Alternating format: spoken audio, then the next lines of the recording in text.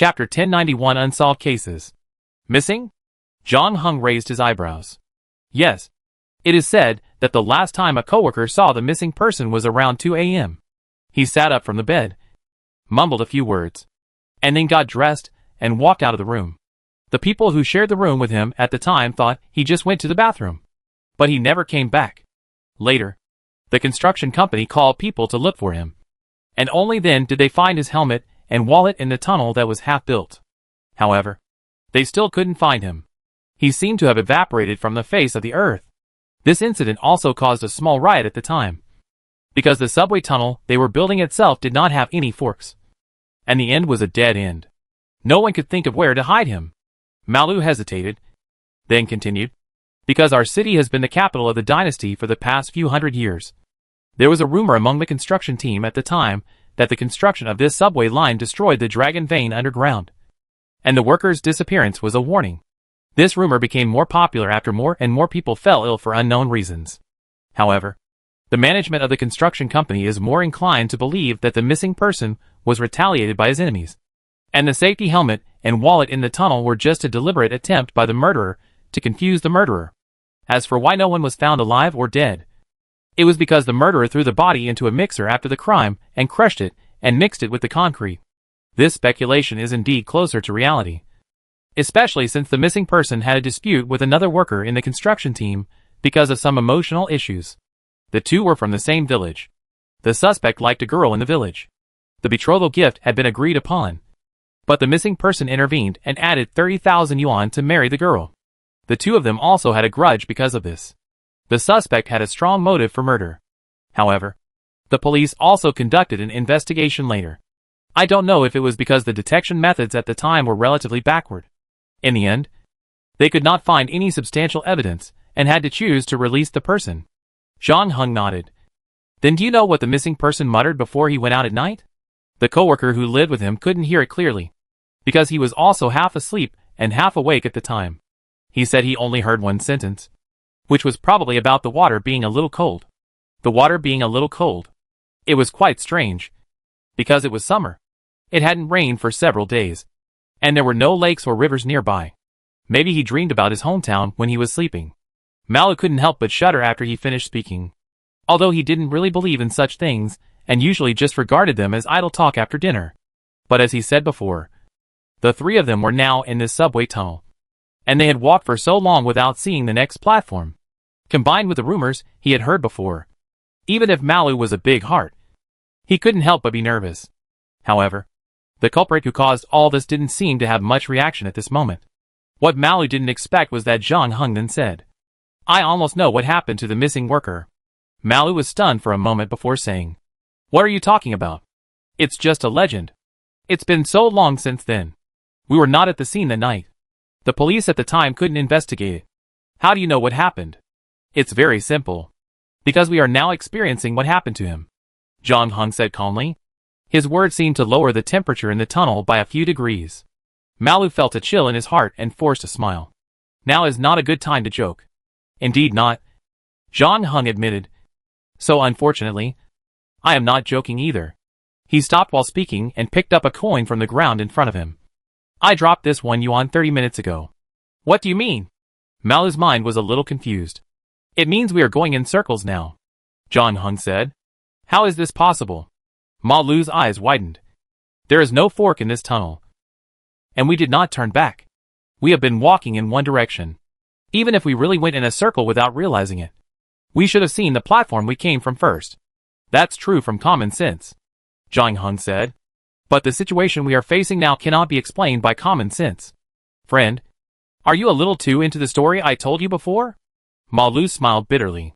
He turned his gaze to Fan Meinan, hoping to get some support from her. But Fan Meinan looked as if she accepted Zhang Heng's statement completely, and then asked seriously, "What else did you find? Time is still passing." Zhang Heng compared the starfish on his wrist with the time on his phone, and found that the time displayed on both was consistent. Although this starfish watch was a birthday gift from Zhang Heng's parents, it had a great relationship with the old man in Tang suit. Its flow rate remained unchanged in both the dungeon and the real world. So as long as it was compared with the phone, it was easy to see if there was a problem with the time. In addition, John Hung was also paying attention to his physiological condition. At least up to now. His metabolism has remained at a normal level. In other words, what they are facing now is not a time loop-like dilemma, but more like someone has unknowingly picked out a section of the tunnel and connected it end to end, forming a closed loop. Did Loki do it? This kind of thing sounds very much like his style. But combined with the story he heard before, John Hung didn't think this was a trick that Loki deliberately made up. Or at least not to deal with him. After all, this happened once when this subway line was first built more than 50 years ago. If nothing unexpected happened, the missing worker was trapped and died in this tunnel with no exit or entrance. But the other party was different from them. It seemed that he had been summoned to enter this tunnel. He mentioned water before leaving, which should be a key information point. But the range was too wide, and John Hung had no clue for the time being. So is this situation an illusion? Fan Meinan said, while she tried to reach out and touch the wall on the side. The touch from her fingertips was extremely real. She could even clearly feel the roughness and coldness of the stone wall. Then Fan Meinan picked up a small stone and threw it on the stone wall on the other side. It was also bounced off, and the stone did not pass through the wall. Chapter 1092 Endless Tunnel. Seeing John Hung and Fan Meinan's reactions, Ma Lu was a little shaken, but he still found it hard to accept such a surreal thing. A tunnel with no end. It sounded ridiculous. But he did see John Hung pick up the 1 yuan coin from the ground. Logically, no one had entered this tunnel since it was abandoned 50 years ago. At that time, this 1 yuan coin had not yet been designed. So this coin could only have been thrown down not long ago. Of course, there is another possibility. That is, it was left behind by the two people who jumped from the platform before. Thinking of this, Malu's eyes lit up again. He felt that he had found the only possible explanation. But he didn't understand why John Hung lied about this matter, and insisted on listening to his rumors before contacting the other party. John Hung seemed to be deliberately making the atmosphere scary. It was only at this time that Malu remembered that he didn't know the identities of John Hung and Fan Meinan. He didn't care much about this matter before. After all, anyone who is not a newcomer in the workplace knows that it is better to have less trouble than more. John Hung and Fan Meinan were arranged by the higher-ups to participate in the rescue activities, and Malu has always been very polite to them. But now, he couldn't help but wonder about the identities of John Hung and Fan Meinan, mainly because their attitudes seemed very abnormal from the beginning, and their focus was different from that of ordinary people. What surprised him even more was yet to come. Then Malu saw John Hung put the large travel bag he was carrying on the ground. He opened the zipper on it, and took out a longbow from it. Although the longbow was wrapped with white cloth, and the shape underneath could not be seen, Malu still instinctively felt a chill. And when John Hung untied the white cloth on it, and revealed the true face of the bow, Malu took a breath of cold air. It was the first time he saw such a cool longbow. The bow looked like it was made of bone, with a pale white luster unique to bone stumps. Combined with the ferocious appearance, it gave people a very ominous feeling. Since there was a bow, there must be arrows. Then Malu saw John Hung take out a quiver from his bag, took out an antique-like arrow from it, and put it on the white bone bow. When Malu was pointed at by the arrow, he felt that the blood in his body rushed to his head. He didn't know why, but he felt that he had nowhere to hide. Fortunately, John Hung then spoke politely. "Can you please make way?" Malu's body was stiff for half a minute before he reacted and hurriedly moved away. John Hung didn't know if this method would work. Now the three of them were trapped in this endless tunnel, unable to contact the outside world, and unable to use navigation. If they kept going like this, the ending would probably be the same as the people who disappeared more than 50 years ago. Therefore, John Hung had to do something. He studied the props on his body, and found that the most likely one to come in handy in this situation was the arrow of Paris. The characteristic of this arrow is that it automatically hits the target's weakness after it leaves the string.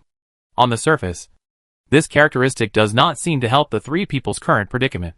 But in the battle against Zawirza, John Hung once used Arrow of Paris to find out the true identity of the monster. It was also at that time that he discovered that Arrow of Paris also had a certain navigation effect. Of course, this navigation effect was not so easy to activate. In John Hung's previous use, the target tracked by Arrow of Paris had to be within his sight, or at least still within his sight before leaving the string. In other words, if John Hung cannot see the enemy, he cannot use this arrow to track it. However, there are exceptions. For example, When dealing with Xavierza, John Hung aimed at the melting wall. But Arrow of Paris led him to find Xavierza's real body in the library.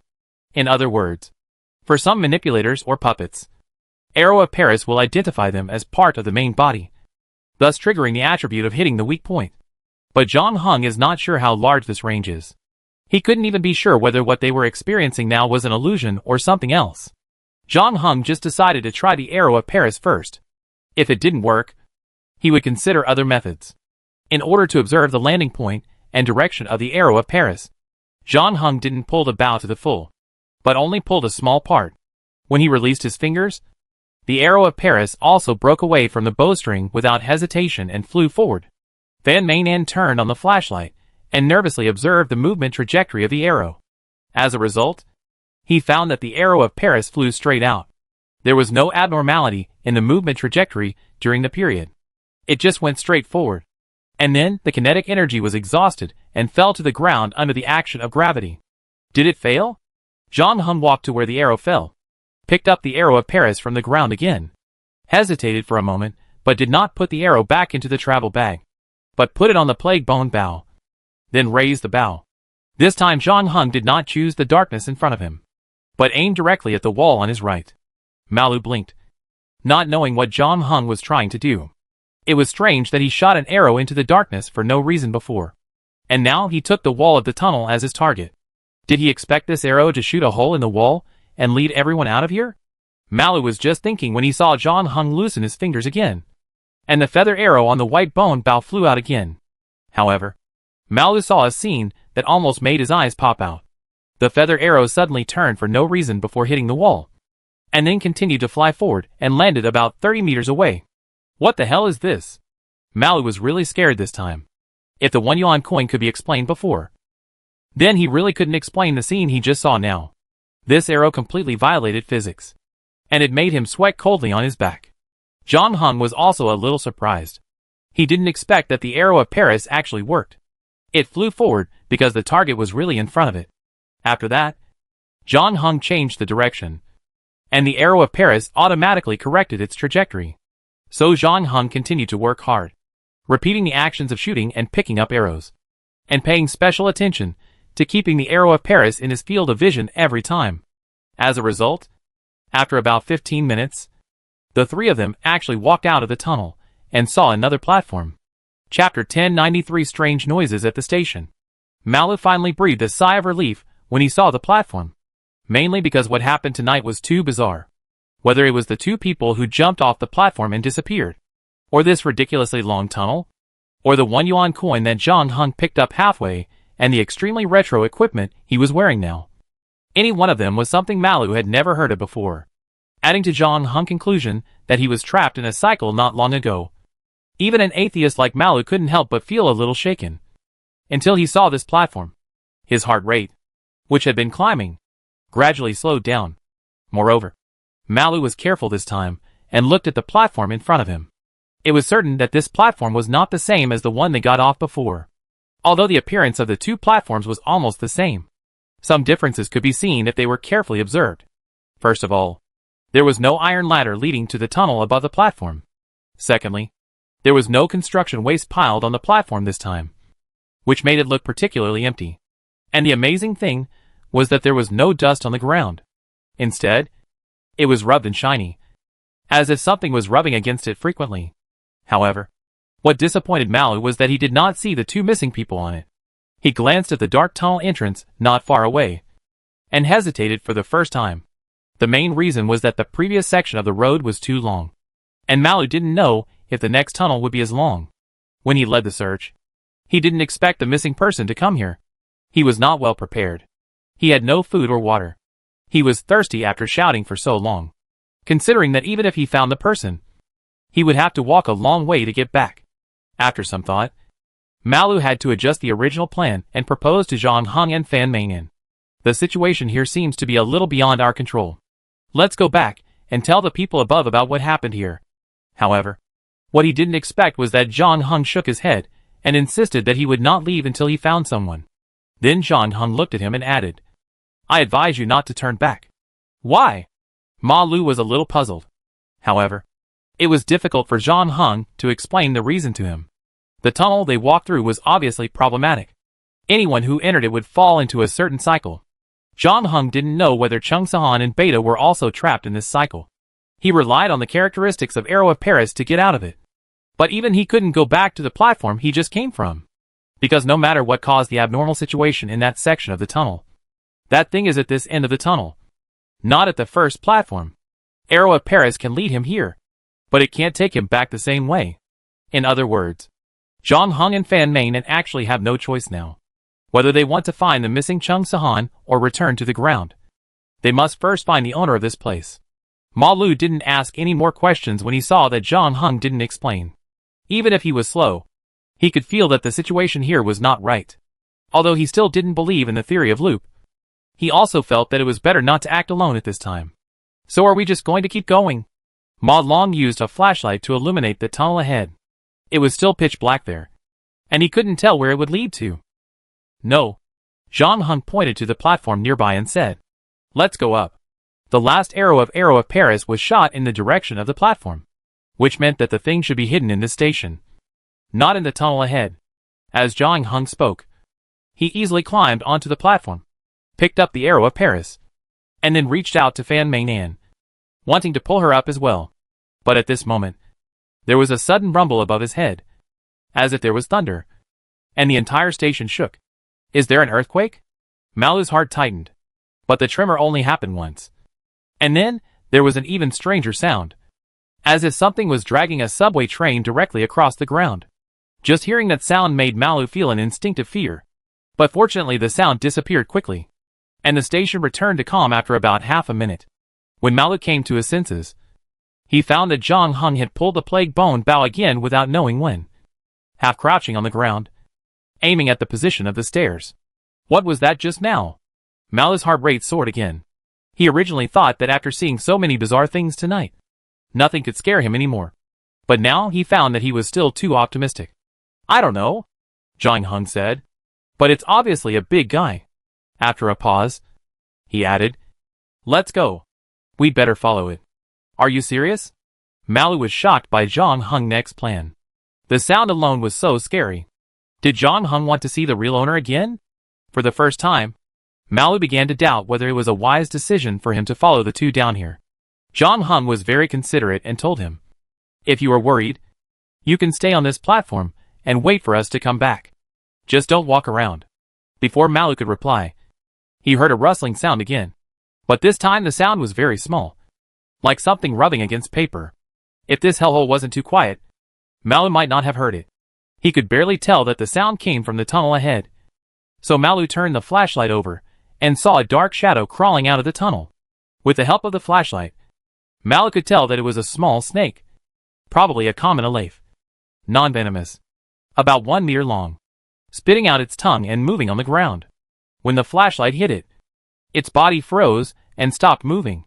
Malu usually didn't like snakes, but now he thought this little snake looked a bit handsome, mainly because of the weird atmosphere tonight.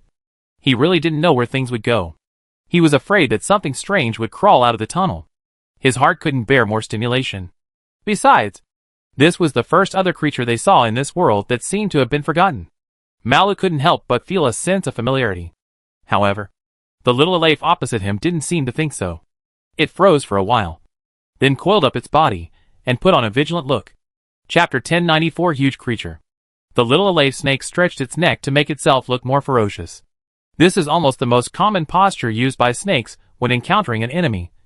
But because it is not big and not poisonous, no matter how it changes its posture, it is just bluffing. From the expression on the millipede's face, it can be seen that he did not take the threat of the little snake seriously. But his ease only lasted for less than a few seconds. And then, there was another rustling sound.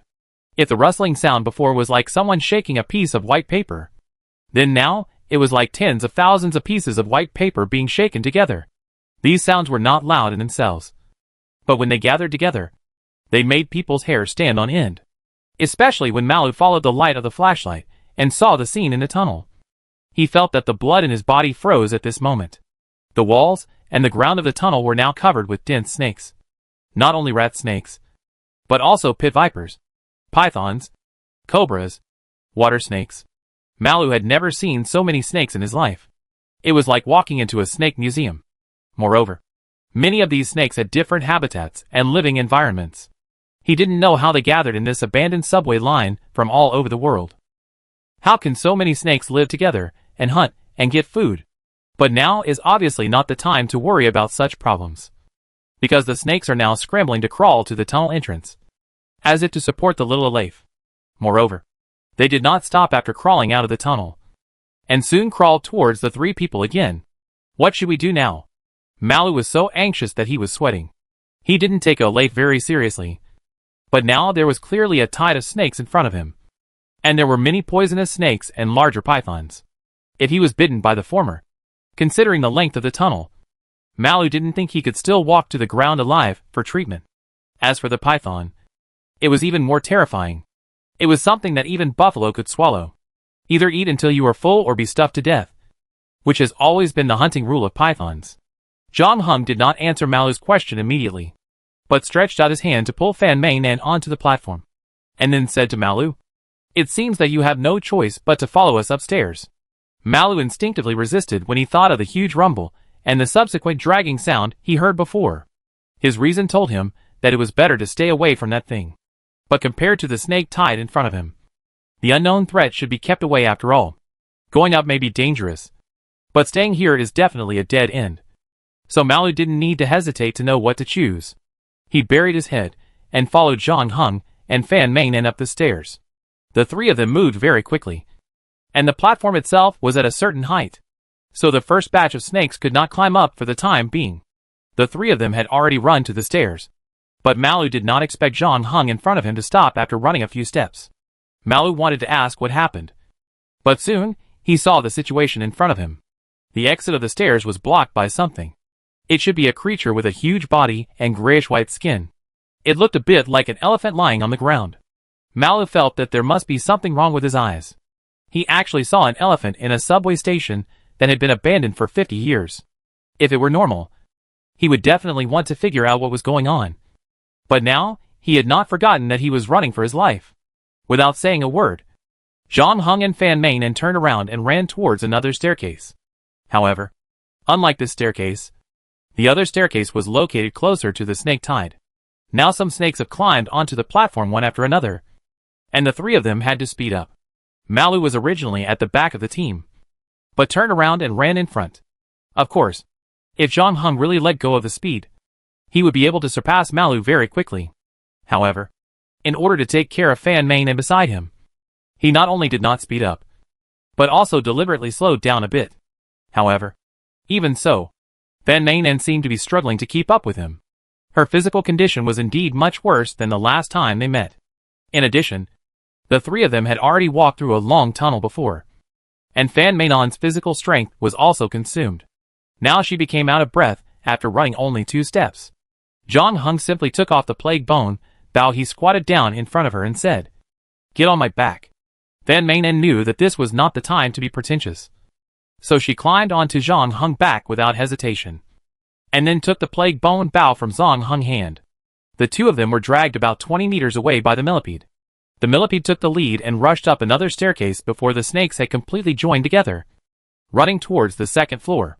As a result, when he looked back, he found that Zhang Heng and Fan Mei Nan were no longer behind him.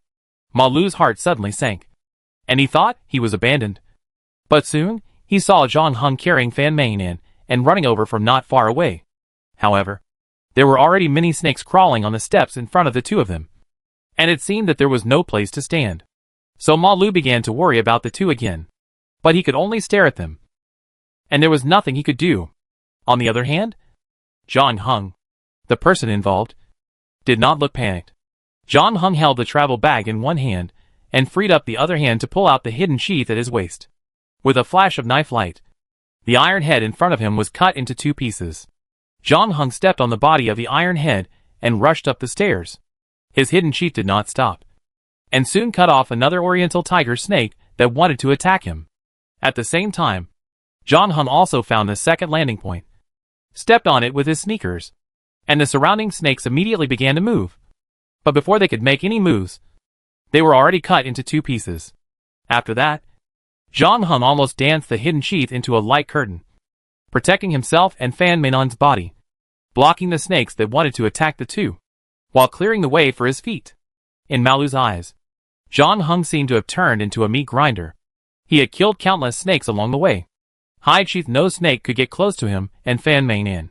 Even the snake that wanted to attack him from behind was easily cut off by him. Finally, John Hung reunited with Malu with Fan Mainon on his back. The three of them came to the second floor of the station and saw something blocking another staircase. It turned out that it was not an elephant at all, but an extremely large sperm whale. Chapter 1095, Snake-Tied Desperate Situation.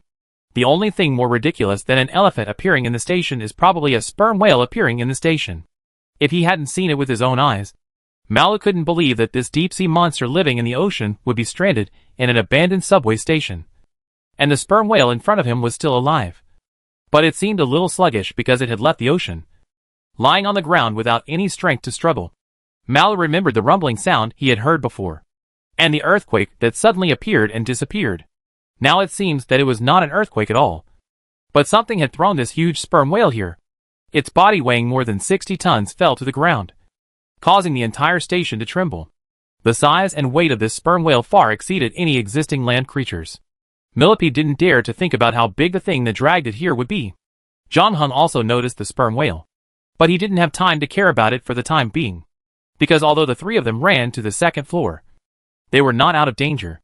The most urgent thing at the moment was to distance themselves from the snake tide. John Hung looked around the second floor. There were two passages very close to each other on his left and right, which should correspond to the four entrances and exits of the subway station respectively.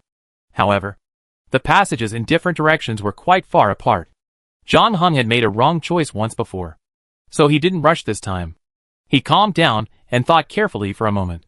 He finally chose the two passages on the right, because that direction was also the direction that the thing that had left the sperm whale on the second floor left. John Hung heard the huge dragging sound, and it was heading here. Although that thing was probably more dangerous than these snakes, it at least proved that this road was passable. As a result, when the three were about to run there, they saw a despairing scene.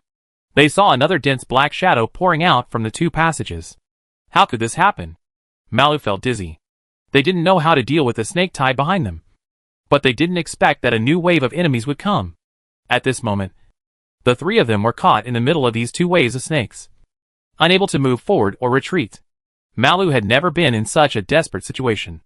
Everywhere he looked, there were dense snakes, almost submerging the entire station. Malu really couldn't imagine what the three of them could do to survive in such a situation. Just when he was about to give up resistance and leave everything to fate, he heard John Hung shout at him. "Why are you standing there? Go this way." Malu saw John Hung run to a pillar, put Fan Mainon down from his back, and then opened his travel bag.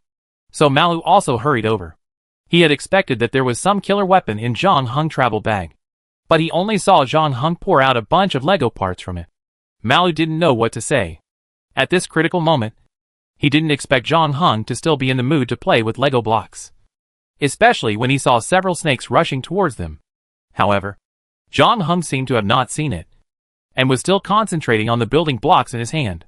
When the snake swam to less than half a meter in front of Malu, John Hung drew out the hidden sheath again, and with just one knife, he cut the heads and bodies of the snakes apart. But Malu was not optimistic, because compared with the black tide of snakes in front of him, the few that John Hung had killed were just a drop in the bucket. And John Hung was now holding the knife with one hand, while he was killing the snakes that had already rushed up, and the other hand was still quickly building blocks. Malu really didn't know what magical attraction those building blocks had that made John Hung completely disregard life and death. As there were more and more snakes in front of him, it was difficult for John Hung to completely defend himself with just one knife. Fan Mainon and Malu had to join the battle, but they didn't have any weapons in their hands. They could only use their shoes to kick the crawling snakes aside as much as possible. Fortunately, John Hung chose a good place. The three of them leaned against the stone pillars, so they basically only had to deal with the enemies on three sides, and no longer had to protect their backs. However, the current situation is only temporary. As more and more snakes crawl out of the two passages not far away, it is becoming increasingly difficult for the three people to see open space around them. "Please buy me 2 minutes," John Hung said to Fan Meinan without looking up. Yes. Fan Meinan did not waste any words, and took out a piece of chocolate from her pocket. Although her special ability has disappeared, she still has a few game props on her body. And this piece of chocolate is one of them. It can be used right now. She had been holding it when she was lying on John Hung's back before.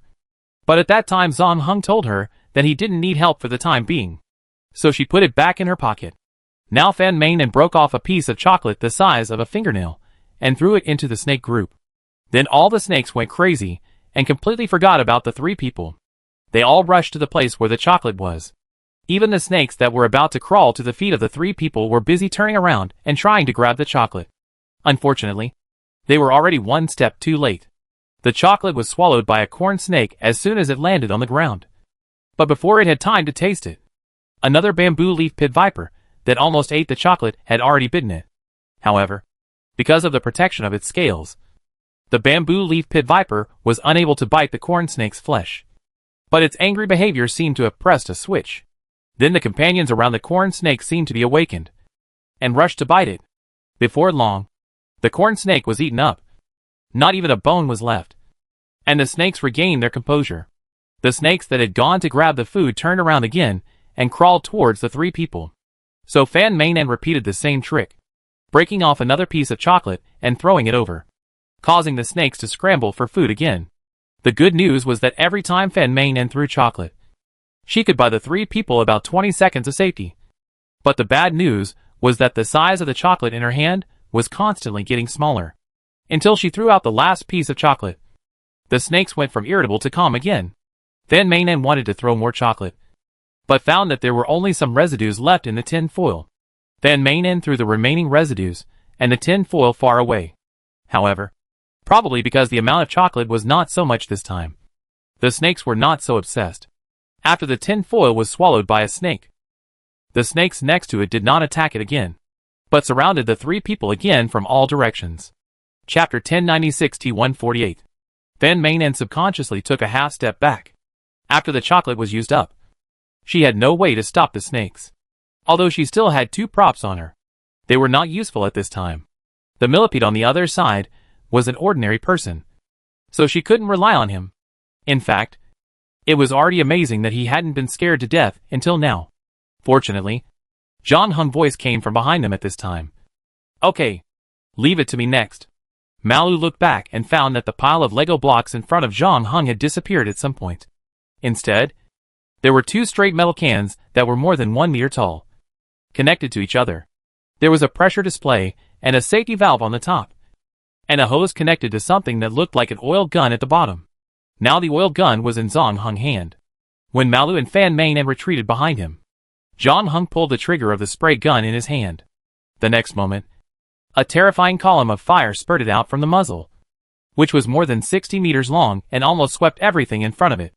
Many snakes were directly roasted wherever the flames passed, and some were even roasted into charcoal. The air was filled with a burnt smell.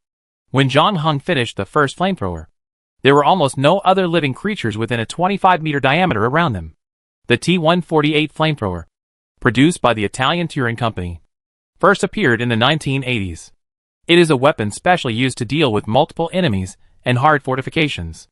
In other words, it is a piece of equipment used to bite the hardest bones on the battlefield. It is extremely powerful. In addition, John Hung also expanded the capacity of the oil bottle set based on the original version. The standard T-148 flamethrower can spray up to 18 times, but the plus version John Hung built with Lego and infinite building blocks can be used at least 30 times. When he pressed the trigger, Malu, who was 1 meter away from him, could also feel an amazing heat wave, which made his hair curl up involuntarily. What surprised Malu even more was that he had no idea where John Hung got this equipment from. Just a few minutes ago, John Hung was just lying on the ground playing with his bag of building blocks and having a lot of fun. However, there were too many incredible things that happened tonight, which made Malu a little numb. And he knew that even if he opened his mouth, John Hung might not be willing to explain it to him. After burning at least hundreds of snakes around at one time, John Hung put down the spray gun and picked up the hidden sheath at his feet again, and began to deal with the new batch of snakes crawling towards them from behind. With a few moves, several snakes followed their companions. when the snakes behind gathered again and became more and more. John Hung picked up the spray gun again. This was repeated several times, and the entire station seemed to be roasted on a fire, although there were still snakes crawling out of the tunnel. I don't know if they were completely frightened by the corpses of their companions, or because they didn't like the high temperature. The number of snakes crawling here has been decreasing. On the contrary, the sperm whale's body was now covered with all kinds of snakes. Densely packed, these snakes were constantly eating its flesh and blood, as if they were enjoying a feast. In addition, there were snakes crawling into its head along the blowhole. The millipede was also attracted by this cruel scene, and even temporarily forgot that they had not yet completely escaped from danger. Yes, the reason why the sperm whale is here is because there is something to use it to feed the snakes in this place. John Hung casually cut off a kite that wanted to crawl to his feet, and said lightly, he used T-148 to burn and basically confirmed that although these snakes in front of him were mixed with different species, some of them were even endangered or even declared extinct in the outside world. But in essence, they were just ordinary snakes, and there was no mutation. As for why the three were targeted by the snakes, it was not because someone was behind the scenes fanning the flames and secretly controlling the snakes, or because the snakes really just wanted to support the little Aleif. It was simply because the three were unlucky and happened to catch up with the snakes' mealtime. They were mistaken for food along with the sperm whale. Who? No. What kind of person would feed the snakes with whales? Malu was shocked. He just asked this question subconsciously, because he had asked it once before during the earthquake, and John Hung didn't know what they were facing. So Malu didn't expect to get an answer. But what he didn't expect was that John Hung actually answered him this time. I can probably guess whose territory we are in. Who? Van Manen raised her eyebrows. You have been Loki's agent for a while, and you should have checked the information about him. You know that Loki has 3 children with the giantess Angerboda in addition to his wife Seijen. And these 3 children are much more famous than his 2 children with Seijen. Fenrir, the monster who shakes the earth. Jormungandr, the giant serpent of the world. And Hela, the goddess of death, are a bit similar to the 4 horsemen of the apocalypse. When they appear, it means the arrival of the end of the world. Van Manen also reacted quickly, with a look of realization on her face. We met Jormungandr? Jormungandr, the second child of Loki and the giantess Angerboda, the younger brother of Fenrir, the older brother of Hela, the mortal enemy of Thor, and a python with a huge body. As soon as he was born, he was regarded by the main god Odin as a major threat to Asgard and would bring disaster. Therefore, Odin threw Jormungandr into the bottomless deep sea of the mortal world when he was young. When Jormungandr grew up, his body became bigger and bigger, stretched his body, and just bit his own tail, wrapping up the entire mortal world. So he was also called the giant snake surrounding the courtyard. In Ragnarok, Jormungandr met his mortal enemy Thor, and a fierce battle broke out between the two. In the end, Thor hit Jormungandr's head with his Mjolnir, and Jormungandr injected venom into Thor's body, and both died. I should have thought of it earlier. Ouroboros itself means both beginning and end, and it means an endless cycle. This is why we are trapped in that tunnel that never ends. And those construction workers, who suffer from strange diseases, should have been poisoned by Jormungandr without knowing it. It was also Jormungandr who brought this sperm whale that originally swam in the deep sea here to feed the snakes in the tunnel. John Hung said. Chapter 1097 Whale Roar. Malu had not spoken when John Hung and Van Manen were talking, but now he could not help it. Excuse me. The Loki and the female giant you just mentioned are all code names. Right? Middle-aged men like Malu, who have elderly parents and young children, are mostly busy making money to support their families. They don't have much free time for themselves. Their usual entertainment activities are also very simple. Just watching football games with brothers and friends and drinking a few bottles of beer. He himself does not go to the cinema or read any novels. He has almost no knowledge of mythology, especially Western mythology. So the names John Hung mentioned were all unfamiliar to him. But he could still tell that the characters in the story were not ordinary people. Especially the title of Thunder God, which was just like the folk legends of Thunder God and Lightning Goddess that he had heard when he was a child. And now John Hung and Van Manen were seriously discussing the monsters that appeared in the legend, which made Ma Lu feel absurd. John Hung did not explain in detail, but just said, just treat our opponent this time as a big snake. Big snake. How big is it? I don't know yet, but it's definitely not as big as the legend says. John Hung comforted. Jormungandr is also known as the giant snake that surrounds the courtyard. But if it is really as big as recorded in Norse mythology, then its body should be able to circle the earth, which is obviously unlikely. In fact, the supernatural creatures Zhang Heng has seen so far are basically not as powerful as those in the original story. Otherwise, if any one of them were put in the present, 10 Avengers would not be able to save the situation. But since it could drag a sperm whale to the station, this Jormungandr must not be that small. And based on the rumors about this abandoned subway line that Malu had told me before, it is certain that this Jormungandr can spit out poisonous mist as the legend says. And it seems to be able to control people's minds to a certain extent. The worker who disappeared more than 50 years ago was summoned into the tunnel by Jormungandr. And the endless tunnel that the 3 people just passed through also has a certain hallucination attribute. And the other thing is the group of snakes it feeds. If you pick any of these snakes out individually, even the most poisonous ones would hardly cause any trouble. Even an ordinary person like Malu could handle it as long as he paid some attention. But if such a large group of snakes rushed over, if Zhang Heng didn't have infinite building blocks, he would probably have died here before he even saw the real owner. However, this situation is not a completely bad thing for him. Although Zhang Heng caught up with the meal time of these snakes also caught up with Zhang Heng barbecue party. Zhang Heng didn't have any idea of saving fuel. Anyway, the T-148 in his hand would turn into a Lego block in an hour. Therefore, after seeing the snakes gave up attacking them, and gradually moved away from the high-temperature area, Zhang Heng did not intend to let them go. He asked the millipede to help drag the 2 oil bottles forward about 50 meters, and came to the front of the sperm whale. The latter was now like the chocolate thrown by Fan Meinan, firmly attracting the snakes. Its huge body was covered with colorful snakes, and almost no skin was exposed. It looked like a tall snake mountain, with thousands of snakes crawling on it, which was indescribably weird.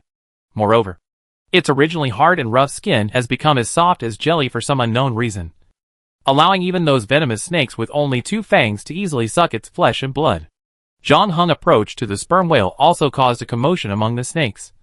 So some snakes that failed to squeeze onto the whale's back wanted to change places to eat. But what awaited them was the sharp blade of the hidden sheath. Malu also noticed at this time that Zhang Heng not only had excellent knife skills, but also when he used the weapon that looked like a tang sword to cut the snakes. It was like a hot knife cutting butter, and he easily cut the target in half without any resistance.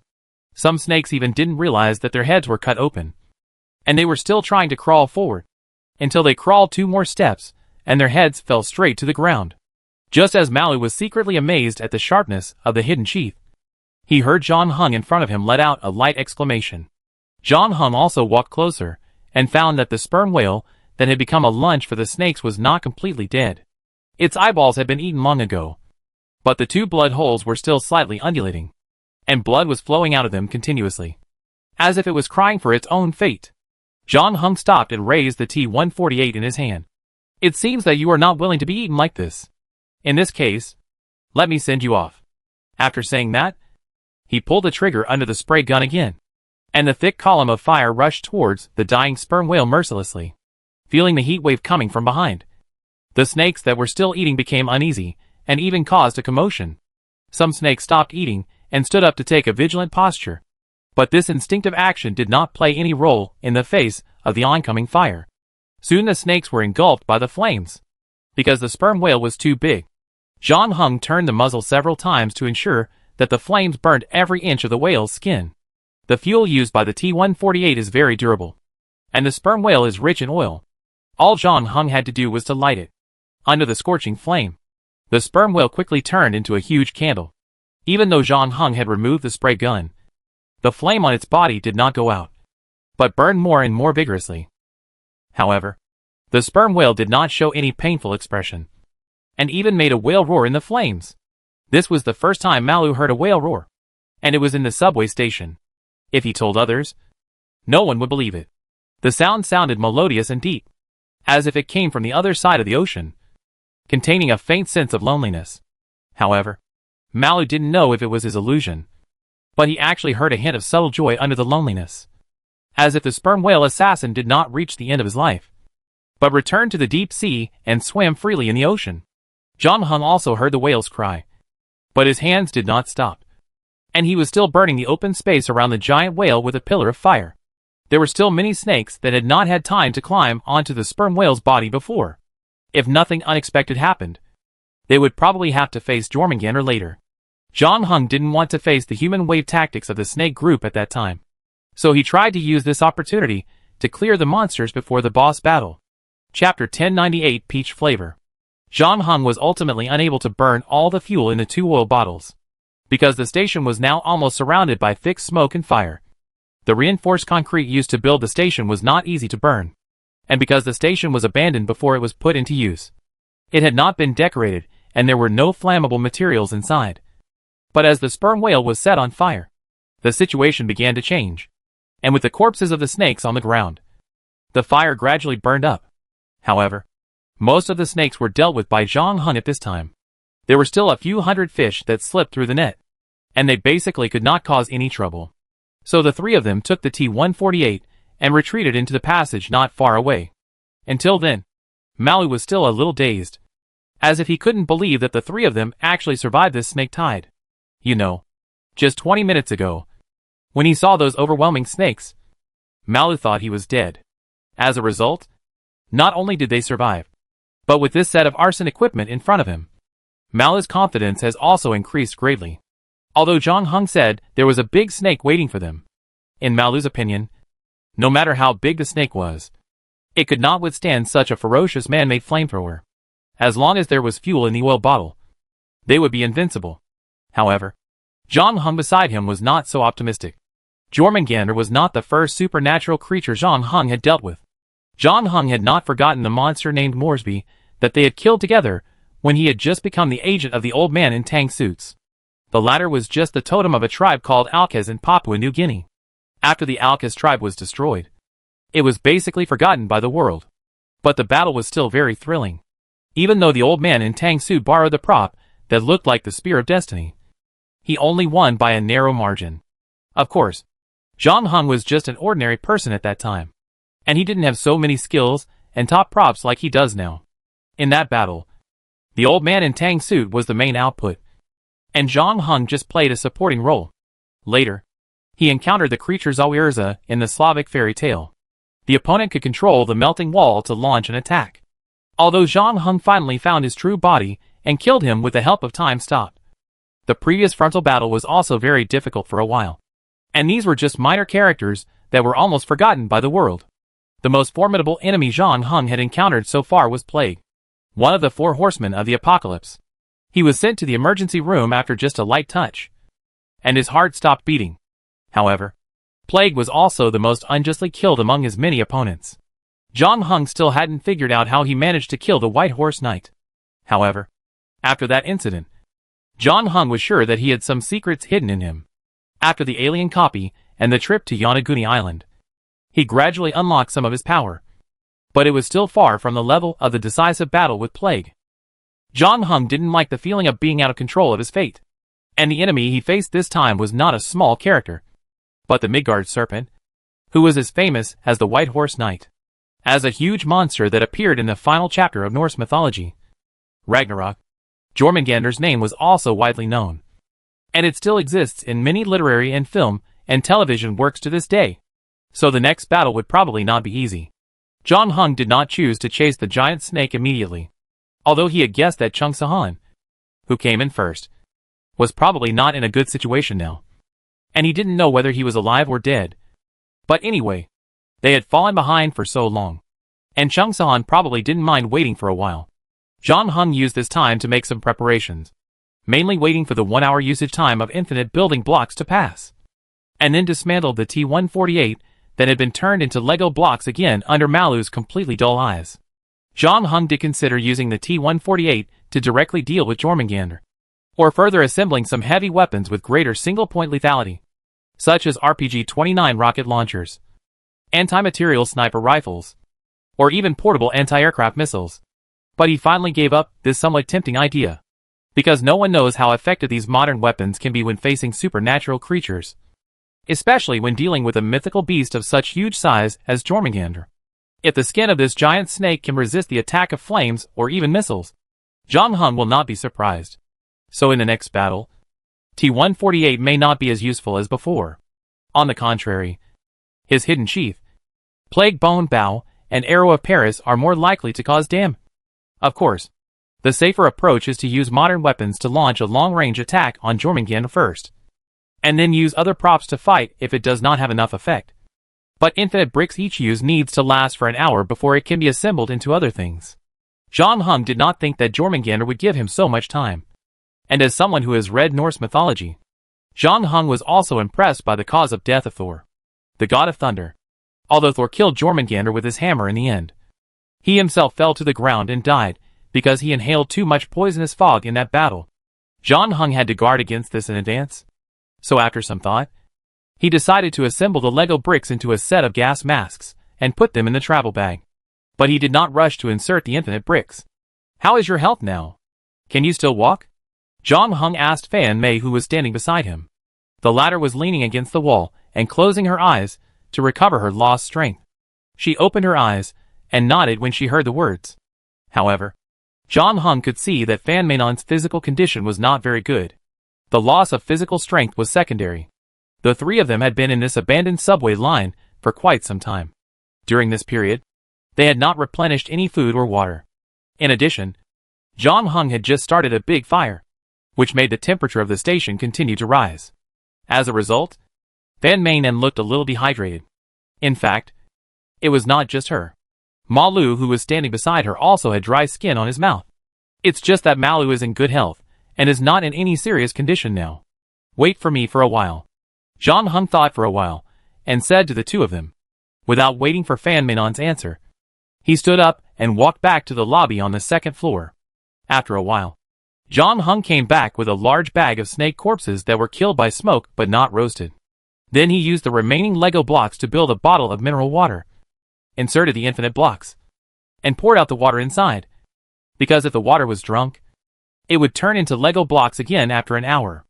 Then John Hung used a knife to cut open the snake's body, took out the bile, and squeezed it into the mineral water bottle. He kept repeating this action until the mineral water bottle was filled with bile. "Don't tell me you're going to let me drink this stuff." Fan Mainon's face changed slightly when she saw the bottle of bile. "Although I'm thirsty, I'm not thirsty to that extent. Don't worry, I help you add some seasoning." As John Hung spoke, he took out a small bottle cap from his travel bag and covered the mineral water bottle. The next moment, a miracle happened. The bottle of bile water, which was rich in color and looked suspicious, turned into a bottle of pink soda. "You're lucky. This time it should be peach flavored." Chapter 1099, Whole Name, Marble Soda. Quality, F. Use. Put this bottle cap on any container to turn the liquid in the container into marble soda of random flavor. After getting this F quality prop, John Hung tried it several times and found that the flavors of the soda he got were indeed very random. Not only were there normal sodas like apple and strawberry that had appeared on the market, but there were also some less common flavors like durian and bitter melon. However, there was no problem drinking them. It was just a matter of taste. After giving Fan Mainon a drink, John Hung made 2 more bottles for Malu and himself. Among them, Malu's bottle was a little bit of a failure. It was tomato flavor, and John Hung himself got a bottle of sea salt flavor. After that, the three of them waited for a while until the CD of infinite building blocks was finished again, and then they set off again. Fan Mainon's cheeks regained some color, but from the sweat on her forehead, it can be seen that she is not relaxed now. This is also the day with the most exercise since her condition worsened. But she still gritted her teeth and didn't complain. This passage was not long. In the original construction plan, it should have led to the surface. But now the end of the passage was sealed with cement. Although Malu had guessed this result in advance. After all, this subway line had been abandoned for decades, and it was difficult to find a road that could directly lead to the outside world except for the platform they got off. But when he confirmed this with his own eyes, he was still a little disappointed. However, his eyes soon moved to the huge hole in the ground in front of him. Malu was sure that there was no such hole in the original construction plan, because any designer with a brain would not dig a trap in the passage at the exit of the subway station for the passengers passing by. Moreover, the shape of this big hole did not look regular. It did not look like it was mined by a machine. Instead, it looked like something had directly broken through the cement structure underground and drilled out from below. But it was hard for Malu to imagine that there was really any creature that could penetrate several meters of concrete. What a terrifying power it must have. While he was trying to control himself from thinking about it, John Hung and Fan Mei were already standing by the hole. John Hung shone the flashlight downwards. It can be seen that this hole is very steep, almost at a 70-degree angle to the horizontal plane, and the bottom is not visible at a glance. The bottom side is quite smooth, making it look like a huge slide. John Hung thought of the ground of the platform he had seen before. There was no dust there, just like this hole, and it was shiny. Now that I think about it, it should be the result of the snakes crawling on it. John Hung used hidden sheath to cut off a fist-sized stone and threw it into the hole. Not long after, he heard the sound of the stone falling to the ground. John Hung roughly estimated that the depth of this hole was about 30 meters. It would definitely not work to jump directly in. Fortunately, only the bottom side was smooth, and the stone walls on the two sides were bumpy. It should be easy to climb down from there. However, for the sake of safety, John Hung, who has level 1 rock climbing skills, decided to try it himself. John Hung first stepped one foot on a raised cement stone, and after standing firmly, he moved the other foot to another climbing point and released one hand to grab the wall. Up to this point, everything went smoothly and John Hung did not encounter any trouble. However, just when he moved the last arm that was supporting the hole and was about to continue to stretch his legs down, an accident happened. The place where John Hung's other foot was standing suddenly collapsed.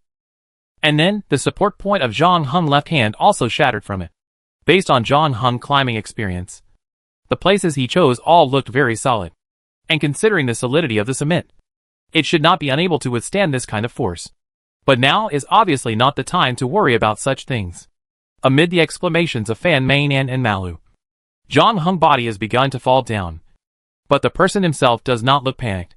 Even though he is not tied with any safety rope, John Hung has his own way of dealing with it. On the way down, he took a deep breath, pulled out the hidden sheath from his waist, and then thrust it into the cement wall above his head. The result was beyond his expectation. The resistance from the blade was not as strong as he imagined. This was certainly related to the sharpness and hardness of the hidden sheath, but the main reason was that the cement wall was not as hard as it should be. Considering the continuous shattering of the supporting points before, John Hung immediately realized something. Jormungandr obviously had some means to corrode the target and change the internal structure of the target at the molecular level. Not only the cement wall in front of him, but also the sperm whale that had become food for the snakes before. Its body also became extremely soft, like a large jelly, and could only be eaten by the snakes. As the hidden sheath was inserted into the wall, John Hung's downward momentum was gradually stopped, and then he reached out and grabbed a new support point again. John Hung tried it, and in fact, as long as he didn't concentrate all the weight of his body on only one support point like before, the sudden breakage of the support point would basically not happen again. As he completely stabilized his body, Fan Mei's concerned voice came from above. "How are you? Are you injured?" "I'm fine," John Hung reported immediately, then paused and continued. "But it seems that it will be difficult for both of you to climb down from up there." "It doesn't matter. We can find other ways to get down.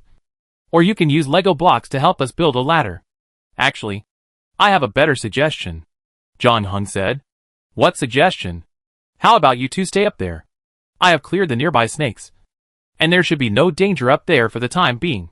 Then you will deal with Jormungandr alone?" Fan Mei frowned. "Are you worried that we will become a burden to you? I can still be useful. Have you forgotten that I bought you time when you dealt with the snake tide before?" The millipede beside him opened his mouth and wanted to say something, but after thinking about it carefully, he seemed to be of no help, so he had to shut his mouth silently. "No, I'm just more used to fighting alone," John Hung explained patiently. He knew that with Fan Mei's character, it was impossible for her to let him face Jormungandr alone. And Fan Mei was probably not just trying to be brave when she said she could help him. Fan Mei once said that although she had lost the power given by Loki, she still had 3 items on her body. Excluding the chocolate she had used before, she should still have 2 items in her hand. But because of this, John Hung did not want Fan Mei to intervene in the subsequent battles, because with Fan Mei's current physical condition, it was too difficult for her to cope with such a high-intensity battle. John Hung originally planned to go a little further, find a safe place to knock Fan Mei out directly, and let Malu help take care of him. But now there is this cave, which can just stop Fan Meian from going any further. Chapter 1100, Disappearing from the Earth. Zhang Heng climbed down the uneven wall to the bottom of the pit, because he needed to keep his weight dispersed during the climb. His speed was not too fast, but 30 meters was not a long distance. He soon reached the bottom of the pit. He quickly looked around to confirm that there was no danger, and then shook the flashlight upwards. This was the signal agreed upon by Zhang Heng and Malu. When the latter saw the light of the flashlight, he knew that he had landed safely, and then threw his travel bag down. Zhang Heng heard the sound of falling from above and half moved aside. After a muffled sound, his travel bag fell at his feet. Zhang Heng picked up the travel bag, patted the dust on it, and then began to look carefully at the environment he was in. In front of him was an underground pit with a diameter of about 60 meters. There was no other entrance or exit except the passage he came down from. But there was a pool in the middle. However, the strange thing was that there was no sound of water around. The whole pool was unusually quiet, and there was not even a ripple on the water surface. Zhang Heng shone his flashlight downwards, but could only vaguely see the outline of a huge black shadow, because they were too far away and the light was not clear. Zhang Heng could not tell what the thing was, so he took out the filter lens again. However, this time the filter lens that had worked so well before was ineffective, and Zhang Heng could not see the true face of the thing below. However, for the sake of caution, Zhang Heng made preparations for the battle in advance. After the Yonaguni Island incident, he unexpectedly gained the ability to breathe underwater and control water flow. Now he can stay underwater for a long time without any oxygen equipment, and controlling water flow allows him to move faster or use water flow to disrupt the enemy's movements. Even the best divers in the world are not as free as he is now underwater. However, Zhang Heng knows very well that if compared with Jormungandr, who has always lived in the deep sea according to mythological records, his underwater ability may not have any advantage. Moreover, his main weapons, whether Hidden Sheath, Plague Bone Bow, or Arrow of Paris, are all equipment that can only be used on land to achieve the greatest effect. So Zhang Heng still prefers to put the main battlefield on the ground. So the first thing Zhang Heng had to do was to lead Jormungandr out of the pool. Anyway, there was no one else here. So Zhang Heng simply took off all his clothes and put them in a corner of the deep pit together with the props in his travel bag. These clothes were not professional diving suits, and they could not maintain his body temperature after entering the water. Moreover, loose clothes would increase his resistance in the water and slow down his movement speed in the water, even though the difference was not big, considering the opponent he was facing this time. Any slight difference could affect his life or death. In the end, Zhang Heng only chose to bring a hidden sheath for self-defense. Anyway, if nothing unexpected happened, he would soon come out of the pool. He hid the Plague Bone Bow and Arrow of Paris behind a stone closest to the pool, so that he could take them out as soon as he got ashore. After doing all this, Zhang Heng returned to the pool and tested the water temperature with 1 foot. He found that the water was not as cold as he imagined, and he did not feel any discomfort after waiting for a while. So Zhang Heng completely immersed himself in the water.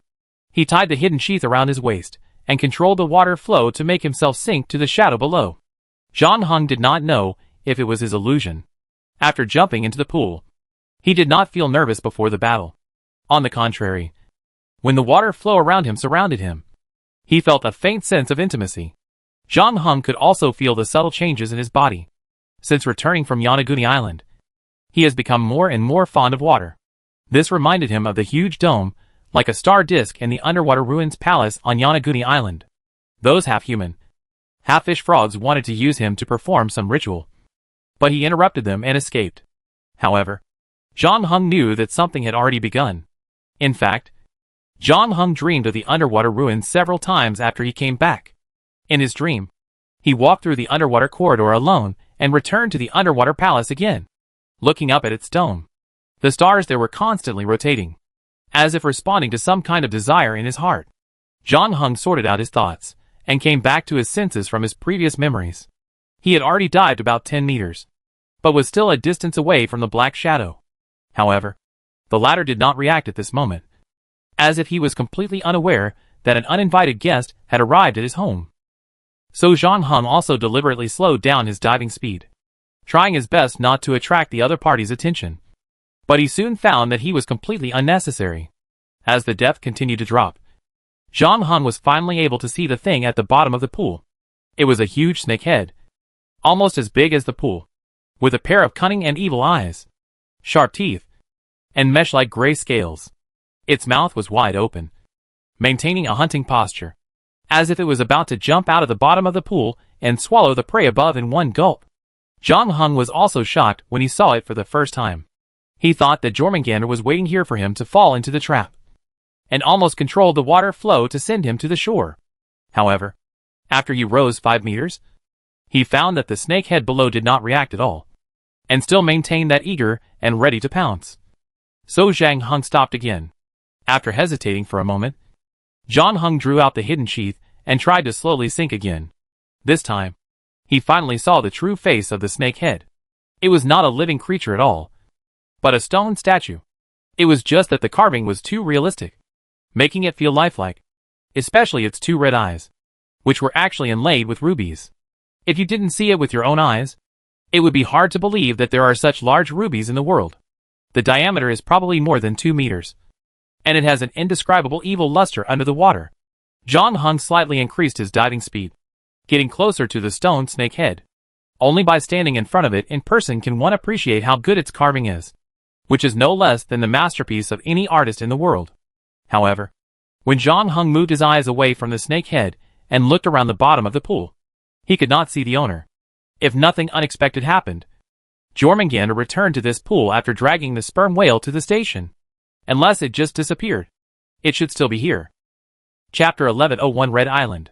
John Hung spent some time searching the bottom of the pool again and confirmed that Jormungandr was indeed not here. Like the pit above, there was no other entrance or exit in this pool. So John Hung moved his eyes to the stone snake head again. This time, John Hung was no longer attracted by the pair of ruby eyes, nor did he pay attention to the lifelike carvings. Instead, he focused his eyes on the snake's mouth. John Hung's mind moved, and he suddenly knew what this stone carving was used for. It is not a work of art underwater sculpture at all, but a door. The entrance of this door is in the wide open mouth of the snake head.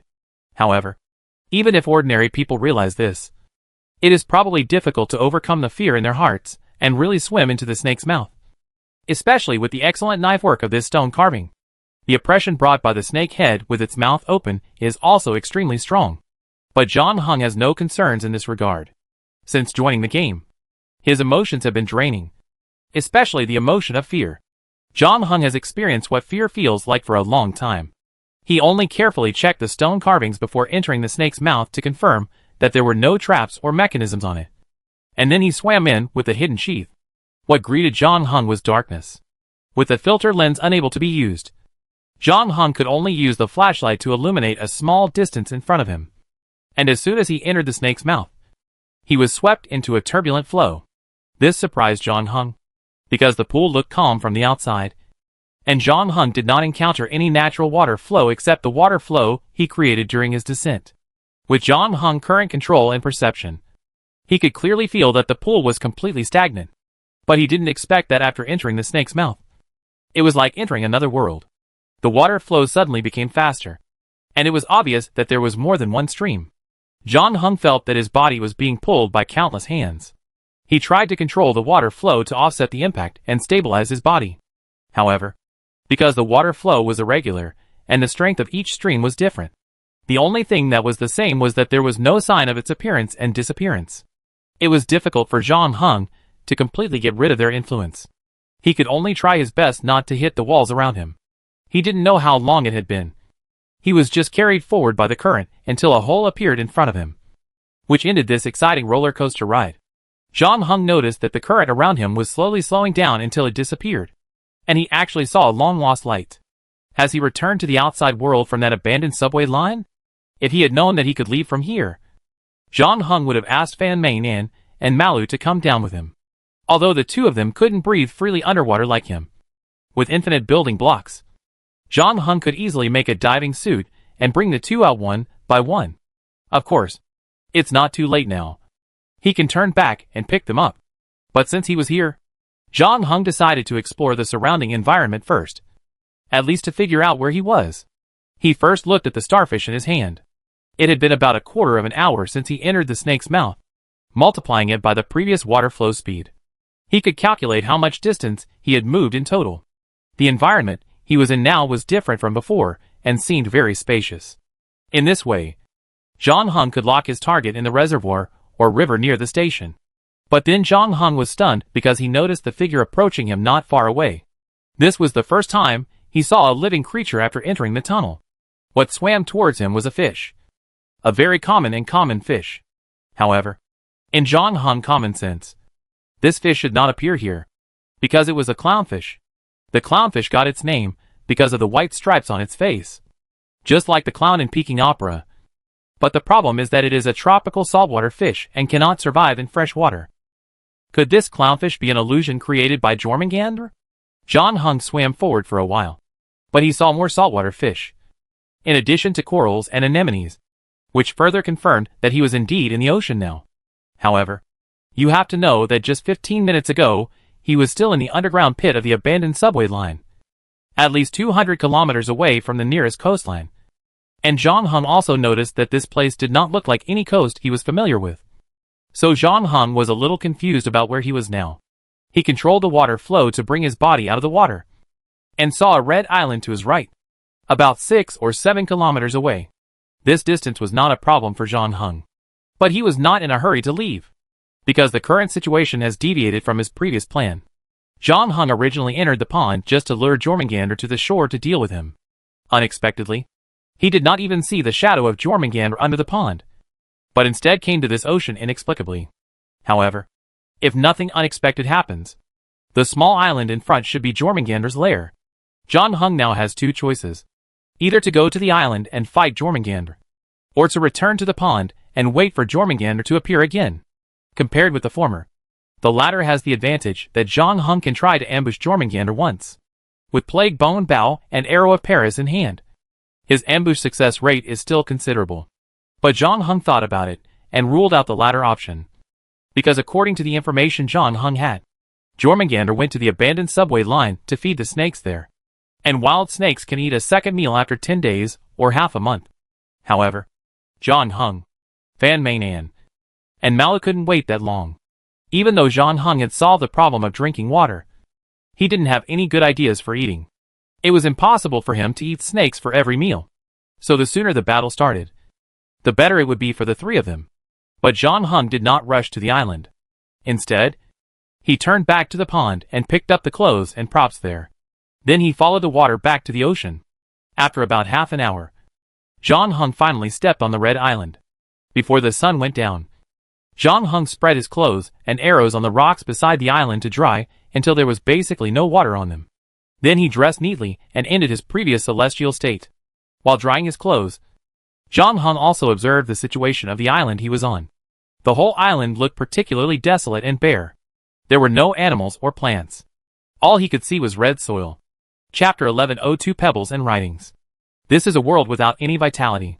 When John Hung first saw it, he thought he had returned to the moon, because there was nothing here except the bumpy surface, and the island was filled with a dead and desolate atmosphere.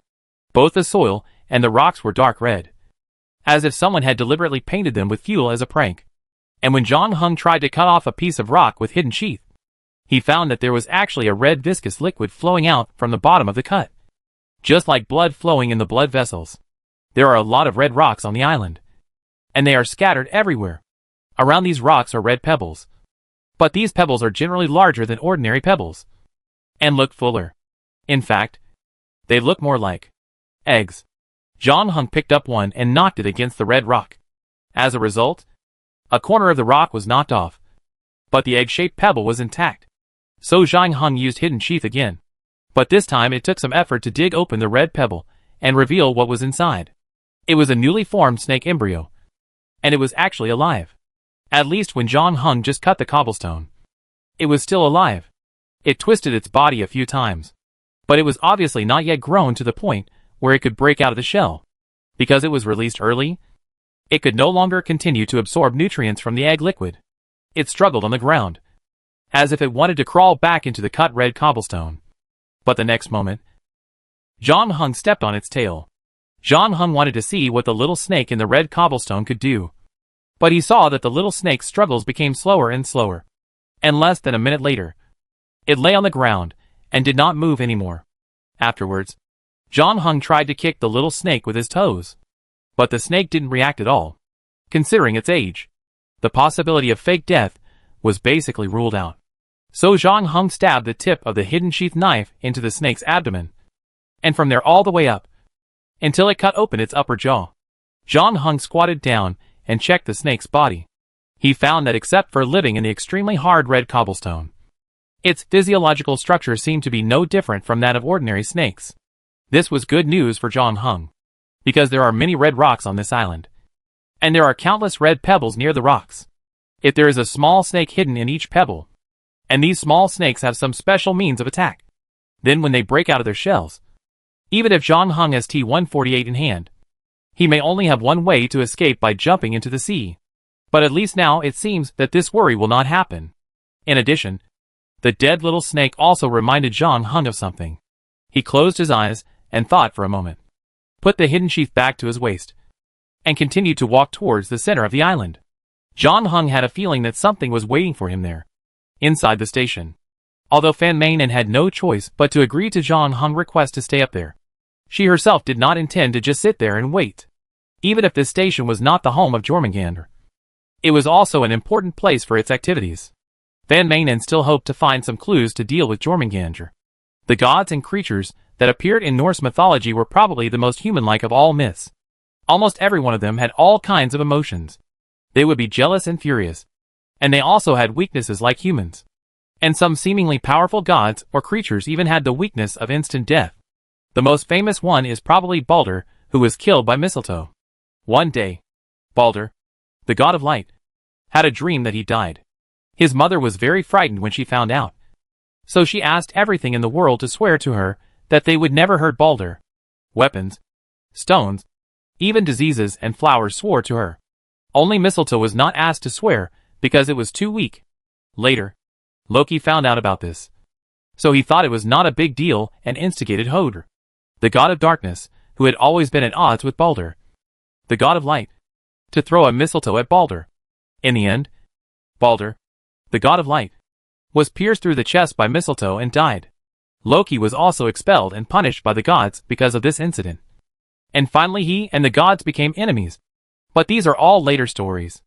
In short, this story seems to imply that each Norse god has his own Achilles heel. Fan Mainen recalled the stories about Jormungandr in Norse mythology, trying to find the latter's weakness. While checking the station, Malu beside him also wanted to help, but was rejected by Fan Mainen, mainly because the latter didn't know what to check even if he joined in. However, Fan Mainen also found some work for Malu, who really had nothing to do, and asked him to turn over the snake corpses and try to see if he could find a snake corpse long enough to crawl down the pit. So the two of them started to act separately. Malu was picking up the snake corpse on the second floor, and Fan Mainen returned to the first floor. She held up a flashlight and scanned every corner of the station little by little, not missing any clues. As a result, her dragnet search really worked. Fan Mainen found a scratch behind a load-bearing column. At first, she didn't pay much attention to the scratch, thinking it was just normal wear and tear during the construction process.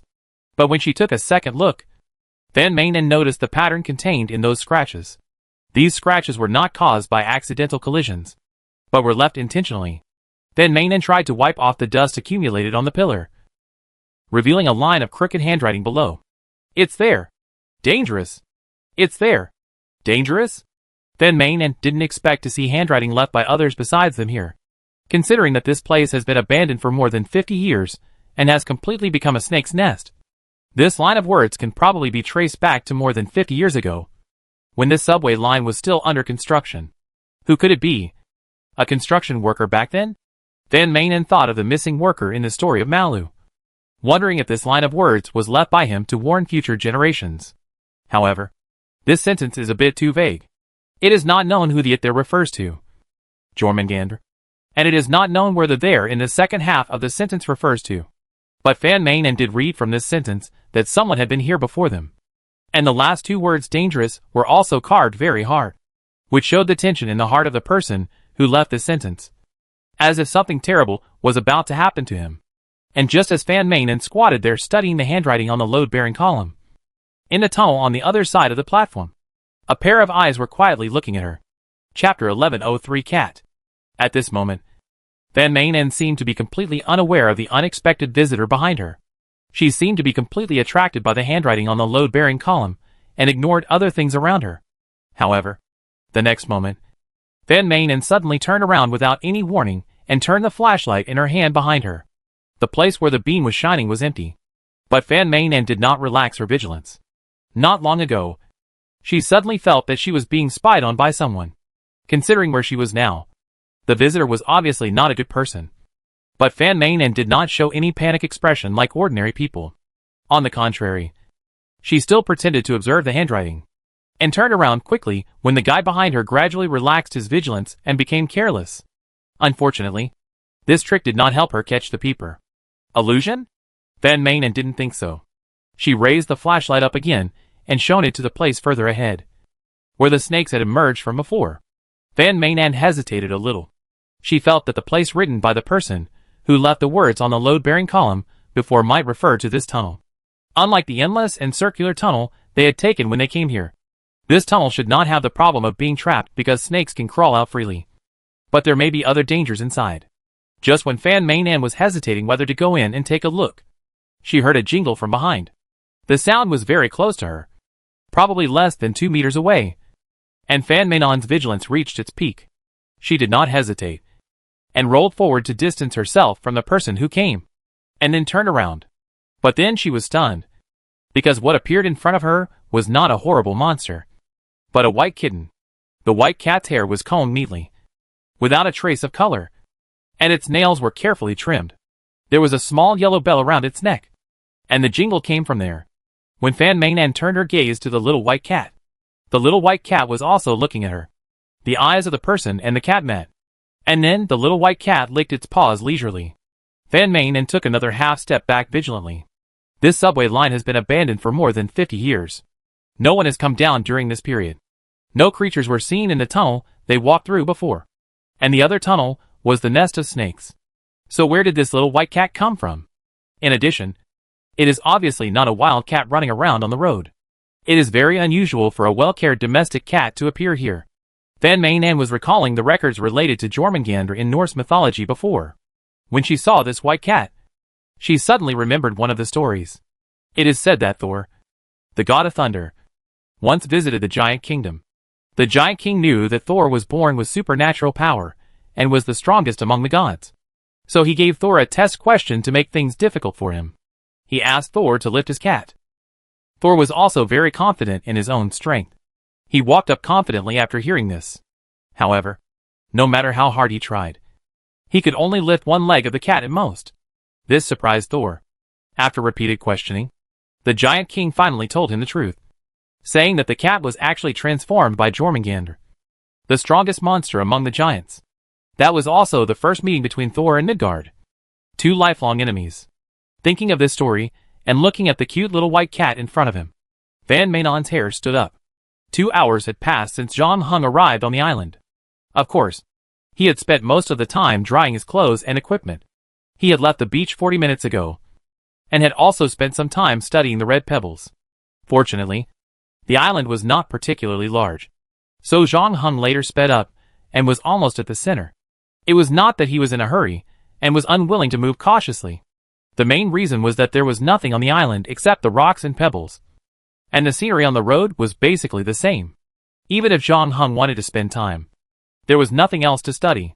He simply did not delay any longer, and walked for about a quarter of an hour, when a huge red mud wall appeared in front of Zhang Hung.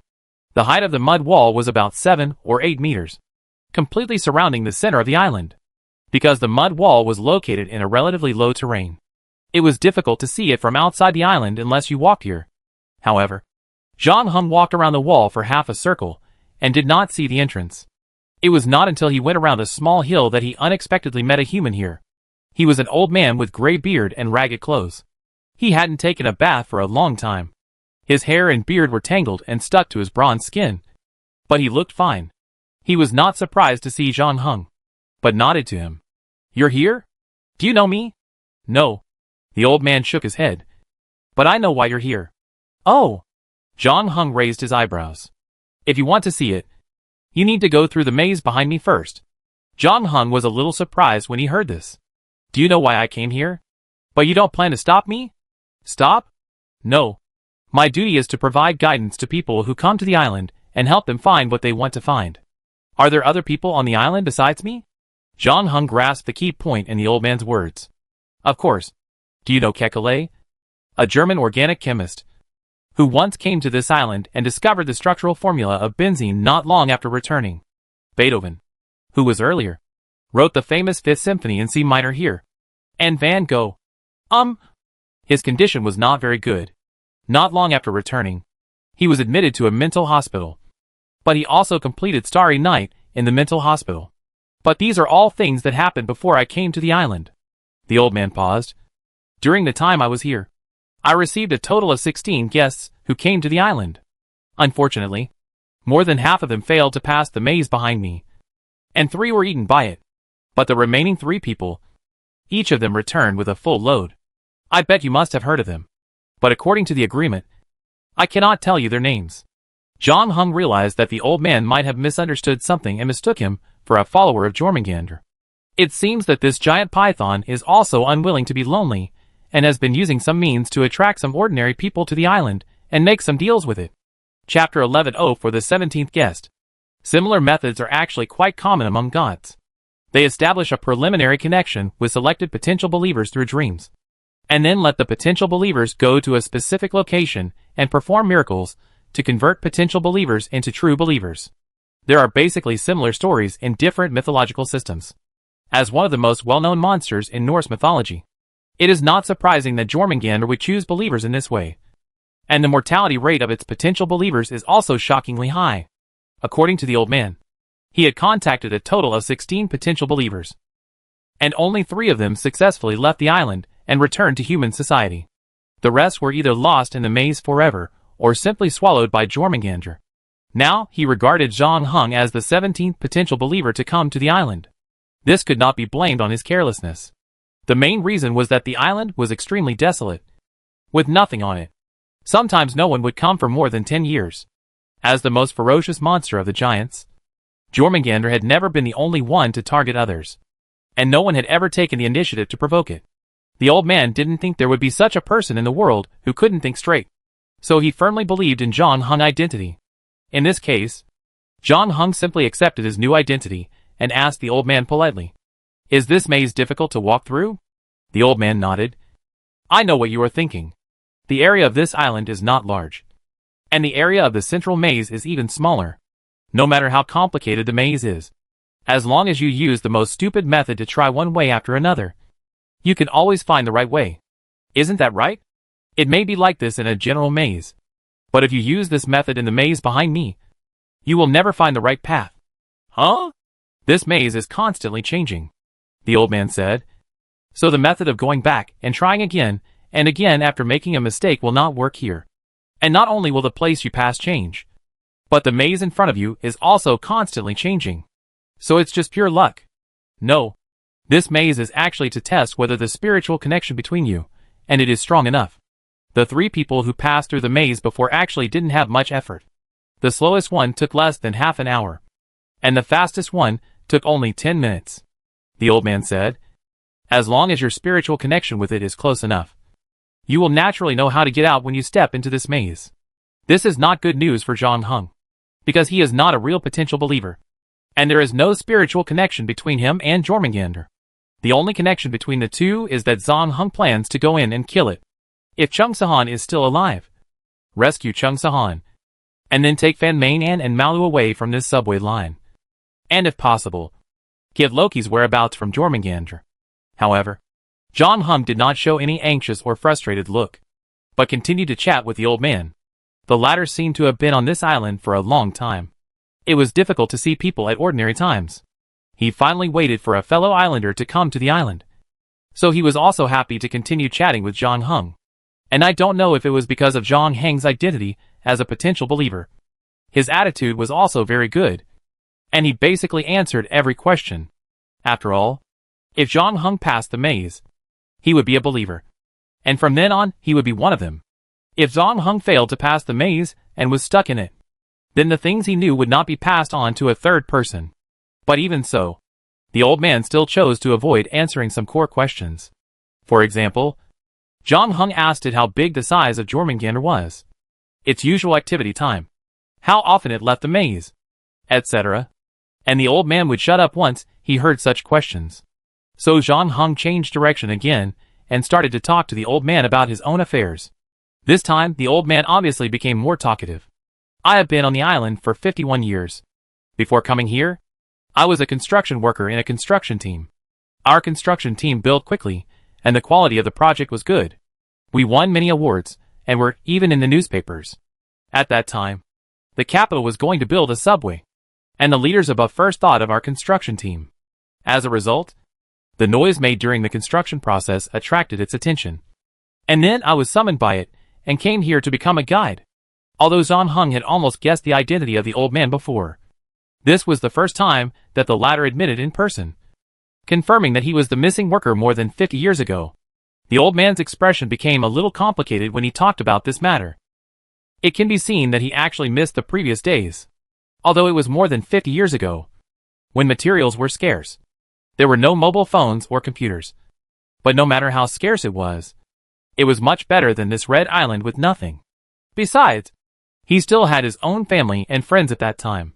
But many of them are gone now. However, after such a long time, he seemed to have accepted his fate. The nostalgic look on his face flashed away, and he returned to his usual state. Have you entered this maze? John Hung continued to ask. Unfortunately, I am not qualified to enter the maze, and can only do some odd jobs outside. The old man said. I know you are probably a little nervous now. Maybe you were scared by the numbers I mentioned before, and you are hesitating whether to enter this maze. But in fact, I don't think you need to worry so much, because this may be the biggest opportunity in your life. It has always been very picky, and not many people can be favored by it. I have been here for more than 50 years, and I have only received 17 people, including you. The last time I received guests on the island was 12 years ago. 12 years ago. John Hung raised his eyebrows. Yes, and that guy is impatient. He seemed to be in some big trouble. We only said less than 5 sentences in total.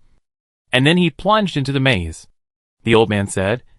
He is also the person I told you about who only took 10 minutes to walk through the maze. I don't know how he is now. When he came to the island, he was still an unknown singer who sang in the bar. If you can pass the maze, I will tell you his name. I am actually very curious about how everyone who left the island lived afterwards. But I can only ask the next person about their news. John Hung thought about it and asked the last question. Can I use tools to get through this maze? Tools? The old man was stunned. What tools? Ladders? But you don't have a ladder. It didn't make any requirements in this regard. So if you have any tools to use, I won't stop you.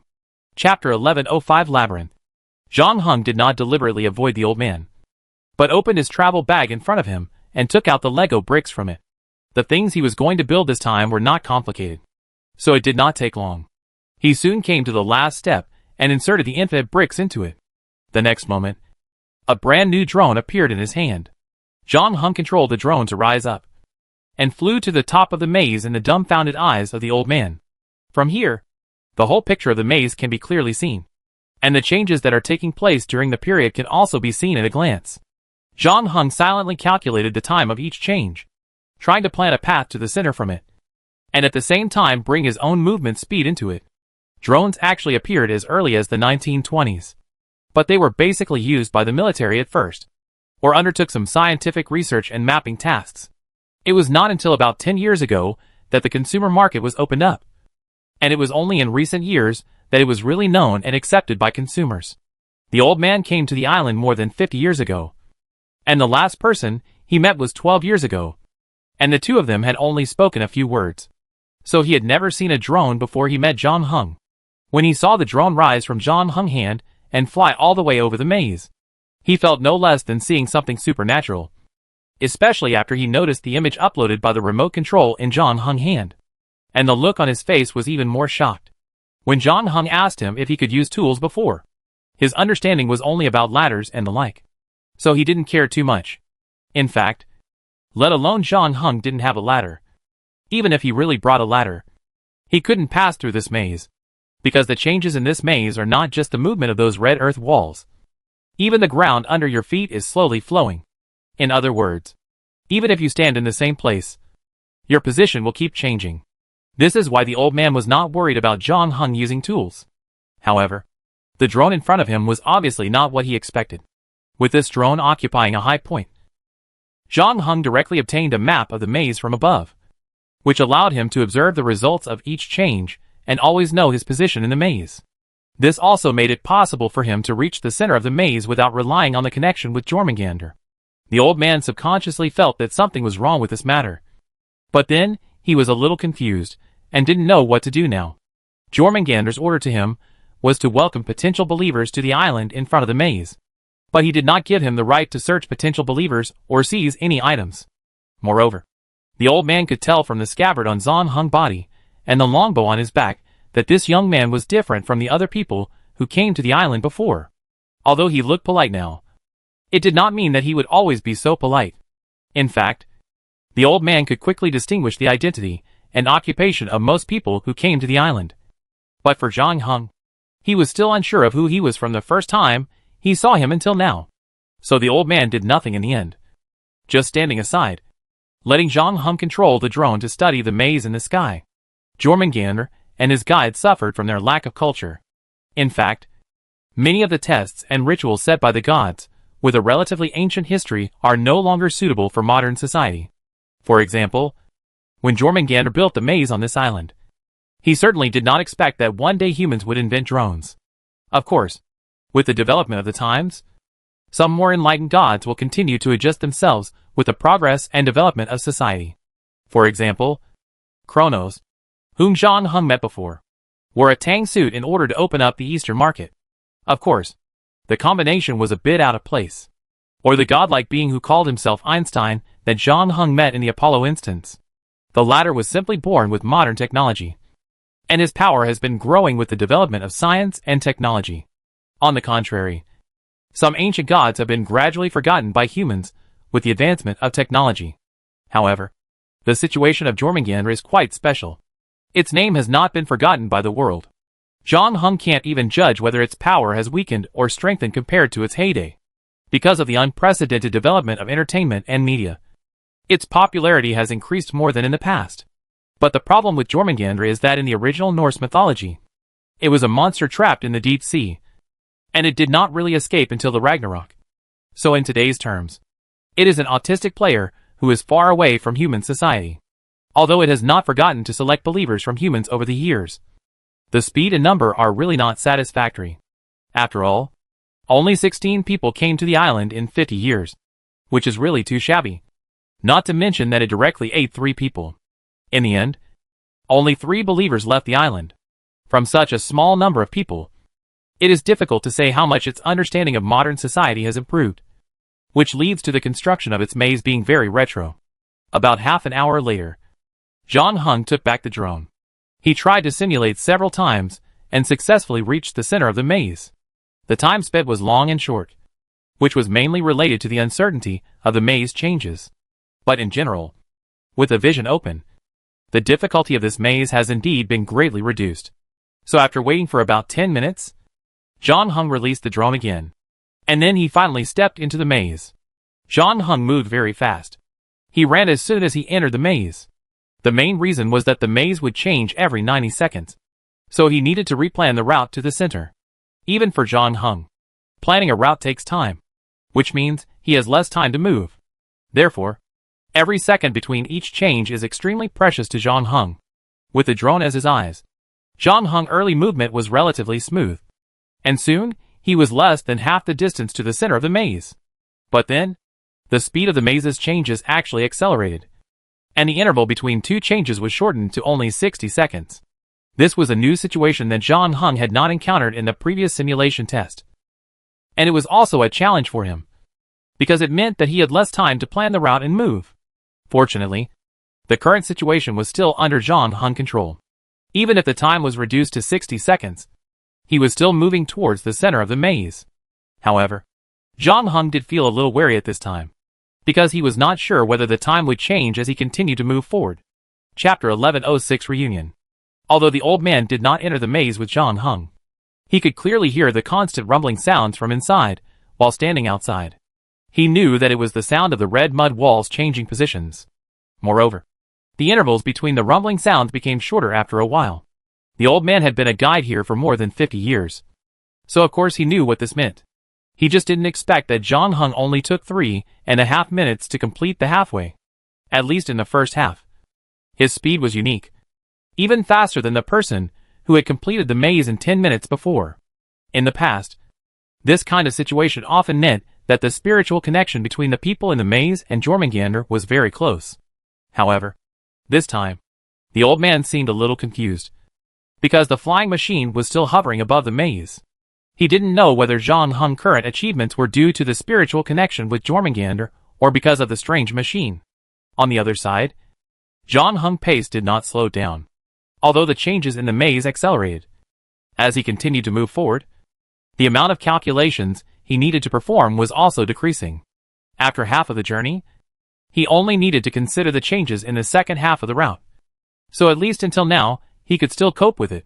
However, all this changed again after he walked about 400 meters forward. The changes in the maze accelerated again. And this time the interval between the changes of the red mud wall was directly shortened to 15 seconds, leaving John Hung almost no time to think. John Hung didn't know whether this was the rule of the maze itself or the chain reaction caused by his cheating with the drone. But he could feel the rejection of this maze. However, John Hung was now less than 50 meters away from the center. Not to mention whether he could leave the maze safely if he turned around. He would never give up such a short distance. So John Hung not only did not retreat, but instead quickened his pace. At this point, he no longer calculated how to reach the center of the maze, because time did not allow him to do so. By the time he finished calculating, it would be almost time for the next change. So he just used the drone above his head to determine the direction of the center, and then ran directly in that direction. His reckless behavior soon brought bad consequences. Not long after, John Hung ran into a dead end. A red mud wall appeared in front of him, and there were no other roads on his left or right. It seemed that he had no way to go except to turn back. However, John Hung did not show any sign of turning back. He kept walking, drew out the hidden sheath from his waist, took a deep breath, and then chopped directly at the red mud wall in front of him. John Hung threw away all his calculations and predictions at the last moment, and chose to use the simplest and most violent means to solve the maze in front of him. In front of the hidden sheath, let alone a mere mud wall. John Hung could even cut through steel bars. However, when John Hung forcibly cut off a door for entry and exit on the red mud wall, behind the door was another red mud wall. John Hung was not discouraged or surprised to see the scene. At present, the center of this ever-changing maze should be the home of Jormungandr. Although it may not know the existence of drones, it should not be unprepared for such destructive maze-breaking methods. This is why John Hung did not hack all the way in the beginning. Although the area of this maze is not too large, the distance from the entrance to the center is about 1 kilometer. If this distance is all red mud walls, even if hidden sheath can hold on, John Hung's physical strength cannot hold on. But now, John Hung has once again swung the hidden sheath in his hand, slashing at the second red earth wall in front of him. And then the third wall and the fourth wall behind him are exposed. And John Hung slashed through 15 red earth walls all the way, forced through the last 20 meters, and finally came to the center of the maze. And unlike the bare and lifeless island, the center of the maze is actually a garden full of flowers. Van Manen looked at the white kitten in front of her, and her nerves were tense. Although she tried her best to control her facial expression and not show fear, her trembling bones still betrayed her true thoughts.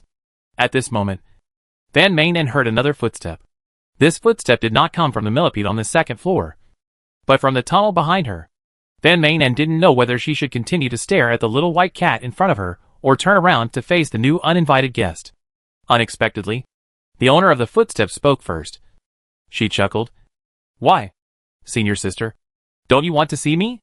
Van Manen was stunned when she heard this, then turned around and saw the figure walking out of the tunnel. She was a pure and sweet girl she had never seen before. When she smiled, she would show 2 dimples on her face, but her eyes were particularly cunning and smart. Seeing the surprised look on Van Manen's face, she added, "Senior sister, you and I were patients for one night. Have you forgotten me so quickly?" It's you? Van Manen finally realized who the girl who suddenly appeared in front of her was. She had come to the subway station with Chung Sahan before. She was Loki's third agent, and the agent Beta, who was finally selected by Loki. You are here. So where is my sister? Van Manen frowned. Ah. This expression. I know what you were thinking. But strictly speaking, you deceived me first. In order to find the teacher through me, you jointly staged a fake death in the hospital. But I must admit that it was quite exciting. At that time, I was really deceived by you. So it seems that I underestimated you before. After losing the power given by the teacher, you can still deceive me. This alone is enough to be proud of. Did Loki choose you because you are narcissistic enough? Van Manen said coldly. Interesting. Has anyone ever told you that although you and your sister look like two different types of people on the surface, you actually have a lot of similarities? Beta smiled. You two sisters are both very venomous. Just like each other. After saying that, she bent down, half knelt on her knees, and let the white kitten with bells jump onto her thighs. And then the kitten jumped onto her arms. And finally she held it in front of her. Are you afraid of it? Don't worry. It's not the python. Van Manen raised her eyebrows. You and your sister teamed up to deceive me. Just to see the teacher again. And I not only let bygones be bygones, but also fulfilled your wish. Now do you owe me a thank you? Beta blinked and said. Chapter 1107 The Snake in the Courtyard. Van Manen's expression changed again. She moved her gaze from Beta to the white kitten in her arms. Coincidentally, the kitten was also looking at her. But there was no expression in the pair of green pupils. Just like two green agates without any impurities. Van Manen knew that Loki was the best transformation master in the world. When Chung Sahan took her to see Loki for the first time, Loki had transformed into a Scottish fold cat. So it would not be surprising if Loki transformed into a little white cat and appeared here tonight. In fact, this was also the reason why Van Manen did not recognize Beta at the first time. Tonight, Beta and Chung Sahan entered this abandoned subway line together. At that time, she did not bring a cat with her. And Beta did not go out again afterwards. The possibility of her picking up a cat here was basically zero. Of course, if this cat is Loki, it would be another matter. However, facing Van Manen's inquiring eyes, Beta neither admitted nor denied, but just smiled. Teacher knows why you came to him. You should not have much time left to live because of your illness. TSK. It's so pitiful. You hope that the teacher can help you find a way to deceive the god of death. Van Manen did not deny that what happened to her was not a secret. Loki knew it since she first met him. However, Loki's attitude was ambiguous until now. He never said that he could help her. Nor did he say that he could not help her. The reason why Van Manen wanted to fight for the position of agent was because she knew that if she became Loki's agent, Loki would definitely not ignore her life or death. Otherwise, she died on the hospital bed before fighting with other agents. Which would be a lot of fun for Loki. But now Van Manen didn't know why Loki would help her. Loki had taken back the power he had given her before, and had chosen his own agent. From Van Manen's understanding of Loki, although sometimes he would help strangers who had nothing to do with him just for fun, it was impossible for him to do something like cheating the god of death, just on a whim, or because of their previous friendship. Moreover, from the fact that he had given Chung Sahan a test before, which was to let her kill her own sister, Loki really didn't care about Van Manen's life or death just because she had been his agent for a period of time. However, Van Manen did not expect that. Beta Geo continued. The goddess of death Hela is the teacher's daughter. No one in the world knows Hela better than him. So if anyone can help you, it must be the teacher. After saying that, Beta looked at Van Manen again, expecting to see the latter's burning eyes or the excitement on his face. After all, it was like a traveler who had been trekking in the desert for 2 days without a drop of water and saw an oasis suddenly appear in front of him. Or a passenger who unfortunately fell into the water after a shipwreck saw another ship passing by, which was enough to rekindle their hope of survival when they were already desperate. But what Beta didn't expect was that although Van Manen's eyes lit up for a moment, he quickly regained his composure and then asked, "What's the price?" "It's easier to talk to my senior sister," Beta said. "But don't worry. It's different from the previous test. What the teacher asked you to do this time is very simple. It's just a piece of cake for you.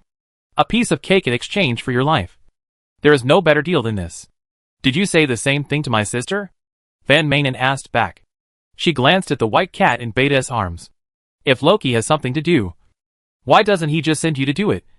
Or find my sister? She is much better than me. Isn't it safer to give it to her? The teacher is not Santa Claus, driving a reindeer carriage to appear on the roof of every child who makes a wish, and then crawling down the chimney to put the gifts into their socks. Beta said, this transaction is specially provided by the teacher for you, and only you can complete it. As for your sister, Beta paused. The teacher is a little dissatisfied with her this time. Not because she wants to force me to find the teacher, but also because she is disrespectful to the teacher. You know, the teacher never cares about this kind of thing. If we can really deceive the teacher one day, he will definitely be happy for us. What made the teacher unhappy this time was your sister's stubbornness. You want to be a proxy to live, which is a good reason. But your sister is living completely for others, and after such a long time, she still hasn't made any progress. Otherwise, the teacher would not lose patience with her and find me again. I don't think living for others is a sad thing, Van Manen said calmly. Beta shrugged. I'm not going to argue with you, senior sister, because we are not here to discuss any philosophical propositions tonight. Why don't you listen to what the teacher wants you to do first? Van Manen was silent for a moment. I need to ask you a few questions before listening to your request. Beta was stunned for a moment, then nodded. Okay. I'm not in a hurry anyway, but I will only answer questions I know. If your questions are beyond my understanding, then I can't help you. My sister came down with you. Where is she now? This question. Beta scratched his head. I don't know. We were separated in that infinite loop tunnel before. I thought your sister would be trapped in that tunnel. But then, I went back to take a look and found that she was no longer there. As for where she went, and whether she is still alive, I don't know. You should know whose territory this is now. I am actually just a guest here like you. Then how did you leave that infinite loop tunnel? Van Manen asked. Sorry. This is my secret. Just like I know that you actually have a very powerful prop hidden on your body, ready to give me a fatal blow whenever you dislike me. But I won't ask you how you plan to kill me. I can't tell you how I left that tunnel either. What's under the pit on the second floor? Van Manen didn't get any valuable answers about Chung Sahan, so he changed the question. It's a pool of water, Beta said honestly. And before Van Manen could continue to ask, she continued, you will definitely ask me what is under the pool. But I don't know. The water is a bit cold. And I didn't bring a swimsuit, so I didn't have any intention of swimming in it. But I know your boyfriend went in, and he didn't come out. So he must have found something down there. Jormungandr is at the bottom of the pool. Right? Jormungandr? Beta showed a playful look on her face. Of course, the Midgard snake is in the Midgard. Chapter 1108 Huge Waves. Zhang Heng had seen the garden in the center of the maze through the camera on the drone. However, if you hadn't really stood here, it would be hard to believe that such a beautiful garden full of vitality would be hidden on this extremely desolate red island with no creatures except snake embryos in the pebbles. It was like an oasis in the desert. And when Zhang Heng arrived at the entrance of the garden, the rumbling sound behind him also disappeared. As if realizing that they could no longer stop Zhang Heng, the red mud walls stopped changing, and the entire maze returned to its original static state. Just at this time, a breeze blew, and the grass and trees in the garden swayed, as if welcoming the arrival of new guests. But Zhang Heng didn't look like a guest at all. He put the hidden sheath back to his waist, took off the plague bone bow behind him, and put the arrow of Paris on the bowstring, keeping the bow half drawn. After doing all this, he walked into the garden. A burst of floral fragrance came towards him, and the air was mixed with the smell of jasmine and osmanthus. The flowering period of these two flowers is different, and it is rare to see them blooming at the same time in the outside world. However, this garden seems to have some magic. In fact, it is not just jasmine and osmanthus. Zhang Heng looked around and saw tulips, poppies and other flowers a little further away, and each flower looks very good, without any signs of decay. However, as Zhang Heng went deeper, he could still smell a faint fishy smell in the air. The smell was not strong, but even the fragrance of flowers in the yard could not cover it. For Zhang Heng, this smell was the best signpost, guiding him into the depths of the flowers. Zhang Heng noticed that the more he moved forward, the lower the terrain became. At the same time, the flowers, plants and trees around him became more lush. Some trees even stretched their branches to cover a radius of 100 meters. At this time, the drone above his head could hardly provide any vision for John Hung. So John Hung simply put it back into the travel bag. After walking for about 5 minutes, the fishy smell in the air became stronger and stronger. And John Hung also raised his alert level. The opponent he was about to face this time was the famous monster python Jormungandr in Norse mythology. And now he was in the opponent's lair. John Hung was certainly not naive enough to think that Jormungandr would be unaware of his arrival and treat him as a potential believer who had just arrived on the island like the old man outside the maze. So far, the giant python had not made any movement. Either the opponent did not take him seriously at all and waited for John Hung to come over and feed it, or he was hiding somewhere in the garden, quietly observing the new enemy. In comparison, John Hung certainly hoped that Jormungandr would choose the first option. The legendary giant python was so powerful that no one could match it. If it was cautious and cunning, this battle would probably be more difficult than expected. John Hung had almost walked through most of the garden at this time, and because of the downward terrain, he estimated that he should be close to the sea level at this time. John Hung even heard the sound of seawater washing the reef. And when he walked about 20 meters away, the trees and flowers in front of him finally disappeared. It was at this time that John Hung realized that the center of this red island was actually hollow. A reef beach appeared in front of him. Obviously, there was a channel under this reef beach that could connect to the outside world, and the seawater could flow here along that channel. But John Hung had long since stopped caring about such things, because right in front of him, there was a piece of red reef that was connected together. It was extremely huge, like a throne, standing in the sea, and now on that throne was its king, a black giant python. John Hung initially estimated that the length of the thing's body was more than 400 meters. Although it was not as endless as the legend said, it could form a circle along the school's playground track. No wonder it could hunt sperm whales in the deep sea and easily drag sperm whales all the way to the station. Its head was larger than a locomotive. A pair of yellow eyes were staring at John Hung. John Hung could feel the strong malice contained in them. In addition, it had black scales. When its body began to move, those scales collided with the red rocks, making a heart-pounding friction sound. John Hung did not hesitate and immediately pulled the bowstring to its full extent. This kind of thing of striking back after being attacked probably only happens in martial arts novels. In actual combat, the one who takes the initiative obviously has the upper hand. Considering the exaggerated size of the black giant python, John Hung did not need to aim much and pointed the arrow at the opponent. Besides, the arrow of Paris itself has the function of locking the target. John Hung did not even need to make any fine adjustments and directly released his fingers. The next moment, the arrow of Paris was released from the bowstring. John Hung did not use ordinary arrows to test first, because the scales on the black python were not pierced by ordinary arrows. So John Hung did not waste time and directly used the arrow of Paris.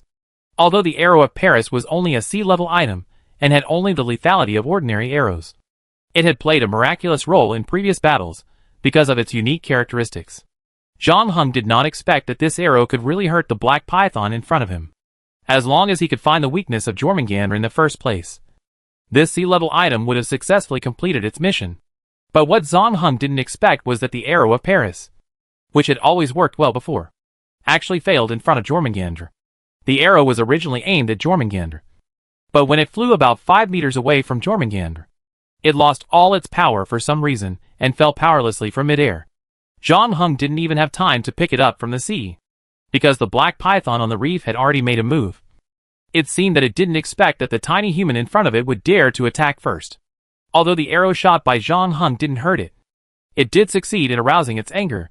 Something seemed to be burning in the pair of yellow eyes. The giant python twisted its body and climbed down the reef. It didn't even launch any attack.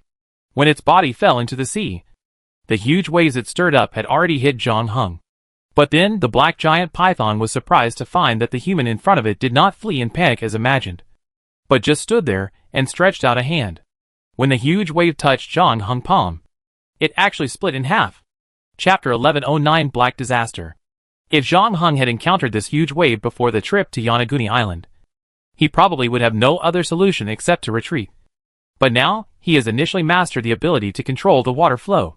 Although he may not be as powerful as the deep-sea overlord like Jormungandr, he still has no problem dealing with this small situation. John Hung used his water control ability to directly split the huge wave into two, brushing against his body and hitting the trees and plants behind him. As a result, the flowers that were originally in full bloom were directly beaten to ashes by this oncoming huge wave. But John Hung, who was standing in front, was safe and sound. The black python was obviously a little surprised, as if it didn't understand how the human in front of it could separate the huge waves. But this did not hinder its next move. After falling into the water, the black python did not stay in the water for long, and immediately swam towards the shore. Although its huge body weakened its flexibility to a certain extent, its straight-line speed was greatly enhanced. When it moved, it was like a high-speed train, and it did not need to plan its path. Wherever it passed, no matter whether it was coral or reef, it could not block its way and was ruthlessly crushed. At this moment, it was like a moving black disaster. John Hung took a few steps back, but he was not frightened by the opponent's momentum. After all, after realizing who his opponent was, John Hung had already prepared himself mentally. For now, except for the arrow of Paris which did not work, the rest of the things did not exceed John Hung's expectations. He retreated only to lead Jormungandr from the water to the land as much as possible, because ordinary arrows could not penetrate the scales of the black python. John Hung temporarily put away the plague bone bow and drew out the hidden sheath from his waist, which was also the weapon he could rely on most in the next battle. In the blink of an eye, the head of the black python had already emerged from the water and reached the shore, followed by its huge body. When its belly touched the ground, the entire island began to shake. John Hung seemed to be shaken by this sudden earthquake, and the black python certainly would not miss this rare opportunity. As soon as half of its body came ashore, it could not wait to stretch its head over. When hunting, pythons usually approach their prey first, open their mouths to bite the target, and then quickly wrap their bodies around the target, squeezing the target's blood supply and causing the target's brain and heart to be ischemic, so that the target quickly loses the ability to resist, and then slowly swallows the target. But Jormungandr's body was too big. It might be able to use this hunting method when dealing with sperm whales on the seabed. But facing John Hung, it was not realistic for it to use its body to entangle the opponent. However, this did not cause it any trouble. Jormungandr did not even adjust his posture and rushed directly towards John Hung, who lost his balance. Considering its amazing weight, if John Hung was hit, even if he did not turn into meat paste, it is estimated that there would be few bones left intact. However, the next moment, the black python found that John Hung had suddenly disappeared in front of it, its head pressed against a bush, not only destroying the flowers and plants growing inside, but also breaking several nearby trees.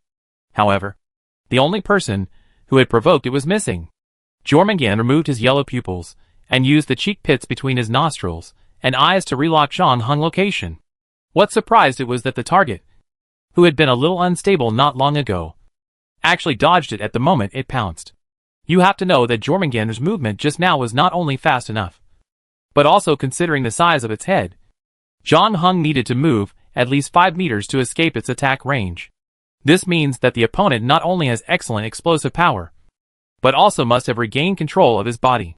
The black python realized that he had just been fooled by this rude human again, and the anger in his eyes burned even more, and he chased after him again without hesitation. On the other side, John Hung was unprecedentedly calm after entering the combat state. Although he had time to complete at least one counterattack when dodging the attack just now, John Hung was not in a hurry to act, because Jormungandr's body had not yet completely left the sea and climbed onto the land. Once the battle situation is not favorable to this black python, it will probably turn around and swim back to the sea, looking for a hole in the trench. Then it will be difficult for John Hung to find it again. In this way, it is still impossible to solve the problem of tunnel circulation and return to the ground. Therefore, John Hung still hopes to lead Jormungandr to the ground as much as possible, preferably as far away from the sea as possible. So his actions so far are mainly dodging. The man and the snake chased and fled back to the garden. But this time the flowers and plants on the road were all damaged. Almost all the plants were destroyed and crushed wherever the black python passed, and the garden was no longer as peaceful as before. But after chasing for a while, Jormungandr suddenly stopped for some reason, looked back at the road he had crawled, and a rare look of anxiety appeared in his eyes. At this moment, he was like a child who suddenly realized that he had done something wrong. John Hung didn't know why the giant python in front of him cared so much about this garden, but from the look of the other party, It seemed to be hesitating whether to continue chasing. John Hung then calculated and found that the two were now about 500 meters away from the reef beach. This distance was certainly not safe. But at least Jormungandr couldn't turn around and go back to the sea. In order to avoid any other accidents if he continued to run away, John Hung finally stopped. The man and the snake were in a confrontation. And this time it was John Hung who moved first. Jormungandr obviously did not expect that the target, who could only flee in a panic, would actually take the initiative to attack it. But this was exactly what it wanted. It subconsciously wanted to sweep John Hung with its tail. But when it saw the flowers and trees around it, it stopped the action. In the end, it decided to use its snake head to face John Hung, swinging its head and hitting John Hung again. This time, Jormungandr finally saw how John Hung avoided his killer move. The latter's body suddenly switched from high-speed movement to a static state, and then exerted force in the opposite direction, and completed the change of movement direction in just 1 second. The whole process did not waste any time, and achieved a perfect conversion from movement to stillness and then to movement, which also meant that John Hung's control over the muscles of his whole body had reached a state of freedom. Chapter 11:10 Poison Mist. This is the change brought about when the sword skill reaches level 4. Level 4 skills are almost the limit that humans can achieve, not only in terms of techniques, but also in terms of the integration and application of strength and spirit. The battle with Okita Tsuji truly pushed John Hung to an unprecedented realm. The understanding of swordsmanship and the unity of his body and spirit have entered a new world, which is why John Hung can control his muscles so perfectly. Although Jormungandr's movements were fast, it was still impossible to block John Hung's movement route. Not only that, it also revealed a flaw in its movements because it attacked too hard. John Hung, who had been waiting for a long time, would naturally not miss this flaw. He not only dodged the snake head that fell from the sky, but also used the remaining time to successfully go around Jormungandr's left face. At this time, Jormungandr had just hit his head against the ground, and the huge airflow he created blew up a rain of petals. The hidden sheath in John Hung's hand showed its fangs in the rain of petals, and slashed on Jormungandr's cheek without hesitation. However, the hidden sheath, which could cut through cement and steel bars before, finally met its match this time. The hardness of those black scales exceeded John Hung's expectations. He tried his best to cut them, but he couldn't cut them open. He only left a half-finger deep cut on the scales. However, this cut completely ignited Jormungandr's anger. He didn't expect that he would actually be cut by a mortal. Although he was not injured, the cut on the scales would always accompany him until the next skin change period. Becoming his shame, Jormungandr no longer cared about the flowers in the garden. Its tail swept over, leaving a mess wherever it passed, and even hit the red earth wall at the edge of the maze, destroying them completely. However, when its tail swept to where John Hung was, the latter had already left there, and before leaving, John Hung gave it a second knife, which directly cut its neck, leaving it with a second scar, and also made Jormungandr enter the rampage mode. Its body began to swing wildly, and the entire island shook along with it. The garden at the center became the hardest hit area, with trees being uprooted and flowers and plants being crushed into the soil. Jormungandr unleashed his destructive power to the fullest. But in this doomsday scene there was a figure that was like a small boat in the raging sea, floating up and down with the waves, but was never swallowed by the storm, and would leave a cut on the body of the black python as long as it found an opportunity. As time went by, Jormungandr became more and more irritated. The course of the battle was something he had never expected. His opponent was clearly just a fragile human being who had almost no means of threatening him. But he had no way to deal with him. He had the divine power that he was proud of, but he could not attack his target at all. And when Jormungandr reacted, he found that the scale on his left face was almost cut off by John Hung bit by bit. And he didn't even remember when this happened. John Hung's choice of the point where he struck was very particular. He did not attack the scale of Jormungandr crazily right from the start. This way, the black python would definitely be able to detect his intentions if it was not too stupid. Instead, John Hung had been consciously dispersing his attacks to create a false impression for Jormungandr. That is, all his attacks were not targeted or purposeful. He only counterattacked when he saw an opportunity during the dodging process. But in fact, during these dispersed attacks, John Hung had never given up on cutting the scale on Jormungandr's left face. So far, he has cut it 7 times, and his efforts have paid off. The scales are finally being completely cut open by him. and the skin underneath will be exposed. Jormungandr probably doesn't know what this will mean. John Hung was preparing to make the last cut during the next move. But at this moment, the violent black python suddenly calmed down. Its body stopped rolling and twisting. And then a red mist suddenly floated around John Hung. John Hung had seen the miserable state of the sperm whale on the second floor platform. So he was naturally very alert to the poisonous fog. In the final Ragnarok of the Norse mythology, Thor and Jormungandr fought. And Thor died in Jormungandr's poisonous fog. Therefore, John Hung had already assembled a gas mask with Lego blocks. Now the cooling time of the previous round of infinite blocks had arrived. And the drone in the travel bag had turned back into blocks. So John Hung immediately took out the infinite blocks and inserted them into the assembled gas mask on the other side. Meanwhile, Jormungandr on the other side was still trying to spit out poisonous mist. It was obvious that it didn't really want to use this move. It originally thought that it could easily deal with the threat in front of it with its huge body. But John Hung's swordsmanship made it feel a sense of danger that it had not felt for a long time. So the black python was forced to use its trump card at this time. In its eyes, John Hung was doomed this time. Because unlike the previous attack and tail swing, this poisonous mist could not be avoided. Even if John Hung distanced himself from it before the poisonous gas spread. As long as he wanted to attack it, he would have to step into the poisonous mist again. However, after Jormungandr spit out the poisonous mist, his expression became a little sluggish, compared to the previous time when he jumped up and down for a quarter of an hour, and was still alive and kicking. This time he only spit out a small piece of poisonous mist, and his eyes became dim. Fortunately, all this was valuable. At least after the poisonous mist appeared, he was already invincible.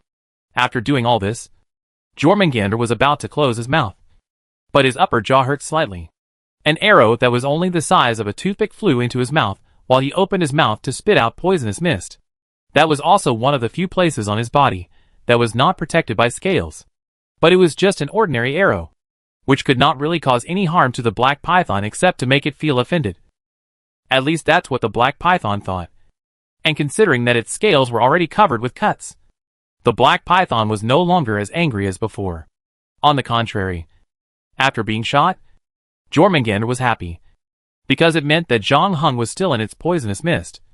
So the opponent should have been poisoned by it, and it would not take long for him to lose all his fighting power.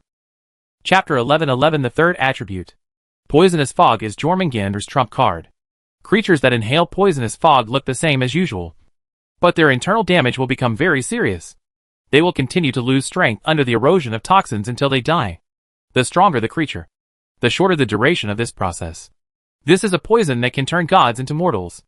In the battle between Thor and Jormungandr, Thor lost his life after killing Jormungandr because he inhaled too much poisonous fog. On the other hand, the sperm whale on the second floor of the platform was dragged from the deep sea to the land by Jormungandr. It was still awake, but it could not resist, and could only watch itself become the dinner of the snakes. In Jormungandr's opinion, John Hung's fate after inhaling the poisonous mist should be similar to that of the sperm whale. He should soon be able to clearly feel the power draining away from his body, and feel increasingly weak, just like it is now. Jormungandr did not take this matter too seriously at first, because its poisonous mist is usually stored in the poison sac in its abdomen, and is basically released once a month. However, it had just used it once when hunting the sperm whale this time. It was not because the sperm whale was difficult to deal with, but because it needed to use the poisonous mist to make the sperm whale's body soft enough to facilitate the snakes to eat. At the same time, the deadly toxins injected into the sperm whale's body were also an excellent tonic for the snakes. Just like the attraction of catnip to cats, Jormungandr had already used up the poison mist for this month on the sperm whale, so he had been using his body to deal with John Hung. Until now, he found that the battle situation seemed to be developing in a direction that was unfavorable to him. So he had to spit out poison mist again. However, the poison mist secreted this time consumed a lot of it. After spitting it out, he immediately felt a feeling of being hollowed out. Fortunately, Jormungandr was mentally prepared for this. After killing the opponent, he had plenty of time to rest. However, what Jormungandr did not expect was that the fatigue this time was particularly strong. And then his senses seemed to become dull. This was something very unfamiliar to the black python. As a monster in the ocean, it had an extremely strong body, and had never had any disease since birth. So it didn't know what it felt like to be sick. It just felt that its current physical condition was a little strange. It wanted to return to the sea to rest immediately. But the battle was not over yet. Although the human on the opposite side should have inhaled its poisonous fog and could not cause any trouble, it still felt that it should confirm the other party's condition before leaving. Moreover, for this hateful human who dared to provoke it and left a mark of shame on it, Jormungandr was determined to swallow the other party in one gulp. It would bite as slowly as possible, because only in this way could it give the other party more time to savor the impending death. Thinking this, Jormungandr stretched its snake head forward again, searching for the target in the poisonous fog. Although the poisonous fog in front of it also affected its vision. Snakes are not good at vision. It has cheek pits that can sense the heat changes nearby and thus lock the target. Therefore, Jormungandr quickly found Zhang Hung's location. But it didn't expect that the target was so close to it, less than 10 meters away, and during the time when it was stunned. The distance between the two sides was further shortened. The target was actually actively approaching it. Was it a struggle before death? Before Jormungandr could figure out the situation, he heard a crisp sound similar to the collision of metals. However, his slow thinking did not immediately determine where the sound came from. It was not until he felt a pain on his left cheek that Jormungandr suddenly realized that a scale on his face had been cut off by someone, and a guy wearing a strange mask had inserted a knife into his skin under the scales. Zhang Hung didn't hold back when he stabbed the knife. The blade completely penetrated into Jormungandr's flesh, leaving only the handle outside. Zhang Hung stirred the knife inside for a while before pulling it out. Even with Jormungandr's size, he was stabbed hard by the knife, so that he suddenly raised his head and rolled on the ground in pain. However, although the knife hurt Jormungandr, it only scratched the muscles under his skin at most. With the physique of the black giant python, this minor injury should not cause it any trouble. At least that's what it thought when it was stabbed. At the same time, the anger of revenge quickly occupied its brain, and even the previous fatigue and dullness subsided a lot. Jormungandr began to launch a more fierce attack on Zhang Hung. Even the marine life in the surrounding waters seemed to feel the danger and fled to the deeper seabed.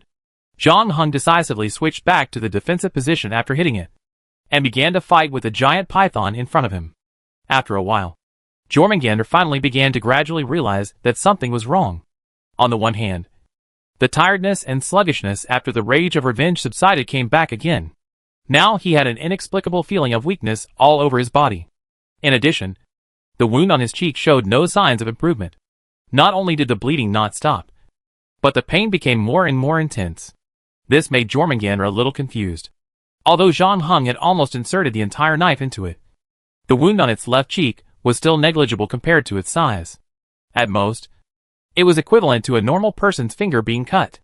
However, even such a small wound tortured the deep-sea monster, and it looked like it had no desire to live.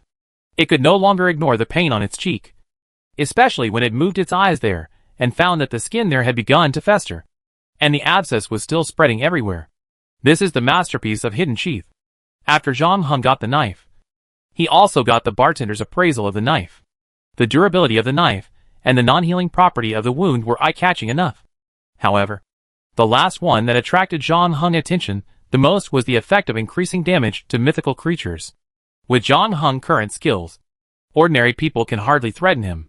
But since he met the old man in Tang suit, Zhang Hung found that there are so many mythical creatures living in this world. Especially many mythical creatures. Ordinary weapons have no effect on them at all. But the appearance of Hidden Sheath helped him make up for this last shortcoming. The battle with Jormungandr was also the first time Zhang Hung used the third attribute of Hidden Sheath. This knife is not just as simple as being durable and having a bleeding effect. It is also a veritable god-killing weapon. Chapter 11-12 Courtyard. Jormungandr was shocked and angry.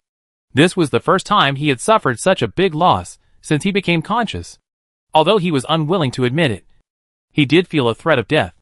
But until now, Jormungandr still found it hard to believe that the pressure of death was brought to him by this seemingly insignificant human in front of him. But the blade of the knife in the opponent's hand was stained with his blood, which looked particularly hideous, as if reminding him where the wound on his cheek came from. What made him even more incomprehensible was that the target was already in his poisonous fog. But he still looked lively and energetic, while his own body was becoming weaker and weaker. This even made Jormungandr doubt who was poisoned. Zhang Hung did not attack after he stabbed Jormungandr, but mainly dodged. avoiding the giant python's subsequent rolling and angry counterattack. During this period, he also tried to use the plague bone bow to shoot another arrow. From Jormungandr's current actions, it can be seen that the arrow he shot into the giant python's mouth before still had an effect. Although he used only ordinary arrows, the plague bone bow still had the effect of infecting 2 to 5 plagues when blood was seen. After that, Zhang Heng could clearly feel that Jormungandr's movements became slower, which made it easier for him to dodge. However, this time Jormungandr did not give him another chance. His second arrow did not hit the wound on the giant python's cheek and was deflected by the surrounding scales. At this time, Jormungandr had completely put away his initial contempt for Zhang Heng and became a little panicked, because he found that he had an invincible power but could not catch the target and could not use it, and the poisonous mist that had always worked seemed to have no effect on the target. After this round, it seemed that it really had no way to deal with Zhang Heng. Seeing that the human in front of it was ready to fight, Jormungandr also raised his head and kept hitting the ground with his tail, as if he was preparing a big move. As a result, Zhang Heng just raised his guard and prepared to deal with the next big move of the black python. But he didn't expect the latter to turn around and flee to the reef beach not far away without looking back. Zhang Heng was stunned. He didn't expect that the opponent, the earthly python, the famous doomsday monster in Norse mythology, would actually flee without any dignity. The most important thing is that according to Zhang Heng's previous investigation results, Jormungandr has not used up all of its attack methods. Although its attack and poison mist did not work, it should have a mind control skill. Otherwise, it cannot explain why the old man outside the maze voluntarily walked into the tunnel and came to this island more than 50 years ago and became its guide. In the previous battle, Zhang Heng had been on guard against Jormungandr's mental attack, but he did not expect that the other party would not even think of trying it. He was so decisive and cowardly. This was beyond Zhang Heng's expectations. He felt that something was wrong, but he could not think about the problem at this time. Seeing the black python trying to escape, he immediately chased after it. In front of the platform, Van Manen frowned. Atrium? Where is it? Beta did not answer her question, but asked back while stroking the little white cat in his arms. Do you know where this abandoned subway line was originally planned to lead to? Van Manen tried to recall that she and Zhang Heng did not know there was a subway line here before climbing down the iron ladder.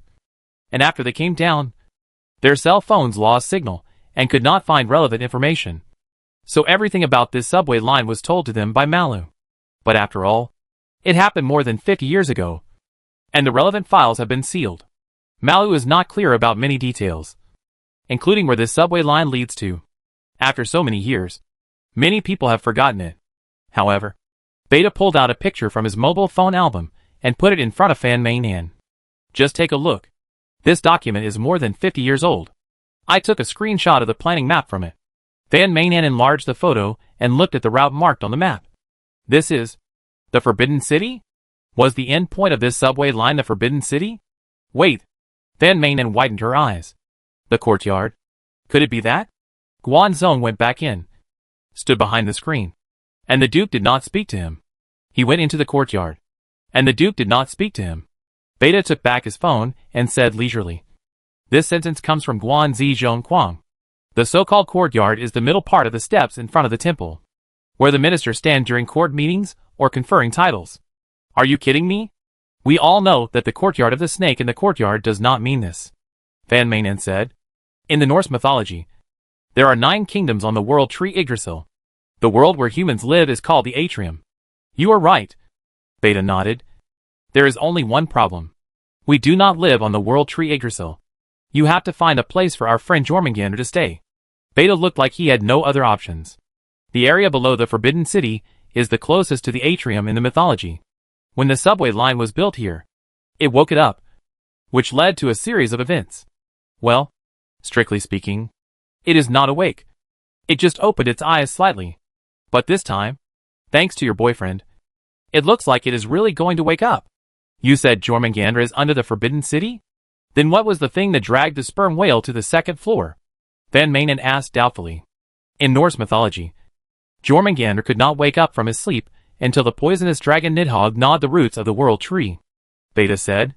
So of course, it has to find some trustworthy subordinates to handle the outside affairs for it. Otherwise, why do you think it keeps so many snakes here? It is to cultivate servants from generation to generation to ensure that there are always people to serve it. It is said that there is a small island specially used for hatching snake eggs. But I have never been there. As for the things on the second floor before, they are the servants of this generation. Don't underestimate that guy. It is like a trumpet of Jormungandr. Although it is a weakened version in all aspects, and its brain is not very good, but its strength is still very strong. Seeing Fan Mainon's expression change slightly, Beta waved his hand. Don't worry about your boyfriend. How can such a small character be his opponent? He ran to the island like this. You should worry about that stupid snake. That guy has stayed in such a remote place for a long time. Probably even forgot how dangerous the world is. It's time to pay tuition. Chapter 11-13 Monster Party. Fan Mainon was not relieved after hearing this, but became more alert. Wait, what did you say before?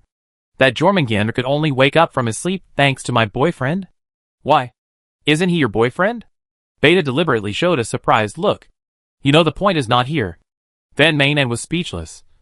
According to what you said, Jormungandr will only wake up when the poisonous dragon Nidhogg eats the roots of the world tree at the twilight of the gods. Yes, that big snake is a monster that will only appear at the end of the world. Beta nodded, then grinned with a meaningful smile. But there is more than just the poisonous dragon Holdnig in this world that can bring about the end of the world. What are you hinting at? Fan Mainon frowned. If you like to play charades so much, why don't you become the agent of the Sphinx? Beta ignored Fan Mainon's provocation and just smiled when he heard it. Anyway, you asked me to answer your questions, and I answered them truthfully. Next, let's talk about the deal between you and the teacher. It's not safe here. After all, Jormungandr is about to wake up, and we may not have much time left. But if we are lucky, we may be able to see two Doomsday-level monsters fighting each other. What nonsense are you talking about? Isn't there only one monster here? Jormungandr? Oh, Jormungandr is not the protagonist tonight. Whether in Ragnarok or now, its status can only be regarded as a footnote. However, it is not completely without a chance of winning tonight.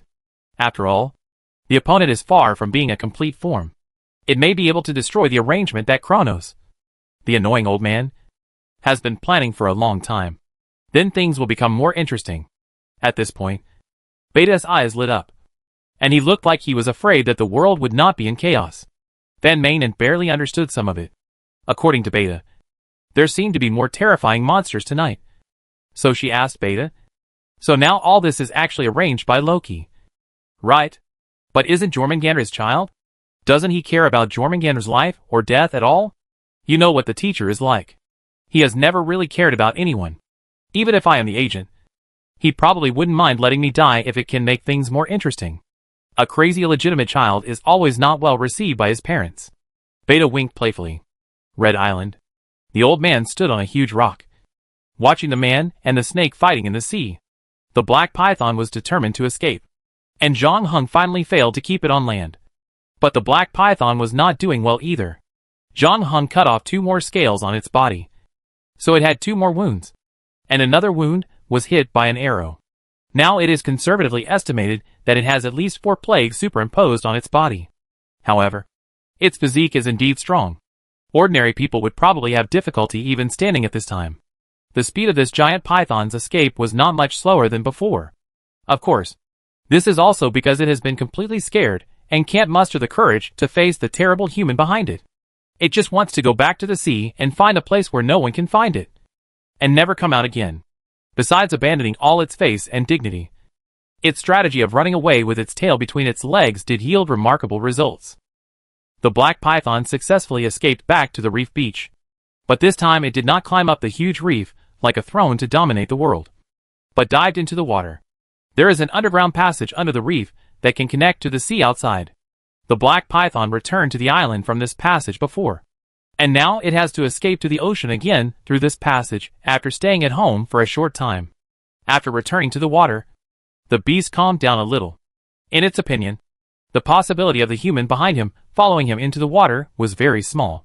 Although it was a little embarrassed on land before, it was still the overlord of the ocean and could hunt sperm whales. After returning to the ocean, its strength would only be stronger than on land. On the contrary, as a human, Zhang Heng, no matter how powerful he was, was not adapted to the marine environment in terms of physiological structure.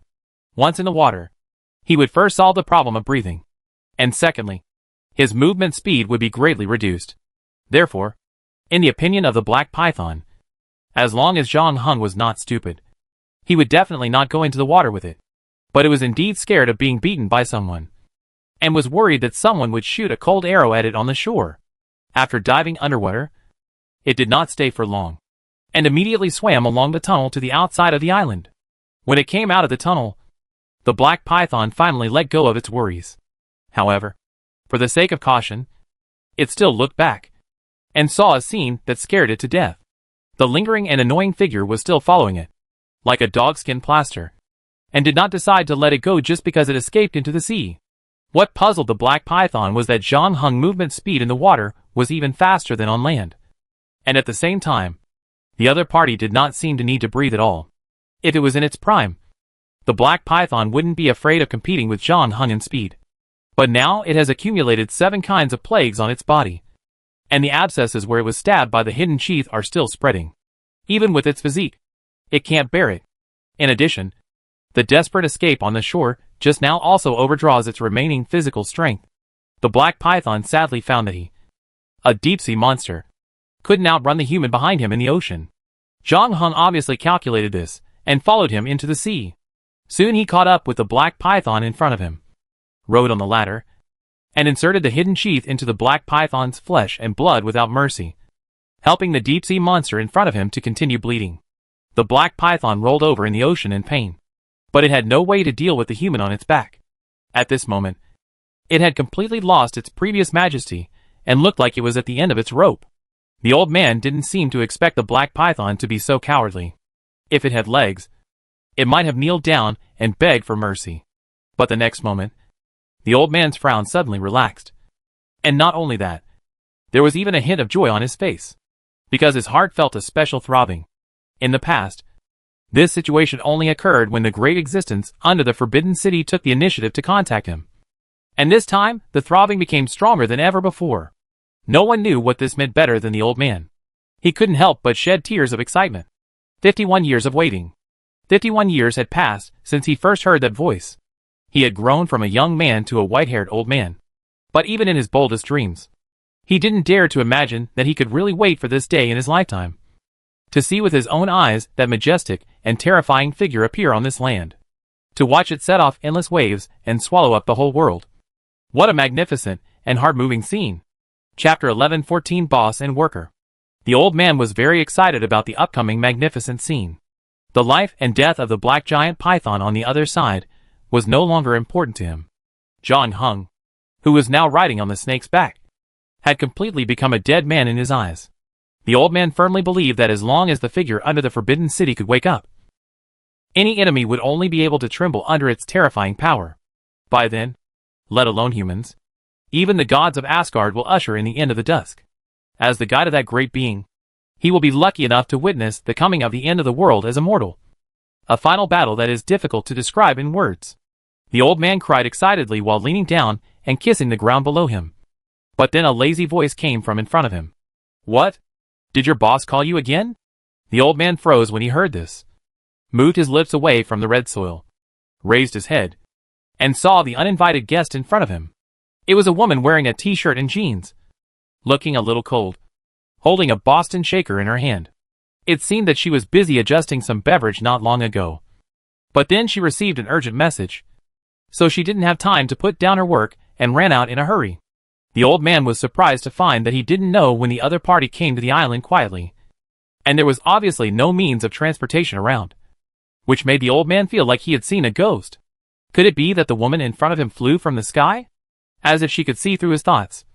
The unknown woman then said, "Don't guess blindly. I swam up by myself, and luckily I made it." Caught what? The old man asked subconsciously. Caught this party. The unknown woman whistled. However, it was hard for the old man to believe what she said, because the clothes of the woman in front of him were neat and tidy, and there was no sign of being soaked in water at all, unless she took off her clothes first and swam all the way with her hands raised. But even so, it was difficult to explain her current state. It was as if she had taken a taxi directly after get off work. "Who are you?" the old man said cautiously. As you can see, I'm just a bartender. My name is not important. The woman of unknown origin shook the Boston shaker in her hand. What's important is that I'm just like you. Just an employee working for the boss. You're too modest. I can see that you're much better than me, the old man said sincerely.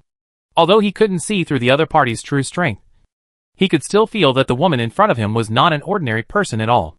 The other party was just standing here casually, and the pressure he gave him was even comparable to the figure under the Forbidden City.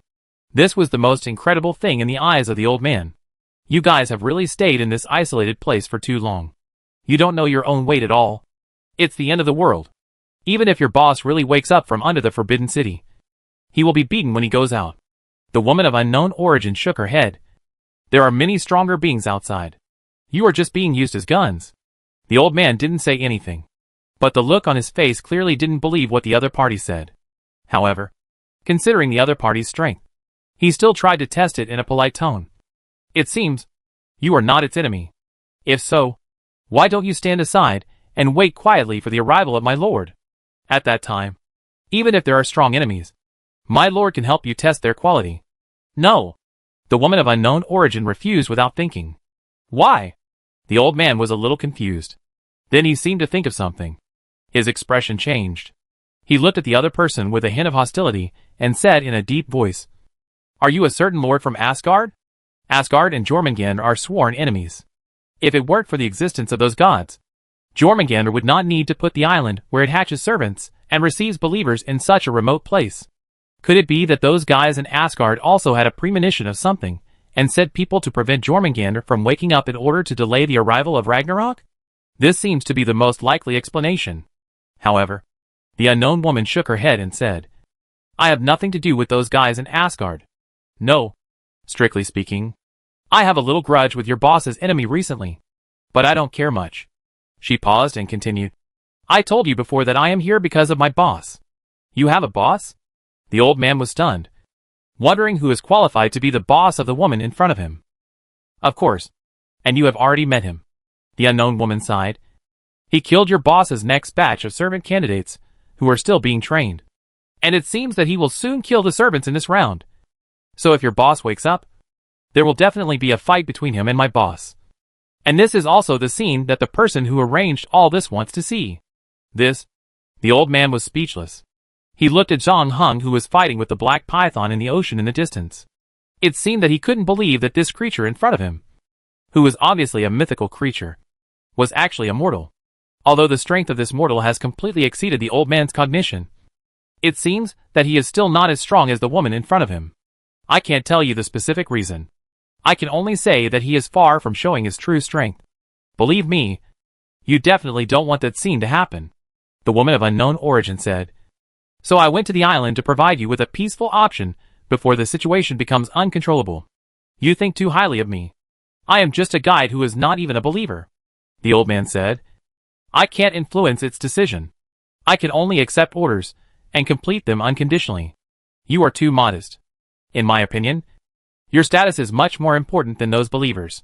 There is a small garden in the center of the maze, but the python can't appreciate flowers, so it's obvious who owns the garden.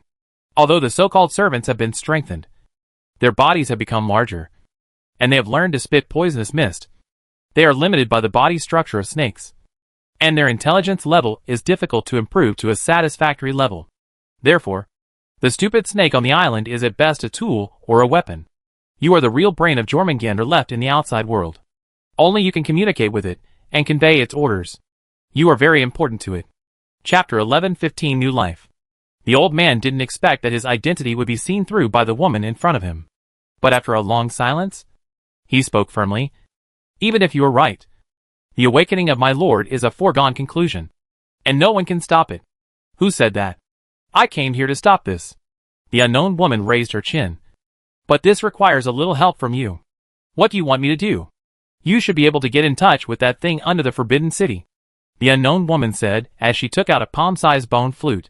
What is this? The old man looked alert. It's okay to tell you. This is the siren's flute. I hunted about 100 sirens in the deep sea and made this prop with their hide bones. As long as this flute is blown, the mortal who hears it will be completely lost in the sound of the flute. and it is likely that he will never regain his consciousness. But don't worry. For your boss, this flute can at most calm his restless heart a little and return to sleep again. You're lying. The old man shook his head. The number of sirens is very small. There may not be 10 sirens in the entire ocean now. Where can you find more than 100 sirens to make flutes? I know. The woman of unknown origin licked her lips and smiled. Because I killed all the sirens. Until the 19th century, there were actually quite a few sirens. Although they were far less than humans, there were still hundreds of them. They would use their singing to confuse sailors, causing their ships to hit reefs, or directly lead those poor sailors into the sea. I used their hide bones as props because of this. I killed more than 100 sirens to collect materials. I originally planned to take the materials back, but when I saw the eyes of the remaining sirens, I knew that they would most likely come to seek revenge on me in the future. Although I was not worried about this. I hated trouble, so I simply killed them all.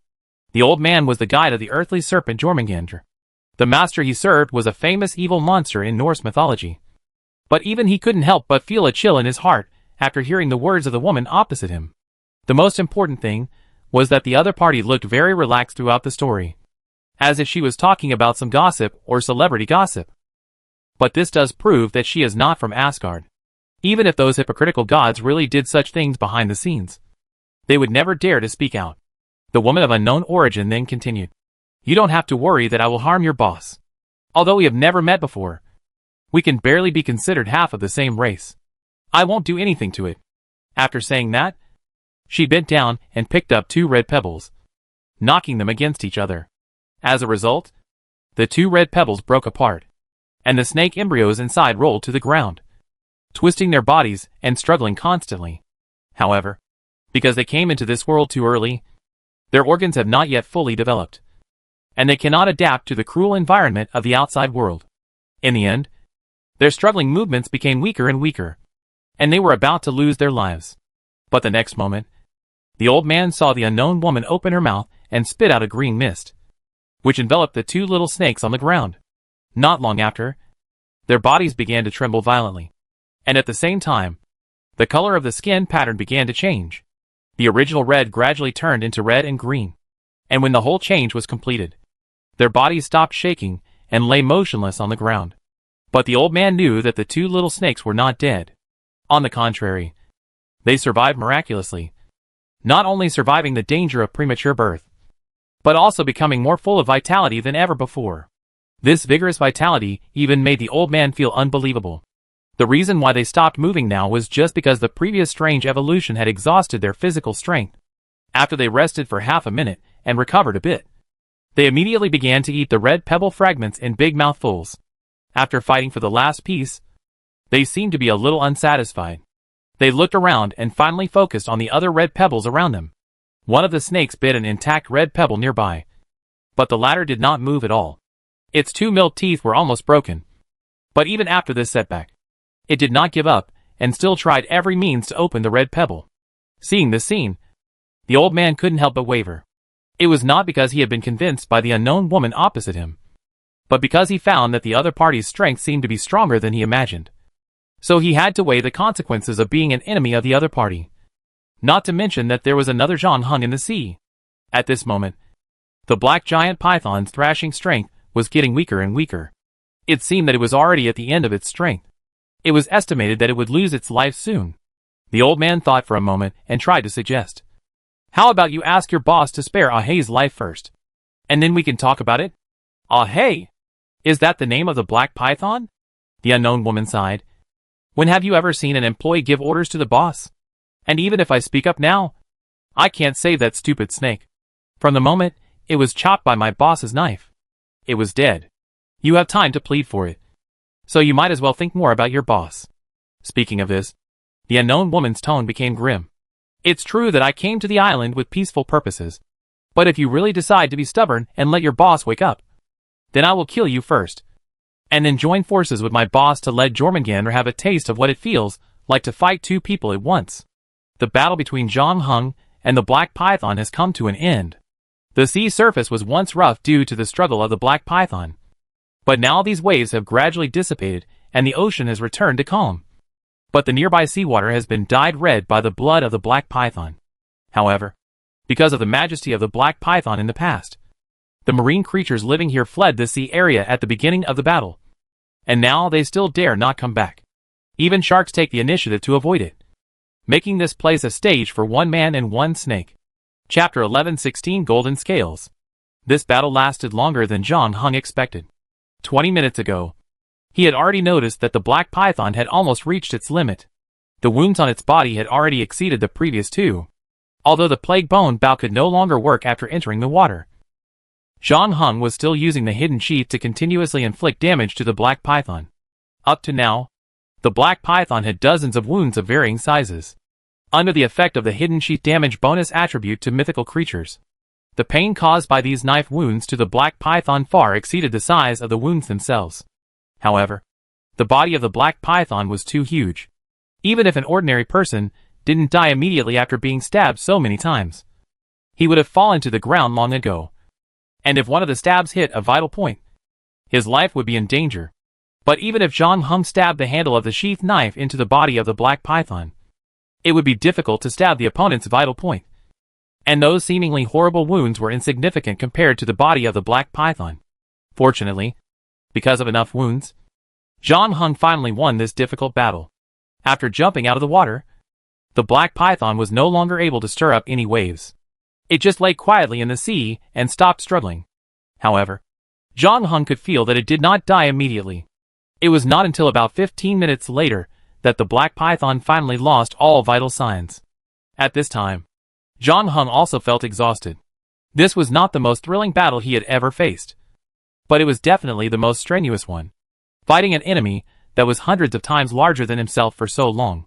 From land to sea, the physical strength and energy required were unimaginable. After confirming that the black python was really dead, John Hung didn't want to do anything. He put the hidden sheath back into the scabbard on his waist, and sat on the black python's body to recover his strength. After a while, John Hung saw a wooden boat coming towards him. The person rowing the boat was none other than the old man he saw on the island before. When the boat approached, John Hung put his palm back on the hilt. "I have no ill intentions." The old man raised his hands to indicate that he had no weapons in his hands. After a pause, he asked, "Is it dead?" John Hung hummed, but his hand did not move away from the hilt. "I really don't have any bad intentions," the old man reiterated. "I just didn't expect you to be able to kill the horrible monsters that appeared in Ragnarok. But I'm not here to seek revenge on you. This is also a good thing for me, because it means I can finally leave this island and return to human society. Although most of my relatives and friends are gone. Do you think I'm a fool?" John Hung asked calmly on the snake's back. "This guy is not Jormungandr at all. Why do you think so? Although its strength is good, it is not as strong as the serpent of the courtyard. The most important thing is that its brain is not very good. Moreover, it was timid in the garden before. I am afraid that its status on the island is not as high as yours." One thing John Hung didn't say was that the arrow of Paris turned back halfway when it shot at the black python. It was from then on that John Hung began to suspect that the black python was not the real Jormungandr. He paused, then continued, "Come on. Don't beat around the bush. Where is Jormungandr? Both the Red Island and the abandoned subway line should be where it breeds snakes. I killed all the snakes it hatched. Doesn't it want to seek revenge on me? It does want to seek revenge on you. But unfortunately it is still sleeping and can't get here," the old man said. "Sleeping? Since you have read Norse mythology, you should also know that Jormungandr was sleeping in the deep sea until the twilight of the gods. So I will take care of its affairs outside," the old man said politely. "So how do you plan to deal with this matter? You have killed Alhei, the most powerful snake king in the snake group, with half the purity of Jormungandr's bloodline. And as you said, you have killed all the snakes in this batch. Before the next batch of snakes hatch and produce a snake king, I don't have any good way to deal with you. So it seems that I can only send you away," the old man said. "That's it?" John Hung was a little surprised. "That's it. And you don't have to worry. As long as you don't come back here, even if a new snake king is born, I can't do anything to you." After saying that, the old man hesitated for a moment, and then continued, "Also, count from Ahei's left eye. There is a small golden scale under the third scale. You can take it. It should be helpful to you." According to the old man's instructions, John Hung used hidden sheath to cut open the third scale under the left eye of the black python, and indeed saw another small golden scale underneath. John Hung cut off the scale, and it felt cold to the touch. And the amazing thing is that no matter how long he held it in his hand, the temperature of the scale would not rise much. Unfortunately, the area was too small, only the size of 2 fingernails. Otherwise he could save even the air conditioner in summer. Even without the bartender's identification, John Hung could be sure that this was a game prop. These things are yours too. The old man then returned the arrow of Paris that had fallen into the water to John Hung, along with a large travel bag that someone had thrown on the island. John Hung roughly checked it, and found that there was nothing missing. After closing the zipper, he asked the old man opposite, "You have helped me so much behind Jormungandr's back. Aren't you afraid that Jormungandr will cause trouble for you after waking up? Of course, this is not free help. I want to use these things to exchange for my own life. Staying alive is always the most important thing," the old man said. "And it's the same for it. Only if I'm alive can I continue to serve it and have greater value. It's not impossible to choose another guide, but it's definitely not as convenient as me, especially at this time. Do you know how to return to the human world? I have 2 companions at the subway station. I want to take them away together." "No problem." The old man nodded. "There is also a woman named Chung Sahan, who should be trapped in the endlessly looping tunnel. I want to take her away too." The old man thought for a moment. "This is not a big problem. Then I have one last question. Do you know where Loki is?" John Hung asked the old man. Chapter 11:17 The Workplace Environment in the New Era. Loki? The old man was stunned when he heard this. Loki is here too? When? The blank look on his face did not seem fake, which meant that at least he had not seen Loki in the recent period. Of course, this does not mean that Loki has never been here. Considering the latter's ability to transform, he can easily sneak onto the island without the old man noticing by simply turning into a bird or an insect. And it is even possible that he can directly find the place where Jormungandr is sleeping. However, John Hung and Fan Mainon's original plan would fail, and they would not be able to learn Loki's whereabouts from the old man. In fact, although it was Beta who led the 3 people to this abandoned subway line this time, John Hung could still detect Loki's shadow behind this incident. But John Hung didn't quite understand what Loki's purpose was. Is the other party targeting him? Because Fan Mainon failed to do anything to him, so he let Beta lead him here, hoping to kill him with the black python on the island? If this is the case, then Loki is underestimating him. Or maybe Loki just wants to kill the black python with his help, so that he and Jormungandr will become enemies? At present, this conclusion seems to be the most likely. But as a monster that appeared in Ragnarok, Jormungandr itself has many enemies. There is no god in Asgard who doesn't want to kill it. If John Hung hadn't been so unlucky and happened to appear in its lair, Jormungandr probably wouldn't have the mind to seek revenge on John Hung. When fighting the black python, John Hung once suspected that Jormungandr would come in some way after he defeated the black python. But now the old man's words overturned this possibility. So John Hung couldn't see what Loki was going to do this time, because the latter's plan now seemed to be anticlimactic, with much thunder and little rain. But then John Hung's expression changed, as if he had thought of something again, and asked the old man, "Did anyone else come to the island just now?" The old man's expression changed slightly, and he remembered what the unknown woman had said. He wanted to deny it on the spot, but he knew that his first reaction must have been seen by John Hung. If he denied it now, it would only make things worse. Therefore, he felt a little embarrassed and didn't know what to say. In the end, he could only remain silent. In fact, the old man was more confused than John Hung. He couldn't figure out what the relationship between the unknown woman and John Hung was.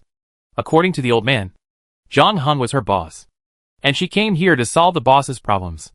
However, she had been busy for so long, and she didn't seem to want her boss to know her existence.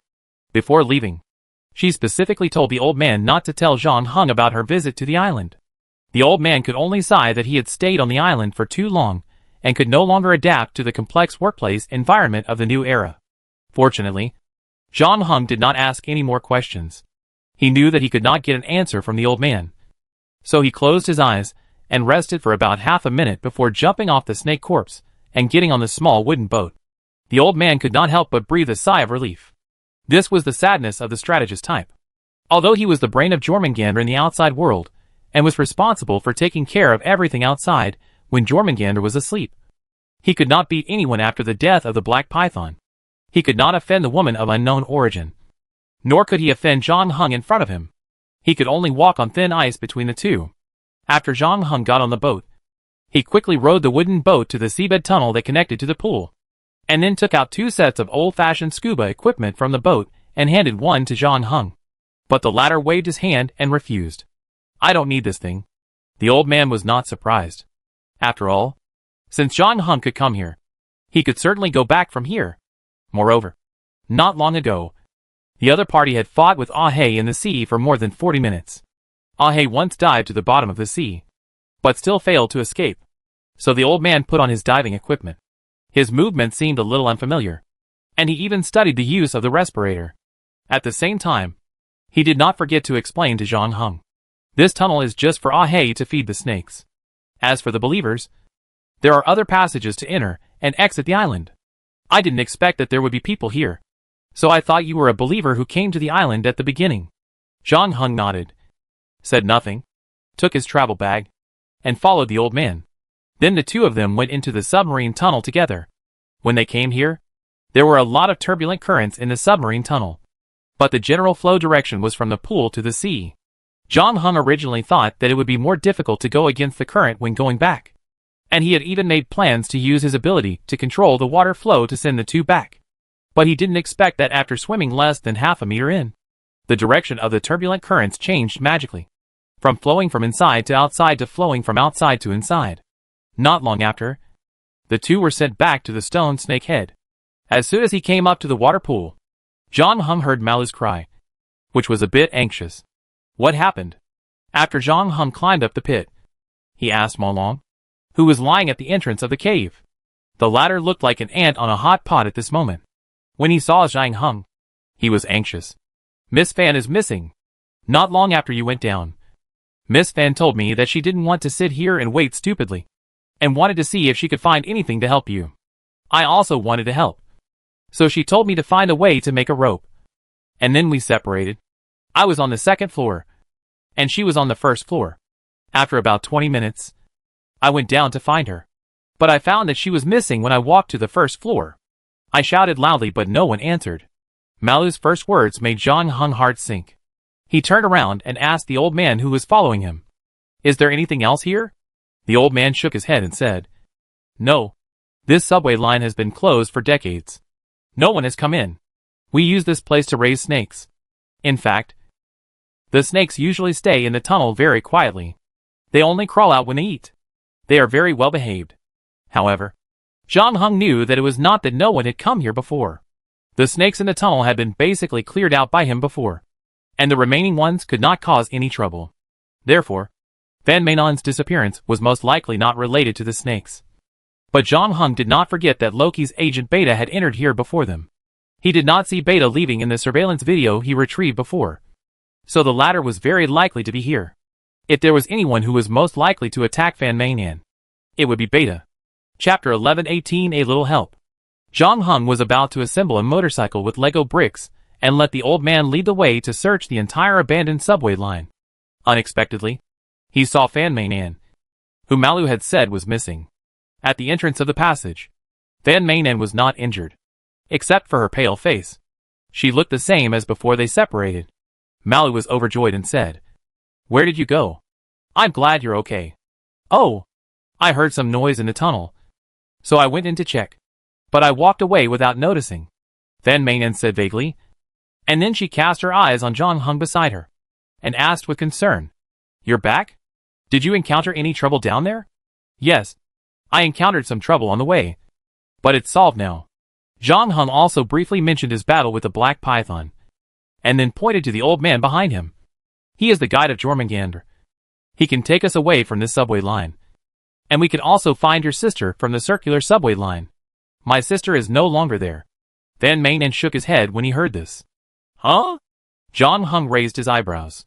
"The noise I heard before should have come from my sister." Van Mainan lied. "The noise came from the other end of the tunnel. I picked up my sister's mobile phone chain there, so I continued to chase her. But unfortunately I couldn't find her." "Really?" John Hung was a little surprised and asked the old man, "Where does the tunnel where the snakes are located lead to?" You mean the tunnel on the first floor? That tunnel is about 3 kilometers long. A dead end. And there is nothing at the end. The old man said truthfully. Is that so? John Hung thought for a moment and inserted the infinite bricks into the Lego motorcycle. Let's go take a look. The two of them spent about a quarter of an hour searching the tunnel where the snakes were. Unfortunately, they did not find Chung Sahan's whereabouts. After returning to meet up with Fan Main and Malu, the four of them walked into the infinite loop tunnel again. The old man took out an old-fashioned kerosene lamp from the waterproof cloth. But the fuel inside was not kerosene, but something like dry cow dung. He lit the kerosene lamp and held it in front of his face, then told the three people beside him, "Don't leave the range of the light. As long as the place is illuminated by this light, you will not fall into the loop. If your companion is in this tunnel, we should be able to meet her halfway." The old man made a solemn promise to John Hung. But the four of them walked all the way to the platform they just entered and did not see Chung Sahan. "Is there any place to hide here?" John Hung asked the dumbfounded old man. "There are still many places to hide people. After all, more than half of this subway line has been built. But only this section of the road will make people fall into a loop." The old man didn't seem to expect this result. He had promised John Hung that it would not be a problem to find the latter's companions. But he didn't expect that he would break his promise. He sorted out his mood before answering. Fan Mainan, who had been silent all the way, also spoke at this time. "We don't need to worry too much about her. Since my sister was not trapped in this section of the tunnel, she should not be in any danger. She just left without saying hello to us. If you have known her for a long time, you will know that she has always done things like this, doing her own thing and rarely considering other people's feelings. Then do you have a way to contact her?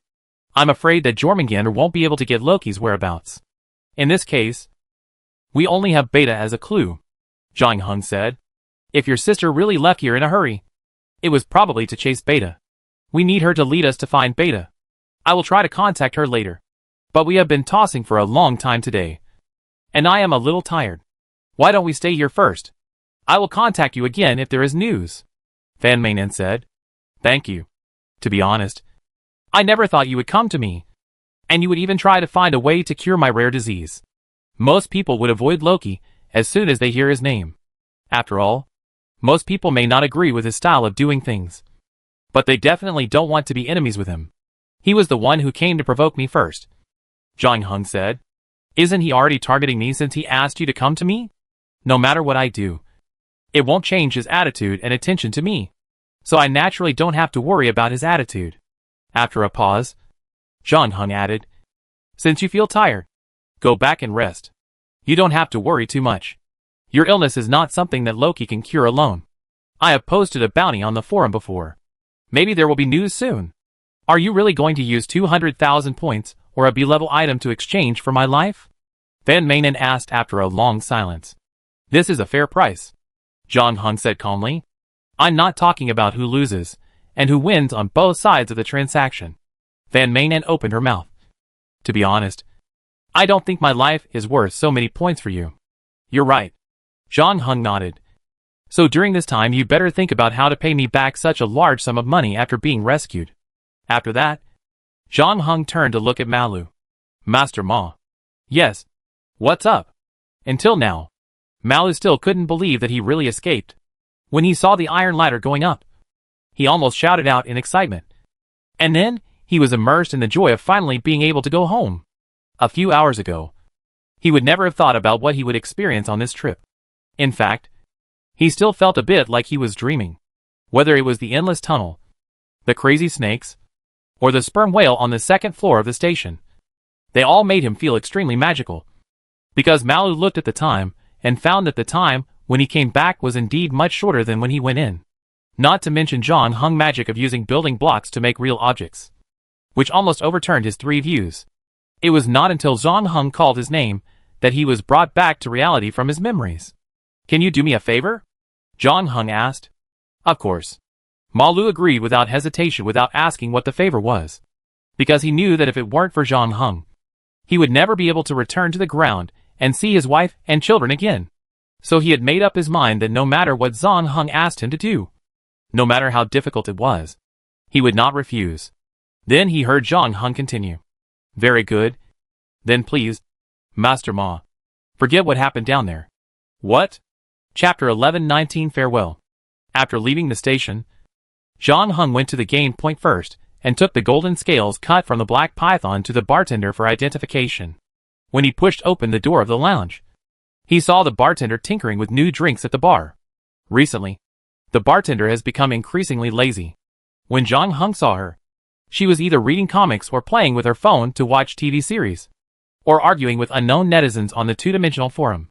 She didn't even want to do her job. She would just order whatever drink someone ordered. Or even worse, she would simply pass the order to the bartender downstairs and wait for the drinks to be prepared before having them served. She was almost writing the word fooling on her face. But today, she was acting out of character. She didn't continue to slack off while being paid. Instead, she finally showed her dedication to her job and developed a new drink for the lounge.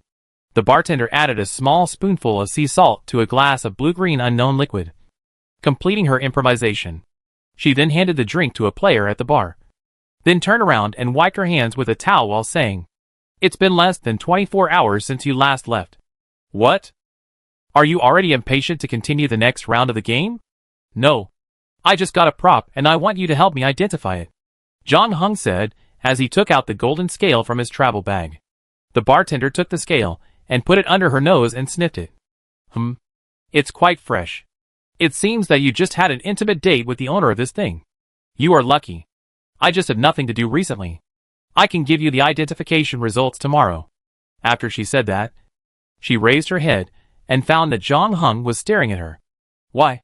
Do I remind you of the poor girl you played with and abandoned in the dungeon? The bartender raised her eyebrows. And John Hung retracted his gaze and said lightly, "Well, I just didn't expect you to be so efficient. Don't look at me like this. I also have rent to pay, and I have a lot of pets." Cats? No. I like fish.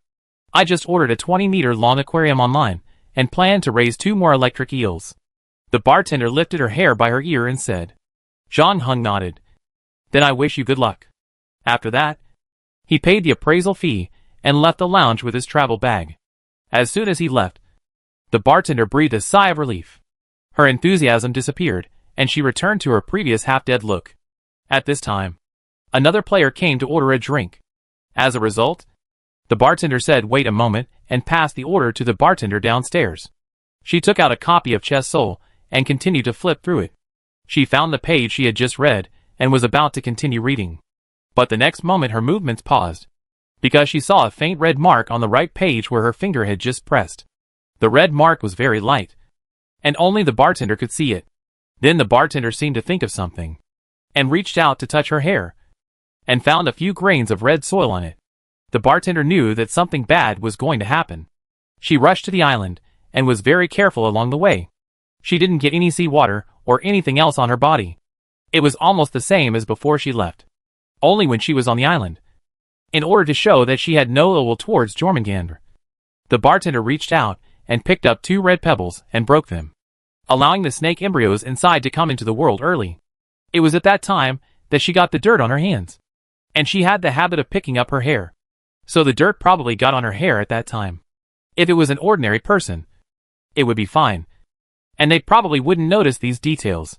But the bartender was facing John Hung, whose observation and analysis ability was almost unmatched among the players. So the bartender didn't have any fluke mentality. She knew that John Hung must have seen that she had been to the island. It's killing me. The bartender rubbed her temples and sighed. Why do I feel like a scumbag who was caught cheating by his wife? I was just there to protect her. But in the end, I have to be so careful and hide it. TSK. TSK. TSK. It's really a thankless job. As she was sighing, the door of the lounge was pushed open again.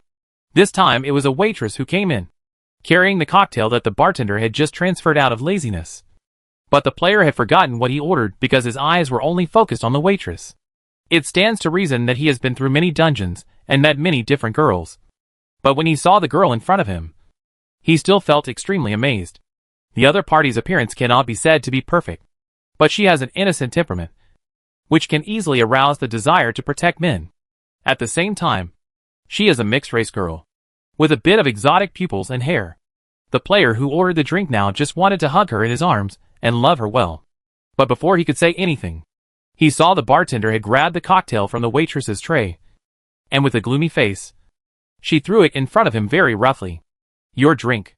The player who ordered the drink was stunned, not knowing how he had offended the bartender. However, he was also a frequent customer of this game, so he knew who was the boss here. Seeing that the bartender looked unfriendly, he did not stay any longer and obediently took his drink back to the booth. When he walked away, the bartender looked at the waitress and frowned. "Why are you here again? Didn't you understand what I said last time? And you turned into this ghost. Are you tired of being a cherry blossom girl?" The waitress smiled. "Don't worry. I came here to bring you good news. No good news is better than you disappearing from my sight," the bartender said coldly. She didn't expect the waitress to nod her head when she heard it. "It seems that you know what the good news is before I even say anything." This time it was the bartender's turn to be stunned. "Are you going to leave?" "That's right. You asked me not to get close to your boss last time. I thought about it and felt that what you said made sense. So I decided to follow your advice.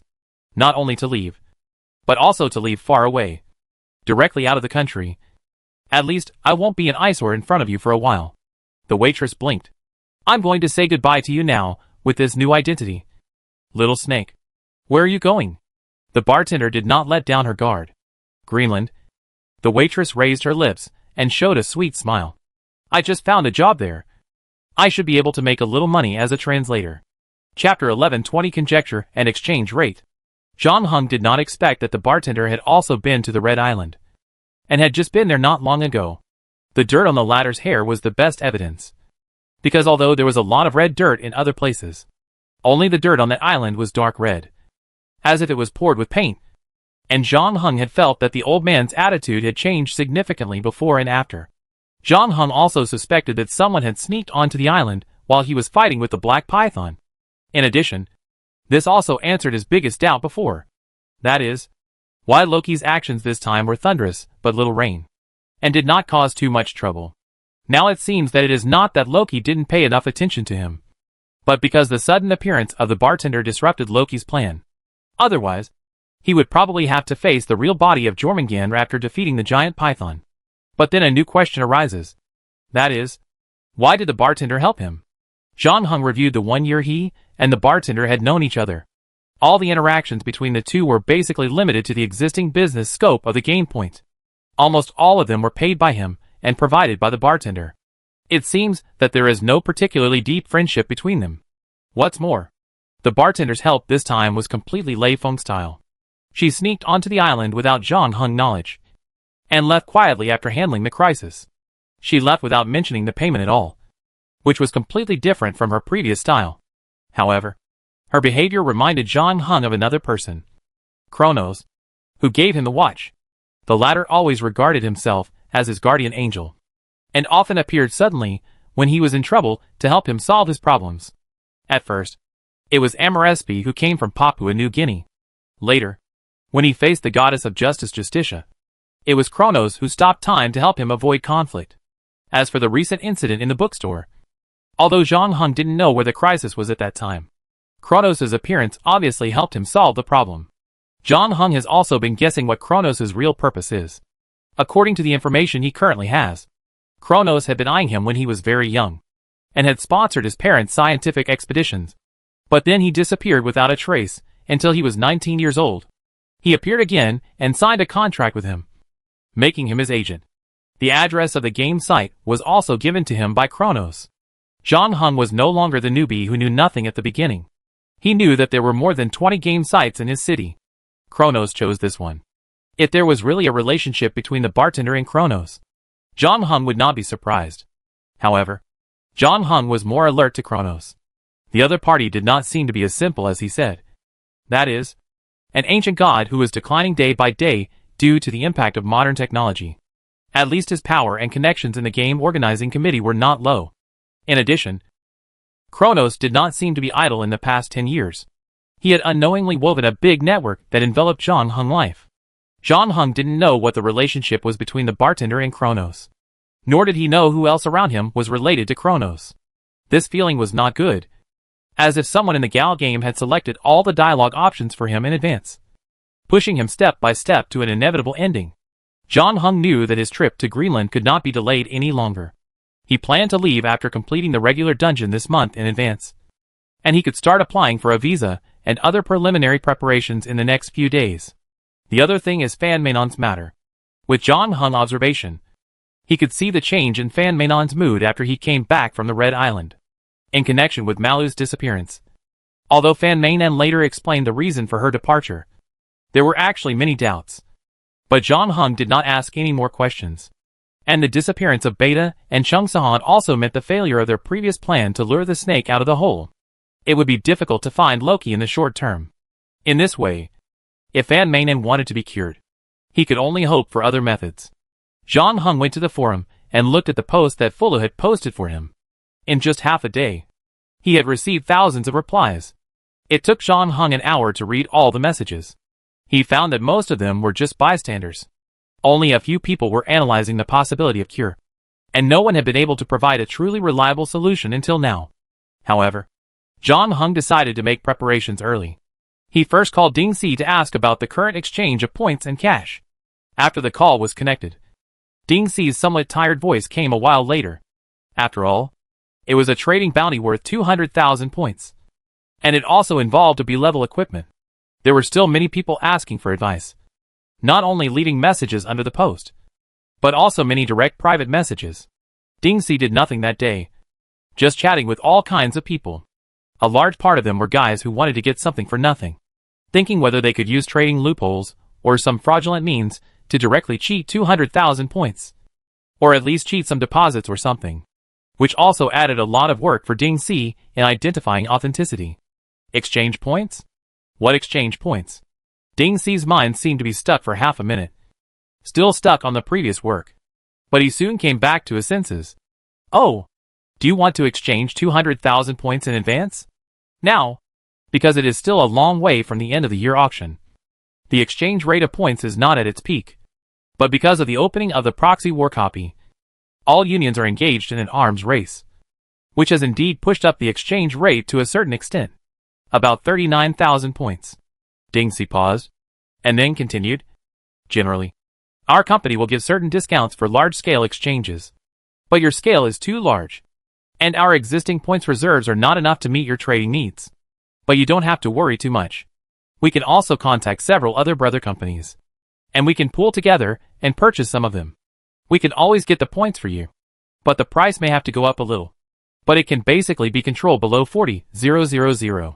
Now the question is, how are you going to pay such a large sum of money? Chapter 1121 Fundraising. Ding Si didn't know Zheng Hung's situation. In fact, not many people knew the real situation of Simon, who ranked first in the first round of the proxy war. Although Zheng Hung was not as mysterious as Beta, there was also very little known information about him on the internet. In comparison, Ding Si had known Zheng Hung for a long time, and Zheng Hung had exchanged once at Fulu.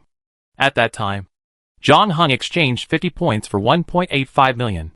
From this point of view, Zheng Hung's financial situation was not very optimistic. At least, he didn't look like someone who could come up with such a large sum of money. 200,000 points, at a conversion rate of 40,000, would cost 8 billion, even without considering the handling fee. This is an astronomical figure for most players. In fact, even the 3 major guilds would have a hard time coming up with this amount of money. Although many players have 1 or 2 items in the game, if they really want to convert them into money, they would have a net worth of several million. So it seems that only a few hundred or 1,000 people can raise 8 billion. But assets and cash are completely different things. In fact, the cash and points exchange business run by various chambers of commerce are all small and medium-sized without exception. There are 2 situations in which players generally participate in the exchange. One is that players likely buy, who are not in a good financial situation, will exchange some points for cash after the game to improve their own or their relatives' lives. There are also some players who are RMB warriors in the game. They are in a good financial situation and are willing to spend money to buy more points to update their equipment or purchase game point services. But whether buying or selling, the amount will not be too large, because the seller cannot sell all the points. Otherwise his own strength will stagnate too much, and he may not be able to complete the next round of the game, or even be kicked out of the team. And the buyer will not invest too much cash to buy points. After all, The game is strictly speaking only played in the underground world. And life and reality must go on. So far, the largest exchange order came from Heir Yue Chung, the president of Guanghu. He is not only the president of Guanghu, but also the director of 2 listed companies. He invested less than 80 million to exchange for 2,000 points, which caused quite a stir in the player circle at the time. However, in addition to improving his own strength, the February siege also served as an advertisement for the then Young Light arc, and no private transaction exceeded this number. After all, no one's money comes from the wind. And in comparison, players can also get points from each round of the game. But money can only be obtained from the real world. Although some supernatural powers and skills can make it easy for players to make money, no matter how fast an individual's ability to make money is, it is difficult to compare with the mature capital operation of the outside world. In addition, although the organizing committee does not strictly restrict players from making money through supernatural powers in theory, considering the current external environment, once this number exceeds a certain level, it will inevitably arouse social attention. Not only will it bring trouble to one's real life, but the biggest danger is that it is likely to be targeted by other players and hunted as prey. In this way, not only will the money and equipment earned be cheap to others, but also life will be lost, and even family members will be implicated. Therefore, even though the economic conditions of almost all players have improved so far in the game, few people have made a lot of money in the real world, and most players still try to keep a low profile in real life. Zhang Heng and Shen Sisi are also continuing their studies in college, preparing for final exams and CT4 and CT6 like other students. Shen Sisi even consciously guided the rumors about her being kept by a wealthy man in order to find a reasonable excuse for her frequent absence from school. This is why Ding Si suspected that there was something wrong with his ears when he heard that Zhang Heng wanted to exchange 200,000 points. He thought that the 200,000 points were just a gimmick to attract the player's attention, and Zhang Heng was going to use B-level props to pay for this transaction. "I will find a way to get the money," Zhang Heng said. "You didn't buy the points all at once. I should be able to pay in stages."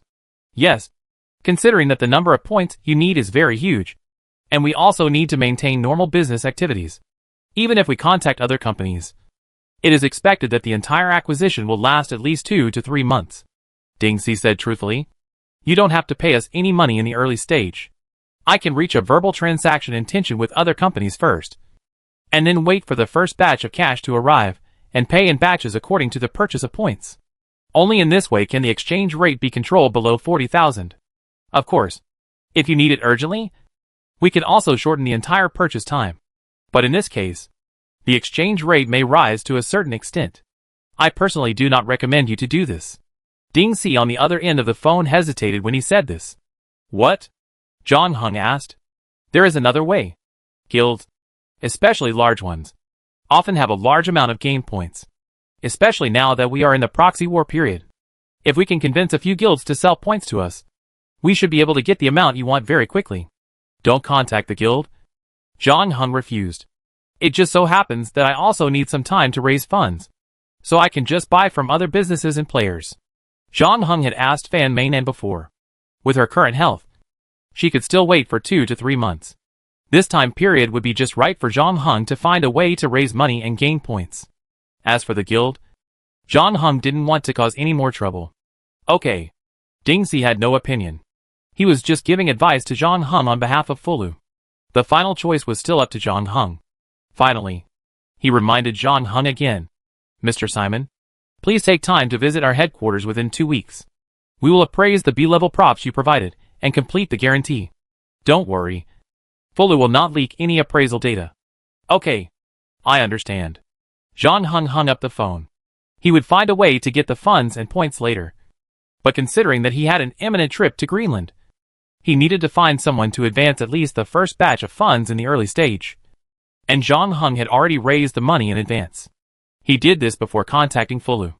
Not long after he hung up the phone with Ding Si, he received a message from Han Lu. "We have a plan for the money, but this kind of thing can't be explained in a few words over the phone.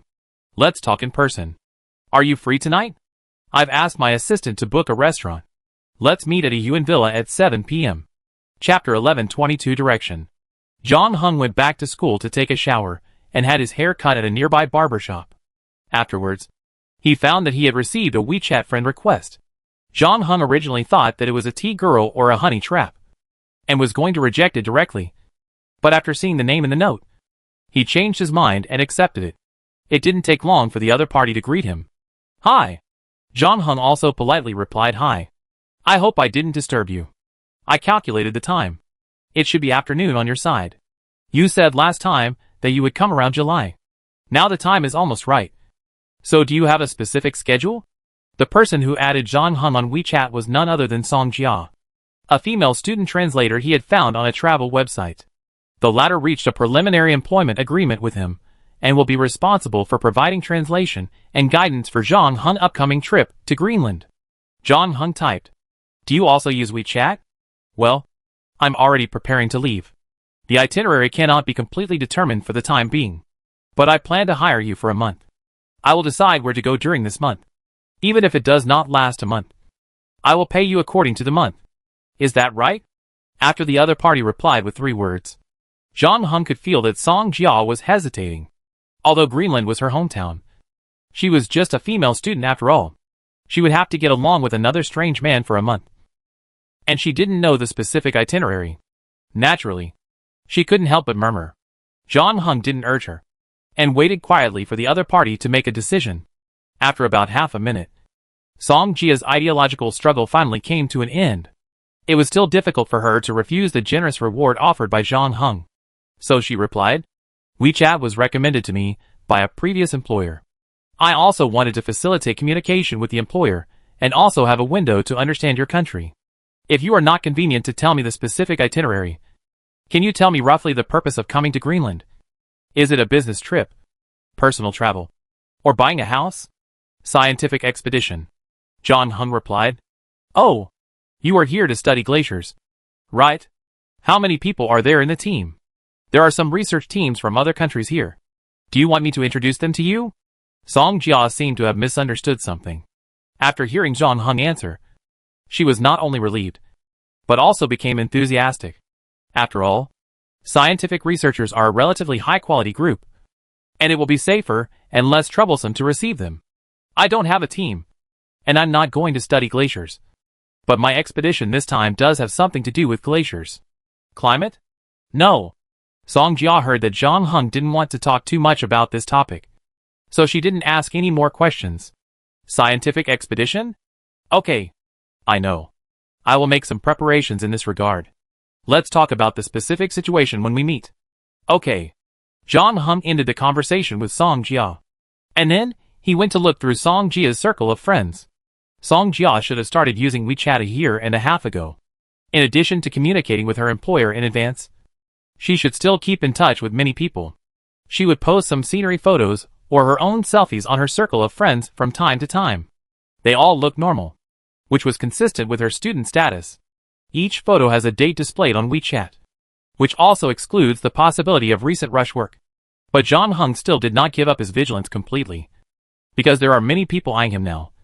Not to mention Kronos, Justitia, the bartender lady, and even Loki seemed to have shown great interest in him. None of these people is easy to deal with. And when it comes to opponents of this level, many conventional judgment criteria are no longer applicable. John Hung has to repeatedly increase his vigilance.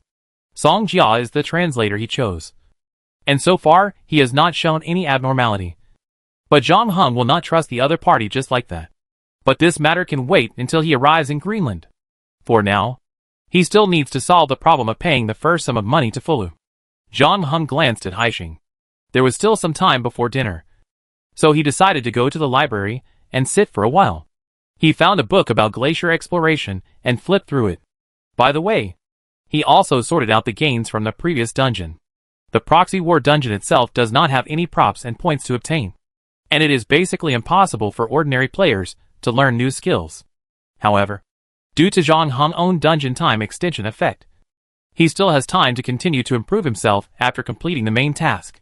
However, as he continued to complete rounds of games, his skill system had become more and more complete. There was probably no one in the world who had more skills than him.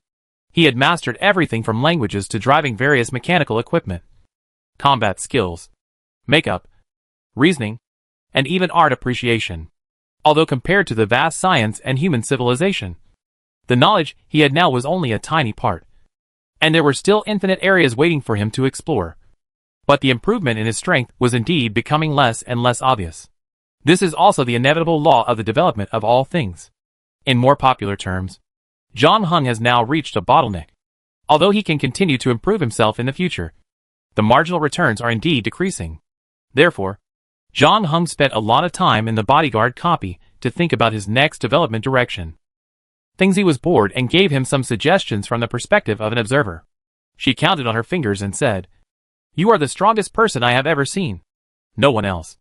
And you have almost no weaknesses. Even the memory-encoded clone warriors of the Morgan Emergency Response Team in the Shuntang Dynasty are not your opponents. Your reaction, judgment, combat skills, and analytical ability are all top-notch in the world, but limited by the human body. You are basically about to touch the ceiling of your combat power. So, are you going to suggest that I undergo human body transformation next?" John Hung opened a can of beer and took a sip. "No." Thingzi took the can of beer from someone and sat next to him. "I suggest that you consider training your spirit." "I am training my spirit," John Hung said, in the Kyoto copy of the late shogunate. If he had not trained his spirit and the epiphany of the last battle with Okita Tsuji, his swordsmanship would not have been able to break through to level 4. In fact, any combat skill that is trained to the extreme is basically the unity of spirit and body, which is probably what the ancients called the unity of all things. However, John Hung is not as concerned about spiritual training as he is about skills. After all, this kind of thing sounds very mysterious, and is far less intuitive and real than the change in skill level. In addition, John Hung is also different from ordinary people. His emotions have almost been lost, so he naturally resists all kinds of negative emotions. He does not need deliberate training and learning to remain calm in critical moments. In this way, spiritual training is not that effective for him. However, Thingzi seems to be particularly persistent about this matter. He drank a sip of beer and said, "Have you never thought that one day you will find those lost emotions? Have you ever thought about how to fight in that state?" Chapter 1123 Yuan Villa. John Hung really didn't think that he could find back those lost feelings. To this day, he has become more and more accustomed to the current state of almost no emotional fluctuations. Although this made him lose a lot of happiness and surprises, his analysis, observation, and especially crisis handling abilities have indeed been improved to a certain extent in this state. This can even be regarded as his second small plugin besides time stopping. Just imagine, when danger suddenly comes, many people may be unable to react or at least unable to react correctly in the first place due to fear. But John Hung does not have such a problem. His stable emotions help him to maintain stable control of his body, quickly complete the thinking process, and make the most reasonable response. So it can only be said that everything has its pros and cons. Of course, if he can choose, John Hung still hopes to find back his lost feelings. Although this may weaken his strength in combat, John Hung always feels that only by having emotions can he be truly complete. Especially after experiencing the bodyguard copy, John Hung began to think about what the existence of the self is. For example, the residents living in New Shanghai 0297. Every time they are re-encoded, they are equivalent to killing themselves once. Although everyone is constantly upgrading, they have completely lost themselves in countless version iterations. And this may be why Thingzi suggested to John Hung that he should focus on his spiritual training in the next step. After knowing the truth, what I fear most is that one day someone will use similar memory encoding methods to change my memory without anyone noticing. I hope someone can find a way to restore all the deleted memories and identify the false memories in our heads that do not belong to us. I know this may sound a bit far-fetched, but among the people around me, if there is anyone who can do this, it is only you." Thingzi looked into John Hung's eyes and said. John Hung still remembers this conversation between the two. It was from that day that he began to devote more time to spiritual training. He had a ready-made training method, which was the formula of Koyama Myojin Ryu obtained in the Kyoto copy of the late shogunate. When John Hung first came into contact with Koyama Myojin Ryu, he actually didn't pay much attention to it, because it was a veritable small school. Even when Koyama Akane's father was still alive, it was not very famous. Far less than the famous schools such as Oishi Shinkaji Ryu, Hokushin Ryu, and Katori Shinto Ryu. There is no trace left in history. Which is not surprising. Because if Zhang Heng hadn't been there, Xiaoshan Mingxin Ryu would have basically died out by the time of Xiaoshan Akane's generation. And there is a reason for this. Because Xiaoshan Mingxin Ryu emphasizes seeing the heart clearly and letting the sword follow the heart. There is nothing impressive in terms of sword techniques. And it emphasizes the training of the state of mind. But the state of mind is too illusory and difficult to describe. Zhang Heng only realized the importance of the state of mind, or mental training, after practicing swordsmanship to level 3. In addition, he was in Kyoto at that time, and he saw many schools. After absorbing the strengths of each school, he could see even less things. Instead, he gained new insights when he looked at Xiaoshan Mingxin Ryu again. Even when his swordsmanship successfully advanced to level 4, he still basically followed the method of Xiaoshan Mingxin Ryu in training his mind. However, since there was no more level to upgrade after level 4, Zhang Heng gradually slacked off in his swordsmanship training.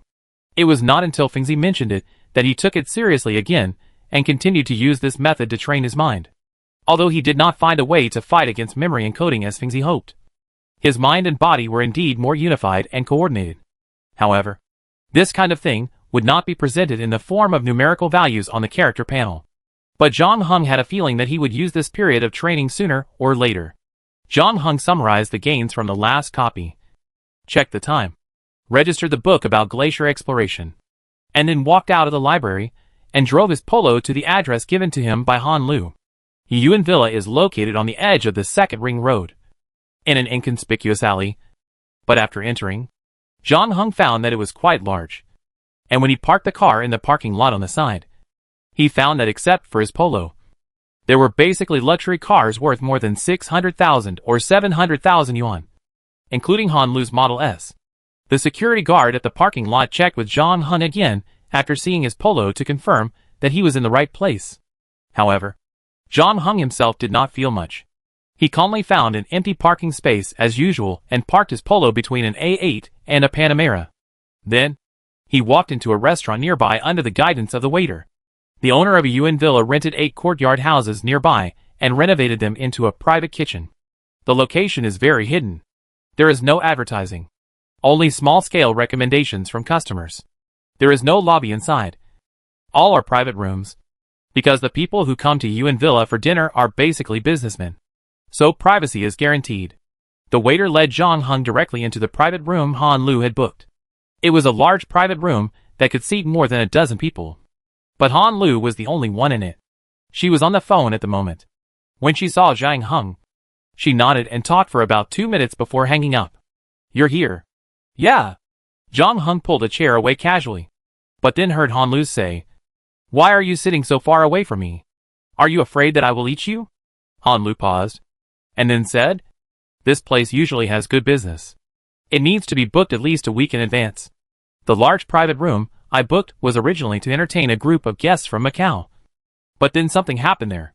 However, I have already paid the deposit, so I thought of inviting you to come and eat together."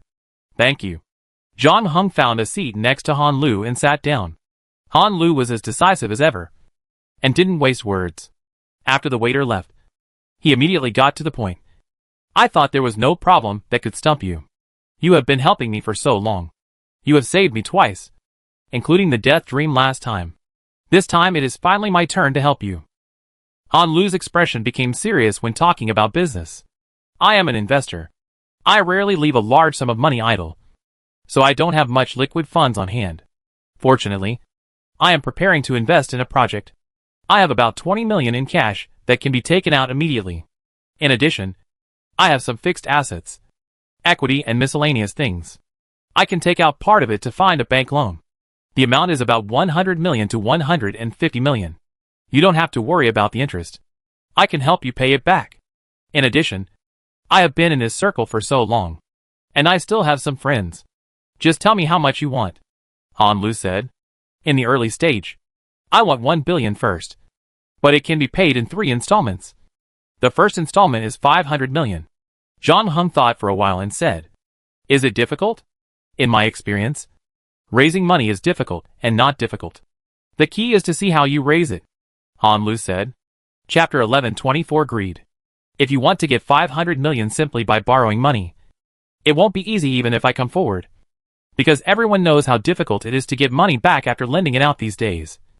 And from what you said, 500 million and 1 billion are just the initial funds. Han Lu picked up the teapot on the table and poured a cup of Bilyuakun for Zhang Heng. How much do you plan to ask for later? It's not certain yet. But the total amount is likely to reach 8 billion. Zhang Heng did not hide it from Han Lu and told her the truth.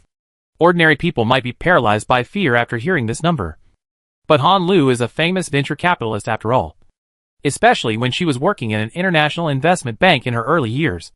She had seen larger amounts of financing. So she did not show too much surprise when she heard it. But just said, "It seems that you have already thought about how to pay back this money." Well, I do have a preliminary plan. But I am not absolutely sure. And I have been busy recently. So I can't take care of this matter for the time being, Zhang Heng said. When Zhang Heng commissioned Ding Si to post the transaction, he had of course thought about how he would come up with such a large sum of money. B-level props were only used as collateral. Zhang Heng did not intend to use B-level props to complete the final payment unless it was absolutely necessary. However, even for Zhang Heng, it was definitely not an easy thing to come up with 8 billion. Although he had the ability to stop sometimes, it was not impossible for him to sneak into the bank vault without anyone noticing. However, Zhang Heng had to consider the serious consequences that such a thing might bring. It would cause large-scale social attention.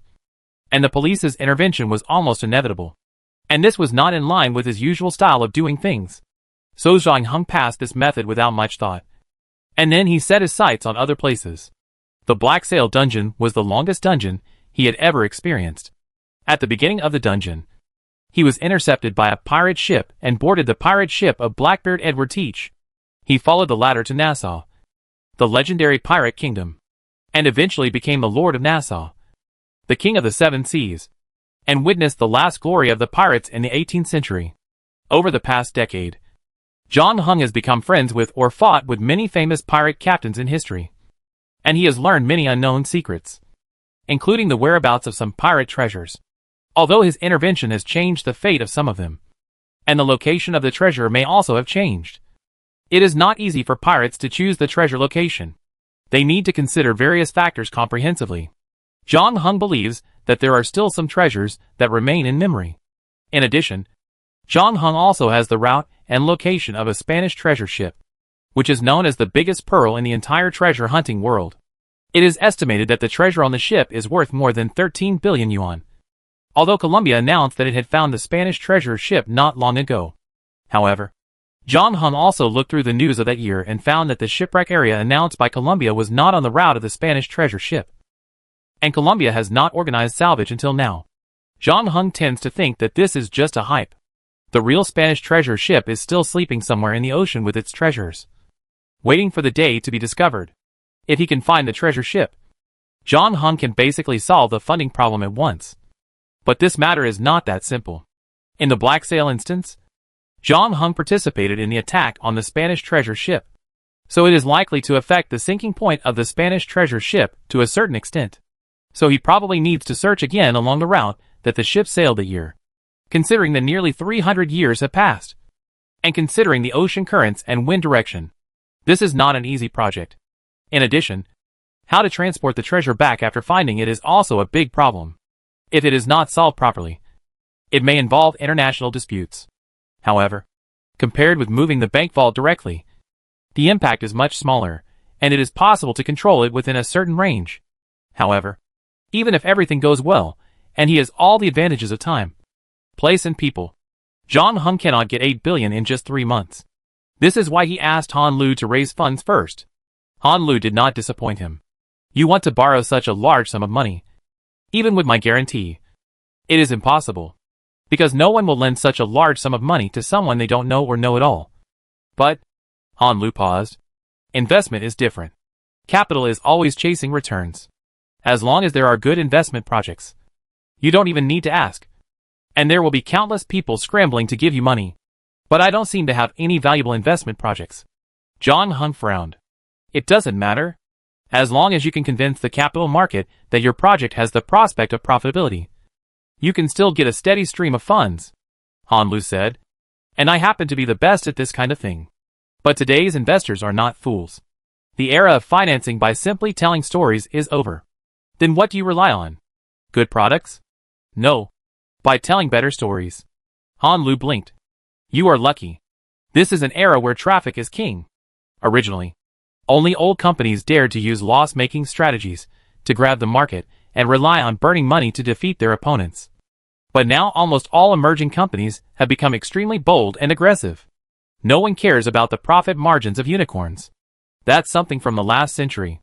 As long as the data burned is good enough and the prospects are attractive enough, they will naturally find rounds of investors to make the valuation continue to expand, and eventually enter the secondary market. And everyone will be happy. Okay, I've strayed off topic. The point I want to make is that this environment is very favorable for what we are going to do next. Because the more money you burn, the easier it is for you to conceal the final destination of the funds. So all we need now is a story that is convincing enough. This may be difficult for others, but for you, I don't think it is a problem. Han Lu showed a cunning smile on her face. John Hung on the other side also quickly guessed her intention and raised his eyebrows. You want me to take out a prop to package and get investment? Yes. The current technology theme is particularly favored by the market. I have been looking for suitable projects. It is time for other investors to feel the charm of black technology. I will lead the angel round. 80 million in exchange for 10% of the equity. Is my offer too greedy? Chapter 11:25 Investors.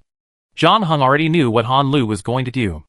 From the beginning, the latter had never intended to raise funds through the loan help, but instead aimed at her old business and prepared to make money directly from the capital market. John Hung even suspected that Han Lu had been thinking about this for a long time. This was probably related to her professional habits. When she came into contact with new things, she would subconsciously think about and measure the investment value and development prospects. Han Lu survived the death dream event, and John Hung opened a brand new door for her afterwards, allowing her to see the gold buried behind the door. Ordinary people may only use the characteristics of game props to make a little money for themselves in daily life. But for Han Lu, an investor, this is an absolute gold mine. As long as it is operated properly, there will be dozens or even hundreds of times of investment returns. After all, PPT can make cars these days, and Han Lu has the real thing in hand, so she can naturally tell the story more perfectly. Unfortunately, Han Lu tried twice afterwards, but found that John Hung did not seem to be very interested in making money. In addition, she had been saved by John Hung twice, so she was too embarrassed to ask for project investment again. Unexpectedly, John Hung came to her door this time. When Han Lu heard that John Hung needed a large amount of cash, she was not surprised but happy. By the way, she also threw out the financing plan she had been brewing for a long time. Han Lu was very calm and straightforward. I have been thinking about this for a while, and this business is only for us to do. It is simply a match made in heaven. You have props with supernatural powers that can break through the current level of technology. And I am a professional investor. I know how to make the most of the props you provide to raise funds. You want to be as low-key as possible and not let others know the existence of the props. And I am the same. If the magic is seen through, it will be worthless. I'm going to do this next. You give me a prop, and I find some experts in related fields to package it into a new science and technology with sufficiently complex and difficult to verify theories. Well, in order to create authenticity as much as possible, this technology will not be too exaggerated, but it can also drop a blockbuster bomb in the capital market, so that all investors can realize its application prospects and flock to it. This requires a sense of balance. No one is more suitable than me, and I am famous enough in the investment circle. Having me lead the angel round is equivalent to endorsing your project. After that, I can legitimately help you handle the next few rounds of financing. If you trust me enough and don't want to show up at all, I can even find someone to replace you. John Hung thought for a moment and asked, will it be in time for financing? After all, the amount of funds he needs is not small, and the time is tight. No problem, Han Lu said confidently. Investors are the most impatient creatures. JD.com took 20 years to get through the capital market, but Pinduoduo only took less than 3 years to get through it. And now its market value exceeds JD.com. The capital market will only be more anxious than you. Besides, I am here to help you speed up the entire financing process. You don't need to worry about these things. All you have to do is give me a suitable prop, because the number of props a person can bring is limited. And in order to raise the cost of recasting Hidden Sheath, John Hung converted all the extra idle props into points. So he doesn't have too many props now. First of all, those B-level props can be excluded first, because Han Lu needs to demonstrate to investors to attract investment. So this prop will basically leave John Hung for a long time. Moreover, the 3 B-level props he has, Plague Bone Bow and Hidden Sheath, are pure weapon equipment, which are obviously not suitable. You can't let Han Lu show everyone how to spread the plague on a large scale. Lego bricks, it's a bit too black technology, completely beyond the scope of existing scientific explanation, and into the scope of magic. It's probably difficult to make up for any theory. Among the remaining props, Filter Lens is actually the one that can best meet Han Lu's requirements. Just promoting its automatic fill light function is enough to shock people. At the same time, it does not seem to be too far away from the existing scientific system. It has broad commercial prospects. Once mass-produced, it will have an unimaginable and amazing market. No investor can resist it. But the story of Filter Lens is difficult to continue, because Han Lu only has this one lens from beginning to end, and can't even take out a second sample. If things go on like this, investors will definitely have doubts. In comparison, Marble Soda is much better, as long as Han Lu finds someone to make a machine that looks very impressive, puts Marble Soda on the mechanical arm of the machine, and then finds a few large enough bottles. He can continuously produce Marble Soda of various flavors. The cost is low, but the prospect is not as attractive as Filter Lens, and it may not be possible to raise the funds needed by John Hung in a limited time. In addition, Marble Soda has another problem. That is, this thing was not originally found by John Hung, but part of the reward paid by 1810 and others when they invited him to help solve the Sphinx incident. In other words, he is not the only one who knows the effect of Marble Soda. If Han Lu's project becomes popular, someone will probably associate him with it. John Hung doesn't want to cause trouble for himself. And more importantly, he doesn't want to cause trouble for Han Lu. So if conditions permit, he still hopes to choose from the game props he brought out from the dungeon. But now, he doesn't seem to have any particularly suitable props. However, John Hung is not in a hurry. He still has a piece of golden scale that he just got and is being identified. In addition, he is about to enter the next round of regular dungeons, where he has a high probability of getting a new prop. If not, he can also purchase some unidentified equipment through the business to try his luck. So John Hung went through the general financing process with Han Lu and listed the time nodes of each financing. John Hung also gave Han Lu Ding Xi's contact information to facilitate Han Lu to transfer money to the other party. After finishing all this, Han Lu asked the waiter to open a bottle of red wine and raised the wine glass in her hand. It can be seen that she was very excited tonight because she knew that she was standing in front of the mine. The next step was to mine the countless gold below. Celebrate our cooperation. From today on, I am also your investor. Chapter 1126 Invisible Enemies.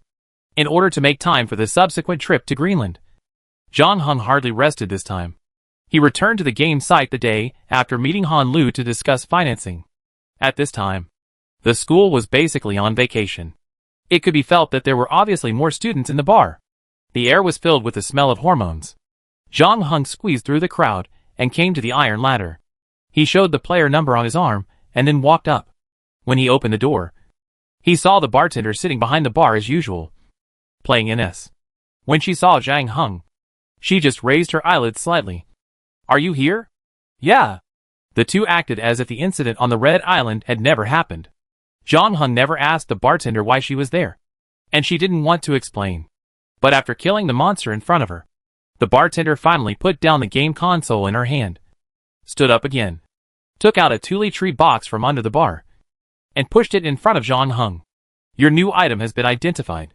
John Hung took the Tule Tree box, opened it, and saw the golden scales inside. In addition, there was a card on it, which showed the identification result. Name: Scales of the World. Quality: C. Effect: the wearer can obtain a significant increase in strength when needed by taking the scales of the world into his body. But there will be certain sequelae after use, mainly manifested as weakness, which can be restored by rest. Scales of the World. The effect is very simple and direct. It is the most common strength-enhancing equipment in RPG games, which is in line with the positioning of Jormungandr. However, it must be said that this kind of rough attribute enhancement is also the most practical. whether in battle or in some special environments. This item has strategic significance. But after reading the function attributes, Zhang Heng still had some objections to the description. What does it mean to incorporate into the body? I am not a snake, fish, or any other scaly animal. And I can't let this scale grow on my body, Zhang Heng said. This is easy, the bartender said. Show your chest. Zhang Heng took off his t-shirt after hearing this. The bartender's eyes wandered over his chest and abdominal muscles, whistled, and then stopped at the position of the heart. Here, this scale can also provide some protection for your heart cavity. After saying that, she used the scale to cut open the skin on Zhang Heng's left chest. The wound was very shallow, and the scale could only go in less than 1 millimeter. But the next moment, something magical happened. The golden scale seemed to have a life and began to drill into Zhang Heng's chest. The whole process lasted about a minute. In the end, the golden scale was completely immersed in Zhang Heng's body and could no longer be seen from the outside. During this period, Zhang Heng did not feel any pain. After another half a minute, even the wound disappeared. The bartender clapped her hands. Okay. When using it, hit the chest 3 times in a row, and then recite Jormungandr's name in runes in your mind. After the bartender finished speaking, she demonstrated the pronunciation to Zhang Heng twice, asking him to remember it. Zhang Heng knew that runes was a language used by the Nordic Germanic people, but it was later replaced by Latin and gradually died out. However, it has now been discovered again, and some people have begun to use runes for divination. After receiving the scale of the world, Zhang Heng was about to go to the booth, but was stopped by the bartender. Wait, there is one more thing for you. Huh? Zhang Heng was a little surprised, because this time he only had one more item to be appraised by the bartender, which was the scale of the world on his body. The first round of the proxy war has ended. The top 50 people will have a small gift. Did you forget? The bartender took out another box from behind the bar while speaking. Zhang Heng had really forgotten about it, and he didn't expect the efficiency of the game organizing committee to be so high. The gift arrived just 2 days after the first round of the proxy war. Zhang Heng looked at the size of the paper box and asked, "What's inside?" "It just arrived this afternoon. To be honest, I don't know." The bartender also seemed very curious. So Zhang Heng opened the package in front of her, and found a brand new PS4 Pro inside. "Is this a game prop?" Zhang Heng asked the bartender. "No, it's just an ordinary game console," the bartender said, looking somewhat uninterested, and retracted her body behind the bar. "It doesn't have any supernatural power attached to it. But the organizing committee seemed to have said before that the small gifts for the top 50 are just commemorative. This thing is worth 2,000 or 3,000 yuan anyway. If you don't want it, just sell it on Xianyu. Then I leave this thing with you first, and I take it away when I leave." After Zhang Heng finished speaking, he handed the PS4 Pro back to the bartender, and he finally walked to the booth he often went to, set the time as usual, and lay down.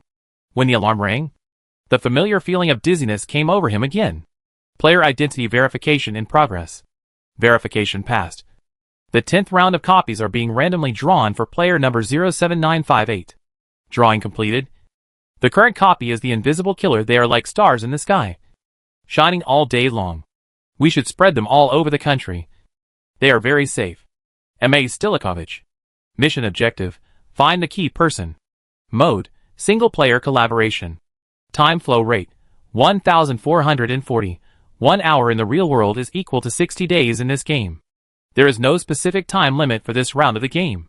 You can return to the real world after completing the mission. Friendly reminder: the game will officially start in 5 seconds. Please be prepared.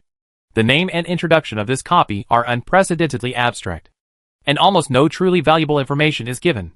But Zhang Heng still smelled a hint of unusual breath from the weird copy time. This was the first time he had seen a dungeon with no time limit on the game, which meant that players could stay in it as long as they wanted. It was simply a benefit provided by the official, because almost all players knew the importance of game time. Extending the game time could not only increase the success rate of the main mission, but also allow players to fully exercise their various skills. However, Zhang Heng didn't think things would be that simple. Chapter 1127: Single-player collaboration. In addition to the game time, that was almost like giving out benefits. Zhang Heng also noticed that the dungeon mode this time was a single-player collaboration system. This was also a game mode that he had never experienced before. But as the game progressed, Zhang Heng had a better understanding of the various mechanisms in it. He knew that all single-player modes were single-player modes, and the suffix behind them represented the relationship with other players. For example, he had experienced 2 single-player competitive dungeons before, so he and other players were competitors in the dungeons. And this single-player collaboration system seemed to be more inclined to let players work together to pass the level, which seemed to further reduce the difficulty of the game. Zhang Heng could not find out more useful information from the background prompts this time, for the time being. The specific situation could only be known after entering the dungeon. The 5-second countdown was not long, and soon Zhang Heng's eyes regained vision. He found himself standing in a room that was not very large. There were 2 machines on his left hand, about 1 person tall, showing some unknown values. In addition, there were 2 chairs and 6 other people in the room. This small room obviously did not expect to welcome so many guests, so it seemed a bit cramped now. The 7 people in the room looked at each other, with a hint of vigilance in their expressions. Zhang Heng didn't know what other people's perspectives were like. Anyway, what he saw were 6 foreign men and women wearing white clothes and white hats. They were of different heights, but all of them were white. There were 4 men and 2 women. They were all staring at each other. After about half a minute, a man with dark eyes and brown hair, who looked to be in his 20s, spoke up and cautiously asked, "Player?" His voice was very low and deliberately vague. At first glance, it sounded like the unconscious groan of someone with a bad cold. In addition, it was a bit funny for him, a foreigner with a high nose bridge and a red nose, to speak in Chinese. But I didn't expect to hear several other people speaking up and echoing, "Player." Me too. Because this dungeon is a collaborative system. It means that at least the players in the same dungeon have the same goal. Although it still cannot be ruled out that some guys with ulterior motives want to kill and rob. Before that, everyone must at least see the dawn of clearing the level.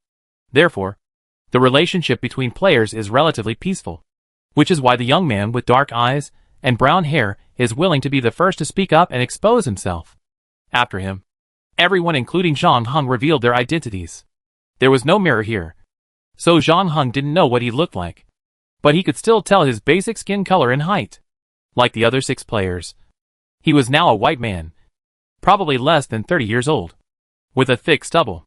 In order to fully protect the privacy of the players, the game organizing committee would adjust the appearance and body shape of each player in the dungeon where other players appeared. Zhang Heng had also changed his appearance in the Apollo Project dungeon before, so he was not surprised by the current situation. A blonde girl wearing glasses and looking a bit frail suggested, "Since this is a collaborative dungeon, everyone will have to cooperate if they want to clear it.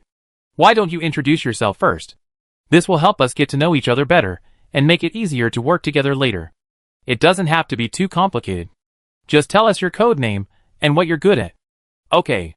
The young man with dark eyes and brown hair was the quickest to respond, and said very straightforwardly, "My code name is Kill La Kill, and my specialties are electronic intrusion and helicopter piloting." The blonde girl nodded. "Kill the boy. Why does this name sound so familiar to me? As if I've heard it somewhere before." Kill the boy blushed when he heard this. I like the casual player forum. When I have nothing to do, I always log in with my account and leave comments under many posts." No wonder. The blonde girl suddenly realized. "Now that you mention it, I remember that you are a fan of Simon. Right? In the previous post discussing Simon, I saw you and the people from the 3 major guilds cursing each other. You cursed the 4 people on the other side alone. And the cursing lasted for 5 pages. I'm ashamed. I'm still too young. I can't control my hands, and my account often gets sent to the black room." The young man said this, but there was no shame on his face. He was obviously very proud of his glorious record of fighting 1 against 4, and finally making the 4 opponents run away in panic. Then the blonde girl introduced herself. "My code name is Kratos. I'm good at directional blasting, Latin, and Jeet-Kune-Do." When her code name came out, everyone was shocked. There was nothing they could do. The main reason was that Kratos' image of a muscular man was too deeply rooted in people's minds, which was completely inconsistent with her blonde and blue-eyed appearance. In addition, the skills she was good at were also fierce enough. Not only Jeet-Kune-Do, but also directional blasting, which made everyone look at her twice. "Doctor, your skill is surgery. If you accidentally break your hands or feet, I, Goya, can help you put them back if conditions allow. A tall, thin, gentle-looking man spoke up third. But his humor failed to create a relaxed atmosphere. It was mainly because it was an unknown copy, and everyone was still on guard when they first entered. It was hard to laugh when he mentioned broken hands or feet, with 3 people taking the lead. The rest of the people also reported their code names and skills to each other in turn. Of course, many people would definitely hide the latter item. After all, no one would show all their cards right away. Simon, detective, vehicle driving, and knife skills. When he arrived at Zhang Hung Place, he simply said, picking a few skills at random. After he finished speaking, he found that the room was silent. Those 2 simple words seemed to have some magic power, causing everyone to stop their actions at the same time. And the boy who was killed opened his mouth wide, as if he could swallow 2 pancakes and 2 sesame sauce biscuits in one gulp. After a long while, he regained his ability to speak, and subconsciously asked again, "Who are you?" "Simon." "Oh my god. I actually ran into the top player in the country in solo queue." "You are Simon. Are you really Simon?" the young man who won the game said excitedly. "Doesn't this mean that I can win without any effort this time?" The expressions on the faces of other players at this time were also different. If you ask who is the most popular player in the player circle now, 9 out of 10 people will say it is Simon, who beat the 3 major guilds and the mysterious beta and got the highest score in the first round of the proxy war. The key is that compared with others, Simon only played 2 games, which is outrageous. Chapter 1128 opened the door. No one expected that they would actually meet the legendary Simon in this dungeon, and it was in the cooperative dungeon mode. When they reacted, they showed the same joy as the boy who killed the sword. Indeed, this dungeon had Simon, the number 1 player, in charge, which greatly reduced the difficulty for them. Coupled with the almost unlimited game time, everyone really couldn't think of any reason for their side to fail.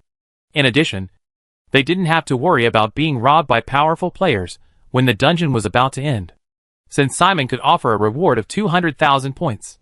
He probably wouldn't be interested in the mere morsels they had. From this point of view, they were lucky in this dungeon. Everyone's nervous expressions relaxed, and some even started chatting and laughing. Zhang Hung was not in such a good mood. The conditions of this dungeon were so loose that it was unbelievable. But it was precisely because of this that it revealed a strange atmosphere, especially in connection with the name of this dungeon, the Invisible Killer. It was inevitable that people had a bad premonition that there was some unknown crisis waiting for them ahead. So after introducing himself, Zhang Hung immediately began to study the room they were in. This room had no windows, only 1 door, and it was locked from the outside. It could not be opened from the inside, and the situation outside could not be seen. But the movement from outside could be heard, including the sound of the machine turning and the water flowing through the water pump, in connection with the 2 machines in the room that looked quite sophisticated. It should be possible to preliminarily infer that they were now in a factory. The other players were also busy at this time. Although they were lucky enough to meet Simon and could win easily, they would not be able to bring themselves to do so. In fact, there were basically few people who dared to play solo these days. After all, the single-player mode was more risky. Not only did they have to deal with various complex environments by themselves, but they also had to face competition from other players. If they were not careful, they might fail. If they really wanted to play solo, it would be more convenient to play as a team. So although the atmosphere is relaxed now, everyone is not really idle. They are still dispersed in tacit understanding, collecting clues. The young man codenamed Mouse took off the white hat on his head and pinched it twice in his hand. Does the white clothes we wear imply that our professions in this copy are all doctors? Well, not necessarily, the doctor said. The white coat was indeed first invented by a surgeon named Lister in the 19th century, because Louis Pasteur, the founder of modern microbiology, once proposed a theory that microorganisms are the culprits of human and animal diseases. It was after listening to Pasteur's theory that Lister began to advocate that doctors wear white coats, because white coats are not easy to hide dirt and are more hygienic. But as the existence of microorganisms is accepted by more and more people, some scientific researchers and workers in special occasions have also started wearing white coats. People mainly value the relatively hygienic characteristics of white coats. Although compared with modern protective clothing, white coats are actually not very hygienic. Finally, To answer your question, I don't think our identity in this copy is a doctor. Because I don't smell the familiar smell from this coat. On the other side, a player codenamed Repairman has been squatting on the ground studying the two machines in front of him. After the doctor finished speaking, he also said, "This thing is an antique." "Really? But I think they are quite new," Kue said. "I am not talking about their service life, but their manufacturing date. They look like they are from the last century. This means that our copy this time is in the 20th century. The doctor raised his eyebrows. "It seems that our luck is really good. In the 20th century, the biggest dangers were World War I and World War II. Could it be that the invisible killer refers to war?" "Correct you a little bit. War is still visible," Mouse said. "What we can't see is probably human greed. But we don't seem to be in a war now." Another girl, Coconut, said, "There are letters besides numbers on the machine, which doesn't look like English. Do you know what the words are?" "First, rule out Latin," Kue said. "Second, rule out French and Japanese." The doctor then said, "It doesn't seem like Italian or Spanish. It's Russian." John Hung, who had been silent, said at this time, "Master, have you learned Russian?" The boy's eyes lit up when he heard this. "It is rumored on the forum that you have a nearly complete skill reserve and can take on a team of players by yourself. So you always play alone and never team up with other players." "No, I haven't learned Russian either." John Hung shook his head. "If I could understand what the words above mean, I would have known where we are now. In fact, I used the elimination method like you, and combined with our appearance characteristics, I think we are now in Russia. Or more precisely, in the territory of SL. Cold War background." The boy in Kill La Kill began to think. Could it be that we are a group of scientific researchers who were instigated by the Americans to sneak into some secret factory in SL to steal research data? If that's the case, then the main task of finding the key person can be matched, Kue said. "All we need to do is find the person who has the core information to complete this mission." It sounds pretty simple. Well, during the Cold War, was there anything in SL that the Americans coveted? There are so many things. Space technologies like artificial satellites, armed technologies like missile aircraft, and some heavy industrial technologies. The key is that none of us understand Russian. So we have to find a translator when we get out. Some people have already planned the next action plan. However, because Simon was there, everyone just made suggestions, and then turned their eyes to John Hung, as if they wanted him to make the decision. John Hung didn't hesitate and said, "Since there is no time limit for this game, let's leave here first and make plans later." For some reason, listening to the roar of machines and water pumps outside, John Hung always felt that this place was not suitable for staying for a long time. "No problem. Then I opened the door." The cutoff boy volunteered. Although the players were now locked in this room, a door really couldn't stop them. The cutoff boy took out a piece of wire from his pocket. When he held it in his hand, the wire seemed to come alive, with the top sticking out everywhere, and even trying to get close to the cutoff boy's face. "Don't make a fuss. Don't make a fuss. I still expect you to do your job," the cutoff boy scolded. "Open the door for me." After saying that, he stretched the wire out through the crack of the door. Chapter 1129 Factory Workshop. The wire poked out from the crack of the door, twisting left and right a few times, looking quite excited, like a dog out for fun. But it didn't forget what it was doing, and soon began to look for the keyhole. Everyone in the house heard the sound of the wire head scratching across the door panel. After about half a minute, the wire seemed to have found the location of the door lock. Poked in, fiddled with it for a while, and then with a click, the locked door was finally reopened. The boy in the uniform put the wire back into his pocket with great pride. He was about to push the door open when the repairman stopped him. "We don't know what's going on outside. Should we discuss what to do if we encounter a fight?" "What are you afraid of? We have Simon here," the young man said confidently. "We can just defeat any enemy outside." John Hung thought the repairman would argue, but he nodded in agreement. "That makes sense." Fortunately, Kuei was more reliable. He frowned and said, "Don't be funny. If you want to chase stars, wait until you get out." After a pause, she said to John Hung, "I don't mean to offend you." "No, you are right," John Hung said as he took off the plague bone bow on his back. With him leading the way, the others were ready for battle. After that, John Hung nodded to the slashing boy, who then reached out and pushed open the door. The slashing boy was obviously an old hand. Although he shouted that Simon was the best in the world, he knew that he still had to worry about his own life. After pushing the door open, he immediately dodged to the side. John Hung stood on the left side of the door. After the door opened, he raised the plague bone bow and aimed it in front of him. He saw a small terrace. On the terrace stood a man dressed like them in a white coat. He was looking down and seemed to be checking the equipment below. He heard the door open and looked up at the 7 people. Many thoughts flashed through John Hung's mind at this moment. In the end, he quietly put the plague bone bow behind him before the man on the terrace cast his eyes here. Then he heard the man opposite open his mouth and shout something to him. John Hung didn't understand Russian, but from the expression, he could tell that the other party was not calling the guard or anyone else, but was a little surprised why he was here. What should we do? Should we go out? The boy in the costume asked in a low voice. Well, let's go out first and see the situation with 3 people, and leave 4 people in the house, John Hung said. Then the boy in the costume, and Kuei walked out of the small house. And finally they could see more of the scene outside. This is indeed a common architectural layout of factories. Looking around, there are concrete walls and iron frames all around, as well as some machinery and equipment. However, the most eye-catching thing is the bottom of the factory, where there is a huge round cover with a diameter of about 15 meters. The amazing thing is that the cover is not a one-piece structure, but is divided into small cubes. There are about 2,000 cubes, which is calculated from the number of rows and columns marked on the side. In addition, some cubes are painted in different colors and marked with other numbers. What is that? Asked the boy in the costume. I don't know. Some kind of maze? Guessed Kratos. Those stainless steel cubes looked very much like the small cubes in the Warondeo game they had played before, so it was inevitable that Kratos would have such an association.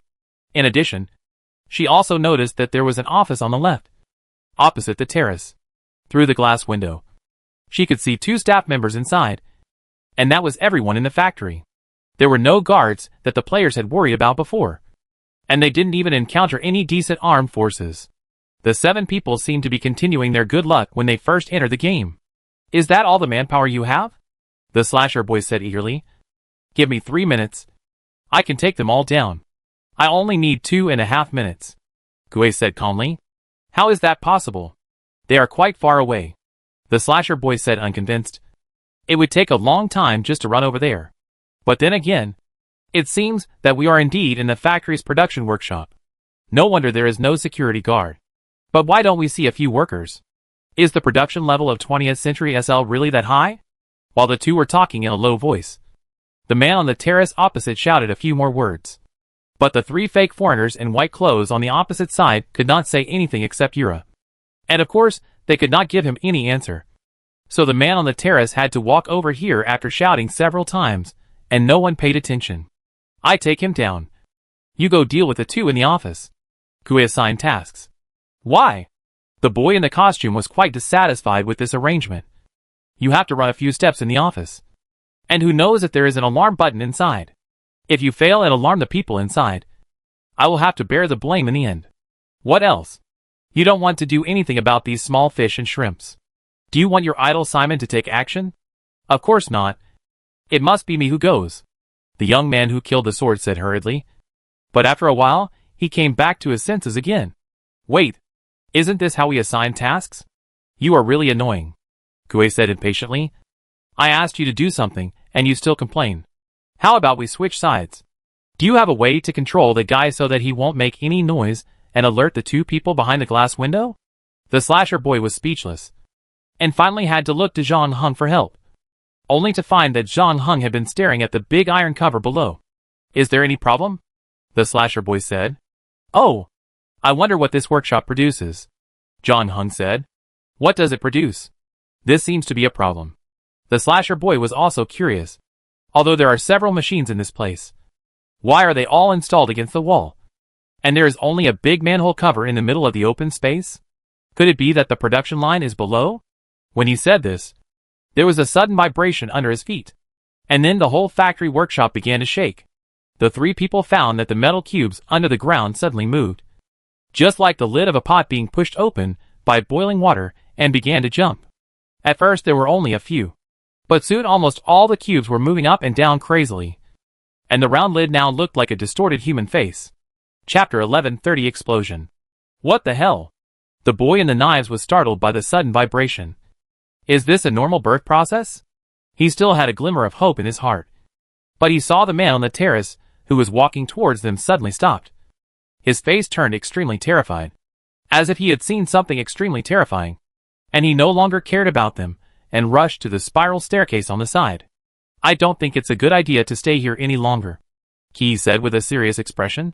Although she had just entered the dungeon, and had not figured out what the factory was used for, she could sense that what was about to happen was definitely not a good thing. Follow them, John Hung said. After he finished speaking, he started walking, and then all the players in the room followed him and ran towards the spiral.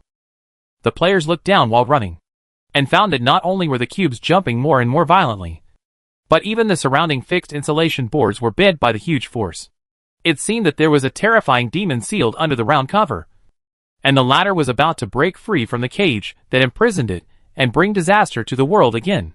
Without John Hung's reminder, everyone realized the danger, quickened their pace, and rushed down the spiral staircase one after another, arriving at a place about 10 meters above the ground, where there was a passage. Everyone had just come out of the house not long ago, and they were not familiar with this factory at all. In fact, they didn't know where to escape to be safe. In this situation, there were not many choices. The safest way was to follow the man on the terrace. After all, the latter was an official employee here, and he shouldn't dig himself up, right? But to be honest, no one was sure, and they lost sight of their target as soon as they entered the corridor. Fortunately, they heard the sound of a door opening on the left side. From the sound, the door should be heavy, and the man on the terrace seemed to have a hard time pushing it. At the same time, everyone heard a sound of gas coming from behind, and something that looked like a safety valve was opened, releasing a stream of white steam, which seemed to relieve some pressure on the big manhole cover. But not long after, the valve broke, and then the movement under the round manhole cover became louder. Everyone didn't dare to delay any longer, and rushed to the left, where the man who had been standing on the terrace had opened a security door that looked like a bank vault and squeezed through. John Hung was the first player to arrive, but he didn't rush in. Instead, he opened the door a little wider, enough for at least 2 people to pass through, greatly reducing the time it took for everyone to pass. After that, John Hung, the engineer, and the young man in the costume of the assassin closed the security door together. Not long after they closed the door, they heard a loud noise coming from the other side of the door. The whole factory shook. Did something explode down there? The boy in Kill La Kill continued to run forward and said nervously. It was so tense just now. It was a matter of seconds before he could finish his words. He heard an even more terrifying noise. This time, the factory was no longer shaking. It felt like a big earthquake before the end of the world. The boy in Kill La Kill couldn't even stand still and was directly shaken to the ground. He saw that the wall on his right had cracks, and even the steel bars inside were exposed. The lamppost above his head was also shaken and fell down. The air was filled with dust and dirt. The ears of the young man were buzzing. After a long while, he regained his hearing. He shook his dizzy head and said, "Is everyone okay?" The players responded one by one. They were separated by a safety door, and they ran forward for a distance. At least the horrible explosion just now did not directly affect them, so there was no loss of players in the team. John Hung's attention was now on the man who had been standing on the terrace not far away. Although the latter fell, he did not seem to be seriously injured. However, there was no joy on his face for escaping a disaster. Instead, the panic was heavier. He repeatedly muttered a word in his mouth, then got up from the ground and stumbled towards the corridor in front. It was a long time before Zhang Hung knew what that word meant. What should we do now? Should we continue to follow? The repairman patted the dust off his clothes and said, "It's unnecessary," Coconut said, looking at the guy's appearance. "He is probably going to inform others, and he will probably call the factory security or something. If we go up to him, we will probably be exposed. Even if we don't, we will probably be dragged to fight the fire or something. Of course, I will still obey the command of the great god." Zhang Hung revealed his code name before, which attracted a lot of exclamations. However, except for the fanboy who killed the boy, Other players still respected John Hung more than trusted him. After all, they had no intersection with Simon before. They only knew that Simon was strong enough. But they knew nothing about Simon's character and moral standards. Moreover, they could not rule out the possibility that John Hung would do something with Simon's name. Therefore, although most people were polite to John Hung on the surface, they were still wary in private. They would listen to John Hung arrangements as much as they could, and wait until they really contradicted their own plans. However, after John Hung action of opening the security door not long ago, everyone could at least be sure that John Hung was not the kind of person who was absolutely selfish and didn't care about the lives of others. This also made many players feel more favorable towards John Hung. People like Coconut really regarded John Hung as the leader of this team. They were no longer the kind of wild team that just randomly picked people on the road. They all had their own ulterior motives. John Hung looked ahead. At the end of the corridor, about 100 meters away, there was a room that looked like a control room. The man standing on the terrace ran there. John Hung also wanted to go there to take a look. He should be able to collect some clues related to the 2 explosions just now. But unfortunately, none of the 7 people participating in the game this time could speak Russian. Even if the clues were in front of them, they probably wouldn't be able to see them. Therefore, John Hung could only say, "Let's leave here first." All the players had no objection to what they heard. The explosion just now also shattered the glass in the corridor. Glass shards were everywhere, and it looked like a mess. However, from here, you can also see below. Not only are there rubble all over the ground and some burning charcoal-like things, but there is also a gate in the distance. Good news. At least we can leave this damn place soon, the mouse said. I'm almost choked to death by the smoke and dust here. And what's this smell? Why do I have a metallic acid taste in my mouth now? Chapter 1131 Chernobyl. The mouse's words made the doctor's expression change suddenly. In fact, it's not just the mouse. Almost all the players can taste the taste of metal in their mouths. In addition, they can smell a strong smell of ozone. Many people's temples are tight. Their eyelids are stinging, and their chests have a burning feeling. However, most of the players in this dungeon are old players. It's not the first time for them to face danger. No one will make a fuss about such a small thing. Besides, there was an explosion here just now, and many places are still burning. Of course, no one will expect the air quality to be very good, but some people do think of chemical materials or something. Until the doctor uttered a word. Nuclear radiation. Huh? Guyi frowned. We have just been exposed to high-intensity nuclear radiation. No. To be more precise, we are still under radiation. The doctor looked very nervous, and his voice couldn't help but tremble. How do you know this? Radioactive iodine. The radioactive iodine produced in nuclear radiation has a metallic taste. In the recent Fukushima nuclear accident, many interviewees mentioned that they tasted metallic taste when they were exposed to radiation. Wait, we are in the 20th century SL. The background of this game could be. Although Mouse didn't say the name in the end, it didn't matter anymore, because all the players present knew what he was going to say. Chernobyl. The shadow and nightmare of hundreds of thousands of people. The most serious and terrifying nuclear accident in human history. The first nuclear incident internationally defined as a Level 7 accident. And the other Level 7 nuclear accident was the Fukushima nuclear leak in 2011. The most dangerous time of the Chernobyl nuclear accident was when the entire European continent was pushed into the abyss. We are in Chernobyl. The maintenance worker's expression also darkened. This smell of ozone is the smell produced by high-energy nuclear radiation ionizing the air. Just like in a thunderstorm. We are here. April 25th, 1986. Or 26. I can't remember. Anyway, we are here. Chernobyl's number 4 reactor. It was the one that exploded just now. As he was speaking, 2 explosions were heard from the other side of the metal door. However, this time, the explosion was not as violent as the previous one, and the corridor just shook a little. The mouse was completely dumbfounded. We just suffered from nuclear radiation? Or are we in the center of the explosion? Are we going to die soon? I heard that the radiation level after the explosion of Chernobyl reactor number 4 was 30,000 roentgens per hour. The maintenance worker's face turned pale. No living thing can withstand such a high radiation level. The situation is not that bad. 30,000 roentgens should be the total radiation dose. The specific radiation dose varies greatly depending on the area. Although we are very close to the reactor, we were inside the building when the explosion occurred. The doctor gradually calmed down and continued to explain. Although concrete cannot completely isolate us from radiation, it can indeed help me resist a considerable amount of radiation. We are definitely dead. But we should still have some time. How long? I can't tell the exact time. It depends on each person's physical condition, the doctor said. A few days, a few weeks, a few months, or even a few years if you're lucky. Of course, some people die in a few hours. We don't have any equipment and can't detect the current radiation level. But what is certain is that the sooner we leave here, the better. No wonder the name of this copy is the Invisible Killer. And there is no time limit for the mission. Coconut's face looked ugly. Now everyone felt as if a time bomb was embedded in their hearts. The numbers on the dial were ticking, representing their remaining lives. No one knew when the pointer would return to zero.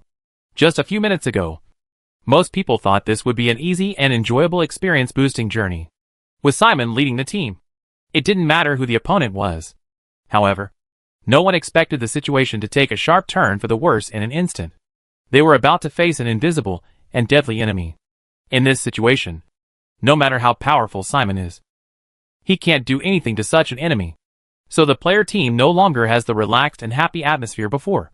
But even though the morale is low, the players still accept the reality in the shortest time. John Hung asked the doctor, "Is there any way to prolong our survival time?" "I will explain our current situation in the simplest language possible. The nuclear radiation produced in the nuclear fission reaction, or more accurately, the ionizing radiation, includes various rays, such as alpha rays, beta rays, gamma rays, X-rays, and neutrons. These rays can be roughly divided into two categories. One is a high-speed particle flow mainly composed of alpha rays, beta rays, and neutrons, and the other is high-energy electromagnetic waves such as X-rays and gamma rays. The doctor spoke faster. Whether it is high-speed particle flow or high-energy electromagnetic wave, the fundamental reason why it causes harm to the human body is the transfer of energy. Matter is made up of atoms, and our body is no exception. The energy carried by high-energy electromagnetic waves will be absorbed by atoms after entering the body, and then released in the form of kinetic energy, thereby destroying the structure of molecules. High-speed particle flow is even more powerful because it has mass and can directly break molecular bonds. The stratum corneum and proteins are not a big deal. Even if they are damaged, they can be gradually restored. But the most fatal thing is the damage to the DNA, because the genetic information carried on it guides all cellular activities in the human body. If the DNA is damaged, our cells will not be able to work normally. Unfortunately, even with our technological level in the 21st century, we are powerless against this kind of molecular damage. So the treatment in the hospital can only help you delay some pain, or prolong your life through instruments and equipment. But what? We can't do anything about external radiation. We can only try to avoid places with high radiation levels. But we can still find ways to reduce internal radiation. The metallic taste we taste now comes from iodine 131. Iodine 131 enters our body through breathing and food, and eventually accumulates in the thyroid gland. To solve this problem, we can inject some iodine in advance, the doctor said. It's like you go to a restaurant to eat and occupy the table first. So next, I suggest that we go to the hospital first and find some iodine tablets to take, which should be of some use. Chapter 11:32 Blue Flame. Since they had discussed where to go next, the 7 people were of course unwilling to stay in the nuclear power plant and continue to be exposed to radiation. In fact, the nuclear power plant had completely turned into a purgatory at this moment. The fire caused by the explosion began to spread to the surroundings. Alarms sounded one after another, and shattered glass was flying everywhere. The 7 people found the stairs going down and were about to run downstairs along the stairs. But what they didn't expect was that they saw the door of the room at the end of the corridor, which looked like the central control room, opened again, and 3 people in white clothes ran out from it. 2 of them looked very young, only in their early 20s, and the person following them was none other than the man standing on the terrace, who had escaped from the exploded reactor with the 7 people before. Because of the distance, there was a lot of dust floating in the air at this moment, and the 3 people seemed a little uneasy, and seemed not to notice the players at the first time. So the players saw this, and quickly shrank into the staircase. The boy who killed Kue looked at each other, and the latter made a stunned gesture. The boy who killed Kue nodded, But what the players didn't expect was that the three people didn't turn when they passed the stairs. And didn't even look here. Just walked straight ahead. The boy in the costume was stunned. What do you mean? Where are they going? There are no other stairs in the back. Not only him, but others were also confused. Could it be that they want to go to the reactor? Although Kuei said so. From her expression, she herself did not really believe this inference.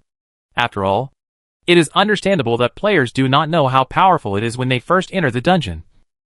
But the man standing on the terrace before was obviously an employee of the nuclear power plant, and he seemed to be in charge of the reactor. Looking at his terrified look at the time, it is impossible that he did not know what happened. But he didn't want to leave here quickly, and he even turned around and walked back to the reactor.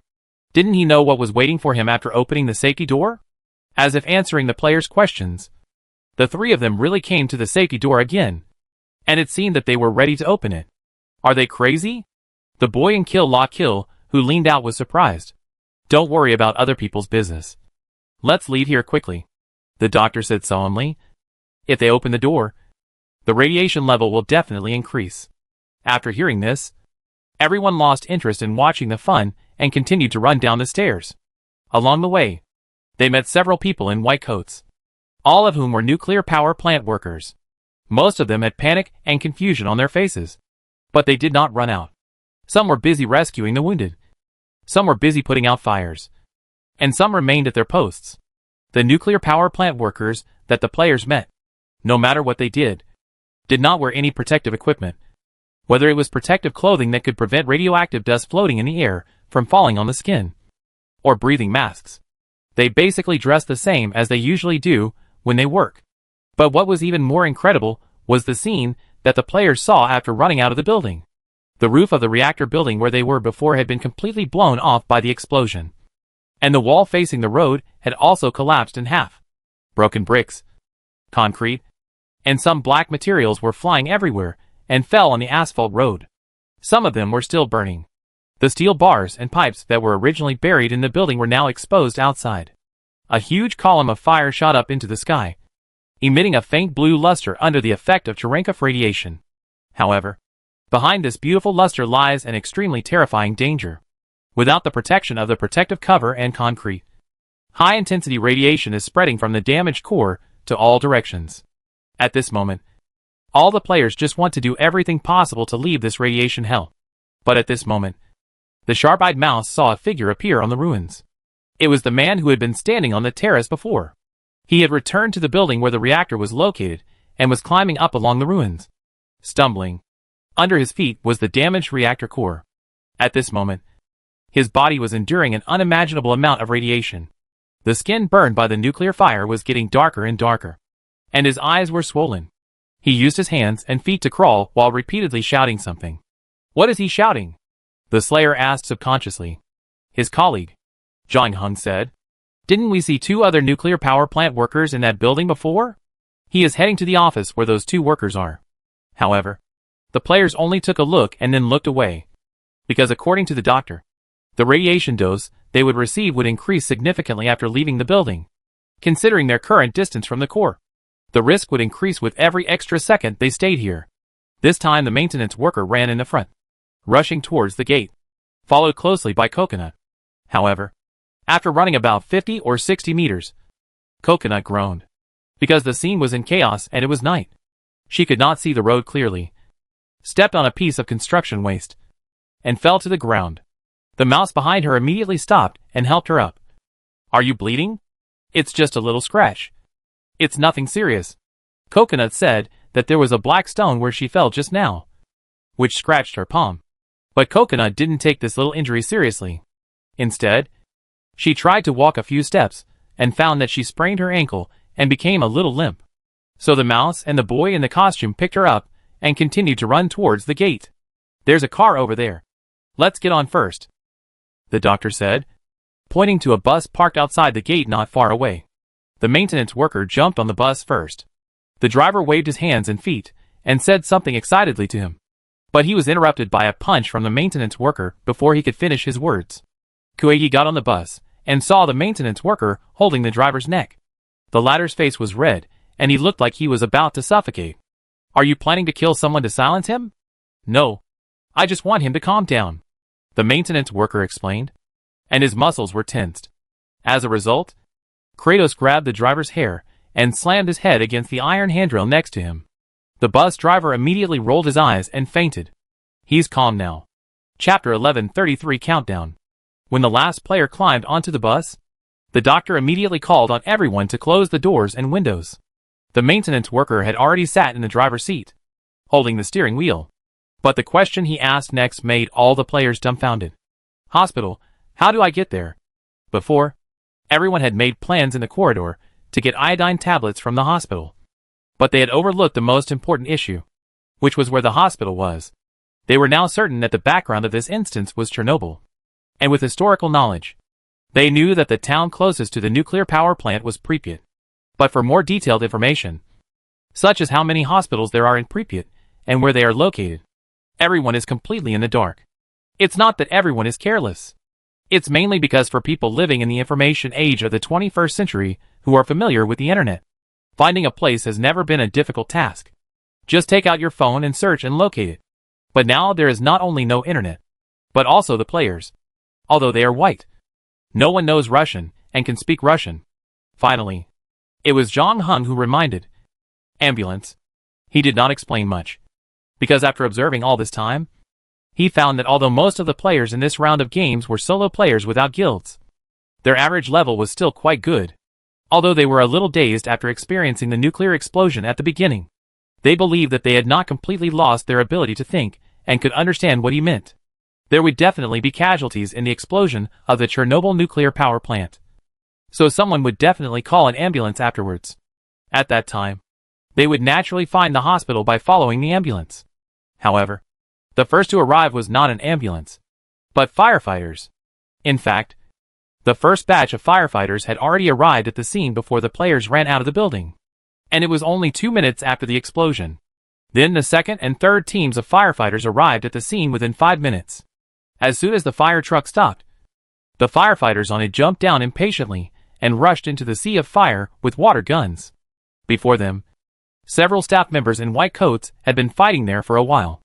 They replaced the hydrogen in the generator of the turbine hull with nitrogen to avoid explosion, and then transferred the emergency oil from the turbine oil tank to the emergency water tank on the reactor unit. All the work was done under high radiation doses of 500 to 15,000 Rankins per hour. It was their actions that saved the turbine hull and prevented the flames from engulfing it and spreading to other reactor groups, thus causing a larger disaster. The firefighters climbed onto the roof through the fire ladder and began to find ways to pour water into the reactor. Like the staff of the nuclear power plant, these firefighters did not have any protective measures. They only wore ordinary fire suits and were completely exposed to radiation. Some even took off their helmets because it was too hot. The thick smoke from the burning roof asphalt made it difficult for the firefighters to breathe, and their vision became very bad. But they still tried their best to get closer to the fire.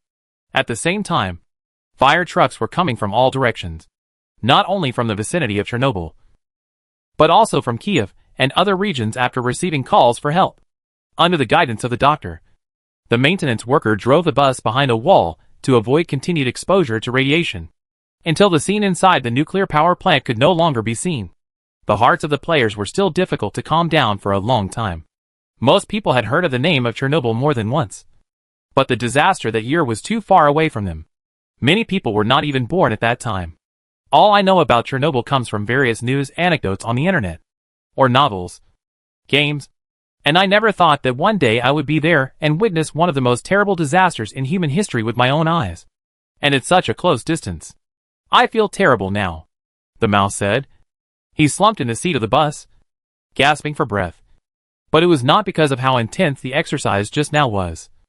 It was purely a physiological reaction after the heartbeat was too fast. When the mouse thought about the scenery he had just seen next to the reactor that had just exploded, his legs became weak. Who isn't? I thought it was a welfare mission, but I found it was a death mission after entering. The maintenance worker smiled bitterly. No wonder the mission time is unlimited. Who would want to stay here? I just want to go back now. The situation is not that bad. At least we don't have to worry about the sequelae. Kratos has calmed down at this time. After all, we are in the game now, compared with those firefighters and nuclear power plant workers. As long as we can return to the real world alive, our physical condition will return to normal. As soon as she finished speaking, Coconut, who was sitting in the back of the bus, suddenly vomited. Are you okay? Mouse had been following her and carried her all the way to the bus, which made their relationship closer. Seeing that Coconut was unwell, he also expressed his concern. Vomiting is one of the common adverse reactions caused by radiation, said the doctor, because your body cells die in large numbers due to radiation, and new cells need to be split to make up for it. Producing cells requires water and energy, which will cause insufficient blood supply to your stomach, and eventually lead to vomiting. I'm fine. Coconut wiped the vomit from the corner of his mouth with his hand and gave Mouse a weak smile. You don't have to explain everything in such detail. It makes me want to vomit, the boy said. Sorry. I like to talk non-stop when I'm nervous. Everyone waited for a few minutes, and the ambulance finally appeared. A doctor ran down from it, injected a sedative to a poor guy who was hit by the beam during the explosion, did some simple emergency treatment, and had someone carry the injured person to the ambulance, while he stayed behind to continue to treat some people who were burned by the fire, but whose injuries were not so serious. When the players saw the ambulance, they were also cheered up, because it meant that they could finally leave this hellhole. When the ambulance carrying the injured drove out of the main gate, the maintenance worker could not wait to step on the accelerator, and the bus returned to the road again from under the wall, followed the ambulance in front, and drove towards the nearby town of Pripyat. John Hung looked back at the direction of the nuclear power plant. Several brave firefighters had climbed onto the roof of the reactor and tried to pour water into it. Under their feet was a huge crack, and the melted core was spewing out a huge amount of nuclear radiation. This invisible flame burned everyone present. Chapter 1134 Pripyat. The wheels of the bus pressed against the asphalt road, making a dull friction sound, and the roar of the engine was particularly clear in the silent night. The players got a watch from the unconscious bus driver and finally knew the exact time. It was 1:44 in the morning, and according to Zhang Hung calculation, the explosion should have occurred 15 to 20 minutes ago. At this moment, there was still a long time before dawn. Most of the residents in Pripyat, which was located 3 kilometers away from the nuclear power plant, were still in a sweet dream, unaware that the air wave caused by the explosion had sent part of the core material into the sky, forming a large area of highly radioactive aerosols. At first, the air mass only enveloped the nuclear power plant, but soon it began to expand and spread in all directions under the influence of wind. The first residents of Pripyat to notice the explosion were probably a group of night fishing enthusiasts. The nuclear power plant will discharge cold water after passing through the turbine preheat exchanger into the Pripyat River nearby. Because this water is very warm, it will also attract fish, making it an excellent fishing spot. Moreover, it happened to be the spring spawning season for fish, and fishing enthusiasts came here one after another. Even at night, there were many people. The nearest distance to the number 4 reactor was less than 300 meters. When the maintenance worker drove the bus past them, the players saw some fishermen looking up at the smoke in the direction of the reactor. Some of them began to pack up because of worry, but more people still chose to stay where they were. They seemed to be convinced that the fire would not spread here, especially since several fire trucks had just arrived, which gave the fishermen great confidence that the fire would be brought under control soon. Some even thought that being able to witness the heroic firefighters extinguishing the fire up close was something they could brag to their friends about in the future. So they all continued to hold their fishing rods and stayed by the river. In addition, everyone saw a pair of young people tasting forbidden fruit by the river. They turned a blind eye to the explosion behind them and entangled closely. In the distance, several workers patrolling the railway bridge also stopped to watch. It seems that we are the only ones in this 100-mile radius who are busy escaping. Kuei laughed at himself. They will pay the price, the doctor said seriously. The radioactive dust above the nuclear power plant has drifted here, falling on their skin, and entering their lungs with every breath they take. When they recall it in the future, if they still have a future, this will be the thing they regret most in their lives. What on earth are these people thinking? How can you be indifferent to the explosion in the nuclear power plant when you are working next to it? The mouse looked incredulous. I don't know. I'm just a surgeon, not a psychiatrist. The doctor shrugged. Will the radioactive dust drift to the town? Kuei was concerned about another issue at the moment. There is no doubt that this is imminent. So if we stay in the town, We will continue to be exposed to radiation? Mouse asked. His words also made all the players feel depressed. And unlike the fishermen and the couples who were cuddling by the river, all the players knew that they had no choice at all. In order to complete the mission, they had to stay here even if they knew there was radiation in the town. So the carriage fell into silence. After a while, Coconut vomited again. But because she had vomited all her dinner before, she could only retch continuously. And Mouse took care of her. Sorry. I still seem to be a little carsick, Coconut said. I try to drive more steadily. But this road is not very flat, the maintenance worker said. As he spoke, he saw several cars passing by them from the opposite side. There were fire trucks that came later and private cars. One of them even honked at them, as if to make them stop. But the maintenance worker would not listen obediently. He turned the steering wheel and bypassed the car and continued to drive forward. He looked in the rearview mirror and saw that the owner of the car had already got out. Seeing the bus driving away, he seemed a little helpless. But he did not intend to continue to catch up. About 5 minutes later, the ambulance and the bus passed the safe zone near the nuclear power plant and finally entered the town one after another. People's impression of Pripyat is basically inseparable from the word ghost town, because the city became deserted and uninhabited shortly after the Chernobyl incident.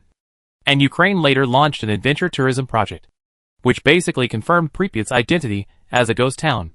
Tourists held radiation devices in their hands, wore protective clothing, and walked between abandoned schools and stadiums, listening to the creaking sound of the counter, as if they could also feel the horrific disaster that happened here decades ago, and at the same time enjoyed the desolation of the ghost town. However, at this point, Pripyat looks no different from other towns.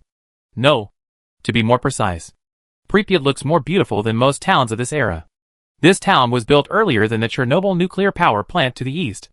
After the plan of the nuclear power plant was approved, the workers' dormitories and management office buildings were first built here. As the project progressed, the workers' families also moved here. People named this new town after the Pripyat River next to it. As the number of residents in the town increased, the houses here began to become more and more. And there were shops, schools, stadiums, and even buses and railways. When the number 1 reactor of the nuclear power plant was put into operation, the staff of the nuclear power plant and their families also moved into the town. After that, the construction of the reactor has never stopped. After the number 4 reactor, the number 5 and number 6 reactors are also under intensive construction. The number of residents in the town is also increasing. As of now, it has exceeded 50,000. Unlike those compact and crowded old towns, Pripyat is a typical Brezhnev-style city, with wide and clean streets, geometrically distributed, and houses scattered in an orderly manner. There is also a magnificent children's palace and the entire SL-11 cinema. Whether it is the design or planning of the city, it is the top level of SL. And it also demonstrates SL's ambition to use atomic energy. Everyone who has been to Pripyat is fascinated by its charm, and people are scrambling to get a residence permit here. However, Pripyat is still sleeping now, and only a few people have noticed the fire of the nuclear power plant in the distance. Chapter 1135 changes. The ambulance stopped outside the medical center in Pripyat. The nurses who had been prepared for a long time immediately carried the injured into the emergency room and began to treat them. The maintenance worker also parked the bus in the parking lot of the medical center at this time. The players got off the bus. There were not many patients in the medical center at this time, and it looked a little deserted. But everyone knew that it would not be long before the doctors and nurses here would be busy. The clothes we are wearing are still from the nuclear power plant. They are too conspicuous and covered with a lot of radioactive dust. Let's change our clothes first, the doctor suggested. No one objected. So the players quietly bypassed the outpatient building and came to the inpatient department at the back. There were 2 nurses on duty there. They were stunned when they saw the players come in. One of them stood up to ask, but in the blink of an eye, she was controlled by the group of uninvited guests in front of her. And her companions were no exception. Kratos knocked down the 2 people neatly. And then the players found 2 unoccupied wards, one for each male and female player. In addition, the boy who killed the clothes also found the place where the hospital kept the hospital gowns. Each player took a set of hospital gowns and was about to go to the ward to change, but was stopped by the doctor again. Wait, I saw a sink at the end of the corridor. Let's take a shower first. Although 80% of the radioactive elements have spread and accumulated in the granular layer under our epidermis. Flushing with water can still have some effect. Coconut and Key were the first to shower, followed by the maintenance worker and Mouse. And John Hung and the boy who wore the sword followed behind. John Hung walked to the sink, took off his clothes and shoes first, and then turned on the faucet. He heard the boy who wore the sword praised him. "Idol, you have a great figure. You must have spent a lot of time on fitness. Or are you actually a special forces soldier or something?" "What is a soldier?" John Hung asked while washing his arm with water. "It's the kind of god of war returns home, sees his daughter living in a doghouse, and orders 100,000 soldiers to go to the battlefield." The slasher boy told a cold joke, but it didn't seem to have any effect. John Hung just looked back at him and said lightly, "Are you going to wash quickly? Anyway, I've been irradiated, and I don't care about this half-minute. I'd better wash with the doctor." The slasher boy waved his hand. "Then you can do it." After washing his arms, John Hung started to wash his hair and back. "Also, stay away from me. I don't want my skin to be stained with radioactive dust again." "Okay, no problem." The killer took a half step back and praised, "As expected of my idol. He is always so cautious." By the time the doctor and killer had finished their showers and changed their clothes, the player team had transformed from nuclear power plant employees to a group of patients in the medical center. Under the fluorescent lights in the ward, everyone noticed the changes in their bodies. Their previously exposed skin had generally turned red. According to the doctor, this was because the stratum corneum had disintegrated after being exposed to high-energy electromagnetic waves, exposing the subcutaneous cells to the outside. In addition, some players felt headaches and nausea. But the worst among them was Coconut. Her hand that was scratched started to swell up, and the wound was cracked. It hurt a lot with the slightest movement. In addition, her lips were slightly swollen. The doctor's expression changed slightly. "Did you touch anything you shouldn't have touched before?" When Coconut heard this, she suddenly exploded for no reason. "What is something you shouldn't have touched?" she said angrily. "Is there anything in that nuclear power plant that should be touched?" Her sudden anger also confused the players. The maintenance worker and the boy who wore the sword costume showed a hint of displeasure on their faces. Now was obviously not the time to be petty. Although everyone's relationship became closer after experiencing the nuclear power plant explosion and escaping together. And they also had the initial appearance of a team. After all, everyone had only known each other for less than an hour. And no one would unconditionally spoil anyone.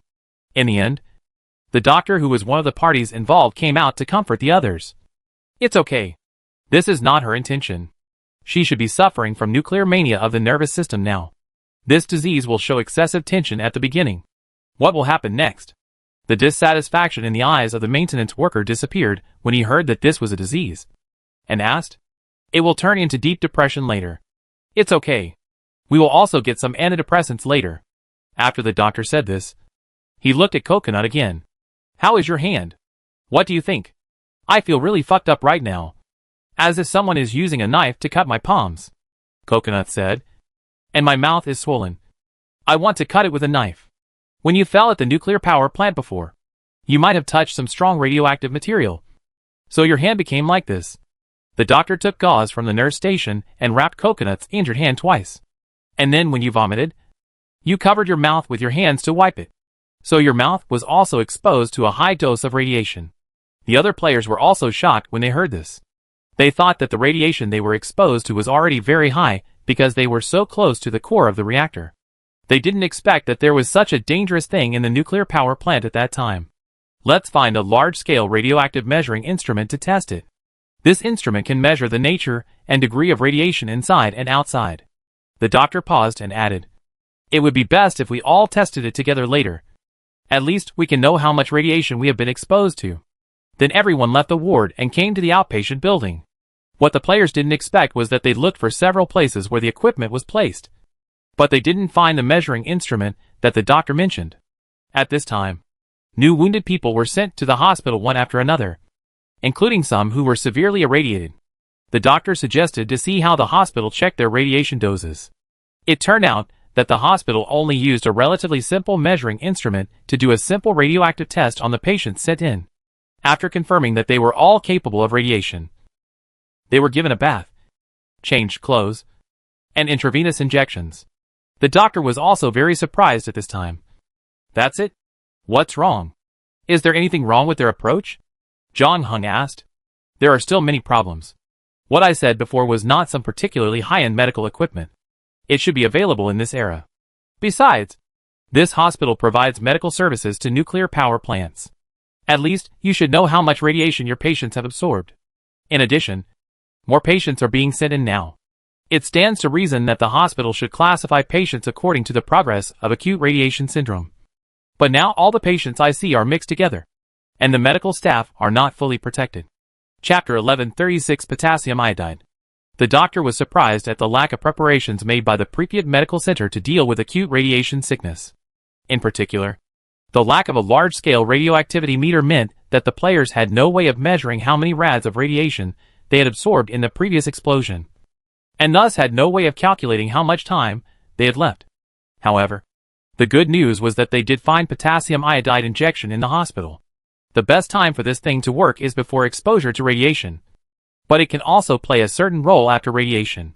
The doctor gave all the players, including himself, and 4 drip.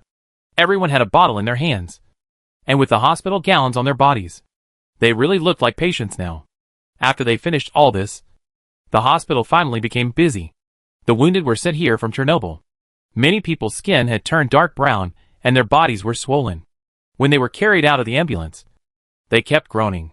Some people became hysterical and kept shouting, appearing very manic. But soon, severe intermittent hiccups made him quiet down again. John Hung and the others also saw an acquaintance among them. The man standing on the terrace, who had returned to the reactor before. His condition was the most serious among all the others, because he was too close to the reactor, and his skin was almost cracked, hanging on his body in strips, revealing the flesh underneath. He was swollen beyond belief, and could not move at all. Even moving his arms was difficult. The people in the same ward had to find some vodka for him to drink, so that the poor man could be relieved from the pain for a while. But he vomited it out soon. His condition looked very bad, and it seemed that he didn't have much time to live. The doctors and nurses on duty were also mobilized at this time, and there were also people seconded from the nuclear power installation company, mainly some ants, who cleaned the corridors and wards over and over again, considering that the injured in the nuclear power plant were all carrying a lot of radiation.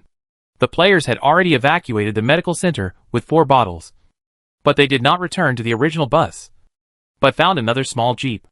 After seeing the current miserable situation in the medical center, everyone couldn't help but worry about their future, especially Coconut. The doctor had to give her a shot of sedative to calm her down. Now that we have obtained potassium iodide, what's the next step? Kuei asked. Of course, we should quickly complete the main quest, the maintenance worker said without hesitation. He didn't want to stay in this dungeon any longer. Then what do you think about the main quest? Let's talk about it, John Hung said. Okay, I go first. What the players didn't expect was that the first person to raise his hand was the young man who killed him. I think the situation in this dungeon is not that bad. Well, everyone has been hit by a nuclear explosion, and it seems that they don't have much time to live. Your definition of not that bad is really unique. Kuei sneered. No, the above is not the point. What I want to say is that this mission is not too difficult. Finding the key person should let us find the key person who caused this disaster. And we have an advantage in this regard. Don't forget. What advantage? We don't need to really investigate this accident, because we are from the 21st century, and we have all seen some information related to Chernobyl. I haven't seen it much. Coconut yawned. Because of the sedative, she could no longer feel the pain in her palms and lips. But the side effect was that her other senses were dulled, and she felt a little sleepy. Well, most of us should have seen it. The boy in the costume immediately corrected himself. What we need to do now is to compare the information we have on hand and find out who is the person who should be held responsible for this accident, and then go directly to find him. And we can complete the mission and leave this damn place. I remember that the accident seemed to be caused by some safety experiment. The person in charge of the experiment was the deputy chief engineer of the reactor, named Odlov or Todolov. Russian names are so hard to remember. The maintenance worker complained. Dyatlov, the doctor said. There was also the foreman on duty at the time, and an operator, but I don't remember their names very well. Anyway, the 3 of them should be the main responsible persons for this disaster. Did their operational errors lead to this accident? Kuei raised his eyebrows. No. I remember there was another saying that there was a problem with the design of the reactor itself. Their experimental operations that night were all correct, the maintenance worker said. So if it is the second possibility, we have to find the designer of the nuclear power plant, the mouse said worriedly. Does he live in Pripyat or nearby? Who approved this safety experiment tonight? Mr. Kue then raised another question. Chief engineer, the director of the nuclear power plant, etc. Don't you think they are more responsible for this accident? Well, that makes sense. But we will have to add more names to our list. We should list all the suspects in a table, and then sort them by importance, and deal with those who live here or nearby first, Zhang Heng said. In addition, the most important thing right now is to find a translator quickly. Otherwise our future actions will be too limited. Whether it is investigation or integration into this city, it's no problem to find a translator. But how can we guarantee that he won't sell us out unknowingly? After all, we don't know Russian, and we rely on translators to communicate with the outside world. And now it's the background of the Cold War. We might be regarded as spies sent by the Western world. I will solve this problem, Zhang Heng said. That couldn't be better. With Simon speaking, the players finally breathed a sigh of relief. And the next step was to find a translator. Pripyat is a newly built atomic city of SL, with various plans and facilities. However, there is also a problem. That is, this city was developed because of the nuclear power plant. And most of the people who settled here are also related to the nuclear power plant, either builders or people who work here. There are relatively few people engaged in other professions, especially those who do translation work. It is not easy to find a competent translator in the huge city of Pripyat. Chapter 1137 Whisper. If I remember correctly, there are many countries in SL, and there should be more than one language. Russian, Mao said. Well, the Soviet Union is a union of 15 countries, and there are many ethnic groups in each country. So there are many languages. Russian is the main language of communication, and the government has been working hard to promote it. However, different places also retain their own languages. For example, in Ukraine where we are now, everyone speaks Ukrainian. Does anyone among you speak Ukrainian? The doctor asked. As a result, the players looked at each other, but no one answered. Although Zhang Heng has mastered 9 languages now.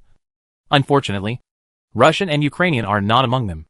As everyone stared at each other, no one expected that Coconut, who looked sleepy, would actually speak. I have that kind of prop that can communicate with the mind. Huh? I'm not kidding, Coconut said as he took out an earring from his pocket. Here. This is it. Just when everyone was overjoyed, no one expected that Coconut would swallow the earring directly. What medicine did you inject her with? The mouse on the side saw this and angrily scolded the doctor. Don't tell me that her mental disorder is also due to nuclear radiation? The doctor's expression was slightly moved by the mouse's questioning, as if he thought of something, but he said nothing. It's none of his business. Coconut swallowed hard, swallowing the earring into his stomach, and then spoke. She looked calm, although she looked a little dull and lifeless under the effect of the tranquilizer. She did not seem to have lost her basic thinking ability. She then stretched out her uninjured hand and spread it out. The mouse saw the earring on her hand and breathed a sigh of relief. You didn't eat it. So what was that? Was it a magic trick? No. The earrings are a pair. I just swallowed one.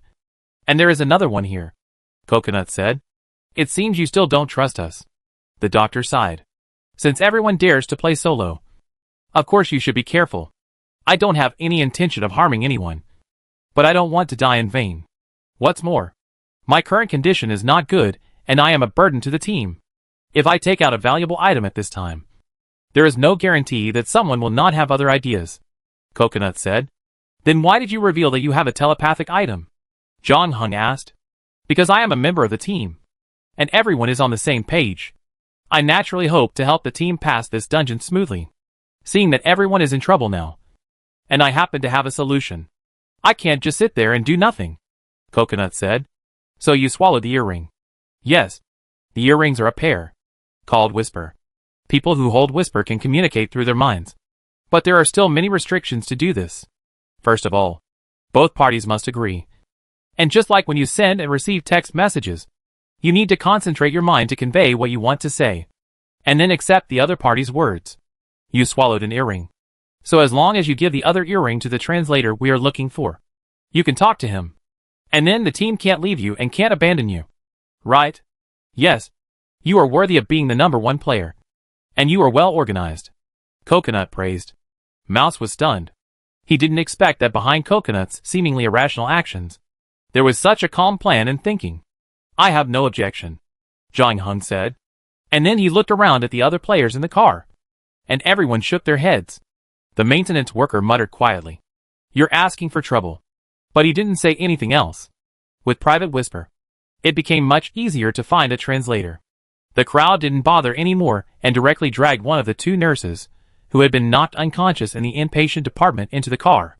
In order to save time, the players didn't even wait for the nurse to wake up by herself, but went to get a basin of water, put earrings on her first, and then pressed her face into it.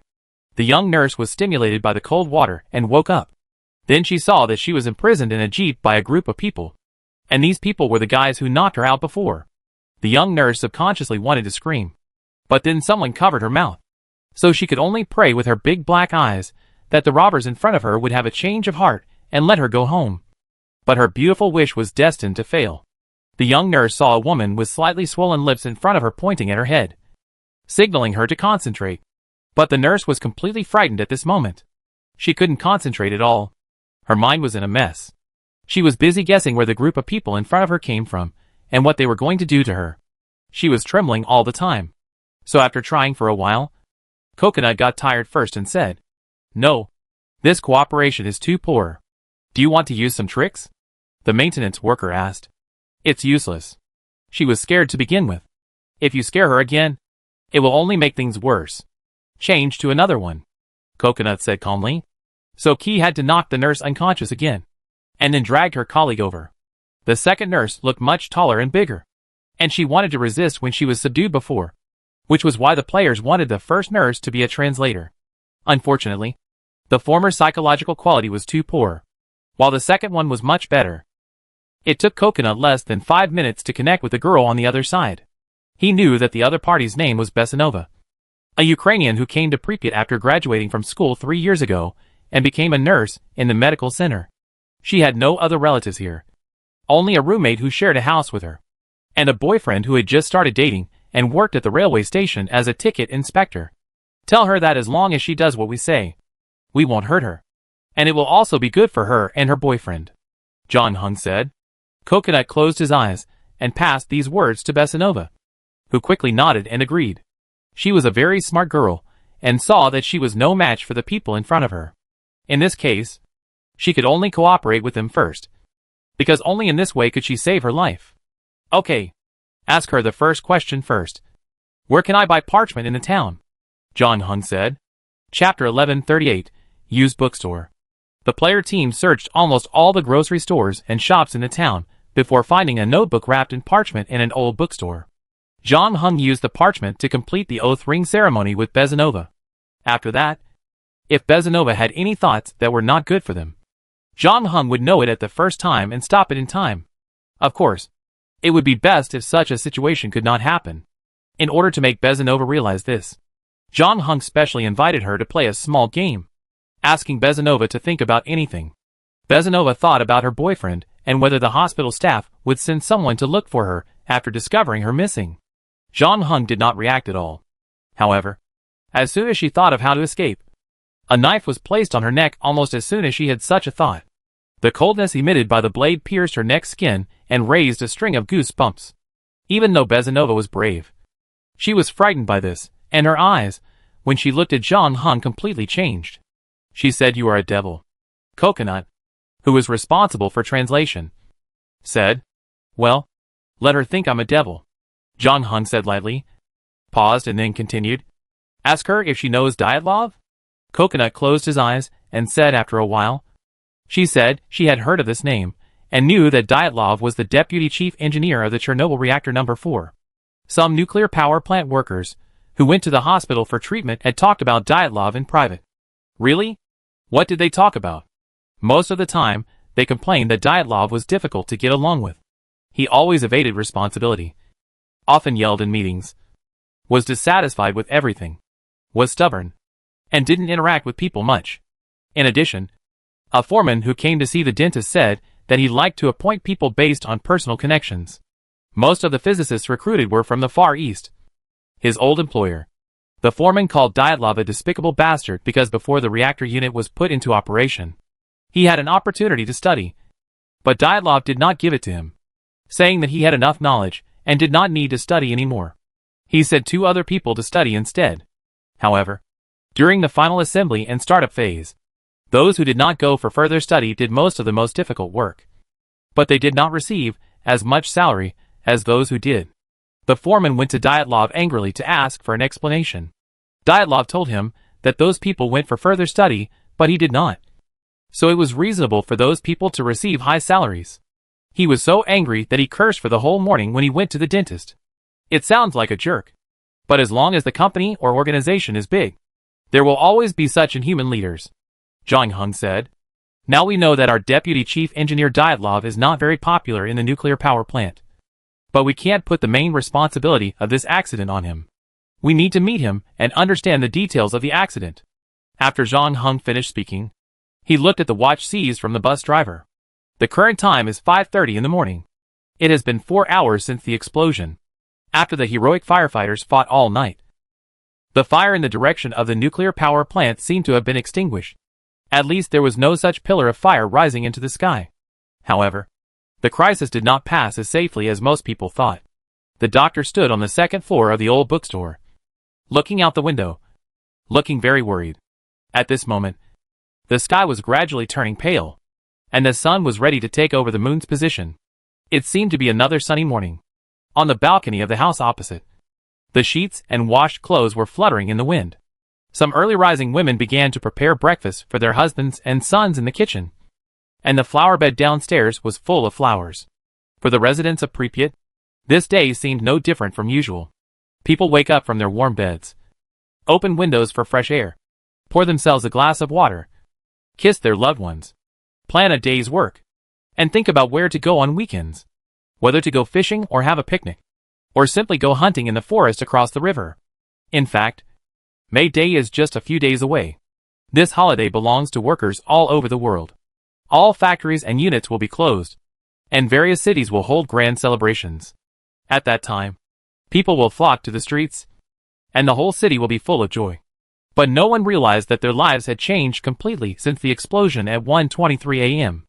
The radioactive dust had quietly drifted to Pripyat with the airflow, landing on the clothes they hung outside, and drifted into the room as the windows were opened, landing on everyone's skin. Adults, children, and the elderly could not escape. The radioactive dust even entered the uncovered water cups and the breakfast served. The air was filled with plutonium, cesium, strontium, and a large amount of iodine-131, not to mention the huge radioactive cloud in the sky that was slowly drifting. Unfortunately, these real dangers cannot be seen with the naked eye. They should evacuate the residents here as soon as possible. The doctor sighed. I saw the news online, and it is said that SL started to evacuate the residents here 34 hours later. The maintenance worker said. Is it because it takes time to mobilize vehicles? The mouse on the side asked puzzledly. Indeed.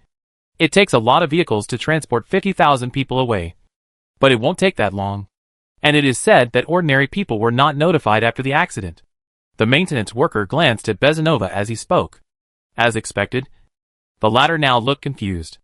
She seemed to be a little confused as to why the players looked like they were facing a great enemy. Everyone was dressed tightly, trying not to leave any skin exposed. They also wore gloves on their hands and masks on their faces.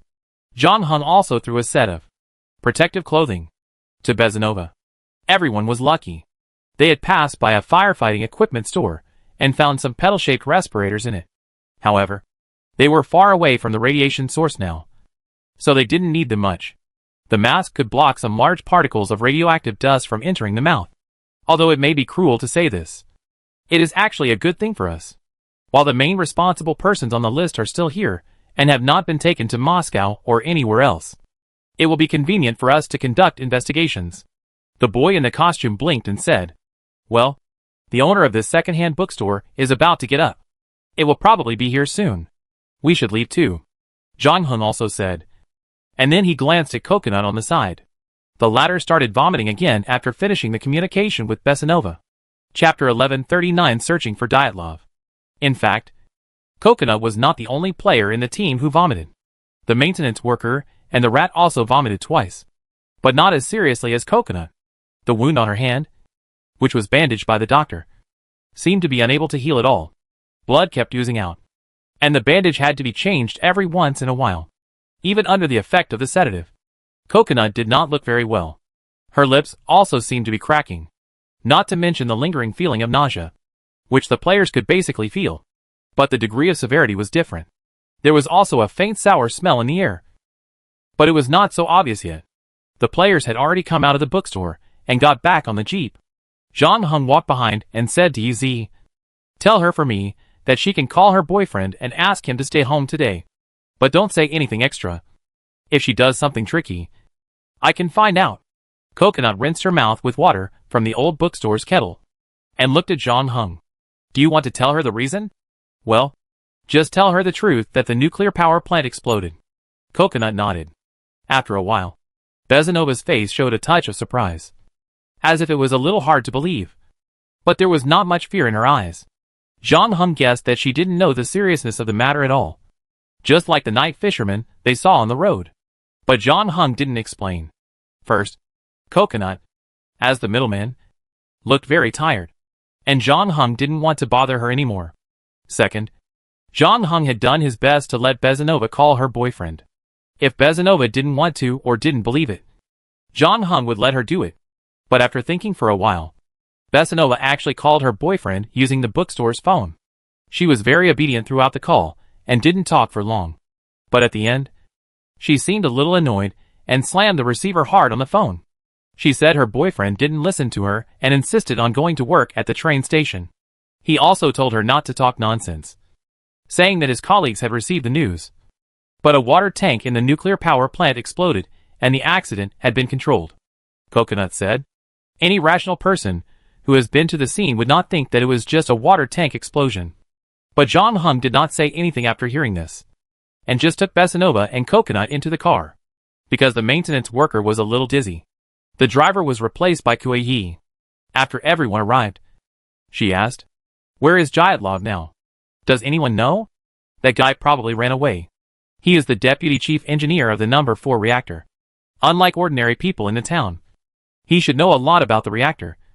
So he must know that the reactor has exploded. Staying there will only expose him to greater radiation. He must have been arrested." The maintenance worker frowned and said, "In this case, we have to find a way to get him out of the police station." John Hung did not rush to draw conclusions, but just said, "Let's go to his residence first." Although Bezanova did not know where Dyatlov lived, the latter was not an unknown person in Pripyat, and his residence was easy to find out. Bezanova got off the car and made 2 phone calls. She found a friend who was married to a gas line operator at a nuclear power plant and quickly got the address. With Bezanova's human navigation, Kuei drove the car to the door of Dyatlov's house. But to his disappointment, Dyatlov did not come back here after the explosion. He didn't go home. Did he just run away? Mouse asked. John Hung thought about it, turned his head and looked at Coconut, who looked a little painful. Ask her if she knows the staff or family members of the number 4 reactor of the nuclear power plant, and see if you can get Dyatlov's whereabouts from them. Coconut took 2 deep breaths and closed his eyes. After that, Bezanova shook her head, hesitated, and nodded again. She got out of the car again and came to the public telephone booth. This time, she spent a long time. But John Hung watched her from the side and did not feel the vowel ring change during this time. About half an hour later, the public telephone rang again. Bezanova only said 2 sentences and hung up the phone. She asked someone to contact Viktor Grigorievich Smagin, the duty foreman of the number 4 reactor unit. Smagin was the foreman in charge of daytime work on the 26th. He went home at night. As a result, he was picked up by a van not long ago. It is said that he returned to the nuclear power plant to help. According to Smagin, Dyatlov left the nuclear power plant about 3 hours ago. People in the administrative building said that he went to the civil defense headquarters. Coconut said, 3 hours ago? That means he stayed there for at least 2 hours after we left the nuclear power plant. Why? Did he want to die? The maintenance worker was puzzled. The meeting at the civil defense department should have been over in 3 hours. When the incident happened, Dyatlov was in the control room, not far from the reactor, and should have been exposed to a lot of radiation. The boy said, if he really stayed there for another 2 hours, the radiation dose would be even greater. He would probably feel unwell now. Hospital. Mouse and the maintenance worker said in unison. Dyatlov is probably in the hospital now. Not only him. The people in the control room that night are probably in the medical center. Zhang Heng said. We should be able to see a lot of people this time. Zhang Heng was right. When they returned to the medical center, they found that it was completely different from the first time they came. The number of patients increased by more than 4 or 5 times. They were mainly firefighters and employees of the nuclear power plant that night. Not only those in the number 4 reactor, but also those on duty in the number 3 reactor next door. Several other night fishermen also felt unwell at dawn, with shortness of breath, lungs as if burned by fire, and sun spots on the skin, which was the darkening of the skin caused by nuclear burns. Coughing sounds were heard in the ward, and there was also a radioactive detector with a beeping alarm. So the cleaners had to disinfect the corridors and wards and throw away all the clothes of the injured. However, the beeping sound was still there, and no one realized that it was actually because of the radioactive dust floating in the air. At this moment in Pripyat, there was no place without radioactivity. The conditions of some patients looked serious, but most of them could still bear it, at least for now. Their physical and mental conditions seemed normal. Some were still chatting, completely unaware that their bodies might rot away bit by bit in a few days. Chapter 1140 New Plan. Bezanova is a nurse at the medical center. With her around, the players' movements in the hospital have become more convenient. Bezanova even helped them get the list of patients in each ward. But then another problem was put in front of the players. That is how to contact the target. Now the wards of the medical center are basically full. Every ward is filled with patients, and the corridors are full of people. For Pripyat, which has only 50,000 people, the hospital itself does not have too many wards. The major accident in Chernobyl caused hundreds of patients to rush into the hospital at once, which immediately strained medical resources. The hospital has organized personnel to take ordinary patients to 2 clinics in Pripyat. But even so, the situation is not optimistic. And this is just the beginning. The radioactive dust has drifted to this town, and more patients with physical discomfort will come to see a doctor in the future. In addition, militiamen have set up a cordon in front of the hospital, blocking the firefighters and family members of nuclear power plant workers who came after hearing the news. Among the players, only Zhang Heng and Coconut followed Bezanova in. But it is not easy to get Dyatlov out of the crowd. Of course, considering that the militia has no weapons and there is no armed force in the hospital, it is not impossible for players to rob people if they really want to. But it will definitely make a lot of noise. And Dyatlov is only the first person on the list, followed by the duty foreman Alexander Akimov and the senior reactor control engineer Leonid Topchanov.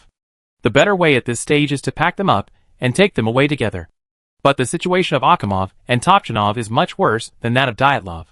Their skin has completely turned dark brown and looks very painful, and they have to rely on drugs to relieve it.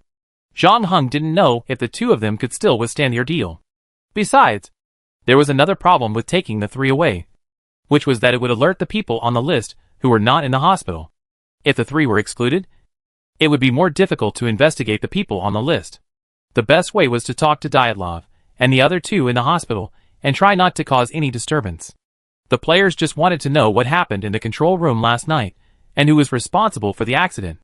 But even if they didn't ask Zhang Heng, he knew that Dyatlov would definitely not cooperate. After all, the players were just uninvited guests who suddenly appeared here without even an identity. It would be strange if Dyatlov was willing to deal with these suspicious people. So we have to think of another way. Coconut and Bezanova were waiting for Zhang Heng's decision. At this time, Akimov and another nuclear power plant worker suddenly quarreled in the ward. Zhang Heng raised his eyebrows and asked Coconut beside him, "What are they arguing about?" After a while, Coconut said, Bezanova said they were arguing about what happened to the explosion last night. One person said that he had just checked everywhere and the reactor was gone. There were graphite blocks on the ground. The other said that he was wrong. The expert team will come soon and they will find out clearly. Expert group? Yes, they did mention this term. Zhang Heng thought for a moment. Got it. Let's leave here first. After listening to Zhang Heng's introduction of the situation in the hospital, All the players realized the severity of the situation without exception, and discussed the next plan in the car. Some people supported directly robbing people, while others suggested looking for other targets first and investigating the 3 people last, so that there would be no need to worry even if the incident got out of hand. I'm afraid we don't have much time. John Hung waited for everyone to finish speaking before speaking again. We just received another piece of news at the medical center. Moscow's 6th hospital sent doctors here, probably preparing to transfer patients. Although the Pripyat Medical Center is the largest hospital near the nuclear power plant, it has obviously never faced such a difficult situation since its establishment. Doctors have previously complained about their lack of examination and treatment methods. The hospital does not even have equipment to check how much radiation each person has suffered, so they have to send out help to hospitals in Kiev and Moscow. When the doctors from those hospitals come here, they will find out how serious the conditions of these patients are, and they will definitely transfer them away. Let's talk to Dyatlov first, John Hung said. I have a plan. Maybe we don't have to kidnap them from the hospital. What plan? It seems that Moscow has sent a team of experts here. The mouse was stunned when he heard this. Do you mean to pretend to be a member of the expert group? Yes, John Hung said. Our goal is the same. We all want to find out what happened at the nuclear power plant. We can just borrow their identities, so that no one will doubt what we did. Will this work? Let's try it. It just so happens that we are all SL players in the dungeon. If it doesn't work, we can use force, John Hung said. But we don't speak Russian, so we can't speak. The doctor frowned. The expert group from Moscow can't speak Russian. No one will believe this. John Hung glanced at Besanova, who was standing by. She can speak. She can speak for us. I just stayed outside the ward for a while. It's very noisy there. We just need to keep a distance, so they can't hear us talking privately. She's just a nurse. Can she do such a thing? And many people in the hospital know her. The doctor still doubted whether Besanova could handle this new role. I can put makeup on her and teach her some tips on manners and pronunciation. I can make her look like a real person, John Hung said. Besanova has great talent and a strong learning ability. She is a smart girl. So the only problem is... John Hung glanced at Coconut. Others can choose to stay in the car, but you still have to go, because only you can communicate with Besanova and adjust the problem in time. This conversation is estimated to take a long time. Can you support it? Coconut nodded without hesitation, although her face looked very bad now. She still said, I am probably the one who most hopes that this copy can end early. So as long as I can leave this damn place 1 minute earlier, you can ask me to do anything. In this case, let's go to the clothing store to buy some clothes and cosmetics first, and come back in an hour, John Hung said. Chapter 1141 Expert Group. An hour later, a black Volga sedan stopped at the entrance of the medical center. 4 people got out of the car. 2 men and 2 women. All looked very serious and dressed in formal suits. One of the men in particular had an expressionless face throughout the whole process. He looked to be about 40 years old. Wherever he stared, people couldn't help but feel nervous and lowered their heads, not daring to look at him. It was obvious that he usually held a lot of power at work, which was why he developed such an arbitrary temperament. In comparison, the 3 people around him looked much worse, especially a woman wearing glasses who looked like a scholar. Someone even noticed that one of her legs couldn't help but tremble slightly. This poor girl seemed to have been bullied by that hateful boss on the way. The other 2 were much more normal. But one of the women was wearing a mask, and her face looked bad. She seemed to be unwell. The 4 people attracted a lot of attention as soon as they got off the car. Without saying anything, they walked directly into the medical center. As a result, the captain of the militia team in charge of the alert hesitated, but still reached out to stop the 4 people, because he had received an order not to allow other irrelevant people to enter the hospital. The captain of the militia team felt that he should still obey the order, but the middle-aged man who looked like a leader did not say a word, but just looked at him coldly, and the captain immediately regretted his action. Fortunately, the girl with glasses who looked more talkative stood up and said to him, We are a team of experts from Moscow. We have received an order to investigate the accident at the Chernobyl nuclear power plant. We are here to talk to the staff on duty that night. The Moscow expert group? Are they coming so soon? The leader of the militia team was stunned. According to the regulations, he should check the IDs of the 4 people. However, the girl with glasses kept winking at him, and the middle-aged man who looked mean and difficult to get along with also showed an impatient look on his face. as if he was trying to suppress his anger.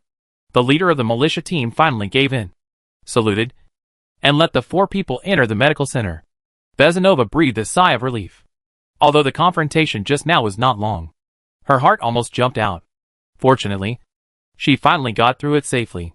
As long as they passed the outermost line of defense, no one in the hospital dared to stop them. So the 4 fake experts walked into the inpatient department in a swagger. However, when she walked into the inpatient department, Bezanova's heart was lifted again, because she had been working here before, and all the doctors and nurses knew her. Bezanova was afraid that her identity would be exposed. After deceiving the captain of the militia team downstairs, Bezanova knew that she had been completely deceived. If their identities were exposed now, she would probably be classified as an accomplice of John Hung and his group. She would definitely lose her job, and she might even be sent to prison. If she had a choice, she certainly didn't want to pretend to be an expert group with John Hung and Yezi. Unfortunately, she no longer had any freedom from the moment she fell into the hands of the players. She could only hold her nose and accept John Hung makeup. After that, she spent half an hour intensively learning various postures and speaking skills. John Hung did not expect Bezanova to become a talent overnight, so he arranged her to be a nuclear physicist, who was more inclined to pure research, so that her social skills would not be exposed. In addition to him and Coconut, the 3 players who came this time also included a doctor. The doctor's identity was an expert in radiation sickness, which was also his most handy role, and was not easy to be exposed. After entering the hospital, Bezanova felt a little nervous, but soon she found that her former colleagues seemed to have disappeared. She even deliberately wandered around in front of her best friend, but the latter did not react at all. The head nurse complained. Where did Bezanova and Daisha go? Weren't they supposed to be on duty last night? Why haven't I seen them until now? The hospital is short of staff now. Can someone please call them back? I think I saw Bezanova come back before. Maybe she left because of something at home.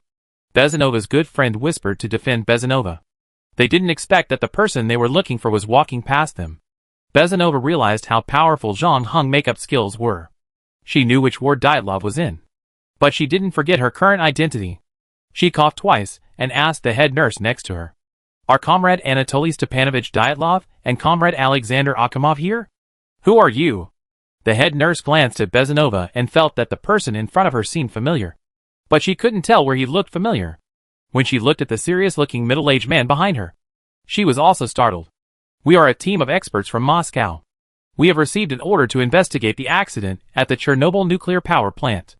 We need to talk to the staff on duty last night. Bezanova repeated what she had said to the captain of the militia team before. It seems that he is a big shot from Moscow, the head nurse thought. She returned to work after receiving a call in the early morning. When it was almost dawn, she also heard the nuclear power plant employees, who were sent to talk about this matter. Therefore, compared with the militia team downstairs, she did not doubt the identities of the 4 people at all, and hurriedly said, Come with me. But some of them are not in good condition. You'd better be mentally prepared. Although the head nurse was a little afraid of the middle-aged leader, she still plucked up the courage to lead them to the ward and said, There are a group of good people inside. Really? Some of them are my neighbors. Sometimes when I get off work late, his wife will let my children go to their house for dinner. This accident is a tragedy. No one wants it to happen. But fortunately, I heard that it has been controlled.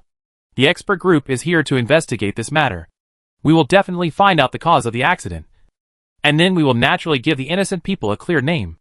Bezanova tried hard to recall the knowledge John Hung gave him, and said in a cold and calm tone as possible. The head nurse didn't dare to say anything more after hearing this. She took them to a ward and knocked on the half-open door. Mr. Dyatlov, the expert group is here to see you. Chapter 1142 Deputy Chief Engineer. On bed number 3 in the ward sat a tall, thin man with gray hair. He was facing the door, looking at a pine tree outside the window. Not knowing what he was thinking, he heard the head nurse calling his name, paused for a few seconds, and then slowly turned his head. It was also the first time that John Hung met Dyatlov. This was a name that could not be avoided when the Chernobyl incident was mentioned in later generations. Many news editorials regarded him as the first person responsible for the nuclear power plant accident. In those manuscripts, he was described as an arrogant, greedy and stupid leader. However, John Hung could not see much from Dyatlov at first sight.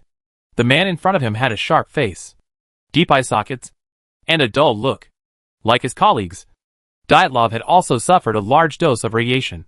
His skin was red, and there were traces of vomit on the collar of his hospital gown. He looked straight at the 5 people who walked into the room without saying a word. The head nurse had to repeat again. "Mr. Dyatlov, the expert group is here to see you." "I heard it," the deputy chief engineer said. The ward was quiet at this time. Not long ago, everyone was still talking about the expert group. Unexpectedly, the expert group came to Pripyat in a blink of an eye. This also indirectly shows the importance of the accident to the superiors. Everyone couldn't help but worry. The atmosphere seemed a little weird for a while. The first to break the silence was Besanova.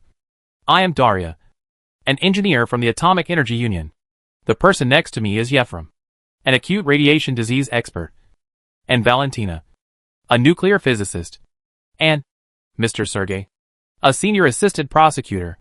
The doctor and Coconut nodded to Dyatlov as a greeting. But John Hung still did not move, just staring coldly at the deputy chief engineer in front of him, just like a venomous snake staring at its prey before hunting. The cold gaze made Dyatlov feel very uncomfortable, so his stomach sent a signal to his brain again. Dyatlov quickly picked up the trash can beside the bed and vomited again. As a result, John Hung noticed that Coconut's body also trembled. She was obviously led by Dyatlov to vomit. But fortunately, she finally overcame the physical discomfort with her own will, gritted her teeth, and did not take off the mask on her face. And Dyatlov was unable to vomit anything. His stomach had been emptied hours ago, leaving nothing but gastric juice. Dyatlov retched for a while, rinsed his mouth with salt water, then raised his head again, and said in a weak voice, "What do you want from me?" "Everything you know about this accident, Comrade Dyatlov," Besanova said seriously. After the initial nervousness, she has gradually entered her role. John Hung was not wrong about her. This girl is indeed very talented in acting. She was originally just a nurse at the Pripyat Medical Center, while Dyatlov was the deputy chief engineer of the Chernobyl reactor units 3 and 4, and a big shot in the atomic city. Besanova would never dare to speak to him in this tone. But now, she felt a wonderful feeling that she had never felt before, as if she really held Dyatlov's fate in her hands. And she knew that the latter also knew this, perhaps because he knew that he had made a big mistake. Dyatlov did not ask the expert team in front of him to show their identification, nor did he check with Chief Engineer Fomin or Nuclear Power Plant Director Brukhanov. Of course, the main reason was that he did not expect that someone would pretend to be an expert team. The size of the courage was secondary. The main thing was that this approach would not bring any benefits. So Dyatlov nodded. "Okay, I will tell you everything I know." Besanova turned to the head nurse and said, "Find us a place to talk." "Well, the hospital wards are full now," the head nurse said in embarrassment. "Isn't there a dressing room for nurses?" Besanova regretted it after blurting it out. The main reason was that she had been working here for a long time, and was too familiar with it. When she heard the head nurse's words, she thought of a solution first. But her current identity was Daria, an engineer at the Atomic Energy Union, and she obviously shouldn't be so familiar with the dressing room of the medical center. Sure enough, the head nurse's face also showed a strange look. But in the end, she didn't say much and walked towards the dressing room with a few people. Before leaving, Besanova said to Akhimov and Topchanov, "After we finish talking to Mr. Dyatlov, it will be your turn. So you'd better use the time in between to make some preparations in advance." The duty foreman and the senior reactor control engineer looked at each other, and they both saw anxiety and worry in each other's eyes. 3 minutes later, only Dyatlov and the 4 people of the expert group were left in the locker room. The doctor took out a tape recorder from the mall from his suitcase and put it on the table, pressing the record button. On the other side, Besanova had already walked in front of the deputy chief engineer. She was in a surprisingly good state. She looked into Dyatlov's eyes and said softly, "Don't be nervous, Comrade Dyatlov. We will start with simpler questions. You are Anatoly Stepanovich Dyatlov, the deputy chief engineer of the number 4 reactor of the Chernobyl nuclear power plant." "Right. Yes. It's me." Dyatlov seemed a little uneasy, with his hands crossed on his chest, and his voice sounded a little hoarse. "Can you briefly introduce how you came here?" "Here? Chernobyl? Oh, I used to be the head of a physics laboratory in the Far East." Dyatlov sorted out his thoughts and continued, "Studying The physical characteristics of small reactor cores. Yes. Besanova nodded pretentiously. In fact, she didn't understand a word of Dyatlov's research. But this didn't stop her from continuing to ask. So is your work here going well? Generally speaking, it's going well. Although there have been some minor problems with the reactor before. For example? Dyatlov hesitated for a moment. But still said, we actually mentioned it in the previous report.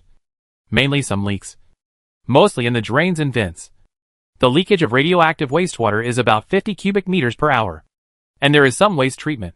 In addition, some of the cement structures of the main body of the nuclear power plant also need to be reinforced.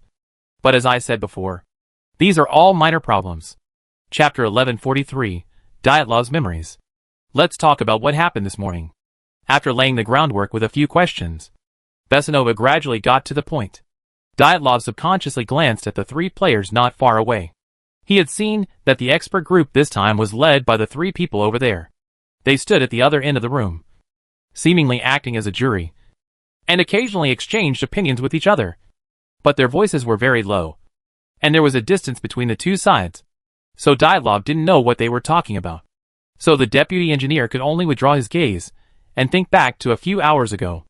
In the early morning of the 26th, we were conducting a safety experiment, Dyatlov recalled. I believe everyone should be very clear about the content of the experiment. Because in January this year, Director Brukhanov reported the test procedure to the Hydropower Engineering Research Institute. However, he was interrupted by Besanova as soon as he said this.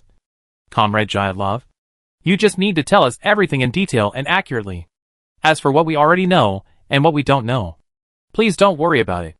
In addition, if possible, please also explain the principles involved clearly. Dr. Yefrem also hopes to understand the course of this accident. Okay. Although Besanova's statement made Dyatlov feel a little strange, and he didn't understand why the expert on acute radiation sickness also wanted to listen to the accident analysis. He still agreed, sorted out his thoughts, and continued. In short, we have a safety experiment to do. The time was originally scheduled for April 25th, before the reactor was shut down for maintenance. As you know, the reactor always needs regular maintenance, and we can take this opportunity to do a very simple safety experiment. Chernobyl uses a graphite-moderated boiling water reactor. Under the action of electricity, the water pump of the nuclear power plant can continuously pump cold water into the reactor, generate steam to drive the generator turbine to generate electricity, and at the same time take the high-temperature wastewater away from the reactor to ensure that the core is not melted. I believe you can also see how important the water pump plays in this process. We need to do everything we can to ensure the normal operation of the water pump. In an emergency, even if all power in the nuclear power plant is cut off, we still have a backup diesel generator to power the water pump. But it takes a short time for the diesel generator to start, which means we have to keep the water pump running during this short period of time. Dyatlov tried to explain it in enough detail to ensure that even a layman like Dr. Yefrem could understand it. This safety experiment is to solve this problem. We considered using the inertia of the steam turbine, because when the power is off, steam is still being generated, and the steam turbine is still rotating, so it can generate electricity. Borrowing this part of electricity can help us get through the difficulties. At 1 p.m., we reduced the power of the number 4 reactor to 1,600 megawatts as planned and shut down one turbine. At 2 p.m., we disconnected the emergency core cooling system and the multiple force circulation loops, preparing to carry out the safety experiment designed by Chief Engineer Fomin. But at this time, we received a call from Kiev, saying that an accident had occurred in a small power station there, and Kiev was now short of electricity. So we were asked to postpone the shutdown of the reactor. What can I do? I can only suspend the experiment. Dyatlov spread his hands. I also went home to sleep for a few hours. When I came back, it was already 11 o'clock in the evening. An hour ago, I received permission to continue to reduce the power. For this purpose, I contacted Yuri Tregub, the on-duty foreman of the reactor at that time, and Akimov, who replaced him. I explained clearly that they should continue to reduce the power to 700 to 1,000 megawatts according to the requirements of the experiment. After arranging the tasks, I left the control room, patrolled around, observed the situation before the power outage, and returned to the control room at 12:30. At that time, Akimov, Topchanov, Stolyarchuk, Tregub, who was supposed to be off work, were also in the control room, as well as several other interns and others. I found that the power of the reactor had dropped to 30 megawatts, far below the 700 megawatts required for the experiment. So I asked Akimov what was going on. He said that shutting down the local automatic control system and switching to manual control should solve the problem. So I approved him to continue to increase the power. After that, I left the control room again to observe the situation at the turbine. When I came back, the power of the reactor had risen to about 200 megawatts. We finally decided to conduct the experiment at this power. I called all the experimenters at that time for a briefing, and then asked them to return to their posts to prepare. The safety experiment started at 1 hour 23 minutes and 4 seconds. Everything went smoothly. All operations were carried out in accordance with regulations. I was busy studying the readings on the instrument, and then I heard Akimov say to shut down the reactor. After that, he reached out and pressed the emergency power reduction button. Not long after, I heard an explosion. What happened? Bezanova asked. That's what I want to know, Gadlov said. I left the control room immediately after the explosion and inspected the situation outside. I found that for some unknown reason, the emergency water tank of the protection and control system exploded. The water tank was very large, with 110 cubic meters. Such an explosion would overturn the roof, and in serious cases, it would blow up the entire reactor unit. But fortunately, the reactor below was still intact. I immediately ordered water to be injected into the reactor to keep it stable, and then I joined others in the rescue. I received a call around 3 o'clock and went to the Civil Defense Headquarters to report the accident to Director Brukhanov. Later, I came to the Pripyat Medical Center for treatment because of my physical discomfort. This is all I know. The reactor is safe and sound. Are you sure? Comrade Dyatlov. Yes, I am sure, the Deputy Chief Engineer confirmed. I patrolled around the reactor after the incident. What about radiation? Gorbachenko's radiometer showed that the background radiation value at that time was 1,000 microingens per second. It doesn't sound good. Yes, there is no doubt that there is a nuclear leak there. But fortunately it is under control, and we will get through it, Dyatlov said. Really? But as far as I know, 3.6 Roentgens is just the upper limit of the small radiation meter. Bezanova coldly threw out the question. Why? The nuclear power plant doesn't have a meter with a larger range? Dyatlov was silent for a moment. Yes, we have a meter with a range of 1,000 Roentgens.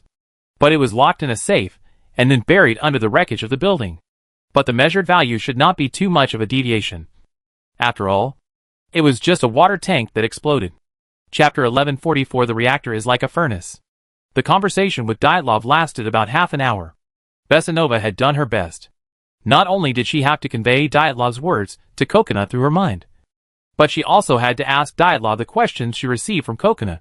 Therefore, she was exhausted after this trip. In particular, many professional terms made her dizzy. But in order to play her current role well, she had to pretend to know everything. However, she also took this opportunity to learn about the power generation principle of the nuclear power plant and some related knowledge. As a person living in Pripyat, Bezanova certainly knows that the existence of this city is inseparable from the nuclear power plant 3 kilometers away. After all, the first batch of residents who settled here were mainly construction workers and workers of the nuclear power plant. Their lives revolve around the construction and operation of the nuclear power plant. And everyone has long been accustomed to the existence of the nuclear power plant. Regarding the safety of nuclear power plants, N.M. Sinov, Deputy Chairman of the National Nuclear Energy Utilization Committee, said this: the reactor is like a furnace, and the operator of the reactor is equivalent to the boiler operator. Therefore, in the understanding of Bezanova and most ordinary people, the Chernobyl nuclear power plant is a large furnace, not much different from other thermal power plants. Both the Eastern and Western worlds have been exploring and utilizing nuclear energy for decades, and the technology is becoming more and more mature. Except for the unfortunate nuclear accident that occurred in 3 Mile Island, Pennsylvania, USA not long ago. Nuclear power plants are indeed safe most of the time, especially in SL. Bezanova had hardly seen any reports about nuclear power plant accidents before. The construction plan of nuclear power plants has been steadily advancing, and the completion of those nuclear power plants has indeed greatly alleviated the power shortage in various parts of SL. Like other SL people, Besanova is also proud of the achievements made by her country in the use of nuclear energy. However, after listening to Dyatlov's answer to the expert group, Besanova realized that nuclear power plants did not seem to be as safe as she had always imagined. At least the reactors in Chernobyl are not quite the same as the boilers. Although the steam turbines for power generation are both driven by steam, this may be the only thing they have in common. Fortunately, according to Dyatlov, although the nuclear accident seemed serious, the final result was not that bad. A water tank was blown up, the roof was destroyed, and there was radiation leakage at the scene. But the dose was not large, and it was basically under control. However, the players kept asking Dyatlov whether the reactor was really intact as he said. And Besanova also smelled a hint of something unusual. After asking Dyatlov, everyone did not immediately go to Asimov and Topchanov, but exchanged opinions first. The most important thing was to let Coconut take a breath. The latter had taken off his mask and vomited into the trash can. "What do you think?" the doctor asked. Of course, his "what do you think" was not to ask John Hung what he thought of the current situation of the Chernobyl nuclear power plant, because everyone from 30 years later knew that it was the reactor that exploded in the early morning of April 26th. Not to mention that they were at the scene at that time, witnessed this tragic scene with their own eyes, and were exposed to radiation that was fatal. Coconut's hand was just scratched a little, and the bleeding has not stopped completely. The situation looks worse and worse. John Hung thought for a moment and said, Dyatlov lied. That's for sure. But we don't know which parts of his story are true and which parts are fabricated. Let Coconut take a break. We will talk to Akimov and Topchanov later. Once we get their testimonies, we can compare them. Unfortunately, the oath ring is now used on Besanova, so Zhang Hung can only use observation and comparison to detect the interlocutor. After a pause, he continued, we do have an advantage in investigating Chernobyl, because compared to people now, we already know the results in advance, and there are many analyses and speculations from later generations. But we also have disadvantages. The biggest difficulty is that none of us are nuclear physicists or designers of nuclear power plants. I just listened carefully to Dyatlov's introduction, including the working principle of the graphite-moderated boiling water reactor and this safety experiment. Although I roughly understand what they are doing, this knowledge is far from enough for us to figure out what happened in the reactor at that time and what exactly caused the Chernobyl accident. Coconut had almost vomited by this time, and raised his head and said, we have talked to Dyatlov, but I didn't receive any system prompts. What about you? Neither do I. The doctor shook his head. Does this mean we can rule out Dyatlov? Coconut asked. At least it means he is not the main person responsible for the accident. Although I don't like him very much. This bastard always intentionally or unintentionally removed himself from the story just now. He was not at the scene at several key times. Whether it was when the reactor power dropped rapidly, or when the emergency power reduction button was pressed later. He was either inspecting the work outside or looking at the dashboard. But no matter what, the system did not respond after talking to him. It's hard to say now. The doctor frowned. The description of the main mission this time is very simple. With only one sentence, find the key person. But both find and key person actually have many definitions. Especially find. If it means that we investigate and confirm the main responsible person, then the conversation just now is obviously not enough to do this. Because according to Dyatlov's own account, his responsibility in the accident is not great. Coconut punched the locker not far away with his uninjured hand. Call Akimov and Topchanov. Are you sure? You've only rested for less than 5 minutes. We still have time. John Hung said. No. My physical condition is fine. Well, if you really can't hold on any longer, we can temporarily stop the questioning, the doctor said. And then he gestured to Besanova, asking him to call the next person in. Besanova's eyes flashed with worry. She didn't know what the players were talking about, but she could see that the first conversation did not meet their expectations. In fact, the female nurse was a little confused at this moment. From the moment she was kidnapped, she had been guessing the identity of Zhang Hung and his group, but she still had no clue. Chapter 1145 Safe and Sound. At first, Besanova thought that the players were bandits who came out of nowhere. But they did not rob her of any property. Although they did secretly pry open the doors of many shops at night. They only took some emergency change, and more of the daily supplies that might be used. And they did not take too much. In addition, They all looked like Ukrainians or Russians. But the strange thing was that none of them could speak Ukrainian or Russian. Bezanova thought she could guess their identities from this point. This group of people is likely to be Americans or Europeans with Russian and Ukrainian ancestry living in the Western world. They were specially selected to infiltrate SL for secret espionage activities. However, Bezanova thought about it again, which seemed a bit unreasonable. How could a spy who infiltrates an enemy country not learn the enemy's language at all? What kind of infiltration is this? Moreover, the language these people spoke did not sound like English. It was unknown what language they spoke. But they were indeed particularly interested in the nuclear power plant. And they even pretended to be experts, and talked to the engineers of the nuclear power plant. But then Bezanova discovered that they were not interested in the technology of the nuclear power plant, but the accident that happened last night. In other words, these guys pretending to be experts were indeed doing what the Moscow expert group should do. So Bezanova was completely confused. She had no idea where the players came from. She even had an illusion that the other party was standing with them, the residents of Pripyat. And on the contrary, the nuclear power plant seemed to be hiding something. Although Bezanova knew nothing about nuclear physics. She was a nurse at the medical center after all. And she knew something about radiation sickness. She could see that the players had suffered different degrees of radiation. Considering the scene when the two sides first met, the players rushed into the ward wearing the clothes of nuclear power plant workers. It happened to be not long after the Chernobyl accident. Bezanova remembered it very clearly, because the fire was very bright during the explosion. And the nurse on duty with her pulled her to the window to look. They were guessing what happened at the nuclear power plant. And not long after that, they all became captives of the players. In other words, this group of people was probably at the scene when the nuclear power plant exploded last night. Did they discover something? So they started investigating? But Bezanova didn't know what would happen even if the investigation revealed the results. She could see that some of the players were not in a good condition. Although the doctors could provide some treatment, it was basically just to relieve the pain. Especially Coconut. Her physical condition was even worse than some nuclear power plant workers who were sent to the hospital. What she needed most now was regular treatment. Not to force herself to conduct an investigation here. However, Bezanova also knew that her words had no effect on the players. She had not forgotten her current identity. That she was still a captive. Bezanova followed Coconut's request and called Akimov after Dyatlov. The latter was the duty foreman of reactor number 4 last night. He was 33 years old, wore glasses, had thick curly hair, and looked quite strong.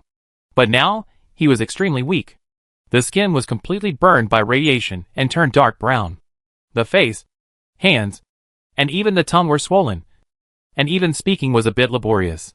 His radiation exposure was much more serious than that of Dyatlov.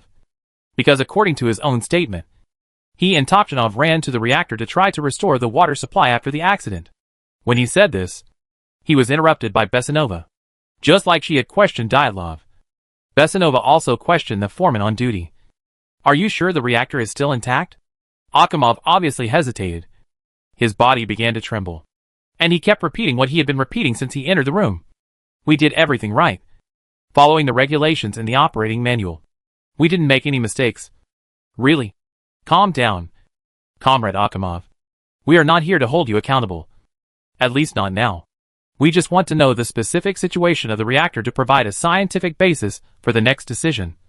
So you just need to tell us what you saw truthfully. Akimov opened his mouth. We experienced a serious radiation accident. But fortunately, the reactor is still safe and sound. It took a lot of effort for him to say this.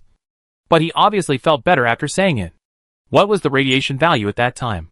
1,000 microingens per second. Akimov pushed his glasses on his face. After the explosion, the first priority was to inject water into the reactor to prevent the reactor from melting due to high temperature. So we prepared to open the number 2 emergency water pump to start injecting water into the reactor according to the requirements of Chief Engineer Fomin. But because we lost power, the gate valve could only be opened manually. So Topchanov and I turned the handle along the line. We spent several hours opening the regulating valves on the 2 branches. But for some reason, the reactor seemed to be leaking. At that time, we were completely exhausted and were sent to the medical center by ambulance. Smagin replaced us. Akimov's narration was full of guilt and self-blame. Bezanova could see that the man in front of her was really upset about the trouble he had caused. But he seemed to really not know what he had done wrong. so he could only repeat that I was right. Everything was in accordance with the regulations, and so on to try to make his conscience feel better. Bezanova even felt reluctant to ask more questions at one point, and continued to put pressure on this poor man, forcing him to constantly recall the various details of the incident. But Bezanova only said that this matter was not up to her to decide, and Zhang Heng and others had no intention of interrupting or pausing the conversation. However, they did gain something. At least they found some things different from what Dyatlov said from Akimov's answer. For example, according to Akimov, Dyatlov was also in the control room when the power dropped. He was furious and scolded Topchanov, the senior reactor control engineer at the time. He then ordered Topchanov to increase the power quickly, but Topchanov refused. So Dyatlov brought up the safety regulations and said that according to the safety regulations, if the power drops from 80%, it can only be increased after 24 hours. But now the power is dropping from 50%. And the safety regulations do not stipulate that the power cannot be increased immediately. Chapter 1146 The Voice of Reason. In order to offset the poisoning, we pulled out some control rods one after another, so that the power of the reactor increased and stabilized at 200 megawatts. How many? What? How many control rods did you pull out? Bezanova asked. I don't remember clearly. The specific operation was completed by Topchanov. Akimov swallowed his saliva. He looked very nervous, breathing rapidly, as if he was drowning. Bezanova had to find a pack of cigarettes, took out one and lit it for him. Akimov took a puff and started coughing non-stop, and the hand holding the cigarette was shaking all the time. But half a minute later, he took 2 more puffs and his mood stabilized a little. 28. There are still 28 control rods left in the reactor. This is the bottom line stipulated in the safety manual. During the fuel combustion process, the core needs at least 28 to 30 control rods to remain inserted. We followed the safety manual for operation, so there should be 28 control rods in the core at that time. Okay. Then, let's talk about the explosion. Okay. Akimov nodded. His eyes looked a little dull, but he forced himself to recall the situation again. At 1:23, Topchanov first noticed the increase in reactor power. He told me that there was an energy surge, which meant that the nuclear fission reaction in the reactor became very intense. So according to safety regulations, I pressed the level 5 emergency power reduction button and reinserted all the control rods that had been pulled out into the core. Can you briefly introduce the working principle of the control rods to Dr. Yefrem? Of course. The control rods are used to terminate the fission reaction. They are made of boron, which can completely absorb fixed neutrons. We can adjust the power of the reactor by adjusting the number of control rods in the reactor. The level 5 emergency power reduction button I pressed will allow all 211 control rods to be reinserted into the core, thereby rapidly reducing the power of the reactor. Akimov looked a little uneasy. He paused here and looked up at Bezanova. Why are you asking this? The reactor was not damaged. It was only the water tank that was blown up. We did everything we could to continue to supply water to the reactor. For this, my companions and I suffered a lot of radiation. Don't get me wrong. I'm not taking credit for myself. This is what we should do. I just think. Calm down, Comrade Akimov. Seeing the foreman on duty blushing and starting to speak incoherently, Bezanova quickly comforted him. It's okay. The fire has been controlled. We are just doing a routine inspection, reporting to the higher-ups, and discussing the repair plan. It won't be long before you and your colleagues can go back to work, so there's no need to be nervous. Take a couple of puffs of cigarette. Exhale slowly. That's right. That's right. That's it. Okay. You can leave now. Our conversation is over. Thank you for your cooperation, Comrade Akimov. Thank you. Thank you.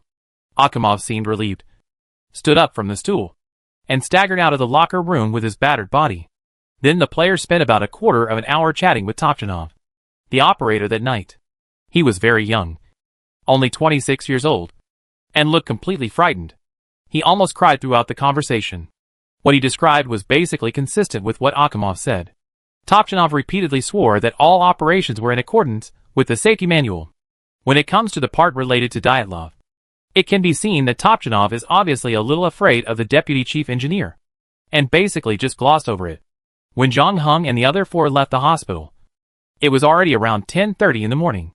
They drove the Volvo borrowed from DW's office to reunite with the other 4 people, and shared the results of this trip to the hospital with them. Mouse widened his eyes. Are they blind? At this time, they are still talking about the water tank explosion? They are all experts in nuclear power plants. How can they be so shameless? People will deceive themselves when faced with unsolvable difficulties and responsibilities that are difficult to bear. Just like many people who run away from the scene. They know that the consequences of doing so are very serious. But they still hold on to the fluke mentality and gamble on the 1 in 10,000 possibility. The people in Chernobyl are the same, John Hung said lightly. During the conversation, he could clearly perceive the different degrees of entanglement in the hearts of the 3 people, especially the youngest among them, Topchanov. This young man is in agony all the time. Although they all keep saying that it was the water tank that exploded and the reactor is safe and sound. Because only such an answer can make them feel better and not have to fear the price they will have to pay in the future. But somewhere deep in their hearts, a faint voice from science and reason has been constantly reminding them of the real truth.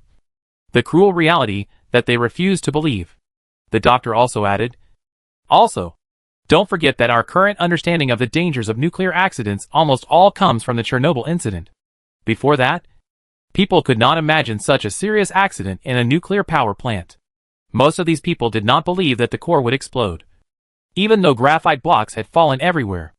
This is absolutely an absolute disaster.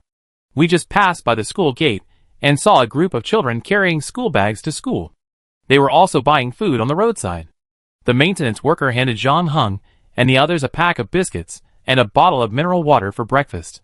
They no longer dared to eat outside. Nor did they dare to eat any fresh ingredients. Only the puff food isolated by the packaging bag could give them a little sense of security. Although the taste was not very good. At this time, no one would be picky. John Hung and the doctor both endured the discomfort in their stomachs and finished the biscuits. But Coconut only ate a few bites and put it down. She drank the bottle of water because she vomited too much before. She was a little dehydrated and urgently needed to replenish some water. But Guiyi didn't care about the lives of the 50,000 residents in the town, and whether they would be exposed to radiation. She frowned. So, you asked the 3 people in the hospital. But there was no prompt to complete the mission. Then we have to find the people behind the list. Who is it? Chief Engineer Fomin and Director Brukhanov. The doctor said, according to Deputy Chief Engineer Dyatlov. When he left, Fomin and Brukhanov had already arrived at the number 1 administrative building of the nuclear power plant. Chapter 1147 Return to the nuclear power plant. We are going back to the nuclear power plant? Lao Shu's expression changed slightly when he heard this. There is a distance between the administrative building and the reactor. And we don't all have to go back, Zhang Hung said. If you are worried, Coconut and Besanova can go. I will go this time too, Guiyi said. My physical condition is not bad. Are you still planning to pretend to be an expert group? I'm afraid it won't work this time. Fomin and Brukhanov have contacts with Moscow. Maybe they have the list of experts in their hands. Besides, they are not in the hospital and can check with Moscow at any time, Zhang Hung said. Fortunately, we have already talked with Dyatlov, Akhimov and Topchanov in advance. So this time, we can be a little rough. Then let's go together. The doctor hesitated, but still said, if we all work together, we can take care of each other. He didn't expect Zhang Hung to shake his head and say, the nuclear power plant has been blocked now. But I don't want to have a head-on conflict with the town's armed forces for the time being. After all, we don't know how long we will stay here. If possible, I want to sneak in, so it's easier to act with fewer people. Zhang Hung looked at Yizi after he finished speaking. Your body. My hand is almost in pain. Yizi raised her injured hand. She had just changed the bandage again. And when she tore off the old bandage, the skin on her hand was also peeled off. Yizi was a little surprised.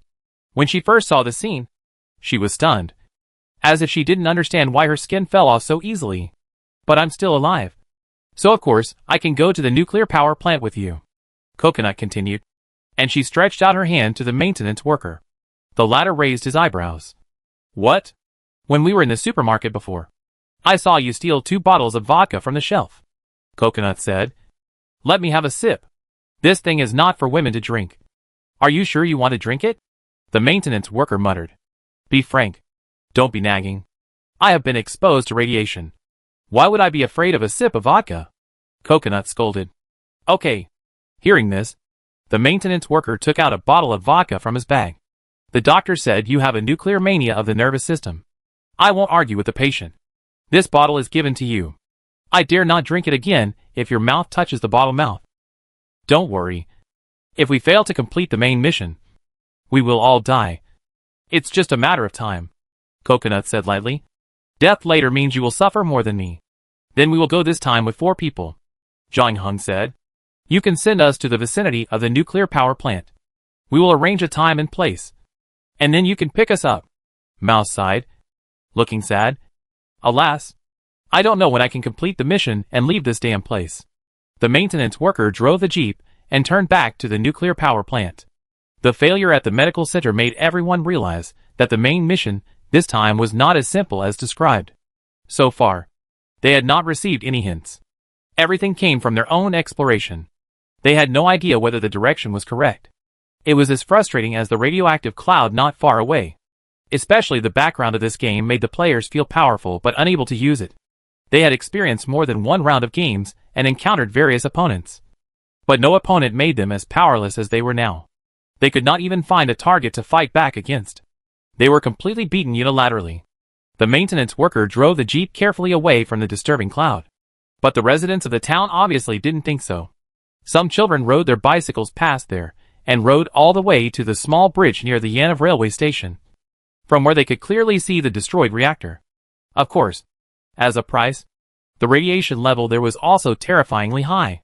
Some people specially moved a rubber mat to the roof, then stretched out their limbs and lay on it, just under the radioactive cloud, watching their skin get tanned bit by bit.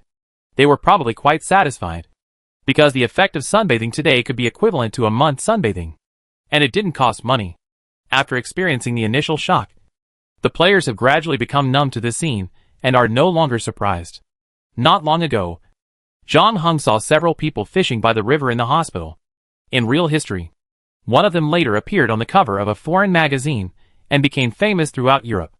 In his words, if you are ignorant, curiosity will only get you into trouble, especially when you have no sense of responsibility.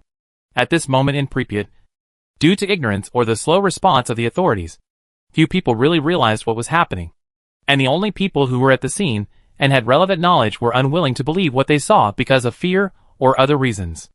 Considering that there was still action to be done, Coconut only drank 1 or 2 sips of vodka to slightly relieve the pain in her hands and mouth, then closed her eyes and leaned back in the chair. There was no more food in her stomach now, but she still felt nauseous, and the metallic smell had drifted from the nuclear power plant to the town. Fortunately, the players had been injected with potassium iodide. The maintenance worker drove the jeep back to the nuclear power plant with ease. But the nuclear power plant at this time was very different from when they left. The militia set up a cordon and did not allow outsiders to enter. However, their attitude was very polite. When asked what happened, they said they didn't know and were waiting for notification from their superiors. The firefighters had also completed their work and left, but most of them were sent to the hospital. The maintenance worker drove the jeep around the nuclear power plant and noticed that the guards at the number 5 reactor under construction were relatively loose. A group of workers were staying there. They came early in the morning and noticed that something was wrong with the number 4 reactor. So they stopped working. But no one seemed to have told them to leave. So they just stood there and discussed something. John Hung took Ez and Besanova out of the car and asked Ez, what are they talking about? How bad the radiation situation is. How long they can work here. And they also want higher pay as a subsidy for working in a dangerous environment. Besanova said truthfully. Chapter 1148 Radiation Explosion. John Hung asked the 3 women to wait on the side of the road, while he quietly sneaked into the board house nearby while the workers gathered together to discuss what to do next. This is where the construction workers usually take a lunch break and eat. Now there are only 3 people in it. A chef and his assistant, and a guy sleeping soundly on the table. John Hung lowered his body and took the cover of the dining table to quietly slip into the lounge nearby. He took a few sets of workers' work clothes from the wire bed and changed into one himself. During this time, he also heard complaints from the chef, and then footsteps came towards the lounge. John Hung quickly looked around and finally rolled under a wire bed by the door, through the gap between the bed board and the ground. He saw a pair of boots coming in from outside the door. Judging from the style of the boots, the person who came in should be a small worker. He came in and took something while mumbling, and then walked out again. As soon as he left, John Hung rolled out from under the bed again. The whole process perfectly controlled the power of the body, and with the effect of Heart of Creus. The small worker didn't notice that there was someone behind him even though the two were less than half a meter apart.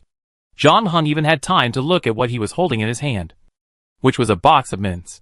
The chef took it from the hand of the worker, opened the box while continuing to complain, grabbed a handful of mints, and threw them into his mouth to make his throat feel better. 5 minutes later, John Hung returned to the three women with work clothes. Kuei raised his eyebrows. I now believe that you are really Simon, the number one on the list. On the other side, Bezanova also witnessed how John Hung sneaked into the boardroom under the eyes of a group of workers and came out with clothes in his arms. Those workers seemed to be blind and did not realize his existence at all. Bezanova had no idea how John Hung did it. Considering the other party's previous mind reading of her, Bezanova became more and more convinced that John Hung was a devil. However, John Hung himself did not seem to feel anything, as if he had done something insignificant. He then said to the three people, change your clothes, and we will go to see Fomin and Brukhanov. After going through the Rome dungeon, John Hung assassin skills have reached level 3, and this level of stealth is no longer difficult for him. In fact, if they still had the white clothes when they first entered the dungeon, it would be most convenient to disguise themselves as nuclear power plant workers. However, considering the radiation they suffered last night, the players had already thrown away those clothes at the first time. Now they can only make the second best choice and change into the clothes of these construction workers. After the three girls changed their clothes, John Hung and them walked through the number 5 reactor, which was still under construction, climbed over the guardrail on the roadside, and entered the nuclear power plant. Where is the number 1 administrative building? Kuei frowned. Let's ask someone, and say we are workers' representatives, asking whether the project at the number 5 reactor should continue. John Hung said to Ez. The latter nodded and communicated with Bezanova through private talk. As a result, before everyone had time to find someone, they saw a figure walking towards them in the distance. It was a tall and strong man. The muscles on his body, and the movements of his hands and feet showed that he had served in the army. He spoke from a long distance, with a serious look. You shouldn't be here. Leave now. Sir, we are the construction workers of reactor number 5. We came to see Director Brukhanov to ask if our work should continue as usual. When did reactor number 5 have female workers? The visitor frowned. Actually, we are the management personnel of the construction party. Bezanova seemed a little flustered and stammered. But fortunately, the visitor did not dwell on this point. He just waved his hand to drive the 4 people away. I don't care where you are from. Anyway, leave here quickly. The farther the better. He raised the equipment in his hand and said with a straight face, I am SS Vorobiev, Director of the Civil Defense Department of the nuclear power plant. I just measured the radiation value of the nuclear power plant. The radiation here is very strong, and many places exceed 250 Rinkins. 250 Rinkins? Bezanova was surprised. Didn't the upper limit of the instrument's measurement be only 3.6 Rinkins? That's a measuring instrument with a normal range. Vorobiev seemed very annoyed. They also have a measuring instrument with a range of 1,000 Rinkins, but it was buried under the rubble. The one in my hand is from the Civil Defense Department, and the range is 250 Rinkins. Great. Have you told anyone else about this measurement result? I reported it to Brukhanov, but he said my instrument was broken and it was impossible to have such a high radiation value, and asked me to throw the equipment into the garbage dump. Vorobiev shook his head and said, he and Fomin have lost their minds. The situation here is very critical. You should leave here immediately. But we haven't received any orders. The workers are still waiting at the construction site, Bezanova said. Then take them home together. The current radiation level is not suitable for outdoor work. I am planning to go to the DW office to warn others. Vorobiev showed the integrity inherent in soldiers. But this job is very important to us. I still hope to meet with Director Brukhanov before leaving, Bezanova pleaded. You really are. Vorobiev was speechless. But the director of the Civil Defense Department finally gave in. Okay. I will take you to see Brukhanov. I know that the radiation at the nuclear power plant is relatively low now. You can also be less exposed to radiation if you follow me. But remember, after meeting Brukhanov, no matter what he says, immediately ask your people to leave the nuclear power plant. It can be seen that Vorobyov no longer trusts Director Brukhanov. The previous conversation between the two parties must have been unpleasant. And this is not surprising. With Vorobyov's stubborn and rigorous character, he obviously prefers to believe the readings he sees with his own eyes. Everyone carefully passed through the two buildings in front of him. The explosion sprayed fuel and graphite flakes everywhere, not only on the ground, but also on the roof.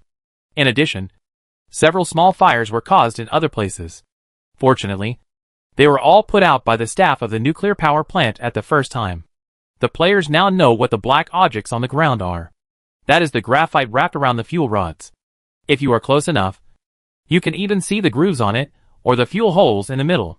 These graphite blocks are all very radioactive. According to Vorobyov, as long as you get close to that area, the measuring instrument will explode. Chapter 1149: The Death Journey of a Nuclear Physicist. Vorobyov also noticed that in this strange team of workers, only Besanova kept talking to her, while the others remained silent or whispered at a distance. If it were normal, Vorobyov would definitely be suspicious of the identities of the four people. But now his mind was not on this, and he had no time to care about the origins of the four people. His mind was full of how to quickly solve this matter, and then go to the DW office to warn others. Pripyat might have been radioactive at this time, and the people in the town might still know nothing. When Vorobyov thought of this, he also became angry. Brukhanov was simply lying with his eyes open and turning a blind eye to the numbers on the radiation meter. It was better for the factory director to be like him. The 5 people in the group were all worried at the moment, so they rarely talked on the way. The director of the Civil Defense Department brought the 4 people to the front of the number 1 administrative building and said, "Brukhanov is in the underground bunker of the administrative building. You go down the stairs directly, and you will find him soon." Vorobyov's words meant that he was going to part ways with the 4 people here. It seemed that he didn't want to see Brukhanov's face again. At this moment, a figure staggered out of the administrative building. The man's skin was red, and he was coughing violently. It was obvious that he had just been exposed to a high dose of radiation. However, compared with his physical condition, his mental condition was worse. He looked very dazed. When he walked to the steps, his legs softened and he sat down directly on them, muttering, "It's over. It's all over." "Anatole." Vorobyov recognized the person and asked in surprise, "Why are you here?" Anatole looked up when he heard the words. His eyes seemed a little hesitant. After a moment, he recognized the person in front of him and squeezed out a smile that was uglier than crying. "Vorobyov, you haven't left yet?" "Yes.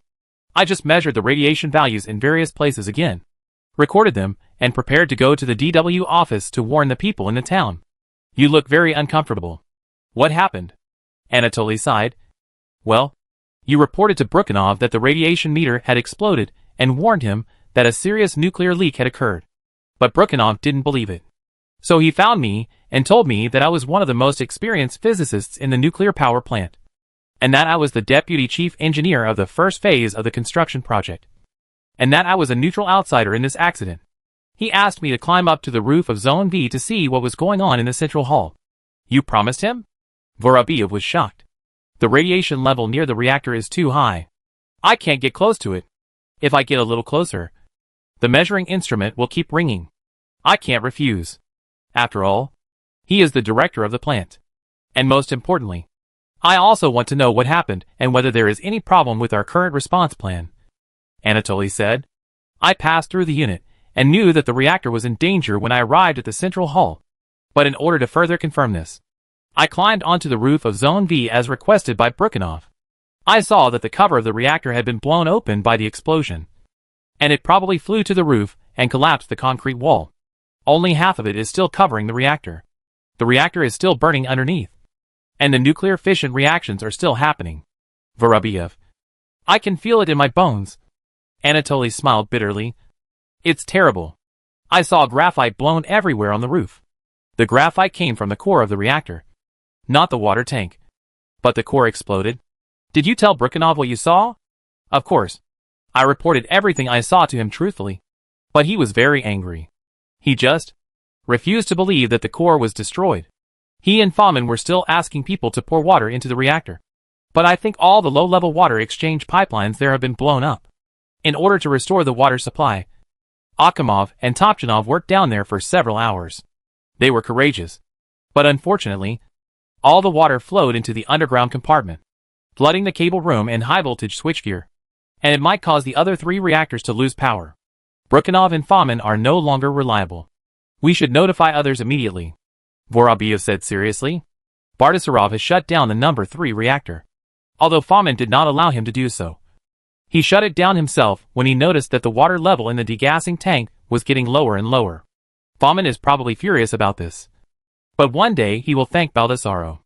If Baldessaro had not shut down the number 3 reactor, the core of the number 3 reactor would probably have melted now, Anatoly said as he coughed violently again. It's so uncomfortable. I feel like my lungs are on fire. Vorobyev. I don't think I'm going to survive. Hold on. Man. I take you to the medical center now. Vorobyev no longer cared about Zhang Heng and the other 3. He walked up and helped Anatoly up, letting the latter lean on his shoulder, and then walked quickly towards the parking lot. The players looked at each other. Although they had more or less realized that Brukhanov and Fomin were suspected of dereliction of duty before, it was still beyond everyone's expectations to this extent. Especially Brukhanov sent top nuclear physicists to risk their lives to investigate the reactor. However, once the results were different from what he imagined, he refused to believe the facts in front of him. On the other hand, Vorobyev and Anatoly's words shocked Besanova even more. Although Zhang Heng told her that the reactor had exploded when they first met, she had no relevant knowledge of nuclear physics at that time and did not realize how serious the situation was. As she came into contact with more and more nuclear power plant workers, from Dyatlov to Anatoly, her understanding of the reactor became deeper and deeper. Although she was far inferior to those nuclear physicists, she had already surpassed most ordinary people living in Pripyat. It was because of this that she could understand what she was facing after hearing Anatoly's words. This was an absolute disaster. And now she was following the players and their group, trying to piece together the causes of the disaster like a puzzle. Chapter 1150 Brukhanov. After Vorobyev and Anatoly left, Zhang Heng and the other 3 also walked into the number 1 administrative building. Compared to usual times, the administrative building seemed a little deserted at this moment, especially the ground part, where there were basically no people. But the underground bunker was still quite busy. Because of the radiation, many people who worked above were transferred here. Besanova grabbed a secretary-like woman passing by and asked her where Brukhanov and Fomin were. There are 2 offices at the end of the corridor. One belongs to Chief Engineer Fomin, and the other belongs to Director Brukhanov. The secretary-like woman pushed her glasses and looked at the 4 people, asking in confusion, "Who are you?" "We are from the construction company. Asking when the number 5 reactor can start construction." Besanova has been completely corrupted by the players, and can lie without blushing. "Then I ask for you." The secretary-like woman turned and walked to Brukhanov's door. But before she knocked on the door, she heard a voice coming from inside. Brukhanov seemed to be talking to someone. He was very humble, and his voice sounded a bit flattering. "Okay. I understand. Don't worry. The situation is not serious. We are supplying water to the reactor. The current death toll from the accident is 2. I know. I am definitely responsible." Brukhanov paused here. "And the thing I said before, just in case. You see?" However, he was interrupted by the other party before he finished speaking. And then he heard Brukhanov repeatedly say yes. The atmosphere in the corridor was a little awkward. The secretary-like woman waited until the call ended, then stood outside the door for about half a minute before knocking. "Come in, Director. The workers' representative of the number 5 reactor came to see you. I want to ask if the project on your side should continue. Didn't I tell their person in charge to wait for news? It's not certain yet." Brukhanov's voice sounded very tired. He rushed to the nuclear power plant as soon as the explosion occurred. He first called Marin, the secretary of the Central Nuclear Energy Department, who was still at home, and then reported the news to the Ministry of Energy and Electricity. He also contacted the Ukrainian side. And he was not the only one looking for someone. After the explosion, people from different departments and places were also looking for him, asking him what happened. Brukhanov had to explain and comfort them again and again. So he couldn't sleep until now, and even didn't have time to eat breakfast. He was in a bad mood and really didn't have the energy to care about the workers at the number 5 reactor. As a result, He just finished speaking when he heard the female subordinate exclaim, "Director Brukhanov hasn't let you in yet." In the end, no one paid any attention to her. John Hung and the other four had already squeezed past her. Kuei walked in last and closed the door behind him after entering. "What do you want to do?" Brukhanov was stunned. Behind the desk was a short man with curly hair. He looked quite smooth, with a tan skin and many wrinkles on his face. Probably because he was too busy this morning. His reaction was a bit slow. It was not until Kuei showed him a somewhat grim smile that he realized something was wrong. He picked up the phone at hand and prepared to call the security guard of the nuclear power plant to come over. But he did not expect that his head would be pressed on the table first. Afterwards, John Hung inserted the knife he got from the store into Brukhanov's face, less than a centimeter away from his eyes. The secretary-like woman wanted to scream when she saw this, but her mouth was covered by Kuei the next moment. Besanova saw that the secretary-like woman wanted to struggle, and quickly warned, "Don't move if you want to save your life." "Who are you?" Brukhanov looked at the knife that almost cut his eyelids, and said in fear, "Tell him we just want to ask him a few questions, and we will check with Chief Engineer Fu Ming later. So he'd better be honest. Otherwise." John Hung reached out and grabbed the knife on the table, and cut off a part of Brukhanov's finger without hesitation. The latter widened his eyes, and seemed to be a little bit unbelievable that he became a disabled person so quickly. The severe pain came from his broken finger, and he wanted to scream, but he didn't lose his mind completely. Seeing John Hung put the bloody knife under his throat, he swallowed the cry of pain. Afterwards, Besanova translated John Hung's words to Brukhanov. Brukhanov's nose was in pain, and he was sweating. He just looked at his severed finger, and didn't even hear clearly what Besanova said. Coconut took out a pack of gauze from his pocket, and threw it to Brukhanov. The latter quickly wrapped up his still bleeding severed finger, then raised his head, and looked at John Hung and his group again. He now knew that the other party had come with bad intentions. The cruelty of this group of people was completely beyond his imagination. In a short moment, many speculations flashed through Brukhanov's mind, most of which were related to the origins of the four people. He even thought of a secret department. But Brukhanov couldn't figure out what was so worth the trip to Chernobyl. "Who were you talking to just now?" Besanova asked. Oh, I was talking to SL Deputy Chairman of the Council of Minister Sherbina," Brukhanov said. "Actually, he called me to ask about the current situation of the nuclear power plant." "What did you tell him?" "Just tell the truth," Brukhanov said. "The water tank exploded, and we have been supplying water to the reactor according to the instructions from above. Chief Engineer Fahman is in charge of this work. If you don't believe me, you can ask him." "You are lying." This time, before Coconut could pass the question to Besanova, the latter exploded first and said angrily, "The reactor is finished. Didn't Vorobyov tell you the readings of the measuring instrument? And Anatoly, who was sent to die by you, was sent to the roof according to your order. Why don't you want to believe it? You are the director of the nuclear power plant. Shouldn't you do something? Your wife and children are also in Pripyat. Are you going to watch them being exposed to radiation?" "What can I do?" Brukhanov cried. "I just suggested to Sherbina to evacuate the residents of Pripyat, but he rejected it. He told me not to cause panic." Chapter 1151 Life-Saving Straw. "Have you told him the real situation here? Have you told him what the explosion of reactor number 4 means?" Besanova asked. "Reactor explosion? This is impossible. Nothing like this has ever happened. The reactor is not an atomic bomb. How could it explode?" Brukhanov shook his head. "Then how do you explain the graphite fragments on the ground?" "I don't know. There is still some graphite in stock at reactor number 5 under construction. Maybe it came from there," Brukhanov argued. "Then why did you suggest to Sherbina to evacuate the residents of Pripyat?" Besanova said coldly. "Is it because there is a voice in your heart telling you that it was not the water tank that exploded but the reactor? And you don't believe your own nonsense? Right? I asked Dyatlov and the foreman on duty that night, Akimov, and they told me that the water tank exploded and the radiation was 3.6 Roentgens. I confirmed it with them again and again. They are all experienced engineers in the nuclear power plant. At this time, I need to trust my subordinates. Then I called Moscow, and the people above told us to continue to inject water into the reactor. And we have always done so." Brukhanov seemed very aggrieved. "I call Moscow every hour to report the situation of the reactor. Fahman is also trying to find a way to pump water into the reactor. Then Vorobyov suddenly found me and told me that the radiation exceeded 250 Rinkins. Who do you want me to believe? My subordinates? Or the cold instrument in Vorobio's hand? If you have been in my business for a long time, you will know that the machine will have some minor problems from time to time. This is why we hire experienced engineers. Damn experienced engineer. Besanova resisted the urge to swear. Didn't you send Anatoly to die? He's also an experienced engineer. Why didn't you listen to him? Brukhanov was speechless.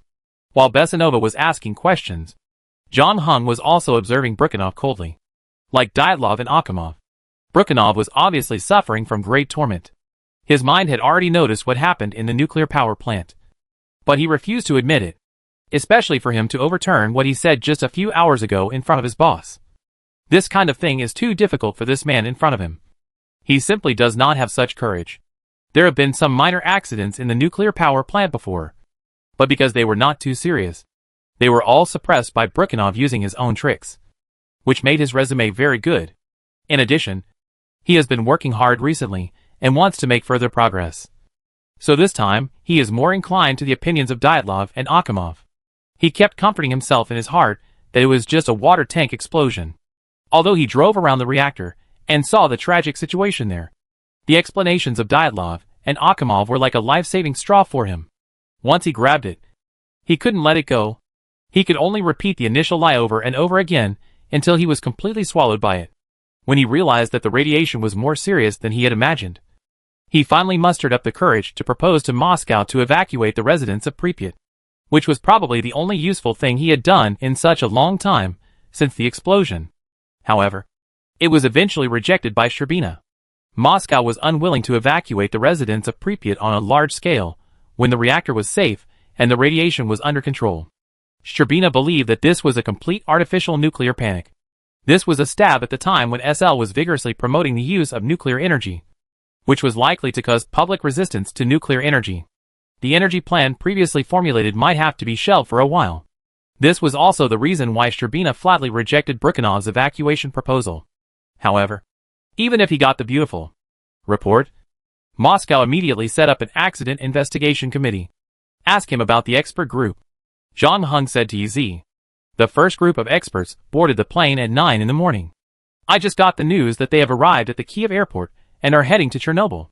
The team leader is Bidatya plus Hins, chief engineer of the Atomic Energy Union. In addition, there are Yi.I. Ignatenko, deputy chairman of Kiev, VS Konviz, deputy director of the Institute of Hydropower Engineering, the designer of the reactor and the Institute of Atomic Energy, and some other people.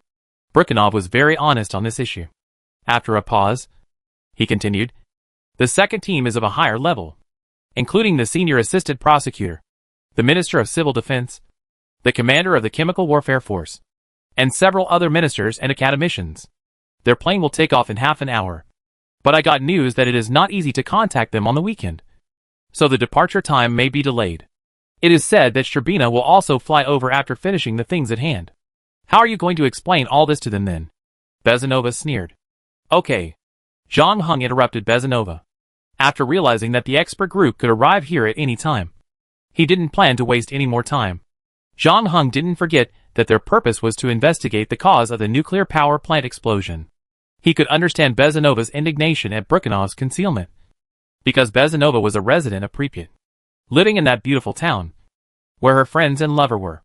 And now because Brukhanov refused to believe the truth, these people were exposed to radiation. But this is not the issue that the players are concerned about. Compared with the huge disaster that Brukhanov brought to Pripyat and the nuclear power plant workers by whitewashing the truth, John Hung is more concerned about what role he played in the explosion. Ask him how much he knows about this safety experiment. John Hung said to Coconut. The latter nodded, and Besanova spoke again after a moment. Brukhanov hesitated. The safety experiment was designed by Chief Engineer Fomin. I don't know the specific steps, but I just have a simple understanding of what the experiment is. We want to simulate an emergency power outage and use the inertia of the steam turbine to power the water pump. We have done this safety experiment before, but it was not successful. But it did not bring any danger. Chief Engineer Fomin felt that the conditions were ripe and wanted to try it again. I swear I didn't know it would turn out like this. Otherwise, I would definitely stop this experiment before it started. Chapter 1152 Elimination Method. Don't you know why the explosion happened? Bezanova asked. I told you that this safety experiment was designed by Chief Engineer Fu Ming. I was only responsible for reporting the test procedures to the Hydropower Engineering Research Institute and the Nuclear Safety Committee, Brukhanov said. He glanced at Zhang Heng beside him, looking very nervous, afraid that the other party would be dissatisfied with his answer and cut off another finger. What did the Hydropower Engineering Research Institute and the Nuclear Safety Committee reply to you? I didn't receive their reply. Brukhanov saw that Bezanova was about to get angry again, and quickly added, It's not my fault. They are very busy at work. I don't know how long it will take to wait for a reply. The reactor has reached the time to shut down for maintenance. If we miss this time, we will have to wait until the next cycle to conduct experiments.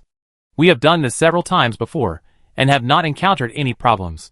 After Brukhanov finished speaking, he saw Zhang Heng and Kuei and Coconut whispering something and looking at him from time to time.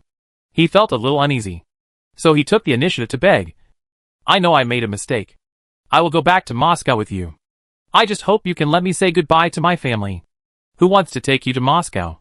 Bezanova laughed at Brukhanov's words. But then her face changed, and she said to Brukhanov with a stern face, We won't go back until the cause of the accident is found out.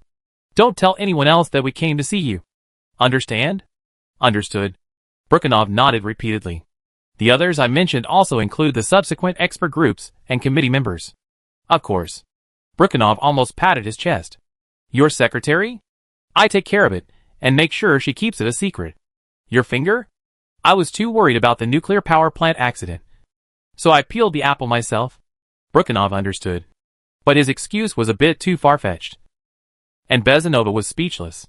Afterwards, Zhang Heng left Kuei to look after Brukhanov, and he took Bezanova and Coconut to find Fu Ming next door. Unlike the seemingly smooth and sophisticated director Brukhanov, Fu Ming had a square face with sharp edges and deep eyes. His voice was also very pleasant, like a baritone singer. It can be seen that he usually does things in a vigorous and resolute manner.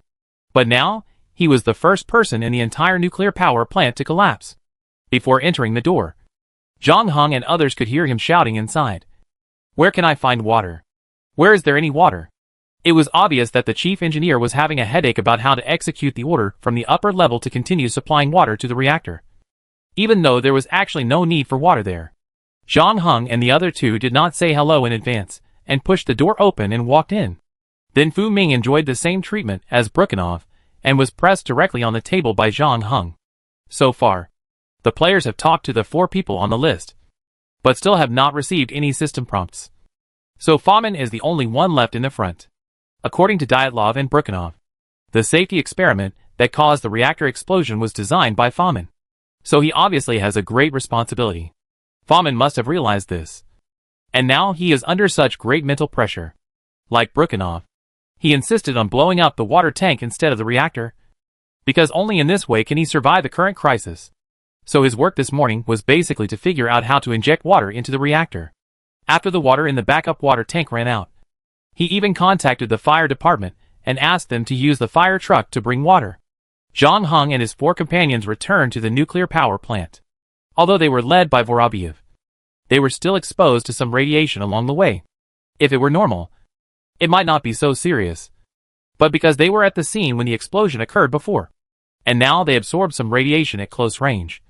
Coconut's condition did not look too good. After entering Fu Ming's office, he hugged the trash can and vomited for a while. But when she raised her head and looked at Fu Ming, her eyes were full of hope. Fu Ming felt uneasy when she stared at him.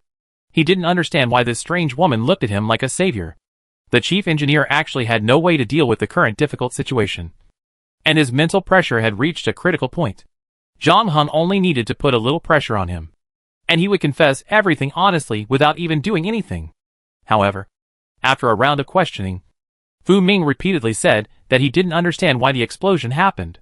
He insisted that there was nothing wrong with his experimental design. Even though Zhang Heng stabbed his thigh with a knife and Fu Ming cried in pain, he still couldn't say what went wrong with the safety experiment. He just blamed everything on Dyatlov and Akhimov, who were on duty last night. Finally, Zhang Heng let go of Fu Ming's hand when he realized that he couldn't get any more information out of him. At this time, Fu Ming had completely collapsed on the table and couldn't stand up. His body was covered with snot and tears. Coconut on the other side also looked very tired. She sat on the sofa in the office, covering her face with her hands, and no one knew what she was thinking. The office fell into a strange silence.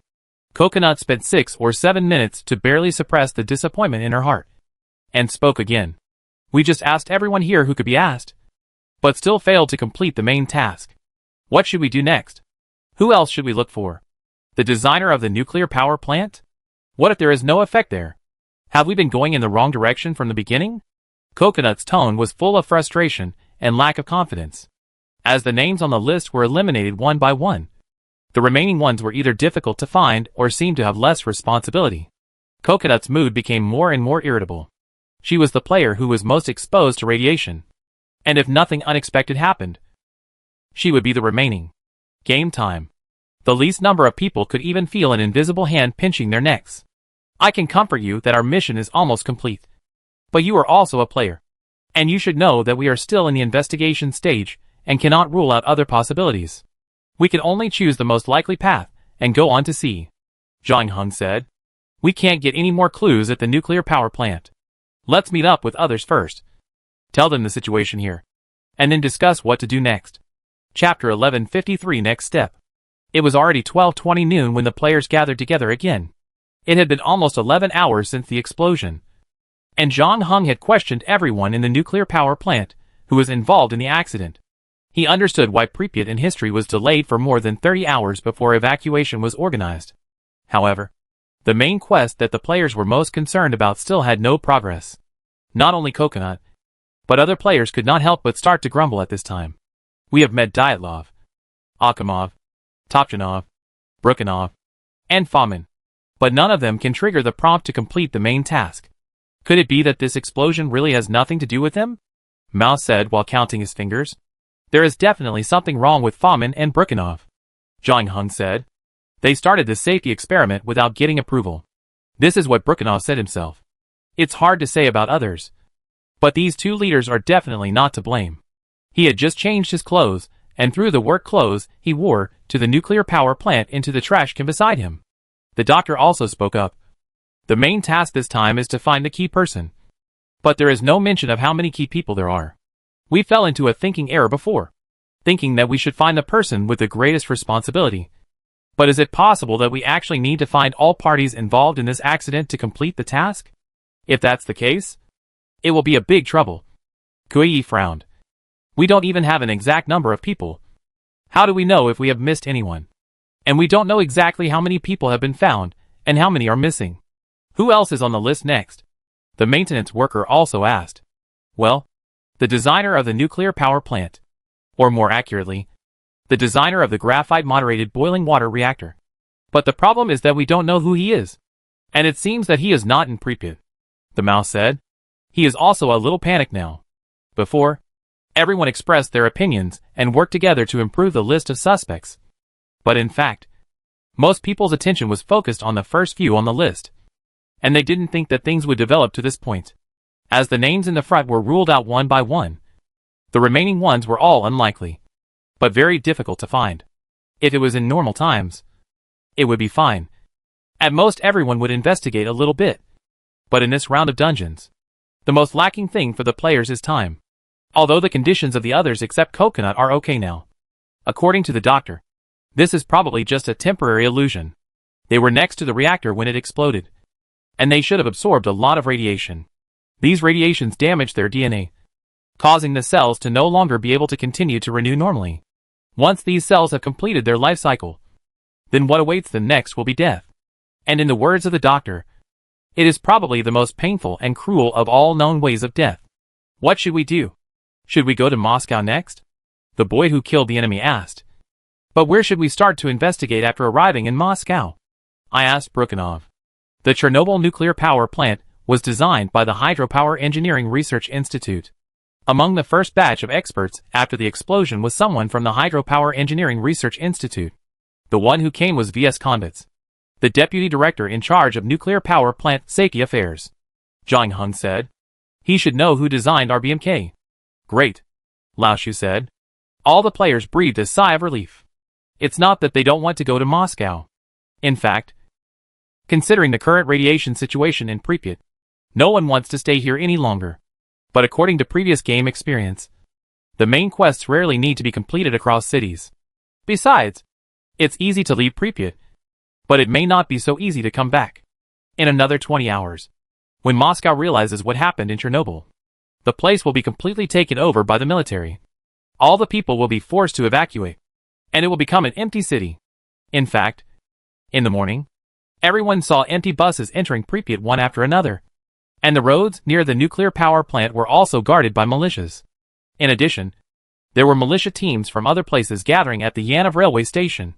This may sound a little unbelievable, because after the accident at the Chernobyl nuclear power plant, the first to realize the danger were not the experts led by Brukhanov and Fomin, but the militia of Pripyat, who first took over the scene from the fire brigade and then began to block the roads leading to the nuclear power plant, especially those people's favorite fishing spots. Even a temporary emergency command was formed, and it was quickly mobilized under the leadership of Deputy Minister of Internal Affairs Gennady Vasilyevich Burdov, which is why when the upper echelons made the decision to evacuate, it was executed so quickly. Burdov arrived at the explosion site at around 5 a.m., and at 7 a.m., 1,000 people from the Ministry of Internal Affairs had already arrived at the accident site. Burdov then contacted the Transportation Department in Kiev and asked them to provide 1,100 vehicles for possible evacuation. Unfortunately, although the deputy minister smelled the danger, he still didn't know how dangerous the invisible opponent he was facing was. So the 1,000 militiamen from the Ministry of Internal Affairs, like the firefighters, did not take any protective measures and were exposed to radiation for a long time. However, because they guarded the dangerous area, they did greatly reduce the risk of others entering the nuclear power plant. Of course, this also brought some trouble to the players' subsequent search for Brukhanov and Fomin. However, because of the news from Fomin and Brukhanov that the reactor was safe, the DW office in Pripyat did not issue an evacuation order in the end, and even refuted the rumor. The first secretary A.S. Gamenyak was still waiting for the decision from the top. However, the things in the hospital could not be concealed. In the morning, people were still optimistic and went to work and school as usual. But at noon, as more and more people felt unwell and kept coughing, various rumors and gossip began to spread. When Zhang Heng and the other four came out of the nuclear power plant, they could see that the faces of the pedestrians on the road had become obviously serious and worried on the way back to Pripyat. Some people even drove or took the train to leave Pripyat without waiting for the official notice. Chapter 1154 Hope. Anyway, the players finally have a plan for the next step. It turns out that hope is the most advantageous weapon for mankind no matter what kind of disaster it is. After finding a new direction, everyone, including Coconut, calmed down temporarily, and then everyone began to discuss how to approach comets. According to Brukhanov, the expert group arrived in Kiev an hour and a half ago. Counting the time on the road, they should be almost in Pripyat now. It's just that I don't know how they got here. By train, car, or ship? And we don't know where they will go first after they arrive, and how to arrange the day's itinerary. However, the players do know where the expert group will stay at night. Pripyat Grand Hotel is also the only hotel in the town. It is usually used to receive tourists from all over the world. The environment and service inside are very good. Besanova is very sure that if the expert group stays in Pripyat, they will definitely stay in that hotel. This way, we can save trouble. We can just go to the hotel and wait. Guyi said. We can let Besanova see which room Konvitz lives in. If we're lucky, we won't even have to alert other people. Her proposal was also agreed by all the players. So the maintenance workers started driving towards the Pripyat hotel, and everyone seemed to have regained their enthusiasm.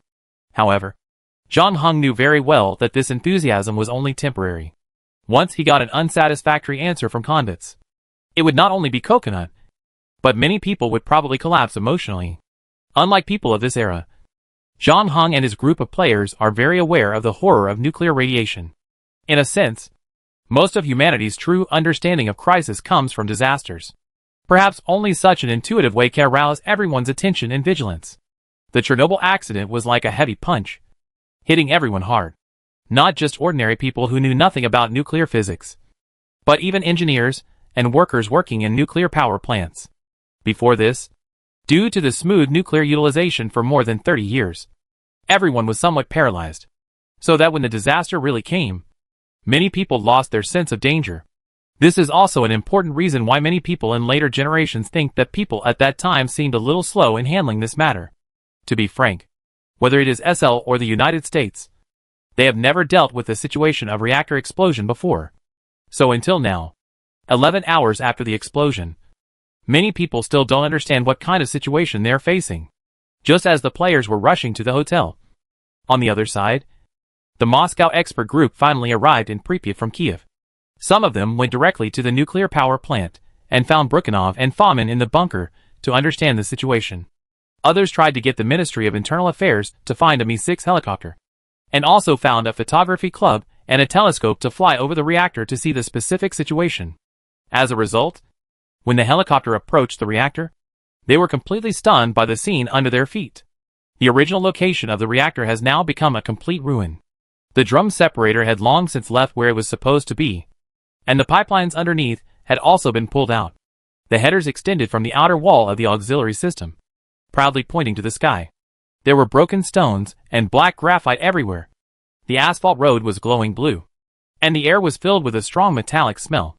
The amazing thing was that in this horrible mess, the control emergency system water tank reported by Brukhanov and Fomin, which had exploded, did not seem to be damaged too much, and the wall where it was located was still standing there. The experts on the plane were also a little confused now. The situation on the scene was too different from the information they had obtained.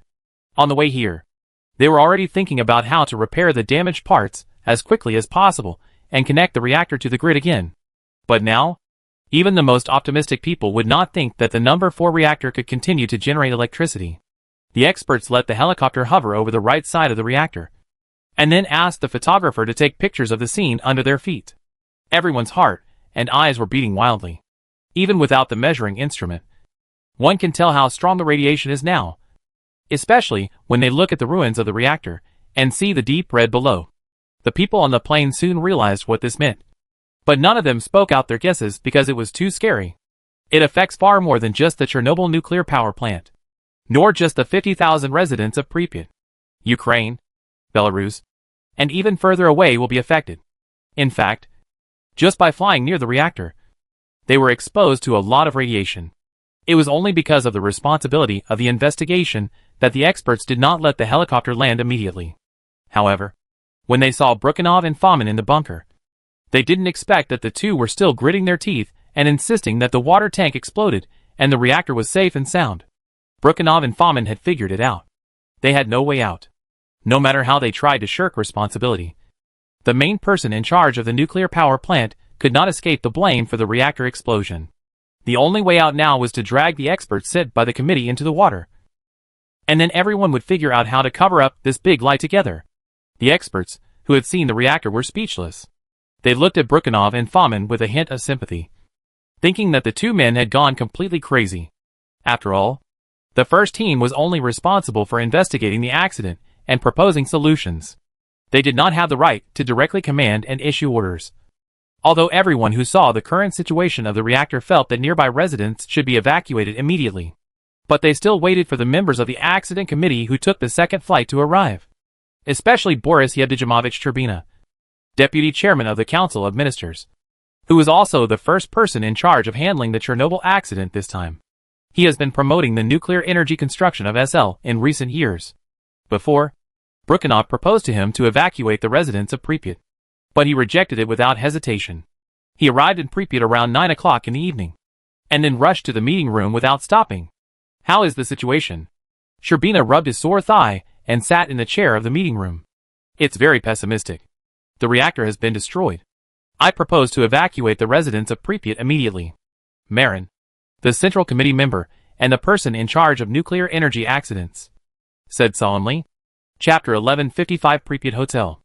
At Pripyat Hotel, all the players had arrived here before the accident committee. It was Bezanova who came forward and booked a room with a front desk. Among them, Key and Bezanova shared a room, mainly to facilitate supervision of the latter. The doctor and the mouse shared a room. John Hung and the maintenance worker shared a room. And finally Coconut and the boy who killed the enemy each had a room. However, after getting the key, the boy who killed the enemy directly pulled the maintenance worker to a corner aside. And I don't know what he said.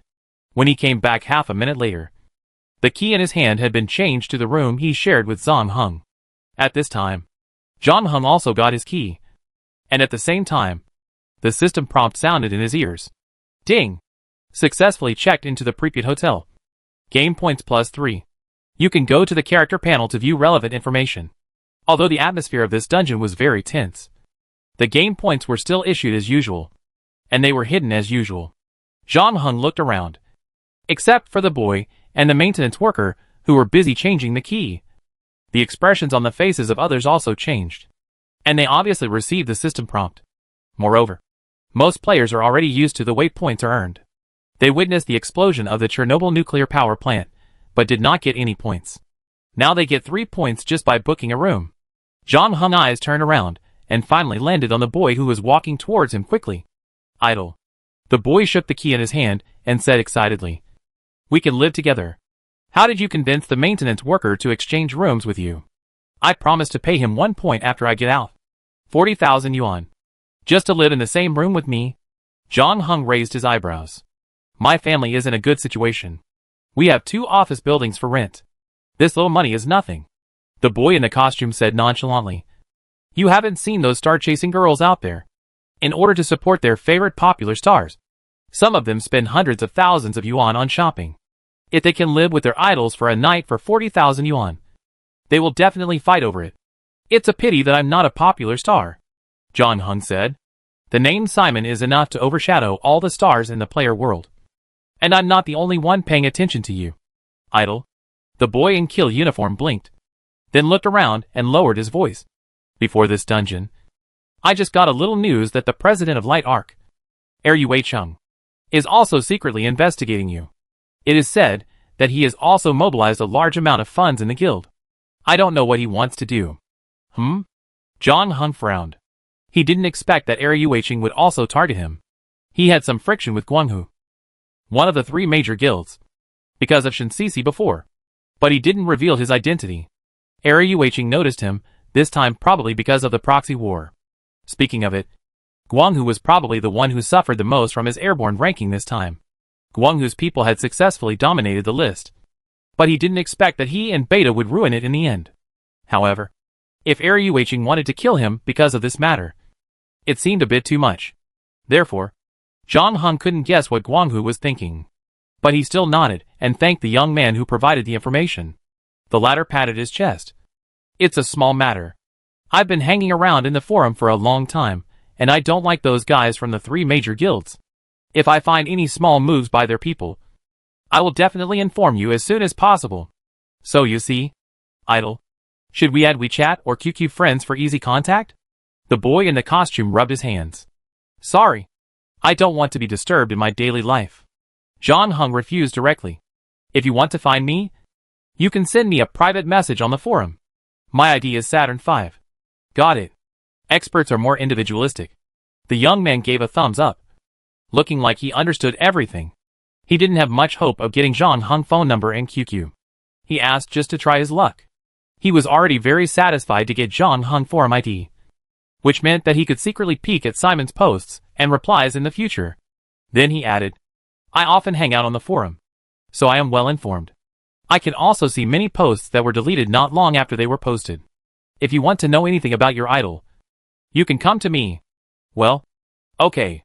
After getting the room keys, the players did not rush upstairs, but first assigned the order of duty.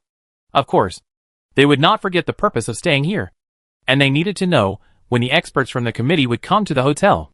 However, this job did not require too many people, so only 1 person was left in the lobby to watch the door, and the rest could go back to the room and wait slowly. So everyone arranged a shift. Each person stayed downstairs for 2 hours, and then the next person took over. Considering Coconut's current physical condition, the players removed her from the duty list. The first person left on duty was a maintenance worker, and then the rest took the elevator to the 6th floor, where the guest rooms were located, and returned to their rooms.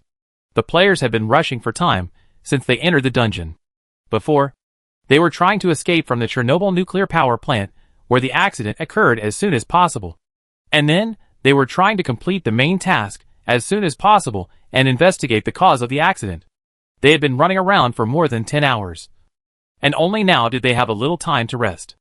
At least before convicts came to the hotel. They had nothing to do except waiting. Before leaving the elevator, the doctor reminded the players to be alert and not to open the windows. They should be careful of the radiation outside the windows. After that, the players separated in the corridor. The young man found his and John Hung room and inserted the key into the keyhole. After opening the door, there was a spacious guest room, although the furniture and other styles were very old, revealing a strong 1980s and 1990s style. The workmanship was actually quite new. Like Pripyat, this hotel was not built long ago and has only been in business for a short time. However, the facilities are complete and the environment is beautiful, which also reflects the ambition of the builders and managers of Pripyat from one aspect. They not only want to make Pripyat an atomic city, but also a famous tourist destination. A large amusement park has been built here a long time ago, and the second hotel has also passed the approval and is about to start construction. If it weren't for this sudden nuclear accident, this beautiful town might really become crowded with tourists many years later. Chapter 1156 Speculations. As soon as the young man entered the room, he threw his bag on the sofa, then walked to the wine rack, took a bottle of vodka from it, and took 2 wine glasses on the table. Would you like to try the most authentic SL vodka? No, John Hung said, as he walked to the window. First checked whether the window was closed tightly, and then chose a place where the sun could not shine and closed to the door, and moved a chair to sit there. On the other side, the boy in the costume had already poured himself a small half-cup of vodka, took a sip, and praised, "Well, this tastes so good. Although I have never drunk genuine vodka before, I don't know what it tastes like. Are you sure you don't want a glass? Idle? At least it can be disinfected or something. After all, according to the doctor, the cells in our bodies may have become abnormal now. Vodka can't cure your radiation sickness," John Hung said lightly. "Okay. It's just a SL joke." The boy in the costume scratched his head. He saw that John Hung didn't seem to have any interest in chatting, so he stopped bothering him and went to drink the vodka he had just gotten. John Hung, who had calmed down, finally had time to check his character panel. Name, John Hung. Gender, male. Age, 20. Player ID, 07958. Number of game rounds experienced, 9. Current game points, 216. Possessions, Sheath B. Infinite Bricks B. Plague Bone Bow B. Scale of the World C. Heart of Creus D. Filter Lens D. Arrow of Paris D. Lucky Rabbit Foot E. Oath Ring F. Marzipan F. Skills, Sword Skills LV4. Sailing LV3. Shooting LV3. Assassin LV3. Lego Assembly LV3. Language Proficiency LV2. 9 languages reach daily communication level. Archery LV2. Wilderness Survival LV2. Car Driving Skills LV2. Modification and Repair LV2. Astronautics LV2. Geek LV2. Criminal Investigation LV2. Makeup LV2. Cowboy LV2. Piano LV1. Skiing LV1. Rock Climbing LV1. Herbalism LV1. Evaluation. This player inherits some of the power of shadows. Is proficient in 9 languages. Has incredible knife skills. As an opponent, you don't want him to touch any knife in the battle. He is also a Lego master and gun master. An assassin lurking in the shadows. A skilled cowboy.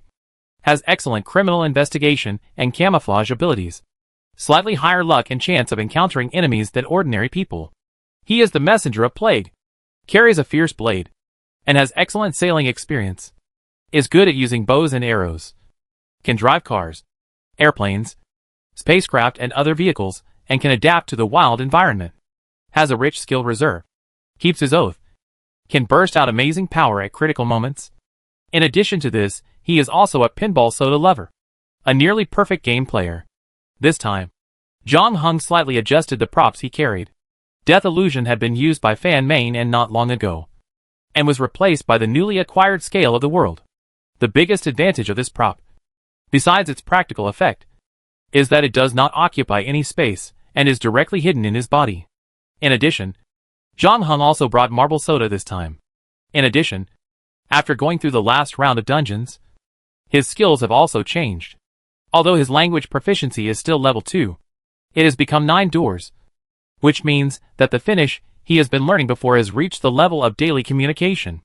In addition, his Lego assembly skills have also been upgraded from level 2 to level 3. This was basically a matter of course, because his skill had been stuck at level 2 for quite some time.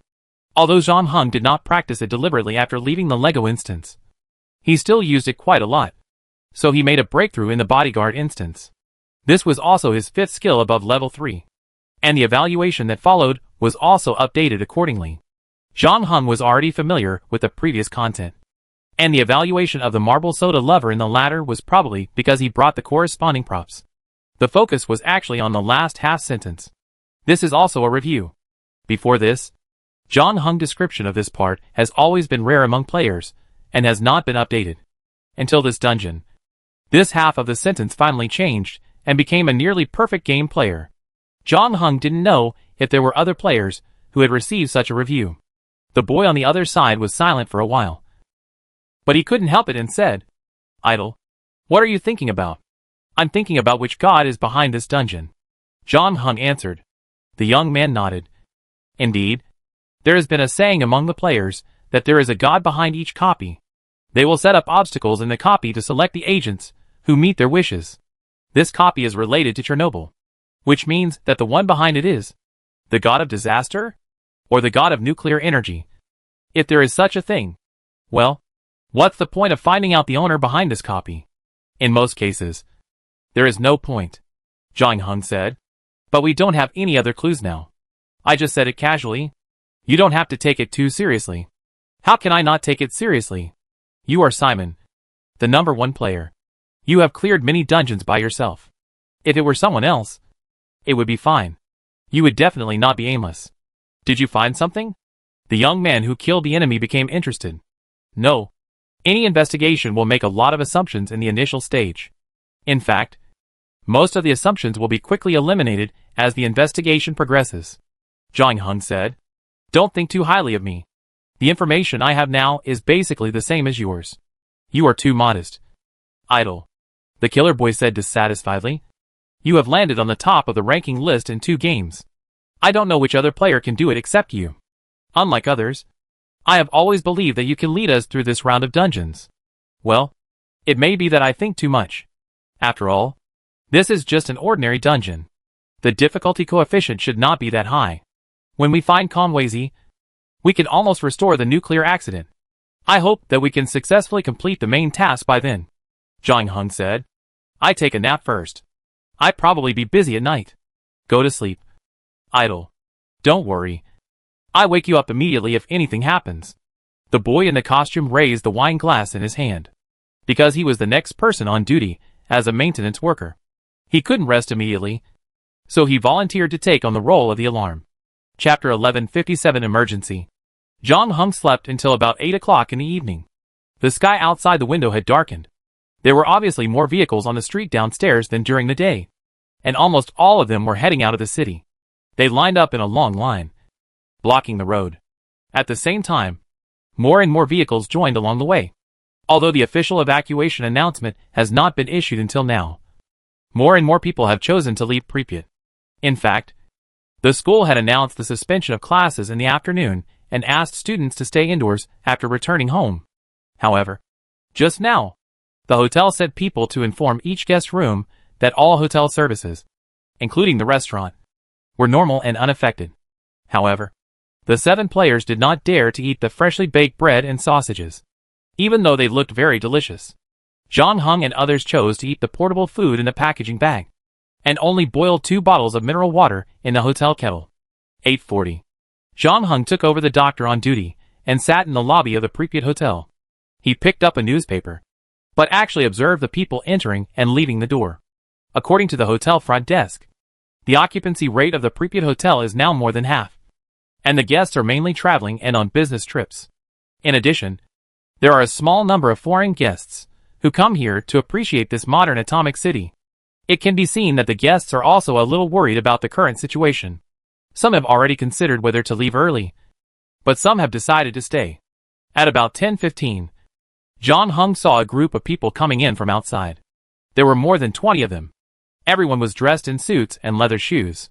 Some of them were wearing military uniforms. They surrounded a short but vigorous man and walked into the hotel. The waiter saw them and hurried to greet them.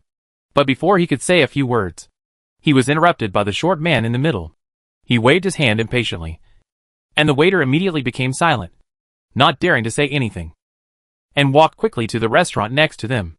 The chef seemed to have been notified in advance and had already prepared the meal. However, the temperature had dropped after a while, and the main thing was that a lot of radioactive dust had fallen on it. However, the group did not seem to notice this. They each served their own food, found a seat, and began to eat voraciously. There was almost no conversation throughout the whole process. It could be seen that they were all a little worried, and many of them looked tired. John Hung knew that he had finally waited for the real owner. Although he had never seen the people on the committee, the clothes and behavior of the group of people in front of him made it almost impossible for them to be other than the committee members and experts who had just arrived in Pripyat. The short man in the middle was Sherbina, the chairman of the accident committee. According to what Brukhanov said before, this short man was a serious and old-fashioned person with strong control. There was no room for bargaining for any order he issued, which was why Brukhanov was so afraid of him.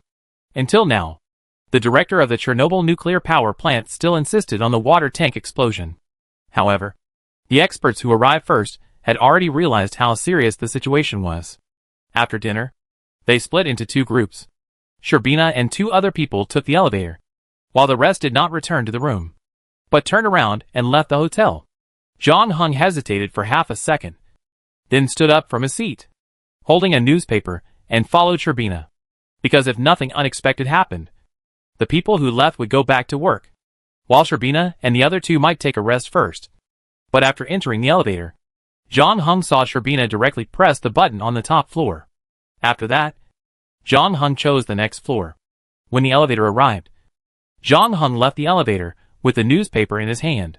He took 3 steps to make sure that the people in the elevator could no longer see him. Then he immediately ran to the emergency passage and followed the stairs in the emergency passage to the top floor of the hotel. John Hung looked in the direction of the corridor. Sherbina and the other two just came out. However, they did not go to any room. Instead, they went up the fire escape to the rooftop of the hotel, where a helicopter was waiting for them. Although Sherbina had been persuaded by the experts to evacuate in the previous meeting, he still wanted to go to the site to see the real situation of the reactor in person. John Hung did not expect that the committee would only have a quick dinner after returning to the hotel after such a long time, and would not go back to the room to rest before they were busy with their own things. However, John Hung was not in a hurry. He knew that those people would come back to sleep sooner or later, and they had received the keys to their respective rooms when they had dinner just now, and asked the waiter to carry their carry-on luggage to the room first. In other words, they could now find Convit's room from the waiter. So John Hung came to Coconut's room and was about to ask her to continue translating and discuss with Besanova how to get the room number. But he didn't expect that there was no response from inside after knocking on the door. John Hung frowned. Among the players, only Coconut and the maintenance worker lived alone. It was possible that she was sleeping and didn't hear the knocking. So John Hung increased the force a little more. But the door next door opened first. The maintenance worker stuck his head out and asked, "What's wrong?" "There is no movement in Coconut's room," John Hung said. "What a troublesome woman. Do you want to ask the boy in the costume to open the door?" The maintenance worker muttered. He was impressed by the lively wire of the boy in the costume. "No. This lock is very simple. I can open it," John Hung said. He checked the door lock as soon as he moved in, and now he is familiar with opening the lock. However, before entering the door, John Hung shouted to the inside, "We are coming in." After he finished speaking, he pushed open the door, but just as he stepped in halfway, he smelled the sour smell of vomit. Then John Hung took out a mask and put it on, walked into the room, and saw Yeezy lying on the ground. Her whole face was red now. John Hung touched her forehead and found it was incredibly hot. She must have a high fever and was burned to coma. Perhaps the only good thing was that she didn't eat much before, which prevented her from dying from choking on her own vomit. John Hung looked back at the stunned maintenance worker behind him. "Why are you still standing there? Go call a doctor." Chapter 1158 The First Attrition. Because the players had been to the medical center in Pripyat before, The doctor also took this opportunity to collect a batch of drugs that might be used later. Not only radiation protection drugs such as potassium iodide, but also some anti-inflammatory drugs and tranquilizers. And now these drugs finally came in handy. About 20 minutes later, the doctor came out of the room, sweating profusely, leaving only two women, Kai and Bezanova, to take care of Coconut. "How is it?" John Hung asked. "Not very optimistic." The doctor took a cigarette from the maintenance worker and took 2 puffs. "Her health is deteriorating faster than I expected. Her temperature is now around 38 to 39. She is losing hair, has ulcers, and is swollen. But these are actually minor issues. The real problem is that the radiation is destroying her immune system. Any bacteria floating in the air could be fatal to her." The doctor paused here and asked John Hung, "Did you come into contact with any radioactive sources when you went back this time?" "There is radiation everywhere in the nuclear power plant. But we met someone from the Civil Defense Department there. He had a detector in his hand. We followed him and tried to avoid those places with high radiation." "Is that so?" "It may be that the amount of radiation accumulated in her body before was already very high. In short, her current condition is very bad. I just tried some physical cooling for her and applied some ointment on her festering wound. But it only made her feel a little better. From a doctor's point of view, I suggest sending her to the hospital, because considering the development of her condition in the future, she needs a sterile ward and a bone marrow transplant when necessary. This cannot save her life, but it can make her live longer. If she is lucky, she may live until we complete the main task." "Wait," the maintenance worker said. "We are going to send her to the hospital? But who will translate and communicate with the Ukrainian woman? Given Coconut's current physical condition, we may be able to talk to her and ask her to lend us the other earring first, and then return it to her after completing the main task," John Hung said. And then he turned to ask the doctor, "Is she awake now? Can she speak?" The doctor nodded. "She is still conscious, but her lips are ulcerated and the skin is peeling off. It will probably be painful for her to speak. So if you want to talk, it's better to shorten the time." At this time, the young man in the costume also interrupted. "Will we become like this in the future?" He came out of the room after hearing the noise, and saw John Hung and others standing in the corridor, and asked curiously, "Yes, it is very likely. But it shouldn't develop so fast." The doctor's expression became more serious than ever before. "I don't know if it's because of the design of the copy or something else. I estimated that we still have a week to act. But now it seems that I may be a little too optimistic. We need to complete the main task as soon as possible." "You don't have to tell me. I want to leave this damn place as soon as possible," the maintenance worker complained. John Hung said nothing more and was about to go into the house. But he saw Kuei coming out. Not only that, she was holding an earring in her hand. "Have you got it? So fast?" The maintenance worker was surprised. "We were just discussing this matter. How did you convince that self-inflicted guy to hand over the earring? And wasn't this thing in her stomach? How did you get it out? What are you thinking about? How could it be in her stomach?" The doctor said. Coconut had been vomiting before. If the earrings were in her stomach, they would have been vomited out long ago. Even if they were not vomited out, they might have entered the sewer with excrement. This prop is so important to her. How could she really swallow it in one gulp? She just used a little trick to show her attitude in the car. "You saw it but didn't tell us?" the maintenance worker said dissatisfiedly. But when he looked at the faces of John Hung and the young man in the costume, he found that their expressions did not change. The maintenance worker was stunned. "No way. Am I the only one who doesn't know? But didn't you agree to her request at that time?" The maintenance worker was asking John Hung. "Yes. She was very emotional at the time. And I just needed a translator. It doesn't matter who is the translator. And there is no need to stimulate her anymore," John Hung explained. The boy in the costume also comforted the maintenance worker. "You said that you are the only one who didn't know. But that's not the case. Mouse probably didn't see it either. But I think he seems to like coconuts a little bit. Or it may be because the hormones make his brain dull. Anyway, Coconut now understands that her physical condition makes it impossible for her to continue to serve as the team's translator. She is not unreasonable. So she agreed to lend us Whisper first," Kuei said. "But there is a condition. Among all the players, she only trusts Mouse. So she hopes that Whisper can be left in Mouse's hands. Of course, she has handed Whisper over now. And there is nothing she can do if we disagree. I have no objection, Zhang Heng said. Like I said before, I just need a translator. It doesn't matter who does it. I support my idol unconditionally. The boy who killed the hero quickly expressed his opinion. And then the doctor nodded. The maintenance worker saw that everyone's eyes were on him and muttered, "Why? Do I look like a bad guy? I just don't like her defensive attitude towards other players. This dungeon is a single-player collaboration. At least before the main task is completed. Everyone should unite instead of guarding against each other." "Right. You're right." The boy in Kill La Kill nodded. "So in order to eliminate the little unpleasantness between you, I trouble you to take her to the hospital next." "Why should I take her?" "Of course. Because the car keys are with you. Don't worry. Mouse and Besanova will go with you. At least I've helped her with the admission procedures." The doctor also said at this time, "You'd better go there early.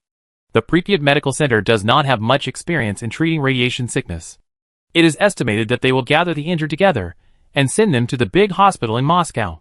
The medical resources there will be better, whether it is professional doctors or sterile wards. If it is timely enough, Coconut can catch the flight." What a hassle. Although the maintenance worker said this, he finally compromised and went downstairs to start the car. Chapter 1159 Invaders. Convicts now felt exhausted physically and mentally. The first group of experts who arrived were almost all woken up by phone calls before dawn, and then hurriedly dressed and rushed to the airport to gather.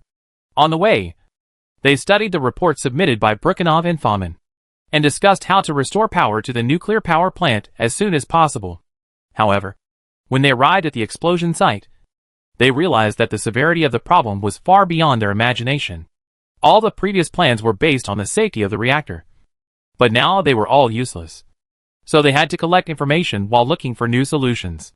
Before Sherbina arrived, the experts had been arguing for a long time about how to put out the fire in the reactor. After Sherbina took a helicopter to inspect the reactor, they returned to the DW office and continued the previous argument. Water is the most commonly used fire-extinguishing material, but water cannot put out nuclear flames. On the contrary, it will accelerate the pollution of the surrounding area after evaporation. In the end, scientists decided to use sand to put out the fire. But how to put sand into the reactor was also a troublesome problem. It was not until about 3 o'clock in the morning that Sherbina found the Air Force General of the Kiev district and borrowed pilots and helicopters from the latter who could perform the mission. Due to the shortage of manpower, some people had to stay to help transport the sand, including several deputy ministers. But Konvitz was lucky. He got a few hours of rest and dragged his tired body back to the hotel. When he used the key to unlock the door, he didn't even have the strength to brush his teeth and wash his face. He just wanted to lie down on the bed and sleep. However, the next moment, something cold touched the skin of his throat, making him shiver and wake up a little. Then Konvitz heard the door close behind him, and about half a second later, the light in his room came on, and Konvitz saw a woman sitting on the sofa. "Hello, Deputy Director. Who are you and why are you in our room?" Konvitz asked in a trembling voice. "It doesn't matter who we are. What matters is that we have no ill will towards you," Besanova said, wearing a gas mask on her face so that Konvitz could not see her face. This was actually to protect Besanova. After all, the players would leave after the mission was completed, so it didn't matter if anyone would miss her. However, Besanova was a member of this instance. If her identity was leaked, it would not be difficult to deal with her with Konvitz's power. Besanova obviously understood this, so when she heard Zhang Heng asking her to wear a mask, she was very grateful. Moreover, with the experience from the previous times, she was getting more and more adept at doing this kind of thing. At least now, in Konvitz's opinion, he would never believe that the woman in his room was just a nurse. "Then why did you sneak into my room?" Konvitz didn't seem to believe Besanova's claim that she had no ill intentions, especially considering the Zhang Heng knife was still on his throat. "We just want to ask you for a small favor," Besanova said. "Do you want money? I was in a hurry to go out this time, and I only brought less than 100 rubles. If it's not enough, you can take my watch too." As he spoke, Konviz untied the watch on his wrist. "No, keep the watch. We just want to ask you a few questions about Chernobyl." Konviz's body trembled slightly when he heard the name. "Chernobyl? Who are you, and why do you care about Chernobyl? You just need to answer our questions truthfully." Our goal is the same as yours. To find out the truth about this accident, Besanova said. After a pause, she continued. You are the Deputy Director of the Hydropower Engineering Research Institute in charge of nuclear power plant safety affairs. As far as I know, the Hydropower Engineering Research Institute is responsible for the overall design of nuclear power plants. That's right. These things are not secrets. So Konvitz did not deny it. So you also designed the Chernobyl nuclear power plant? Well, yes. But strictly speaking, this design was completed before I became the director of the nuclear power plant design department. Konvitz wiped the sweat from his forehead. I was still doing hydropower design at that time. So as far as you know, are there any omissions in this design? Besanova continued to ask. Omissions? Oh, of course. But this kind of thing is inevitable. I mean, design is one thing. And when the nuclear power plant is actually running, it is another thing. We are a little behind in the treatment of radioactive waste. Now it seems that the pipelines are buried a little densely and are not separated. Mr. Deputy Director, I'm not asking about this kind of small problem, but about the design flaws that could cause a nuclear power plant explosion. Besanova interrupted Konvitz. Flaws that could cause a reactor explosion? Konvitz opened his mouth wide, and it was obvious that his surprise was not fake. Do you think the explosion of the Chernobyl reactor number 4 was caused by a design flaw? After a while, the deputy director squeezed out 6 words from his mouth. This is too ridiculous. Chernobyl nuclear power plant started construction in 1970 and was put into operation in 1977. It has been 9 years now. It has been safe and sound before that. How could it be a design problem? It must be that the staff on duty at the nuclear power plant that night did not operate properly and did not follow the safety manual. It's not just me who thinks so. Others in the expert group think so too. Unfortunately, I heard that they were severely exposed to radiation. So we can't ask them in person. Konvitz saw that Besanova seemed a little unconvinced. So he added, I know what you are thinking. But I am not saying this to shirk responsibility. RMBK reactors are everywhere in SL. You can go around and see that they have always been operating well. Besanova did not comment. And then asked, who is the designer? What? Who designed the RMBK reactor you just mentioned? It was academician Delezery. Delezery? Where can we find him? Moscow? Konvitz had a strange expression on his face when he heard it. In 1947, academician Delezery took the lead in designing the RMBK reactor, and then built the first nuclear power plant in SL. But now, he is gone. Chapter 1160, Different Opinions. Gone? He has passed away, Konvitz said. Besanova was silent for a long time before speaking again. Where else can we find someone who understands reactor design? There are actually quite a few people in our institute who understand reactor design. But if you want to find someone who can pick out fatal flaws in reactor design, I'm sorry. As far as I know, there is really no such person. Our responsibility is to provide the overall design for the construction of nuclear power plants. And we are also responsible for the safety of nuclear power plants after they are built. If we really find problems in the design, we will definitely correct them as soon as possible, Kongwei said. After a pause, he added, of course, this accident is so serious that there will definitely be a more in-depth investigation in the future, and the design risks may be reevaluated at that time. But we need to get the computer in the control room first and study the various parameters recorded on it before the explosion to restore the situation of the reactor at that time. How long will it take? It's hard to say. At this stage, our focus is still on handling the accident, including evacuating the crowd and extinguishing the fire in the reactor. Investigating the cause of the accident is a matter for the future. Konvitz saw that the group of people holding him hostage seemed to be particularly concerned about the design of the reactor. After thinking about it, he reluctantly gave a time. It will take at least 1 or 2 months. 1 or 2 months. The mouse who took over as translator for Coconut took a breath of cold air and said in despair, 1 or 2 months. How many of us will be alive when the investigation results come out? Konvitz felt that the intruder on his right side had a violent emotional fluctuation. After he said the last sentence, the other party's breathing immediately became rapid. But he could not understand what the other party said. So he could only stand there with a blank face. Then something hit the back of his head, and Kongwei's eyes went dark, and he fell to the ground. Then Zhang Heng opened the door. And 5 minutes later, except for Coconut, who had been sent to the hospital. All the other players came to Conway's room. John Hung briefly introduced the latest information he got from the deputy director, and then said, "This is the situation." As expected, almost all the players' faces changed drastically after hearing this. "Are we in a dead end?" the maintenance worker asked. "That's not the case. The dungeon doesn't set up an unsolvable situation," John Hung said. "Either our direction was wrong from the beginning, or we left something behind. Could it be that this dungeon is actually testing who can survive longer after being exposed to radiation?" The doctor frowned. "It's hard to say about the others. If that's the case, Coconut is doomed." The boy who was killed in the battle said with a sigh. "Can we survive until 2 months later?" Kue asked the doctor. "I don't know. As I said before, everyone's physical condition is different, so the survival time will vary greatly," the doctor said. "And Coconut's physical condition is deteriorating very quickly. To be honest, it has exceeded my expectations, so I can't estimate the other people's situation now." "Then what should we do?" Mouse was now a little confused and panicked. "Do we really have to wait 2 months? What if the investigation results come out in 2 months, but the main task is still not completed? It's definitely not a good idea to just wait. We have to try other directions," Kue said. "Wait, do you mean we have to stay here?" The maintenance worker raised an objection. "You heard what the doctor said before. This copy may be a competition to see who can survive the longest in the radiation. We have all been exposed to a lot of radiation in the previous explosion, and now the whole town is also exposed to radiation. Don't you think it's wise to leave here? If you can't complete the main quest, where can you go even if you run as far as you can?" Kue asked.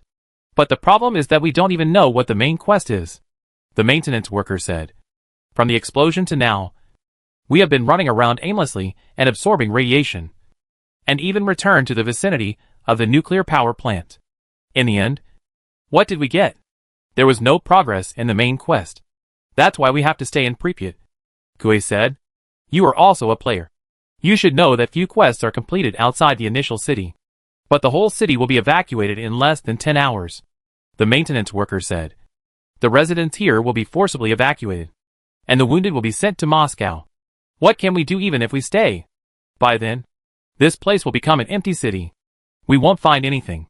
"Well, although I don't agree with the part about running around, I have to admit that what he said makes some sense," the boy said. "After the evacuation, all we can do is wander around the city. It seems that there is no effect except absorbing radiation. It's better to leave here first. Have you ever thought that maybe the so-called key person is not the key person who caused the Chernobyl accident, but the key person in the subsequent disaster relief?" Kuaishou said. "That's possible." The boy who killed the enemy nodded. The maintenance worker was dissatisfied. "Which side are you on?" "I'm not on either side. I will listen to whoever makes sense. Of course, I will still listen to Simon in the end, because what he says must be the most reasonable." The boy who killed the enemy shrugged. "In short, if we want to find the key figures in the disaster relief, we need to stay in Pripyat," Crave said. "This is just your guess, just like the doctor, and I guess that this round of copies is to see who can live longer after being exposed to radiation," the maintenance worker said. "You are right, but I am different from you. Compared with passively waiting, I prefer to hold my fate in my own hands," Crave said. "I will stay.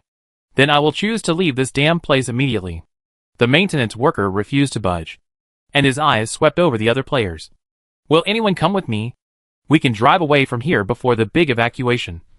Go to Kiev first, and then find a way to take a plane from there.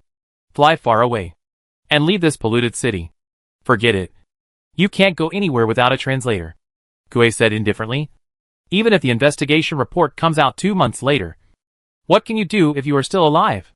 You can't even read it. So what's the point of looking for key figures? SL is so big. I don't believe we can't even find an English translator," the maintenance worker said. "Brothers, are we splitting up and taking sides now?" Kill lamented. "It's not that far yet." Chapter 1161 Disagreement. "I'm not trying to cause a split. I'm just expressing my opinion," said the maintenance worker. "Since no one knows what the main mission is, why not choose a direction and do your own thing, which can also increase the chance of completing the mission? You have a good plan. Find a safe place to hide, and let us investigate in front of you in the radiation. After we complete the main mission, You can leave with us. If we are in the wrong direction, you can also continue to hold on until the official investigation results come out. Kratos said coldly. Yes, that's what I thought. The maintenance worker admitted generously. But I didn't stop you from leaving with me. And after leaving, I didn't do nothing like you said. I just chose to ensure my own safety before thinking about the next step. The doctor hesitated for a moment and said, from my professional perspective, the latter option is indeed safer. You are just scared. After seeing the appearance of Coconut, you are just worried that you will become like that. Kratos said. Who wouldn't worry? The maintenance worker said. We are facing nuclear radiation in this instance. Think about the name of this instance. The Invisible Killer. We are facing an enemy that cannot be defeated at all. The most important thing is to save our lives as much as possible. I will stay and help you with translation. The mouse said to Kratos. We can't wait for the official report. The sooner we complete the main task, the more likely Coconut will survive. When he finished speaking, all the players' eyes were focused on John Hung. Now only Simon had not expressed his opinion. Simon was the most famous among all the players. Although John Hung himself did not admit it, he did take on the position of commander of this temporary team after entering the dungeon. He also had a fanboy named Sherfu, who had clearly stated that he would unconditionally support John Hung's decision. In other words, John Hung's 1 vote was actually equivalent to 2 votes. However, John Hung's mind did not seem to be on the quarrel between Kuei and the maintenance worker at this moment. He stood in front of the glass window, looking at the night outside, wondering what he was thinking. Just when the maintenance worker and others were about to lose patience, John Hung said, I will stay here. Kuei, Mouse, and others were relieved to hear this. Of course, it is a personal freedom to leave or stay. If someone wants to leave Pripyat, I will not stop them. John Hung continued. But from a personal perspective, I do not recommend that you leave. Why? The maintenance worker was stunned. He had already made up his mind to leave. John Hung's decision would not affect him, but it was difficult for him to ignore the latter's suggestion. After all, Simon was the first player. If he found something that others did not find, the maintenance worker would not be surprised. However, John Hung didn't want to explain anything afterwards, and just asked, Is there anything else? No. Nothing. Then let's leave it at that. This sentence also put an end to the quarrel tonight. The maintenance worker and the doctor looked at each other and left the room together. Then Kuei and Mouse also walked to the door. Kuei said, See you in my room in a quarter of an hour. Let's discuss what to do next. Well, okay. But let's postpone the time. How about an hour later? John Hung said. No problem. We can also use this time to pack up. We probably won't be able to stay at the Pripyat Hotel after tonight. After saying that, he and Mouse also walked out of the door. In the end, only the boy who was killed in the war and John Hung were left in the room. The boy's face immediately showed an expression of discovering a new world. Rubbing his hands excitedly and said, Idol, did you find something? I told you not to think of me as a myth. I am just exploring the main quest like other players. John Hung said, pointing out the window. Did you see it? What? The boy in the costume walked to the window and looked down. Pripyat was still asleep at this time, and the streets looked very deserted. Even the most dedicated shops were not open yet. However, on the street opposite the hotel, a group of people dressed as militiamen were following a sprinkler truck to do disinfection work. We need their clothes, John Hung said. Once the official evacuation order is issued, we will have to change our identities to stay in this city. Do you want me to get their clothes? Can you do it? The driver and the people behind are exactly 4. And I can deal with 2 at a time. Well, I can deal with the remaining 2, John Hung said. Let's go. They are leaving here. In order not to alert the receptionist, the 2 of them directly climbed out of the window of the empty room on the 2nd floor and left the hotel. They landed on the ground. And then John Hung and the boy in the costume put on their own gas masks. One to isolate the radioactive dust outside, and the other to cover their faces. Before leaving the room, the slasher boy took a bottle of vodka from the bar. He held the bottle, lowered his head, and walked towards the sprinkler truck.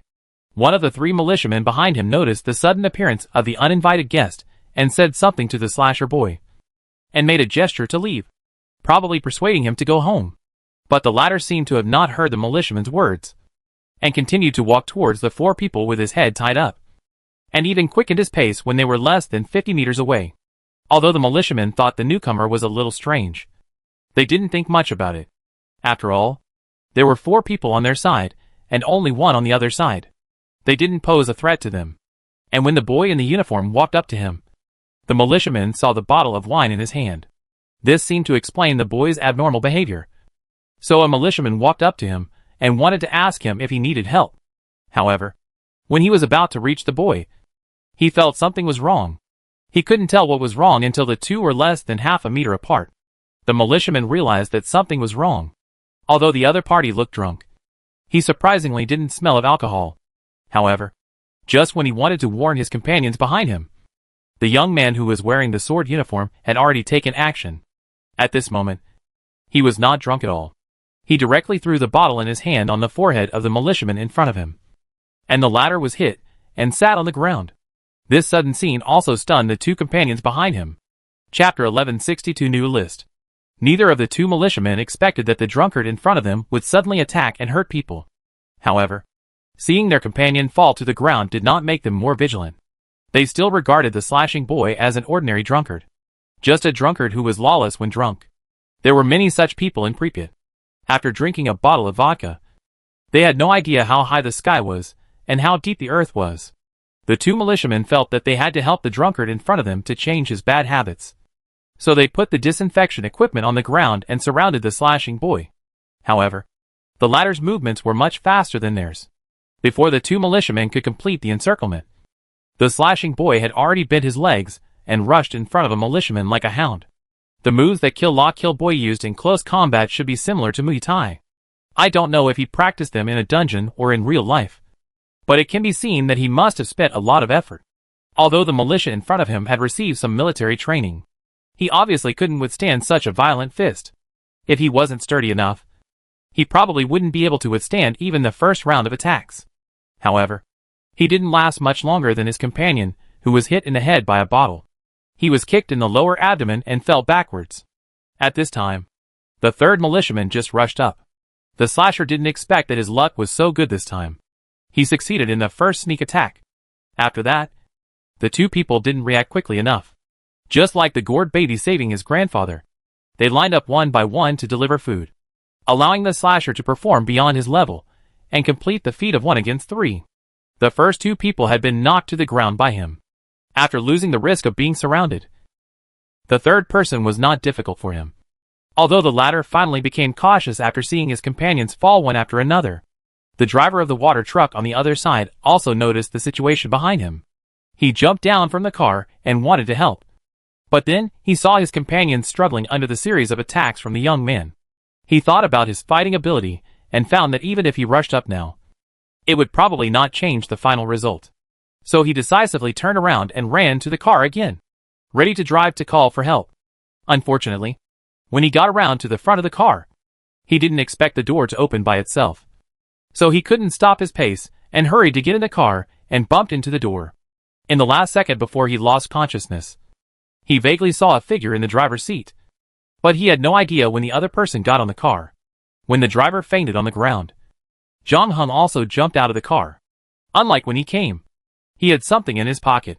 Clothes and other things were indeed needed in the subsequent operations, but they didn't necessarily need to be snatched now, because there was still some time before the official announcement of evacuation. The main reason why Zhang Heng targeted this group of militias was because of the things in the car. Meanwhile, the battle on the other side was drawing to a close. As expected, the remaining militia was no match for the slasher boy. If everyone was just an ordinary person when they first entered the game, then after rounds of games, even ordinary people would continue to transform. Moreover, Zhang Heng could see that the slasher boy's fighting level was also higher than that of ordinary players. His Muay Thai was estimated to have reached level 2. The slasher boy did not rush in and dragged on until the opponent in front of him was exposed due to excessive force. And then, he ended this not-so-intense battle with a perfect blow. Looking at the 3 enemies lying at his feet, a hint of pride also appeared on his face. Then the Slayer and Zhang Heng stripped off the uniforms and boots of the 4 people and dragged them to the sprinkler truck. Zhang Heng drove the sprinkler truck into a remote alley. It would take at least a few hours for the 4 people to wake up or be discovered by others. By then, the players should have left the hotel long ago. After doing all this, John Hung and the Slayer knocked on Key's room. The latter was not idle during this period. After simply packing up his things, he began to think about the next action plan, including drafting a new version of the target list and setting a timetable. Mr. Kuei didn't waste words. As soon as John Hung and the young man entered the room, she stuffed a piece of letter paper into their hands. Our current direction of action has changed from looking for the perpetrator to finding someone to solve the crisis. Of course, if you have any better plans in the subsequent investigation, you can also propose them. I have roughly listed a list first. If any of you know more about the Chernobyl accident, please help me improve the list. John Hung glanced at the names on it. The first person in the list changed from Dyatlov to Sherbina. Sherbina was the chairman of the committee, and the person in charge sent by Moscow to deal with the accident. All subsequent disaster relief orders and decisions were issued by him, so there was no problem with his ranking in this position. But the second person after him was much more difficult to choose. The firefighters who put out the fire outside the reactor in time. Deputy Minister of the Ministry of Internal Affairs Burdov and his militia. Or the first group of experts who arrived. And the Air Force pilots, who are now busy transporting sand to put out the fire. These people are very important to disaster relief. And none of them can be missing. But the contribution of each of them is difficult to quantify. I remember that in the original history, in order to prevent the reactor from burning through the floor and contacting the water in the basement, causing a steam explosion, several nuclear power plant engineers risked inhaling lethal radiation and opened the water valve to drain the water. If it weren't for them, Ukraine and Belarus would probably be blown up, and the whole of Europe would be affected. So I think they should be put in second place. Kuei nodded and made a note on the paper. What else? And the miners, John Hung said. In order to prevent the lava from the reactor from continuing to sink and contaminate the groundwater and even the nearby rivers, SL dug a tunnel to inject liquid nitrogen to cool the reactor. In addition, the work of collecting the graphite ejected from the explosion back to the reactor is also very important, which is completed by the SL military. But we now have a problem. What problem? A lot of work is actually not done by one person. How can we find the key figures? Do we look at who is the leader? Or who has made a more outstanding contribution? But in this case, it goes back to the original question. How do we quantify everyone's contribution? John Hung said. And now the disaster relief has just begun. Many things have not happened yet. To find some of the people on the list, I am afraid we have to wait. Chapter 1163, Large Evacuation. Before dawn, buses were already lined up on the road next to the Yanov railway station, one next to the other, stretching for 20 kilometers, looking like a long dragon from afar. However, for some unknown reason, the authorities did not immediately organize the evacuation after dawn. They just started broadcasting through the town's radio, asking all citizens to stay in their homes and not leave. At the same time, they also reminded people to close the doors and windows. A group of health workers were distributing potassium iodide tablets everywhere because of the shortage of manpower. They also recruited a group of female high school students to help. Representatives of businesses and organizations in the town were called together, and the Ministry of Internal Affairs explained the details of the evacuation to them in the DW building. Many people found it unbelievable. Although many people felt unwell yesterday and left Pripyat with their families, more people chose to stay because, in their opinion, the sky in Pripyat was still as clear and blue as ever, and the river was also clear, except for the faint metallic smell in the air. Everything seemed the same as usual. How did the situation develop to the point where they had to evacuate suddenly? Moreover, the experts were vague about when they could return. Therefore, there was a big dispute at the meeting. But in the end, the representatives of enterprises and organizations chose to obey DW's arrangement and assist in this large-scale evacuation operation involving the entire city. The official time of evacuation was set at 2 p.m. Although Burdorf had already transferred 1,100 transport vehicles from Kiev and other places in advance. For the remaining residents of Pripyat, these more than 1,000 vehicles were far from enough to take away all their belongings. And the government would not allow them to take away those things that had been contaminated by radiation. Therefore, at noon, the radio broadcast told the residents who were still in the city that this evacuation was only temporary and would take about 2 to 3 days. They would be back soon. So they didn't need to bring too much stuff. The official recommendation was to bring only a small amount of daily necessities, and that pets such as cats and dogs were not allowed on the bus. Most people did so. packing some change and clothes in plastic bags. That was all their luggage. Although the atmosphere in the town was already tense, no one thought that this would be their eternal farewell to their beloved home. Most people chose to believe the official statement, optimistically thinking that they would be able to return in a few days. In their opinion, this was not a completely bad thing, because on the other hand, it also allowed them to be relieved from the busy work. 3 days was almost like a small vacation. Some children even jumped up excitedly. Despite the repeated persuasion of the militia, some people still came downstairs in advance and talked with their neighbors. Some women even wore only thin pajamas and did not even bring their passbooks, because the broadcast said that as long as the doors and windows were locked, the militia would help them look after their belongings in the house to ensure that no thieves would enter. When the time came, buses drove in one after another and stopped at different residential buildings in Pripyat. The militia kept urging people to speed up. There were a few small chaos during the period, but they were quickly calmed down. Then the bus started again, carrying a full bus of people to an unknown distance. Behind the bus, there were many cats and dogs. They seemed to realize that they were abandoned by their owners. They ran and cried behind, and even tried to force their way onto the bus. But they failed. Although some owners opened the car windows despite the dissuasion, they could only look at their pets with tears in their eyes, calling their names and saying goodbye to them, because the government had a ban, and these pets could not leave with their owners. In the end, the cats and dogs were tired of running, and they could only stand on the roadside and watch their owners go away, their eyes full of sadness. John Hung also heard the barking of dogs coming from the street not far away. He was now in the town gym with the boy who killed the hero, Kuei, Mouse and Bezanova.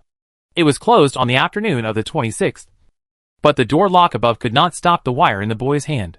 There was no one else here, and there was a closed room, which was just right for them to make a base. The doctor and the maintenance worker left at about dawn. Although Zhang Hung's final suggestion made them a little worried, they decided to leave as planned after discussion, because they really couldn't imagine what dangers there would be if they left here. And their language barriers were now partially resolved, because the Pripyat Hotel occasionally receives some foreign guests. There are people in the hotel who can speak English, although it is limited to a relatively elementary level, which is probably equivalent to elementary school students in later generations. But it still solves the urgent needs of the doctor and the maintenance worker to a certain extent. Before leaving, they hijacked the waiter who could speak English to act as an interpreter for them, so that they would not be unable to understand a word. The group also divided the looted materials according to the number of people, not only food and protective equipment. The doctor also left some tranquilizers and antipyretics for Zhang Hung and others. Although the two sides had some unpleasant disputes about the next course of action, the final breakup was relatively harmonious. After dividing the things, the doctor and the maintenance worker drove the newly stolen car into the traffic flow and drove out of Pripyat. Although the 7 players had just known each other for less than 2 days, they had experienced this crisis together and established some feelings, especially after the loss of coconuts. After that, the maintenance worker and the doctor also chose to leave. Now there are only 4 people left in the team, and the mission is still not settled, which is somewhat frustrating for the remaining people. But what needs to be done must be done. After a simple lunch, Kuei suggested to investigate the pilot, who was responsible for transporting sand to the reactor. After all, neither the miner nor the engineer, who went down to open the drain valve, has been seen yet, because the official has not yet launched an action. Shelbina, the first person on the list, is there, but his identity is quite special. It is not impossible to sneak into his room and ask questions directly, like dealing with convicts. But it may not be easy to deal with the aftermath. So the players are still inclined to postpone the investigation of him a little bit. In this way, the pilots are better subjects for investigation. They risk being irradiated and fly over the reactor again and again to drop sand to put out the fire. Obviously, they played a significant role in this disaster relief. Chapter 1164 Confidence. Zhang Hung and his team spent an entire afternoon investigating the pilot. But unfortunately, they still did not trigger any prompts for the main quest. When it was night, Pripyat became completely quiet. It was hard to imagine that just a few hours ago, there were still tens of thousands of people living here. Now the city has become empty, except for the expert group and militia responsible for disaster relief. There are no other people. All shops and public facilities are basically closed, and even the water pipes are no longer supplying water. Before the afternoon operation began, John Hung also found a militia uniform for Bezanova. The 5 of them were now wearing uniforms and driving a military vehicle. At least at first glance, they looked no different from other militias in the city. When the military vehicle passed a residential building, the 5 heard gunshots from there. John Hung knew that the militia was shooting the pets left in the town by their owners. Although this sounds a bit cruel, those pets, like humans, also absorb a lot of radioactive particles. The radioactive dust falls on their hair and moves around with them, making them mobile radiation sources. If left alone, they may bring radiation to farther places. And these radiations may also make them crazy. Just like the coconuts that became manic before. But Coconut is a human being after all. And he is also a player who has experienced many rounds of dungeons. He has strong self-control. In contrast, cats and dogs will become more uncontrollable after being irradiated. Therefore, after the residents of the town evacuated, the militia began to clean up these potential safety hazards, accompanied by the sound of gunfire. The cats and dogs that were still alive and kicking fell to the ground one after another. The militia dragged their bodies onto the car and waited to be sent to a specific place for burial, in order to prevent the nuclear radiation on their bodies from contaminating the land. Their bodies will eventually be completely sealed with cement. John Hung drove the car to a supermarket. They had once swept the goods in Pripyat in the early morning of the 26th. But they didn't expect that the main mission would be so difficult to complete. They only took about 3 days of food and water, and then gave some to doctors and maintenance workers. So they needed to replenish it now. However, when the 5 people walked into the supermarket, they found that most of the goods on the shelves were still in their original positions. But the food was gone. The boy in the costume shone the flashlight on the empty food shelves. Someone got here before us. The militiamen, as well as the experts and committee members living in the Pripyat hotel, all need to eat. So the food here should have been packed away by them in advance. Kue said. If that's the case, doesn't that mean we can't find food in other supermarkets? Mao said worriedly. Now the city has even cut off the water for daily use. And the entire city is completely paralyzed. Which means they need to solve the problem of eating and drinking water by themselves. And there is only a little more than a day left before they finish eating the food they collected last time. Even if they save on food, they can only last for another 2 days. And then, they will probably starve. It was at this time that the players realized the seriousness of the problem. Not only people left Pripyat, but also all kinds of basic urban security, water and electricity, which are usually ignored by everyone, can only make people realize their preciousness after they are lost. Fortunately, John Hung said later, it doesn't matter. The residents of the town left in a hurry this time. There are not many things they can take away. There should be a lot of food in their refrigerators and kitchens. The militia should not touch these things. It's still the old rule. Everyone should try to choose processed foods with sealed bags. Eat what's in the refrigerator if you can. When I came here before, I saw an apartment building not far from the supermarket. We can go there to find food. Kuei then suggested. Let's disperse and act more efficiently. We gather in front of the supermarket in an hour. Everyone had no objection to this, and divided the area according to the floor. Then, they dispersed and searched on their own. John Hung also climbed into a house through the window. It can be seen that the owner of this house left in a hurry. He didn't even have time to put the plates back on the shelf. There were also many sets of clothes thrown on the sofa and bed. John Hung opened the refrigerator and found a pack of unopened sausages and 2 cans of meat. Unfortunately, there was only a bottle of beer, and half of it was drunk. Afterwards, John Hung found an empty bag in the cabinet, threw the sausage and 2 cans into it, and turned to the second house. An hour was not enough for the players to search the entire apartment building carefully, especially considering that not everyone could directly climb through the window like John Hung, or have special lock-picking tools like the killer boy. So it would take a lot of time to break into the door. But even so, after a round, the players still got some gains. John Hung stuffed his bag full and had to take 2 new bags. He also unexpectedly got 5 points during the search. Probably because he got a bag of snacks that are most popular among teenagers under the age of 12. When everyone gathered, they counted the things they got. The result was quite exciting. It was conservatively estimated that this batch of food could allow them to eat for another 4 or 5 days, which was a preliminary solution to the food and water crisis. The boy in the costume coughed while moving the half box of milk he found to the car. John Hung noticed that the arm of the slasher boy seemed a little swollen, and asked, "How do you feel now?" Just like that. The slasher boy was as heartless as ever. "Didn't the doctor say that we were all exposed to fatal radiation? So our physical condition will definitely get worse and worse. Not to mention that the city is now full of radiation. And we can't avoid it even if we want to. Why didn't you leave here with the doctor before? Didn't you support the maintenance workers' opinion at that time?" John Hung asked. "Because I trust you more than them. Idle. I believe that I can definitely pass this dungeon alive with you." The confidence of the Slayer in John Hung even exceeded John Hung himself. He said with certainty, "You can even pass the proxy war dungeon. So there is no reason why a mere daily dungeon would be difficult for you." However, John Hung was silent this time, which was rare. Then he patted the Slayer's shoulder and said, "Rest early tonight. There are still many things to do tomorrow." Chapter 1165 New Guests.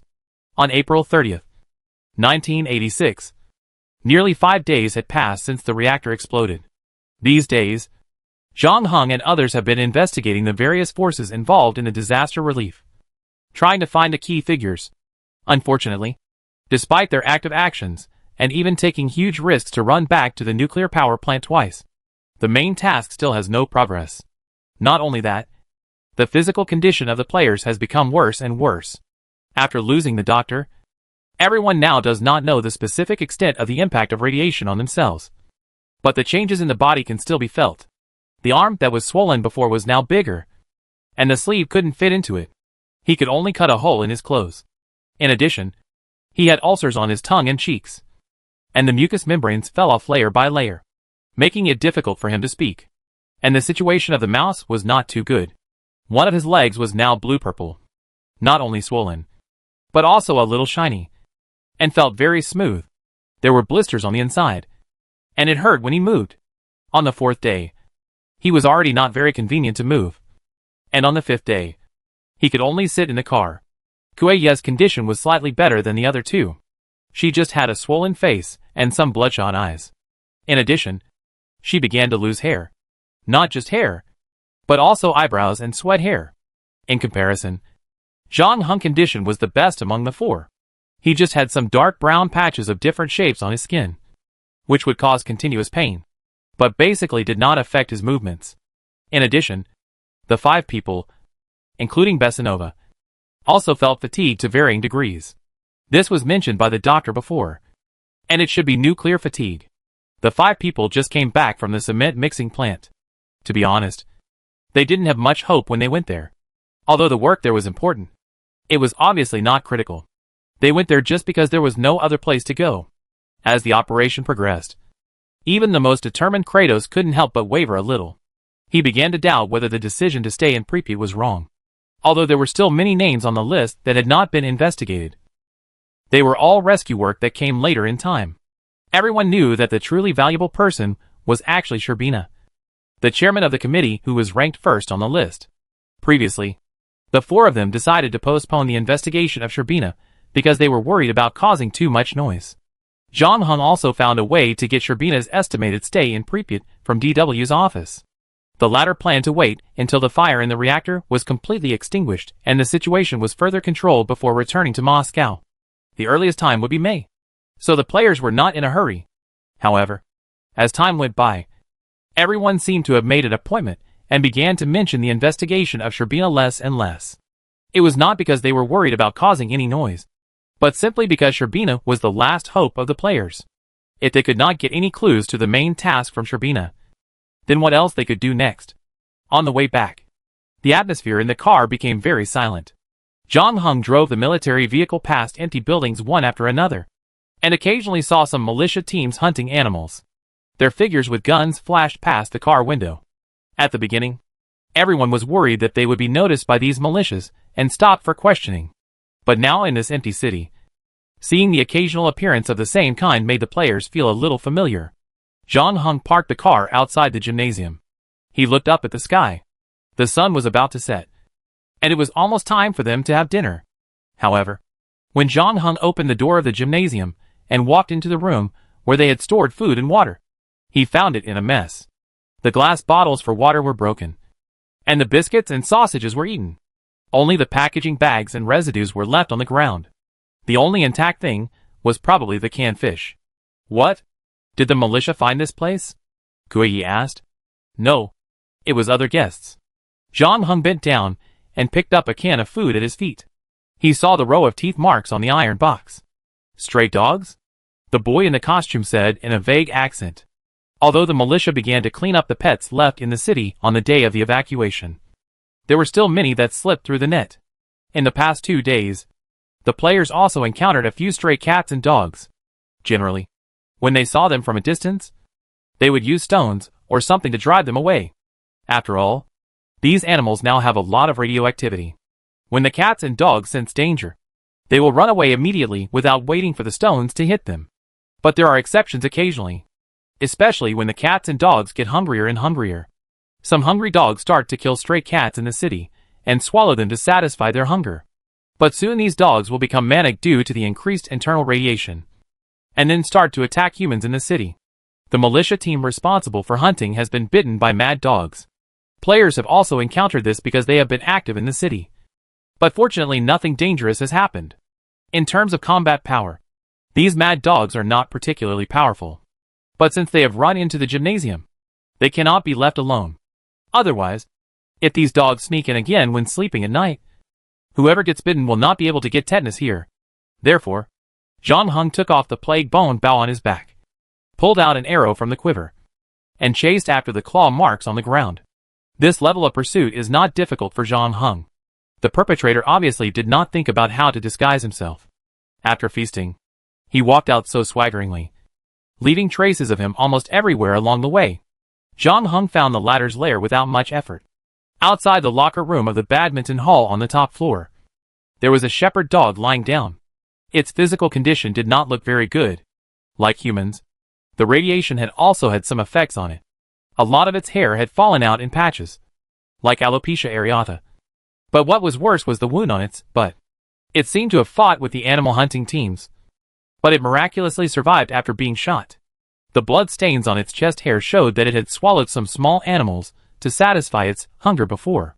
It was unknown whether they were stray cats, mice, or dead birds nearby. Chapter 1166 Stray Dog. John Hung raised the plague bone bow in his hand and aimed at the sheepdog lying on the ground, seemingly sleeping. At this distance, he was sure to kill it with one shot. He could shoot the sheepdog in the head directly without causing it too much pain. It would leave this world in its sleep. This was probably the last thing John Hung could do for it. But the next moment, when John Hung was about to release the bowstring, the sheepdog suddenly opened its eyes. The man and the dog stared at each other for about half a second. And then the sheepdog growled in its throat, as if it wanted to stand up from the ground. But then a feather arrow shot through its head. Although John Hung failed to send the sheepdog away in his sleep as planned, his arrow still hit the target cleanly. The sheepdog was hit by the arrow and shook its body and fell to the ground, no longer moving. Then John Hung took back the plague bone bow and turned around to leave. However, he stopped again just after taking a step, because John Hung heard the noise coming from behind him. The sheepdog was almost killed on the spot by his arrow and had become a corpse. John Hung saw it clearly. So the noise was definitely not made by the sheepdog. John Hung turned around and saw another poodle trotting out of the locker room of the badminton hall. John Hung frowned. He didn't expect that there was more than one dog in the gymnasium when he chose this place as a base. He and Kuei and others had searched the place, but did not find any other animals at that time. So these two dogs should have come later. I just don't know why they ran here.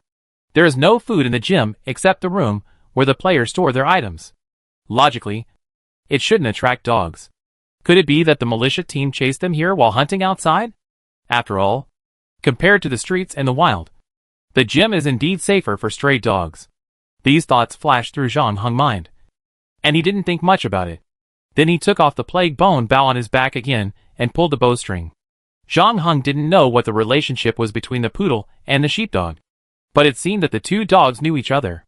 He expressed regret for killing the poodle's companion, but for safety reasons, John Hung didn't intend to let the poodle go. But just as he was about to shoot the second arrow, he saw another dog coming out of the locker room. It was a Spanish hound, which looked much more powerful than the poodle outside. And this was not the end. Behind the Spanish hound came a bulldog, followed by a Great Dane and a mixed breed dog. John Hung had already sensed something was wrong. And then, he heard noises coming from the window behind him. Several stray dogs were squeezing in from the half-closed window. There were also stray dogs in the direction of the bathroom, and at the stairs where John Hung had come up. They surrounded John Hung together, as if they wanted to seek justice for their dead companion. If it were someone else here, they would have been scared to death after seeing this scene. Although the fighting power of stray dogs was not particularly strong. And there were also some small toy dogs among them. Once they gathered together, they had almost no opponents in this abandoned city. John Hung was able to remain calm now. He roughly counted the dogs surrounding him, and found that there were more than 20 dogs. And more dogs were joining them. If nothing unexpected happened, this was probably the largest dog group in Pripyat. A few days ago, many of them were good companions of humans, and good partners for guarding the house. But now they looked at John Hung as if they were staring at prey. It can be seen that these dogs have been hungry for a while. And they have not been at peace recently. They were chased by armed militias and fled everywhere. Their impression of humans took a sharp turn for the worse. And John Hung just happened to kill one of them. Judging from the current situation, the dead sheepdog is likely to be the leader of the pack. With all the new and old hatreds gathered together, it would be strange if these stray dogs could be polite to John Hung. In fact, they had already started growling before they even came to John Hung. And the roars were one after another. As a result, the bulldog that roared the second loudest, and was the second closest, was shot through the head in an instant, following the footsteps of its companions. John Hung had no intention of being polite. It was obviously impossible to resolve the current situation peacefully. So he took the lead in launching an attack without waiting for the dogs to gather together. After John Hung shot an arrow, he quickly pulled out the second arrow from his quiver. But at this time, the dog also began to speed up and rush towards him. John Hung kicked the poodle that had been barking the loudest and closest to him away. And then the second arrow pinned the Spanish hound that had jumped in the air to the ground. However, it was not known whether the nuclear radiation in the city had affected the nerves of these dogs. After witnessing two companions being shot dead one after another, the remaining stray dogs did not retreat at all, but instead rushed forward more bravely. John Hung could feel the frenzy among the dogs. He dodged the two dogs in front of him, but the three dogs on his right jumped up one after another. There were also sneak attacks from behind and on the right. For John Hung, this situation was truly surrounded by enemies. Even if there was a militia team with guns, it would probably not be able to withstand such a fierce attack. However, when the two dogs were about to bite John Hung's thigh, the enemy who was standing in front of them suddenly disappeared. The two dogs missed and fell from the air, wondering where the enemy at their mouths had gone. The next moment, they were killed by arrows falling from above. At the critical moment, John Hung spread the shadow wings behind him and flew directly from the ground to the air, quickly distanced himself from the dogs. However, he did not rise too high. After confirming that he would not be bitten by the stray dogs again, John Hung began to bend his bow in arrows, taking advantage of the 12-second effect of the shadow wings to harvest the dogs underground. With John Hung level 2 archery skills, basically every time the bowstring sounded, a dog fell to the ground and died. Moreover, John Hung first picked the larger stray dogs that were more fierce. After a while, most of the dogs in the pack were killed or injured, and most of the remaining ones were small pet dogs. Chapter 1167 Big Trouble. In 12 seconds, John Hung shot a total of 17 arrows, almost all of which missed, and more than half of the dogs were killed or injured. When he landed on the ground, he leaned against the wall of the badminton hall to avoid being besieged again. Then he drew the hidden sheath from his waist and easily killed 6 more dogs. The remaining dogs finally began to feel scared and stopped rushing towards him. They tucked their tails and ran away. John Hung did not chase them. Firstly, because after what happened, the dogs should be scared and would not come back. And secondly, the previous battle almost used up the stock in his quiver. But after that, he searched the badminton hall again to make sure there were no other stray dogs inside, and then returned to the room where the food was stored before. He had already started to sweep the debris on the ground outside the house, and sorted out the uncontaminated food from inside that was barely enough for tonight and tomorrow morning. Seeing this, John Hung suggested, "We can go to the nearby houses to collect some food after dinner." However, he shook his head and said, "No need. Let's go back to the Pripyat Hotel tonight." Kuei seemed to have made up his mind. "Are you going to investigate Sherbina?" John Hung raised his eyebrows. But the expert team has not yet noticed that the reactor may melt through the cement board and contact the pressure suppression pool to cause a thermal explosion. So the 3 engineers who opened the drain valve have not appeared yet. And the miners have not arrived in Pripyat. Their work is undoubtedly important. And they can even be called heroes. But to be honest, I don't think they are the people we are looking for, Kratos said. These days, she watched her and her companion's physical conditions deteriorate little by little. In addition, she has not received any news related to the main mission until now. Kratos finally began to doubt the direction she chose. Although I don't want to admit it, the facts prove that we have not made any progress in the past few days in Pripyat. Our current work is just a waste of time, and every day of delay will increase the amount of radiation we inhale. Maybe the maintenance worker and the doctor are right. We should leave this place early and find a safe place to wait for the official investigation results. Are you planning to find the doctor and the maintenance worker? John Hung asked. Not necessarily to find them, Lao Shu said. To be honest, we don't know where they are now. After leaving here, we can find a hospital to check our bodies. In those days, there were no mobile phones or WeChat. People basically communicated by writing letters and landlines. However, the maintenance worker and the doctor did not decide where to go before leaving. SL is so big that it is very likely that the 2 sides will not meet again in this copy. This is just the result of our preliminary discussion, said the killer boy. We also want to ask for your opinion. Personally, I will go wherever you say. Idle. If you still say to stay here, I will stay with you. Although the killer boy's physical condition is the worst among the 3, and he looks like he needs urgent treatment, he seems to be determined to follow Zhang Hung until the last moment of his life. Seeing that the atmosphere is a bit tragic, Mouse tried to ease the situation. In fact, the situation may not be that serious. Shelbina is the chairman of the committee, and is in charge of disaster relief work. So it is very likely that he is a key figure. Maybe we can complete the main task tonight, and everyone can return to the real world safely, and Coconut can be saved. Such a result is of course a happy one for everyone. But after experiencing disappointment again and again, the players are now a little unsure. Kuei noticed that there were only 2 arrows left in Zhang Hung quiver. So he asked, Did you encounter any trouble just now? Well, it's not really a trouble. I just encountered a group of stray dogs in the badminton hall. But I have dealt with them, Zhang Hung said lightly.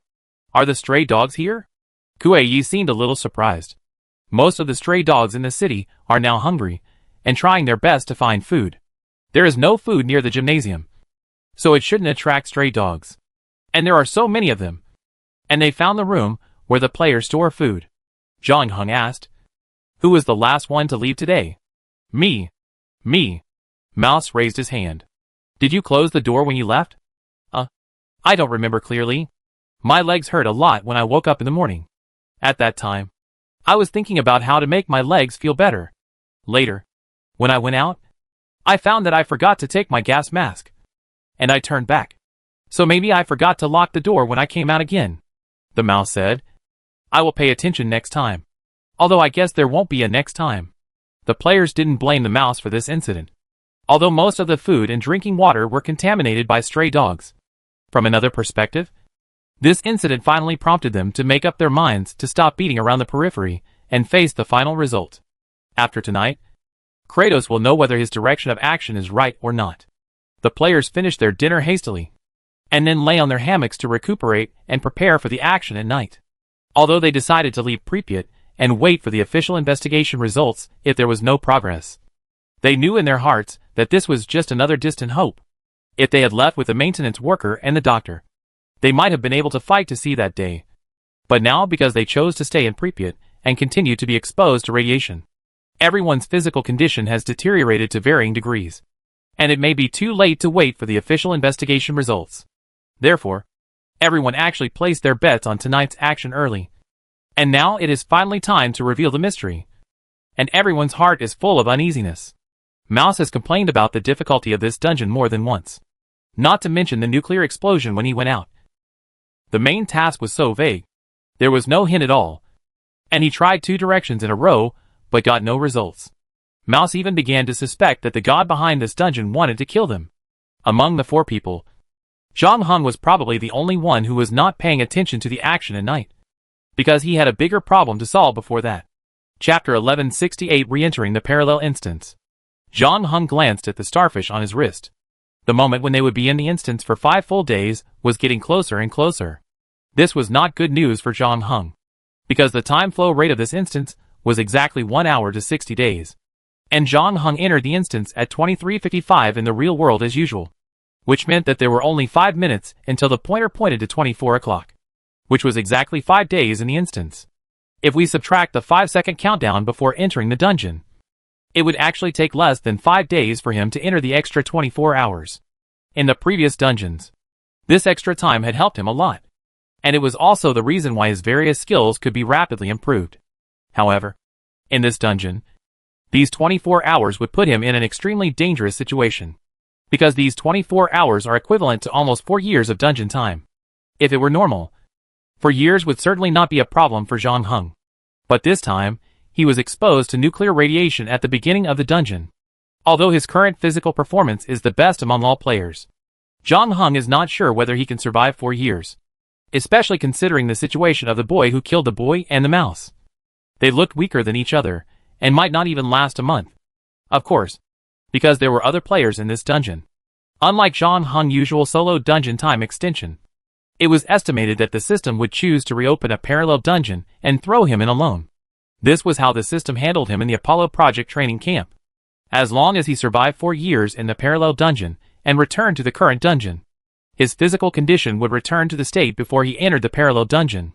This was barely good news for John Hung, provided that he could survive the 4 years of the parallel dungeon. John Hung had no good solution for this, as he still had a mission failure penalty exemption card on him. He spent 400 game points to buy this card from the bartender, which helped the holder escape the penalty for mission failure. If John Hung was in other dungeons, he could completely ignore the main mission, find a place to hide, and wait until the game time was over to return to the real world. However, this time the game was a rare time-limited dungeon, and he could only leave after completing the mission. So John Hung was now in a dead loop. What is coming will come. At 11:23, a familiar feeling of dizziness came over him. At the same time, a familiar system prompt sounded in John Hung's ears. Ding! Open the parallel copy. This copy is the Invisible Killer transition copy. The number of players is 1. The task target is none. The time is 1,440 days. Please pay attention. John Hung's eyes suddenly went dark. And at the same time, a popular song sounded in his ears. Moscow Suburbs Evening. Since this song won the gold medal at the 6th World Youth Festival in 1957, it has become a classic song known to everyone in SL. However, the music did not last too long, and John Hung felt the light from the outside world again and opened his eyes. He found himself standing by a river, and John Hung quickly recognized the river. The Pripyat River has always been very distinctive, with slightly brown water because it once flowed through the peat bog of Polsy, which is full of fatty acids.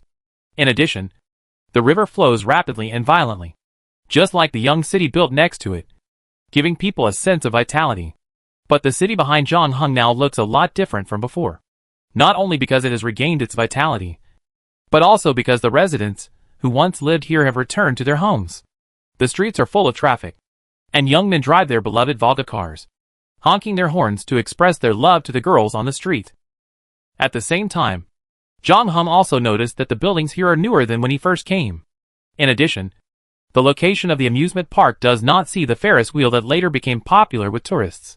John Hung knew that if nothing unexpected happened, he had come to the previous Pripyat town, but he was not sure what year it was now. Pripyat was built in 1970. Judging from its current size, it should have been built for some time.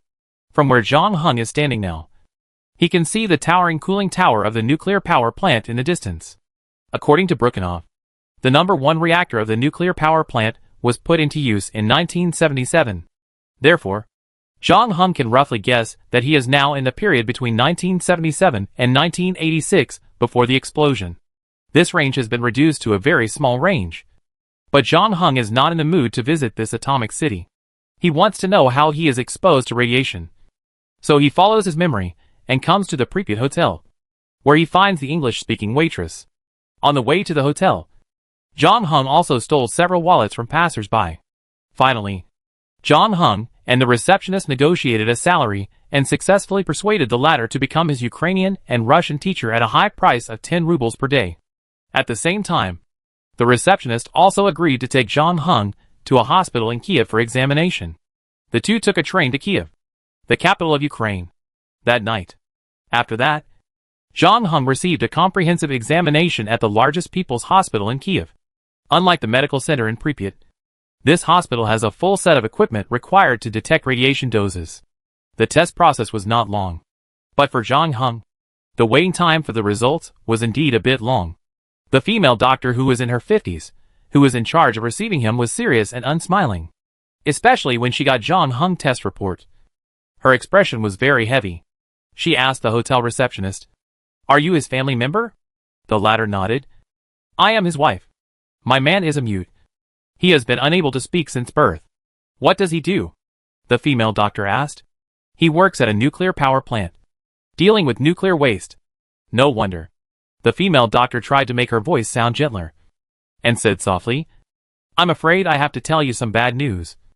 Ma'am, I hope you are mentally prepared." "What?" "Your man may have been in close contact with the nuclear waste, which caused him to absorb a lot of radiation." "How much?" the hotel receptionist asked nervously. "About 450 rentgens." The female doctor looked at John Hung with a hint of sympathy. "He has suffered from third-degree radiation sickness and needs to be hospitalized immediately. We need you to sign the admission form first." "Ma'am." Chapter 1169, Hospitalization. Third-degree radiation sickness. Is it serious? The receptionist tried to act like a wife who was afraid of losing her husband. "We will do our best to treat him."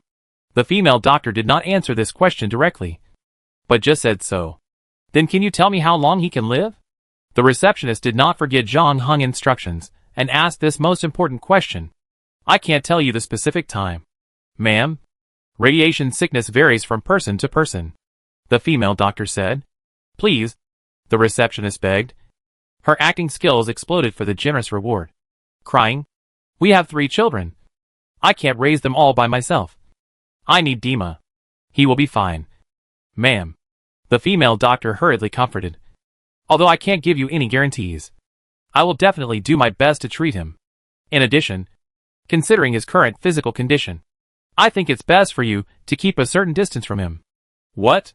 You mean I can't stay with him in the hospital?" The receptionist got anxious when she heard this, because John Hung paid her on a daily basis. "Yes, the hospital has special nurses, and we will take good care of your husband. He has been exposed to strong radiation. And for your health, you should stay away from him for a while." The receptionist was a little hesitant when she heard this.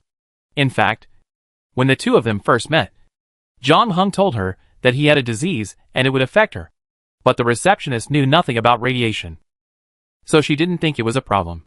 And there was nothing wrong with her body during the journey.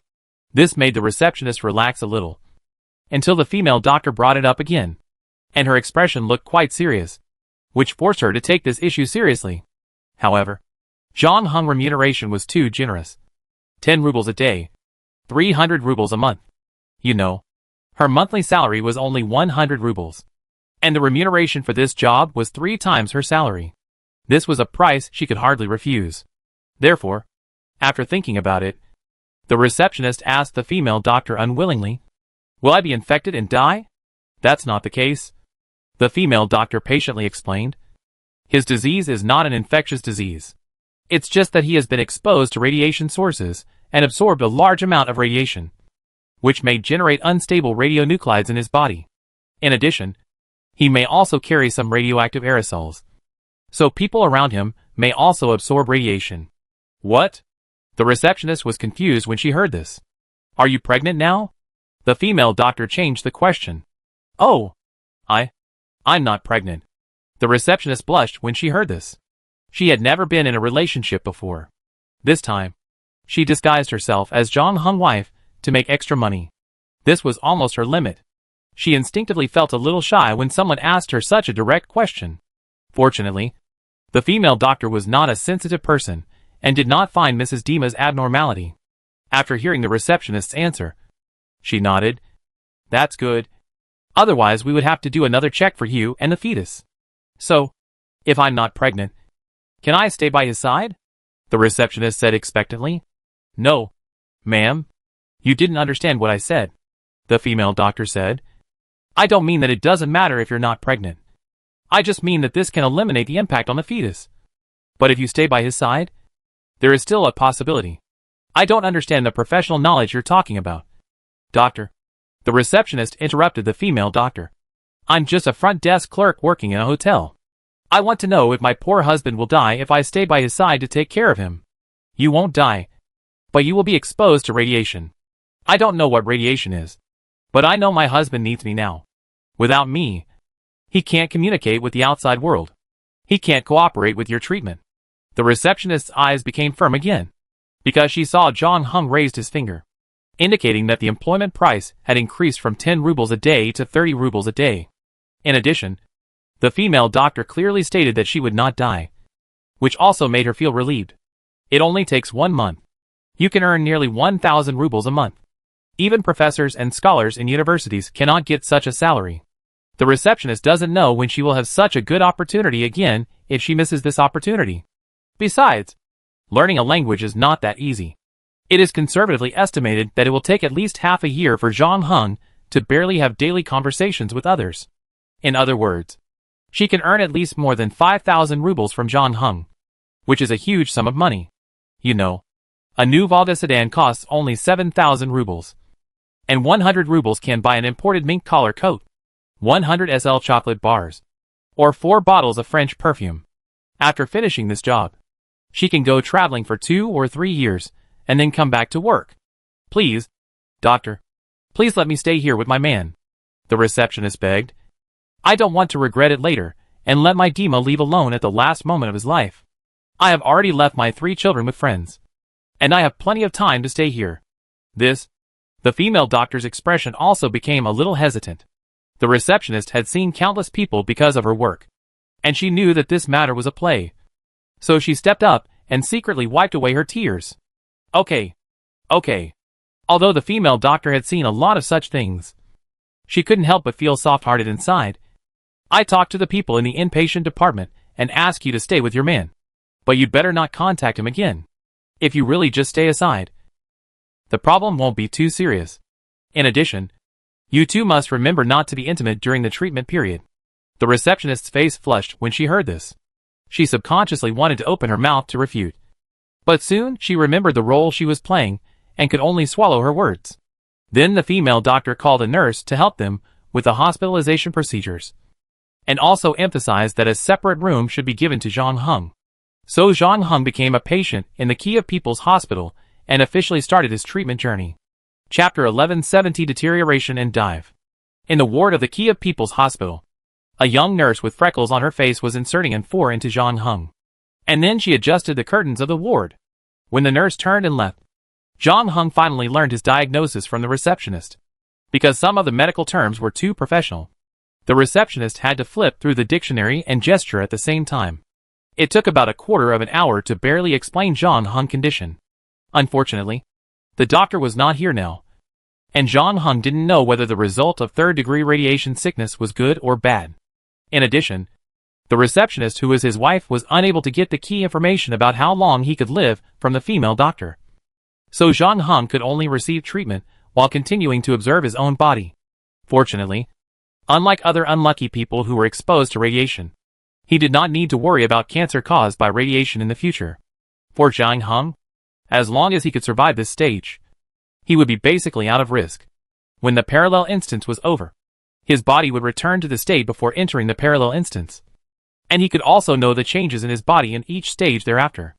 This is barely good news for the current situation. However, unlike other patients, John Hung cannot be idle even if he is admitted to the hospital. He also needs to use this time to learn Russian and Ukrainian. If he can solve the language problem in the parallel copy, it will be more convenient for him to conduct investigations when he returns to the official copy. Therefore, John Hung said to the receptionist beside him, "Let's get started." "Okay. Where do you want to start learning first?" The receptionist straightened her back when she heard this. She knew that she also needed to show a service attitude that matched the generous remuneration. "Well, let's teach you some words and sentences that can be used in hospital scenes. This way, If I have to complete some examination items alone in the future, at least I can know what the doctors are saying. John Hung measured his body temperature on the first day of hospitalization. At that time, his temperature was 37.8 degrees, which was a slight fever. 2 days later, his temperature rose to 38.9 degrees. So the doctor performed a puncture on him and took 4 bone marrow samples from his sternum and patella for analysis. On the 6th day, John Hung could feel some pain in his stomach, throat and mouth. The mucous membrane there began to fall off, which made it difficult for him to speak. He also began to suffer from insomnia and anorexia at this time. However, when the doctor asked whether his mental state had begun to deteriorate and he felt irritable and anxious, John Hung gave a negative answer. This was probably one of the few benefits of losing his emotions. But John Hung could indeed feel that speaking was becoming more and more difficult. His eyelids began to twitch involuntarily, and his body was swollen. What's worse is that his immune system began to fail due to the decrease in granulocytes. On the 9th day, the hospital injected him with bone marrow cells donated by volunteers, and then moved him to a ward disinfected with ultraviolet light. John Hung had to suspend his language learning, but the receptionist sent the English-Russian dictionary to his ward after disinfection for him to read. In addition to allowing him to continue studying, it also helped him distract some of his attention. This was also the female doctor's suggestion, but she thought John Hung was using the dictionary to learn English. So in the following life, John Hung lay on a high-curved hospital bed every day, with a rib-shaped heating lamp above him to keep his body warm. All his clothes were taken away by the nurses. The pain swept through his body and accompanied him almost all the time. Intravenous injection can make this situation better, but the real effective thing is nitrous oxide anesthetic. However, what surprised the female doctor was that the man in front of her seemed to have an extraordinary tolerance for pain. In such a situation, ordinary people would have screamed loudly and even begged the doctor to end his pain. But John Hung on the bed seemed very calm. This was incredible to the female doctor. She had met some determined patients before, including public servants, professional soldiers, and even some people who were always on the verge of death. Compared with ordinary patients, these people were indeed better at controlling their emotions and could endure higher intensity pain. But when the female doctor looked at them, she could clearly feel from their expressions and eyes that they were in pain. However, when she looked at John Hung's eyes, it was like the deepest ocean. She could not see anything except the huge shadow at the bottom of the sea. John Hung did not even take the initiative to apply for nitrous oxide anesthetics to relieve pain. In fact, if she had not watched John Hung's condition worsen day by day, the female doctor would even suspect that the unfortunate disaster in front of her was happening to other people. And John Hung was just a cold-eyed bystander standing by. The latter did not even give up his study plan. He asked the nurse who had been taking care of him to find a stand for him and put the English-Russian dictionary on it, so that he did not have to hold it up by himself and could read it while lying in bed. Is this man completely insensitive to pain? The female doctor thought so. However, this idea is of course inaccurate. For John Hung, he did lose most of his emotions, but he did not lose his basic perception of the body. Therefore, the pain in his body was transmitted to his brain without any loss. It was just that John Hung's spirit, which had been trained for so long, came in handy at this moment. Through the formula of Shaoshanming Xinliu, he can let his consciousness sink, gradually reach a state of selflessness, shield the feeling of pain from the outside, and maintain inner peace. So in a sense, the feeling of the female doctor is not wrong. John Hung is indeed like a bystander now. But when he purposefully controls his consciousness to sink, John Hung also unexpectedly sees something. Other things. It is a kind of cold and sticky feeling that makes him somewhat familiar. A huge and vague black shadow lies in a huge underwater palace. The underwater palace is several times more magnificent than the one he saw on Yonaguni Island, making the latter look like a toy. As for the thing in the palace, John Hung could not see its face clearly, but could only see countless tentacles entwined around the stone pillars of the palace. John Hung knew that the thing was sleeping without approaching it. This was a strange and strong intuition. And what was even stranger was that John Hung realized that he knew the thing after his death. It kept calling John Hung's name in its sleep, as if calling a child who had left home. But John Hung's footsteps finally stopped outside the palace gate. "It's not time yet," a voice said in his ear, which was also somewhat familiar. But John Hung could not remember where the voice came from. "Wait a little longer. Wait a little longer. You will be back soon. You just need to." Be patient. Just like always, the Star Clan and the Deep Diver. They are also waiting for your return. Chapter 1171 Signal. The nurse would appear in John Hung ward regularly, feeding him water and food, helping him turn over, and also dealing with John Hung excrement. On the 12th day, John Hung basically only ate liquid food, because he suffered from intestinal syndrome. His abdomen was always rumbling, and he could hear the sound of liquid flowing in the cecum area. In addition, the shedding of the oral mucosa made him unable to swallow solid food, so he could only survive by eating some mushy rice paste and injecting nutrient solution. However, even so, on the 14th day, he began to have blood in his stool, which was full of mucus and blood. In addition, he began to lose a lot of hair. The female doctor had already turned down other visits and focused all her attention on John Hung. She basically stayed in the ward all day, watching the progress of John Hung's condition on the other side of the glass window and formulating a corresponding treatment plan in order to stimulate the growth of John Hung bone marrow cells. The female doctor also injected John Hung with the latest developed growth factor. But just as the doctor said when he first entered the copy, at present, human medicine does not have any effective treatment for radiation, because the damage is at the molecular level. All hospitals and doctors can do is to prolong the patient's life as much as possible, treat various complications as much as possible, and finally pray that the body's powerful self-repair ability can help the patient overcome the difficulties. On the 20th day, the female doctor walked into the sterile ward wearing protective clothing and observed John Hung's physical condition closely. As a result, after entering the room, he was found lying on the bed with his eyes wide open, motionless, looking like a corpse. The female doctor was startled and quickly turned her head to look at the instrument beside her. She saw that John Hung's electrocardiogram was still normal. Then she saw John Hung's eyes moving, and then she realized that it was a false alarm. "You will be fine," the female doctor comforted her. Perhaps she was impressed by John Hung's heroic spirit of not frowning in the face of pain. The female doctor also had a particularly good impression of the patient in front of her. Although the mission of a doctor is to save the dying and the wounded, she does have her own selfishness and likes and dislikes. At this moment, she has a strong desire to save the man in front of her. However, because she had been with John Hung for a long time, her perception of Mrs. Dima had decreased. She still remembered that when they first met, the latter had begged her tearfully, saying that she did not want to be separated from her husband and hoped to live in the ward together, which moved the female doctor very much. She did so in the previous few days. But when John Hung was transferred to the sterile ward, Mrs. Dima's true face began to gradually reveal itself. The female doctor noticed that when Dima was still fighting with death, his wife was flipping through fashion magazines outside, apparently studying which coat and bag to buy, which made the female doctor feel a little unacceptable. Fortunately, Mrs. Dima still cares about her man's life and death, and asks the female doctor about John Hung's physical condition almost every day. The female doctor didn't know how to evaluate the relationship between the couple.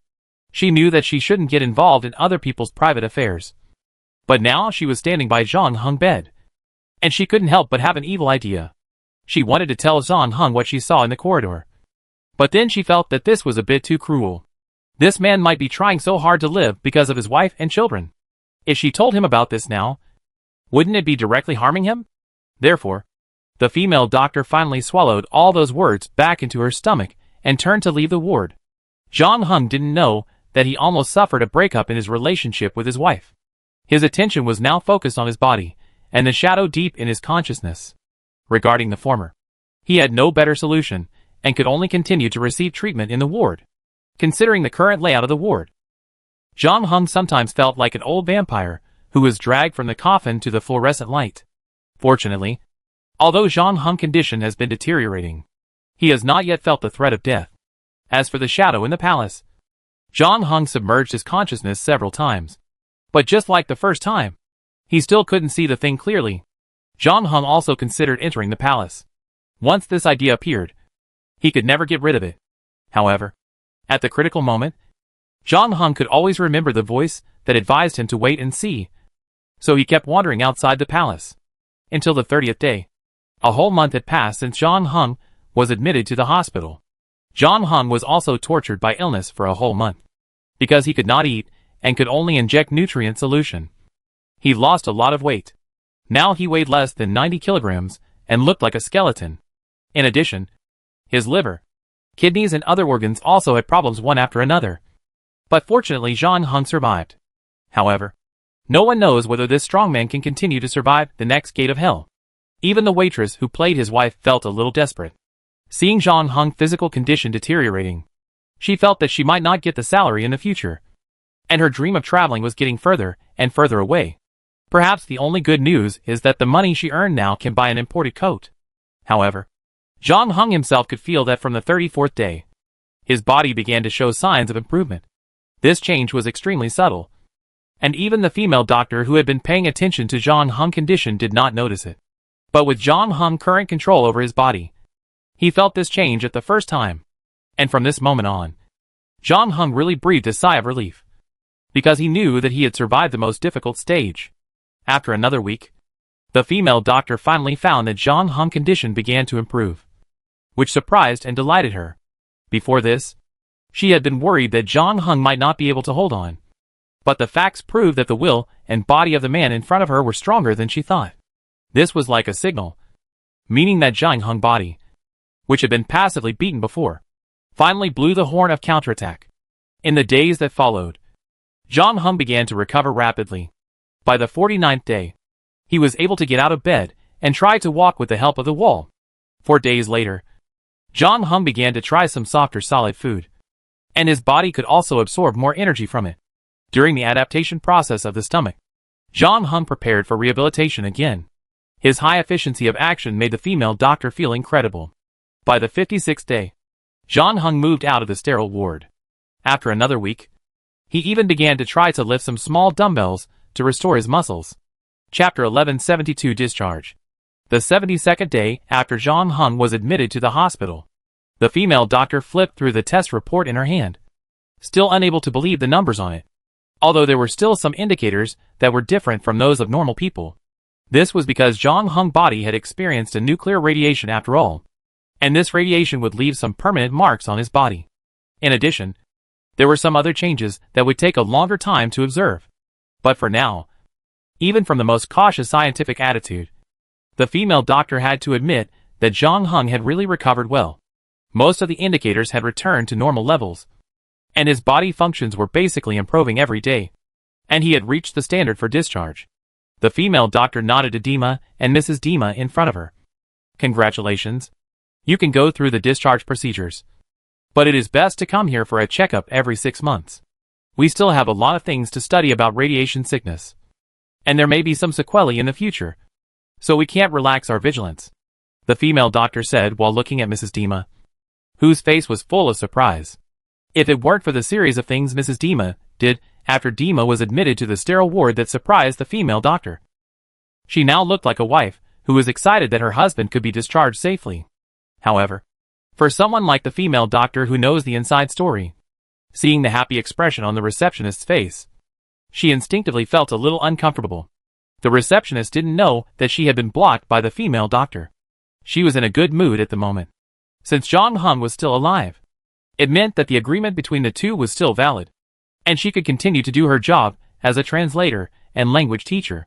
She was not worried that after she lent the dictionary to John Hung, the latter would directly abandon her and study on his own. Because even if John Hung could understand Russian by reading the dictionary, he couldn't speak, and oral English still depended on her to teach. So the receptionist continued to play the role of a good wife and thanked the female doctor repeatedly. You don't have to thank me. I can't do much. It's your man who defeated death with his strong will and amazing physical fitness, the female doctor said lightly. I hope you can love him as much as your man loves you. The receptionist was a little confused by the last words of the female doctor. But the female doctor didn't have any intention of explaining. She turned around and walked out of the ward, until John Hung was discharged from the hospital. She didn't tell John Hung what she saw in the corridor. Perhaps being a doctor also made her accustomed to white lies. But the female doctor didn't know whether what she did was right or wrong. When she left, the receptionist was helping John Hung pack his things, thinking about what the female doctor said. What does it mean to love him as much as your man loves you? Isn't the relationship between her and John Hung purely a money-employment relationship? When did John Hung show his love for her? In order to confirm this question, the receptionist turned her head and looked at John Hung beside her. only to find that John Hung's expression remained unchanged. Could it be that when John Hung was in the sterile ward before, he felt that he was going to die, so he confessed his love for her to the female doctor without reservation? But that's not right. When she was admitted to the hospital, she had told the female doctor that her man was a mute in order to solve the problem that John Hung couldn't speak. The receptionist thought about it for a long time, but couldn't figure it out. She stuffed the fashion magazines she had bought into the suitcase and then helped John Hung to go through the discharge procedures. When the two walked out of the hospital gate and came to the street in front of the door, John Hung subconsciously raised his hand to block the dazzling sunlight. Looking at the busy street in front of him, he couldn't help but feel as if he was in another world. In the past 70 days, he has been in the gates of hell. Where are we going next? The receptionist asked. Back to Pripyat, John Hung said without hesitation. But don't worry. It's a rare trip to Kiev. Just treat it as a tour and take a look around the city first. By the way, do you know where the largest shopping mall in Kiev is? I see you've been looking at that coat in the magazine. Oh, I haven't decided whether to buy it. The receptionist was a little entangled. I like its color and style. But the price? How should I put it? It's still a little too expensive. Although the receptionist has earned her first pot of gold from John Hung, enough to buy the coat, and the latter can bring her a steady stream of considerable income after being discharged from the hospital. She has become rich overnight, and her consumption concept has not yet changed. It's okay. I give it to you, John Hung said. It's a reward for your performance in the hospital during this period. In fact, the main reason is that John Hung has spent most of the money he got before on medical treatment and paying the receptionist's salary. John Hung plans to find a few more big dogs in the mall and borrow their wallets to use. After all, the later teaching expenses will also cost a lot of money. So be prepared in advance to be prepared. Really? The receptionist was overjoyed. No matter what time it was, the things you bought with your own money were definitely not as good as those bought with other people's money. Since John Hung was willing to pay, she would certainly not bother about the price. Upon hearing this, she immediately hugged John Hung's arm happily. The two took the train back to Pripyat the next afternoon. With the help of the receptionist, John Hung chose an apartment that was not too big but fully furnished as his place to stay for the next 4 years. After that, he began to learn foreign languages behind closed doors with the receptionist. John Hung first learned Russian, because Russian is also the official common language of SL. After learning Russian, he can basically communicate with people wherever he goes. So John Hung spent about half a year focusing on language learning. During this half year, he lived and ate with the receptionist, and practiced his Russian hard to the level where he could communicate fluently with others in daily life. The receptionist also helped him correct some minor problems in his intonation, making his pronunciation sound more standard, almost on par with Russians. Combined with his current skin color, John Hung was finally able to perfectly integrate into this copy. This also allowed him to proceed with his next plan. What? Are you really going to work in a nuclear power plant? The receptionist was surprised after hearing someone's next plan. Well, I want to truly understand Chernobyl, not just from future news or interviews with the parties involved. I also want to fully understand its design and operation. John Hung said something that the receptionist could not understand. Chapter 1173 Interview. John Hung was no stranger to the number 1 administration building of the nuclear power plant, because just 9 months ago, he and Yi Zi and others had a friendly conversation with the director of the nuclear power plant, Brukhanov, and Chief Engineer Fomin in the underground bunker of this building. And now John Hung came here again, wearing a suit and leather shoes, and combed his hair, and followed the receptionist to the small meeting room on the 4th floor. There were already many people dressed like him sitting in the corridor. John Hung found the corresponding seat according to his number. From the order, it can be seen intuitively that there are 4 people in front of him and 3 people behind him, including John Hung. 8 people came to the nuclear power plant to apply for a job, but their expressions were different at the moment. Some were nervous and shaking their legs. Some closed their eyes to rest, and some kept wiping their sweat. John Hung looked the most relaxed among the 8 people. While the person in front of him walked into the meeting room, he stood up and went to the water dispenser next to him, took a glass of water, and looked out the window while drinking. The current nuclear power plant looks prosperous, with various buildings arranged neatly. The 3 reactors built one after another are in good condition, supplying electricity to Ukraine continuously. and the construction of the number 4 reactor, which will cause a disaster in the future, is about to be completed. This is why the Chernobyl nuclear power plant has begun to absorb fresh blood. Of course, the newly recruited people will not be responsible for the operation of the new reactor immediately, but will first go to other reactors for internships to accumulate work experience. Zhang Hen finished his glass of water, took another glass, and returned to his seat, handing it to the man next to him, who looked quite nervous and had begun to bite his fingers. The latter hurriedly thanked him and took the glass in a hurry.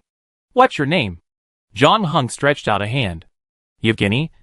The man also stretched out his hand, but halfway through he realized that he was still holding the glass in his hand.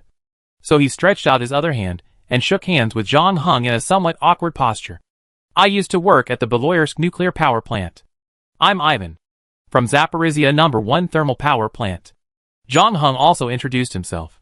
After hearing Zhang Heng's words, the man seemed to be secretly relieved, and the tension on his face was also reduced a lot. Zhang Heng knew why Yevgeny was relaxed, because the 8 people sitting in the corridor were strictly speaking competitors. They were competing for 4 jobs together, and the pass rate was exactly 50-50, which was considered high in the future. However, at that time, there was no such tragic situation as the internet mass application in the future, where hundreds of people competed for one position. The recruitment of nuclear power plants is generally a recommendation model. First, there are recommendations from all parties. After that, the recruitment department of the nuclear power plant will compile a list of candidates and send it to the Central Nuclear Energy Council for review. After the candidates are approved, the nuclear power plant will organize interviews, determine the final list, and then report it to the Central Nuclear Energy Council for approval. The entire recruitment process is completed. It can be seen that the final recruitment list is agreed upon by the nuclear power plant and the council. The Central Nuclear Energy Council will also be responsible for background investigation. But this problem is not difficult for Zhang Heng. An illegal immigrant, he did not use his own identity, but directly found a candidate with a similar body shape and figure to himself, and borrowed the latter's identity. Applicants for the nuclear power plant came from all over SL. They were unfamiliar with Pripyat, and there was no fingerprint collection system in those days. When they actually submitted it, they only had a resume and a photo, which was still easy to impersonate, as long as he was sure that none of the interviewers at the nuclear power plant had seen him recently. Zhang Heng could use level 2 makeup to deal with it. Moreover, because his identity was real, there would be no problem even if the Central Council of Nuclear Energy called his previous workplace to verify. So now he actually replaced Ivan to interview at the nuclear power plant. And from the resume, Ivan is not that outstanding. Unlike Yevgeny, who has experience working at a nuclear power plant, Ivan only worked at a thermal power plant before. Yevgeny obviously realized this and felt that he had killed a competitor. However, the reason why Zhang Heng chose Ivan was not just because Ivan was most similar to him in terms of body shape and figure. Otherwise, it would be meaningless for him to choose someone who would definitely be eliminated to replace him. In fact, the reason why Zhang Heng finally chose Ivan had a lot to do with Ivan's work experience. Yevgeny didn't chat with Zhang Heng for too long. Although the latter gave him some water to drink and their relationship became more harmonious, Yevgeny didn't forget that they were still competitors. He was very cautious in chatting and talked about things other than work. After a while, as the applicants in front entered the meeting room one by one, it was finally Yevgeny's turn. Zhang Heng wished Yevgeny a good interview, and Yevgeny also expressed his gratitude politely. Then he adjusted his tie and walked in.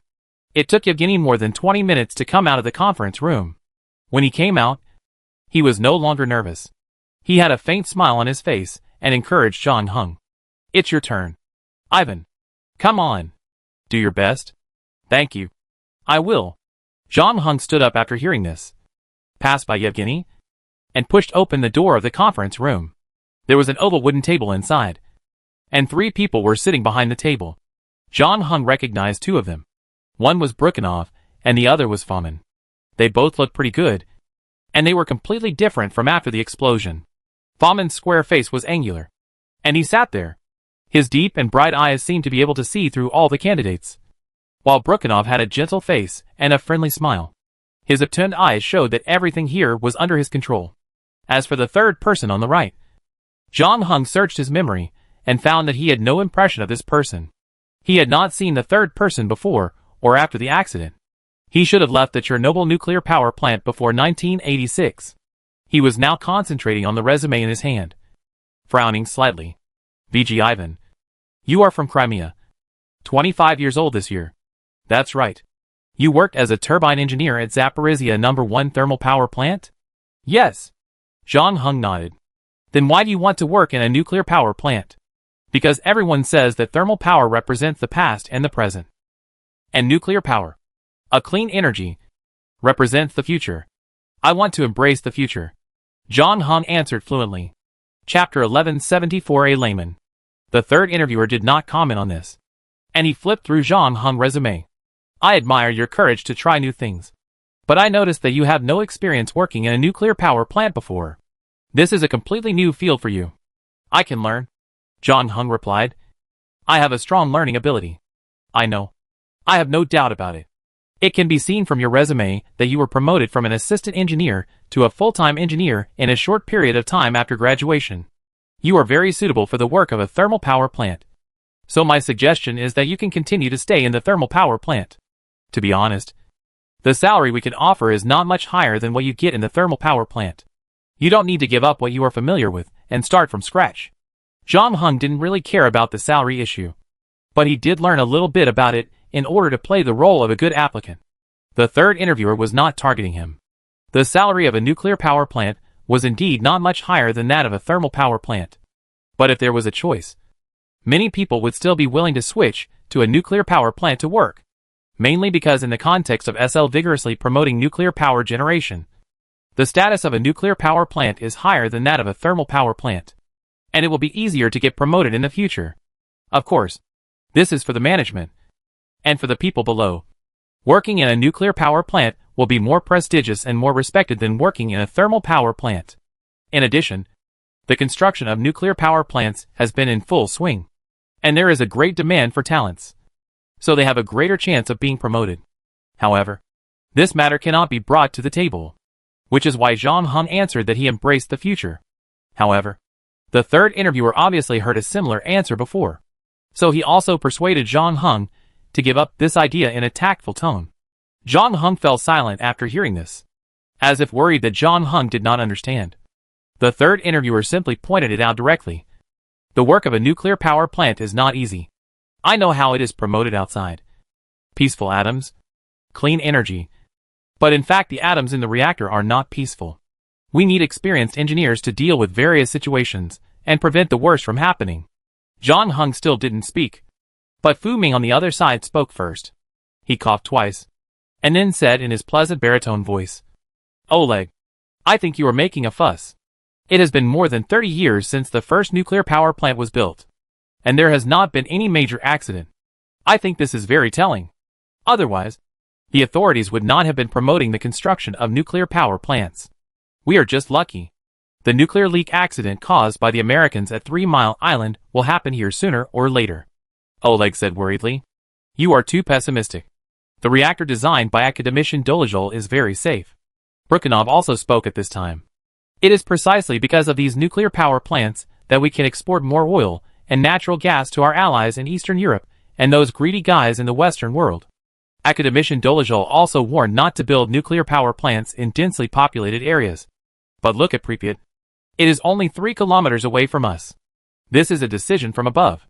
They may have their own considerations. Oleg, you know we can't influence this. We just need to do our job well. Brukhanov knocked on the table, looking a little helpless. Gentlemen, can we focus on recruitment first? Reactor number 3 is about to be put into operation. We need manpower. Yes, we need nuclear power plant workers with rich experience. Only such people can be competent for nuclear power plant jobs. Oleg insisted. There is a Russian proverb that says you don't need gods to make pottery pots. We just need turbine engineers. And now you have a turbine engineer. Fu Ming pointed at John Hung at the other end of the wooden table. What are you talking about? We are recruiting people for nuclear power plants. Isn't the prerequisite to understand the job? Is there any problem with this? Ivan not only understands the job, but also has rich experience. He worked in a thermal power plant before. He understands high-power power generation systems, distribution systems, and transmission lines. And as he said, he is very young and has plenty of time to learn and grow. Fomin said. I think he is the person we are looking for. Except for the reactor. He does not understand the reactor. And this is exactly the most important point in working in a nuclear power plant. Oleg insisted. We need experts. Nuclear energy experts. Not laymen who know nothing and have to learn from scratch. As soon as he said this, not only did Fomin's face turn cold, but Brukhanov was also a little unhappy. Fomin worked in a thermal power plant before coming here, and I also worked in the Slaviansky, a coal-fired power plant, before coming here. According to you, we are both laymen. But are we doing a good job now? That's not what I meant. Brukhanov. Oleg also knew that he was too anxious just now and said something wrong. So he apologized quickly. Brukhanov, the plant director, looked very kind most of the time, like a good old man. But he did have some taboos. What he hated most was that the experts below secretly talked about him, saying that he didn't understand nuclear energy. Afterwards, as if out of spite, he promoted Fomin, who also worked in the thermal power plant, to be the head of the electrical department. Not long after, he promoted Fomin to the deputy chief engineer in charge of the assembly department and the operation department. When the chief engineer left, Fomin was promoted to the chief engineer of the nuclear power plant. Although the Ministry of Energy explicitly opposed this personnel appointment and preferred another candidate who had worked at a nuclear power plant, Brukhanov then used his connections in official circles and had the Ukrainian side come forward to say that Fomin was the leader they really needed. He was tough, had extremely high standards for his work, and was more suitable for the Chernobyl nuclear power plant than the other candidate. In the end, Moscow gave in. The Central Council of Atomic Energy approved the appointment, and Brukhanov got his right-hand man. I respect your professionalism, Deputy Chief Engineer Oleg, and I understand your concerns about safety. Brukhanov also slowed down his tone. But when we recruit people, we also need to consider all aspects. It is of course good to understand nuclear energy, but this does not mean that other aspects are not important. Moreover, compared with the proficiency of skills, I think work attitude is more important. If a person's attitude is not correct, then no matter how strong his work ability is, it will be useless. Do you think I am right? That's what I said. But, no buts. Brukhanov waved his hand to interrupt Oleg's words, and turned his eyes to Zhang Heng again. Ivan, how is your work attitude?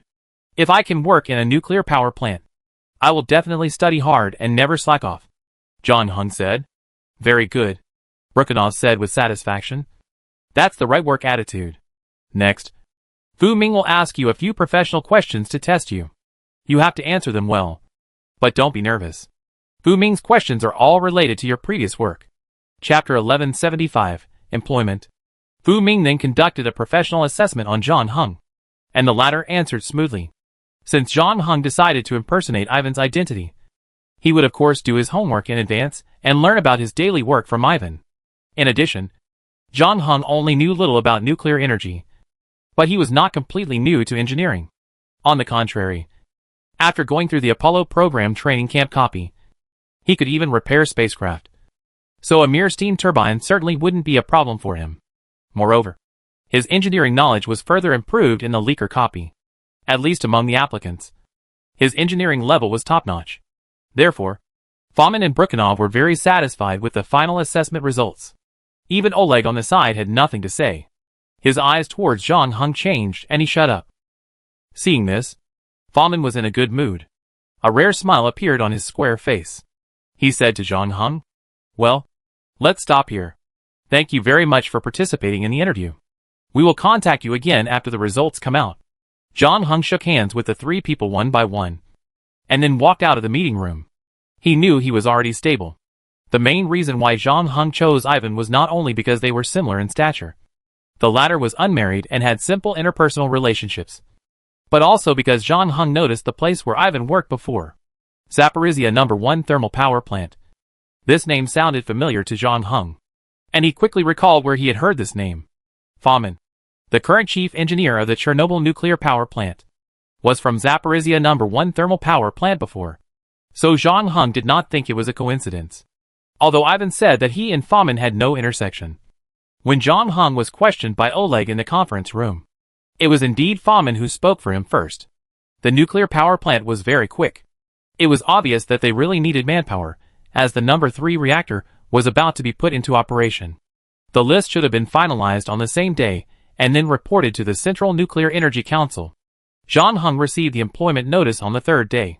However, when John Hung entered the nuclear power plant, he found that Yevgeny, who had previously worked at the Beloyarsk nuclear power plant, was not among the people who passed the interview at the same time. The latter looked confident after the interview, but he did not expect that he was not hired in the end. He was probably a little dumbfounded when he received the result. Unlike Yevgeny, John Hung had already obtained the list of all candidates before the interview, and was familiar with the basic information of each person on the list. He knew that only 3 of the 8 candidates had experience working in a nuclear power plant. And during the interviewer should have expressed his appreciation for Yevgeny. If nothing unexpected happened, this person would be Deputy Chief Engineer Oleg, who was a graduate of nuclear energy, which was why Yevgeny was so ambitious. But unfortunately, the people who finally decided the list were Brukhanov and Fomin. From this point of view, John Hung should thank the two. Although it seems a bit outrageous in the future that 2 engineers from thermal power plants become the top 2 in charge of nuclear power plants. In fact, there are more and more similar things at this time. It is no longer more than 30 years ago when the first nuclear power plant was just completed. All industry practitioners have excellent professional qualities and unlimited enthusiasm for the nuclear energy industry, and can solve and deal with sudden dangerous situations in a timely manner. This is actually the result of many factors. First, SL vigorously promotes nuclear power plants to solve energy problems, resulting in the lack of professional talent training to keep up with the industry's expansion speed. Second, the fame and promotion speed of entering a nuclear power plant are attracting more and more outsiders to join this industry. Third, and most importantly, SL has not had any major nuclear accidents for more than 30 years, and some minor problems have been consciously downplayed by the upper echelons, resulting in people's confidence in nuclear energy safety to an unprecedented level. Although the recent nuclear power plant leak at 3 Mile Island in Pennsylvania sounded the alarm for some people and made them more vigilant. For example, the chairman of the SL Academy of Sciences, who had previously emphasized that nuclear power plants were safe enough, said with a worried look at a meeting a year before the Chernobyl accident, "Comrades, we should thank fate because it is kind enough to us, because we haven't had anything like what happened in Pennsylvania." Yes, I'm serious. It is not difficult to see the huge change in his attitude from the beginning to the end. However, the accident happened in the distant United States after all, and most people still find it difficult to empathize with it. Therefore, in general, the nerves of the entire industry are becoming more and more relaxed, and practitioners in this field are gradually losing their keen sense of danger. John Hung can also feel this more clearly and intuitively after entering the nuclear power plant.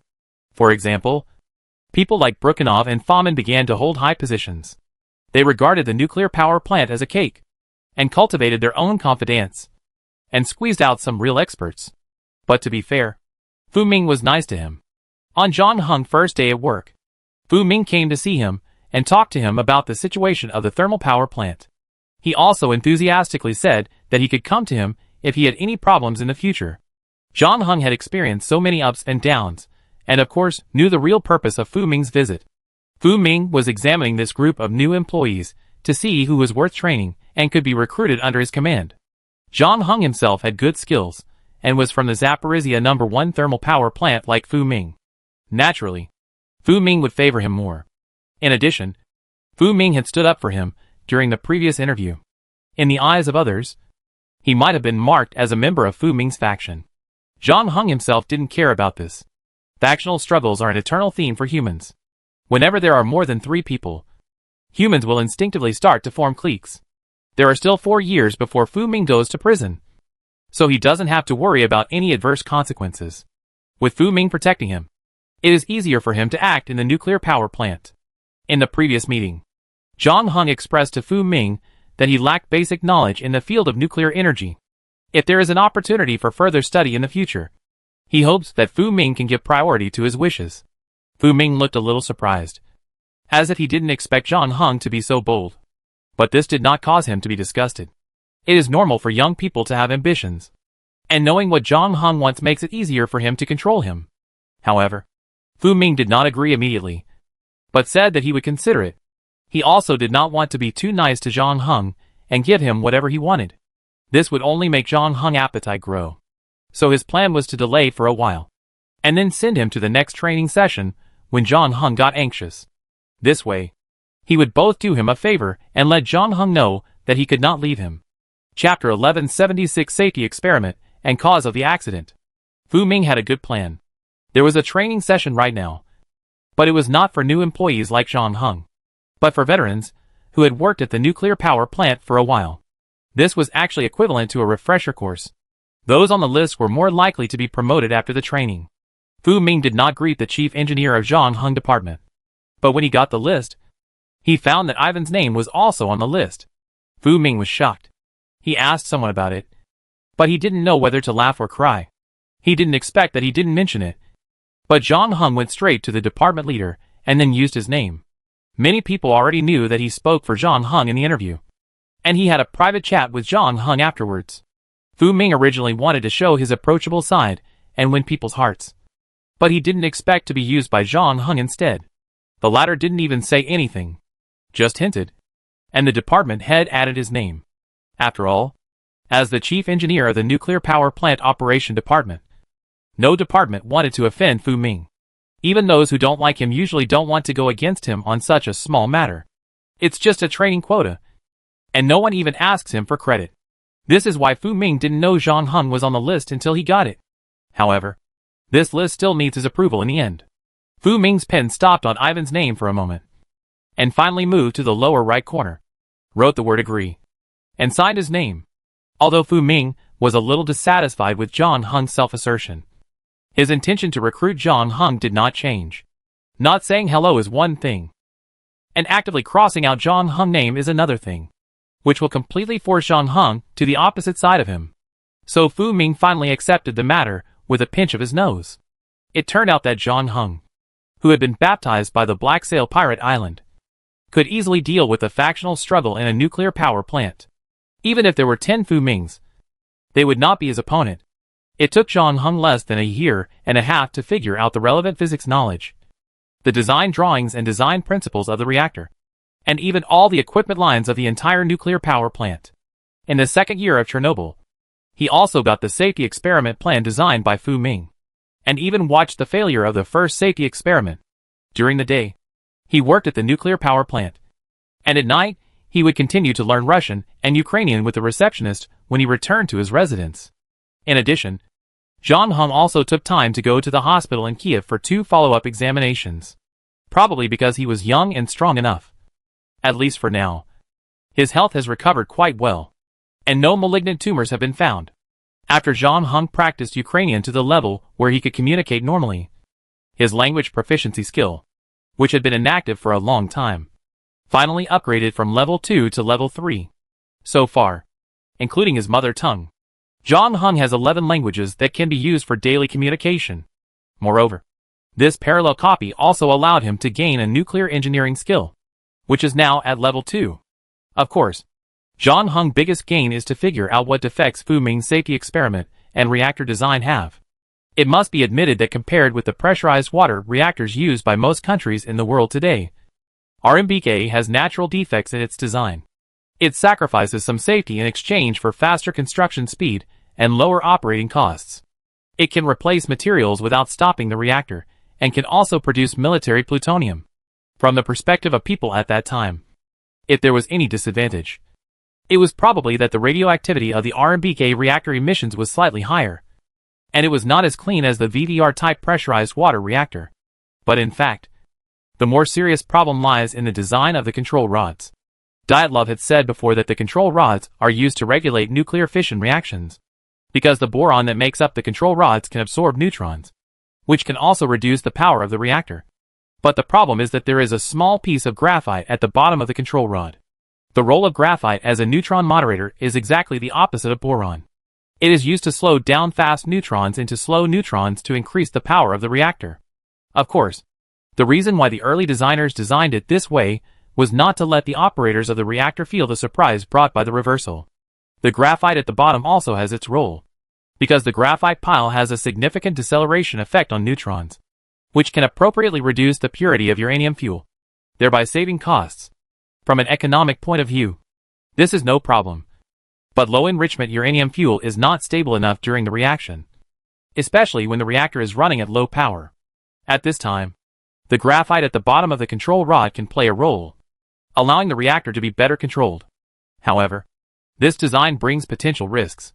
When the control rod is completely pulled out of the reactor and then inserted back, the first thing that contacts the core is graphite rather than boron. At this time, the reaction power will not decrease but increase, although the whole process takes a short time.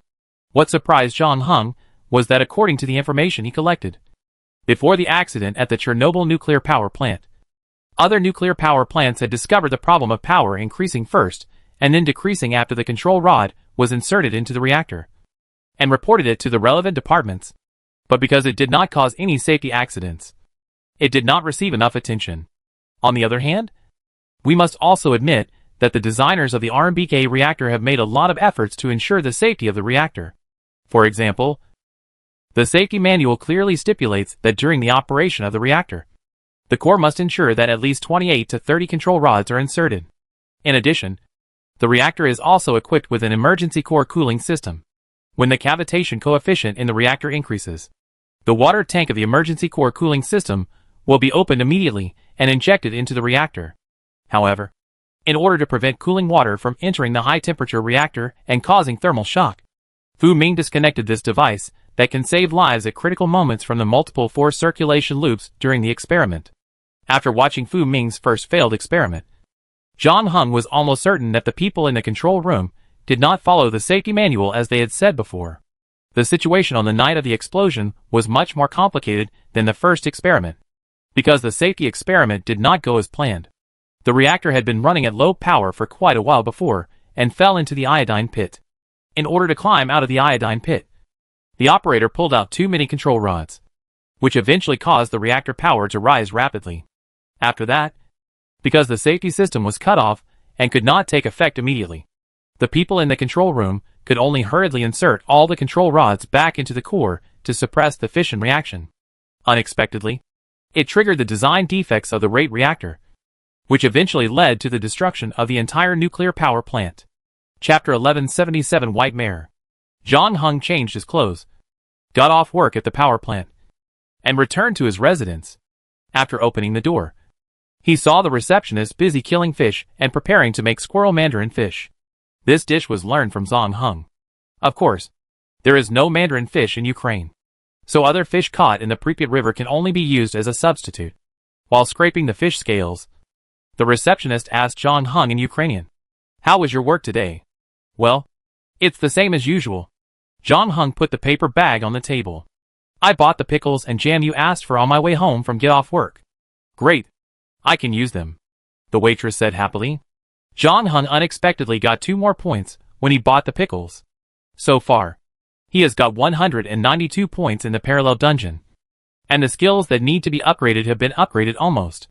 Although John Hung was not in the control room at the time of the Chernobyl accident, combined with the previous conversation with the parties involved, he can basically restore what happened that night. But strangely, there is still no movement in the main task. During this period, none of the system prompts John Hung received were related to the main task of finding the key person, as if the system had completely forgotten about this matter. "Are you going to rest tomorrow?" The receptionist poked her head out of the kitchen again. "Can you drive me to my grandma's house? They live in the countryside, a long way from here." "Okay," John Hung said. He had almost finished investigating the reactor, and there was nothing else to do in the short term. John Hung didn't mind being the receptionist's driver again, just as a trip to the countryside to relax and thank the receptionist for her serious teaching during this period. The next day, the two got up early. After breakfast, John Hung drove the second-hand Lada he bought with the beautifully dressed receptionist to meet her grandparents.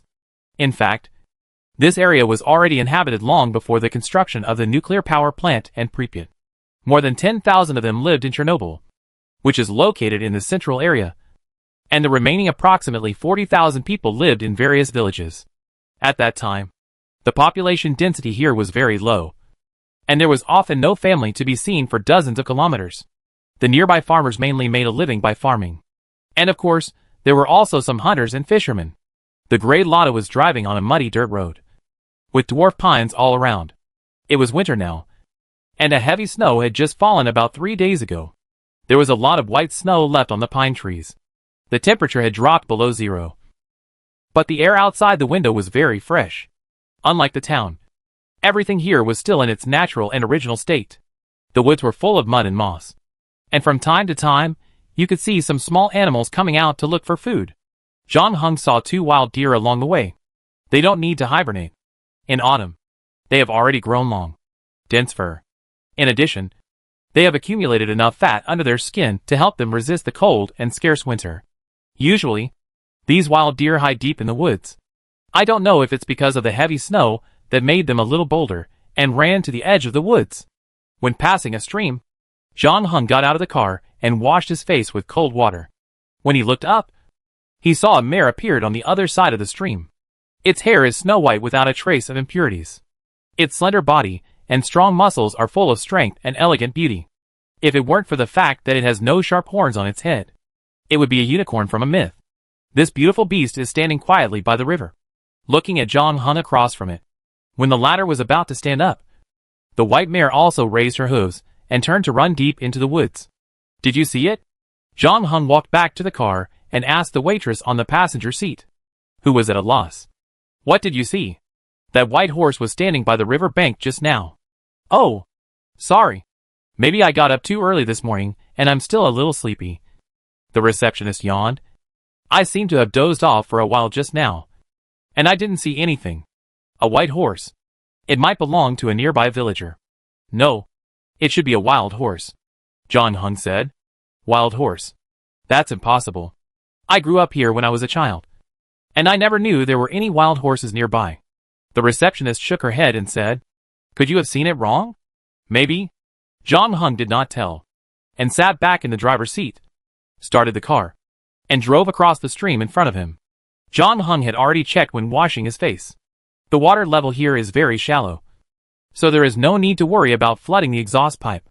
After crossing the river, John Hung also took a special look at the place where the white mare had just stood, and found that there were no horse hoof prints there. The previous scene seemed to have never happened. The white mare appeared like a ghost and disappeared like a ghost. Around 10:30 in the morning, John Hung and the receptionist arrived at the destination. The latter's grandparents, sister and brother-in-law warmly welcomed the two of them. At noon, they prepared red vegetable soup and pork sausage for them. After lunch, the receptionist's brother-in-law suggested going hunting in the forest. We can hunt some rabbits, wild deer, etc., so that we can have barbecue to eat in the evening, the receptionist's brother-in-law said. By the way, Ivan, can you use a gun? What are you thinking about? Sarana said. Ivan works at a nuclear power plant. He's an educated man. But it doesn't matter. You can teach him when the time comes. Maybe he like hunting too, Sarana's sister said enthusiastically. We have to find a hunting rifle for Ivan. I remember my grandfather had a double-barreled hunting rifle, the receptionist said. That was the gun my father gave me. I took it with me during World War II and fought against the Germans. But about 6 years ago, my health was getting worse and worse. I stepped on the air and fell down while repairing the roof, breaking my leg, and then I put the gun away, the old man said. But I take it out for maintenance every month. You can take it with you when you go hunting. It probably misses the days outside. Great. Let's get going now, Sarana urged. The waitress seemed very excited to return to the countryside where she lived before. She had long since thrown away her reserve in the city and wanted to run wild immediately. Chapter 1178 Hunting. Here. Come on. I found a rabbit hole, Sarana shouted excitedly. My sister and I will smoke it out with smoke. You aim and shoot. However, after the waitress lit the cigarette, she did not see the rabbit come out.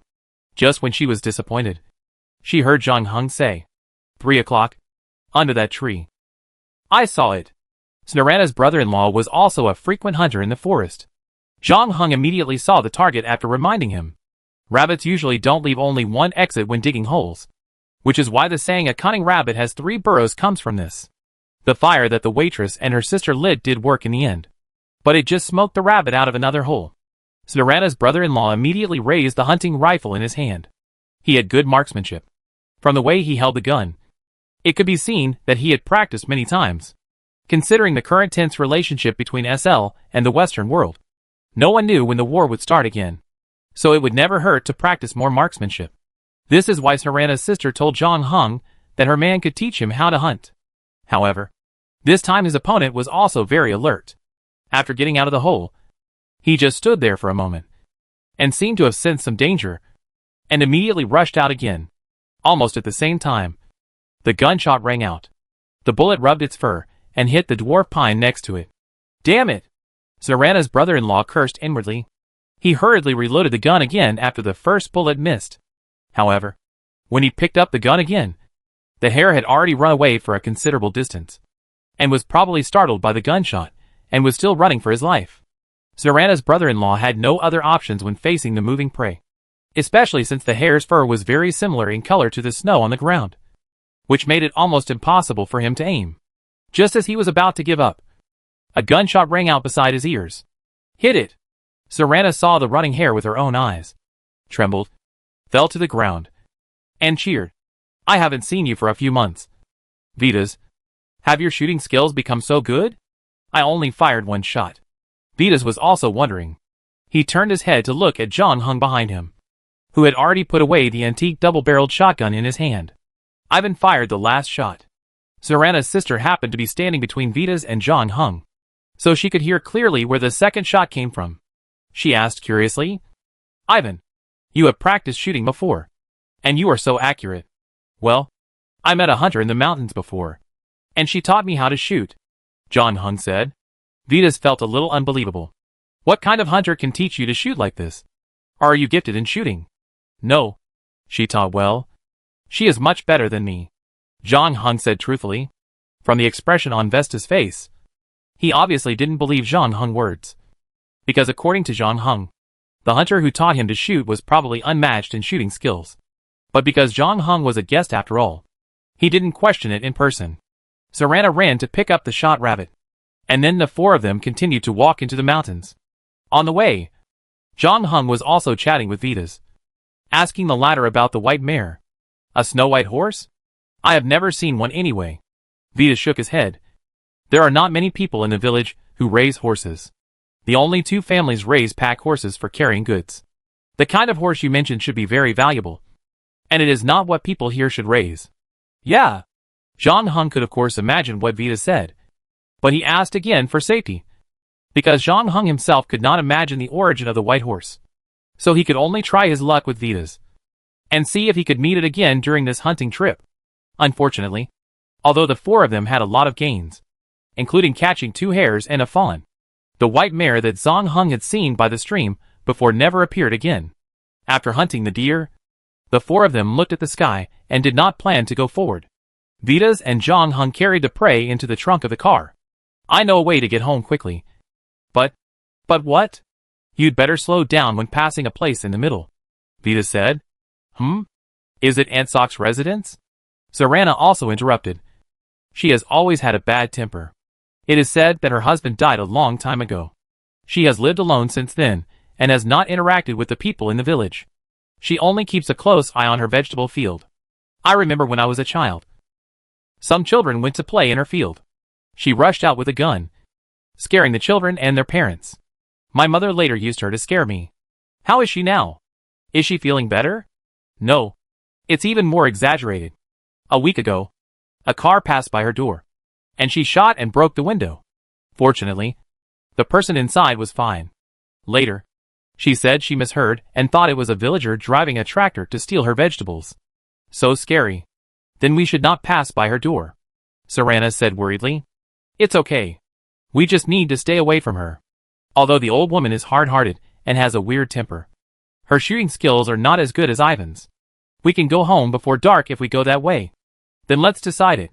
John Hung finally made the decision. About 20 minutes later, John Hung drove the car to the edge of a field. Vitas pointed in a direction. Look, that's where Aunt Sock lives. John Hung looked in the direction of his finger, and saw a shabby little house with half of its side collapsed. It looked like a cave.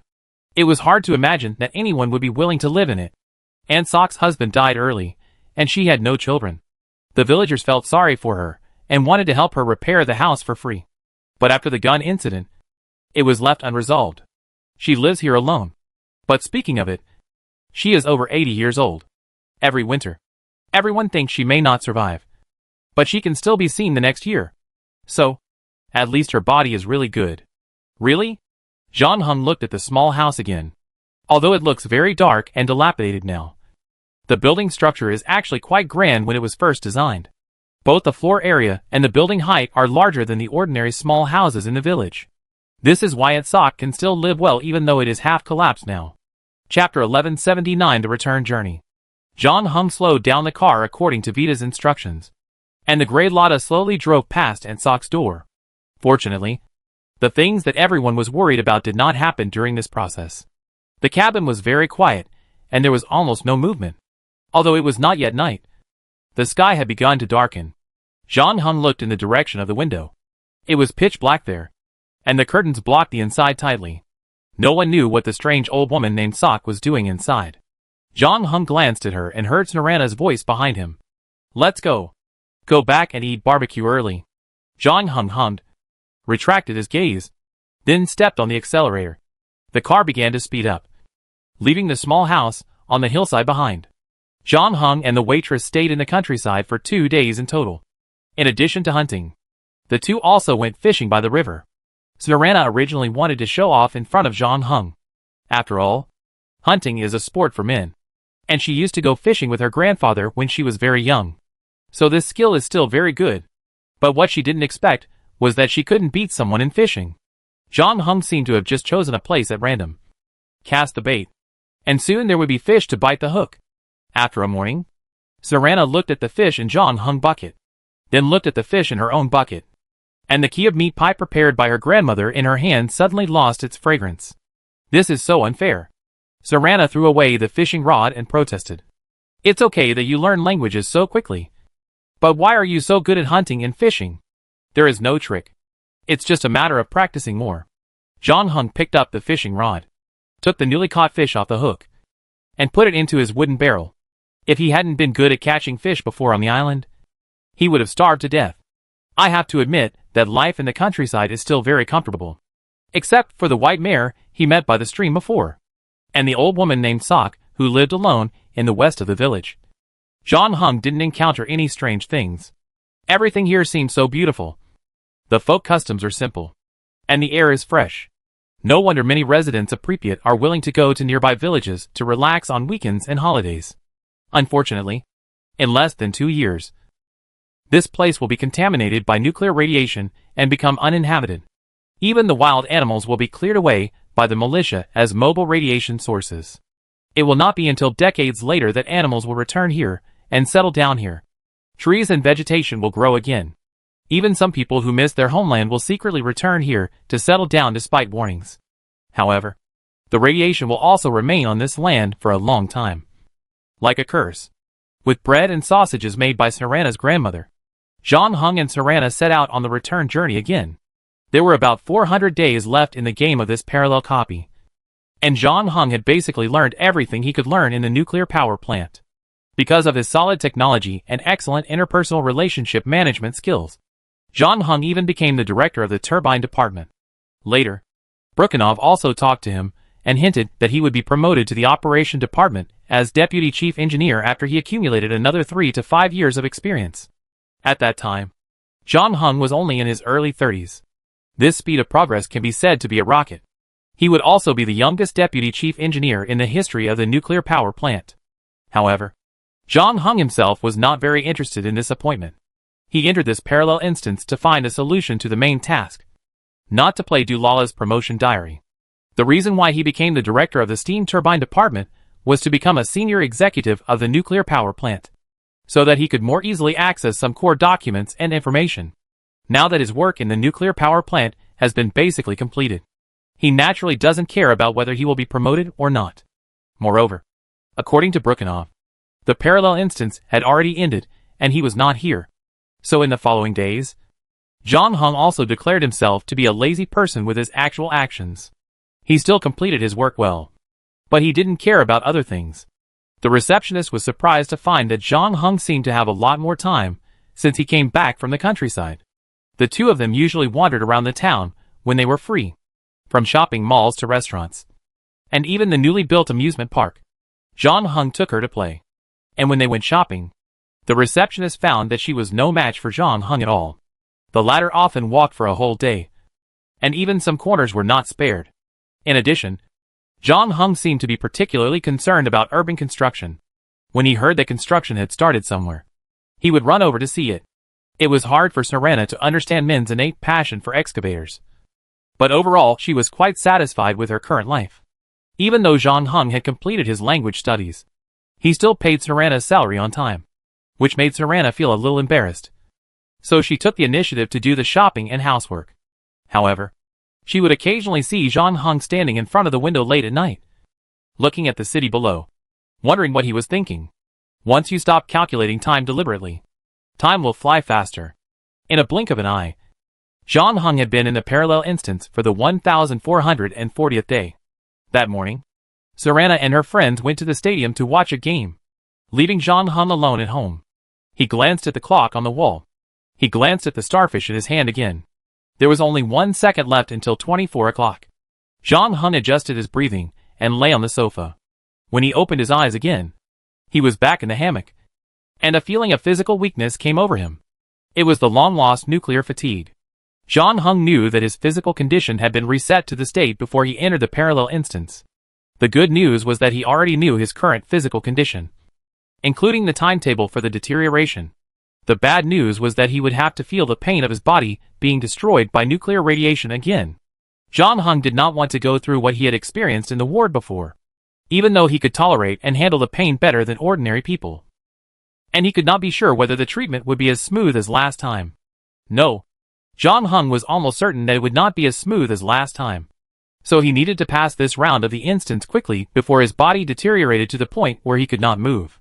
However, John Hung knew that this would not be an easy task.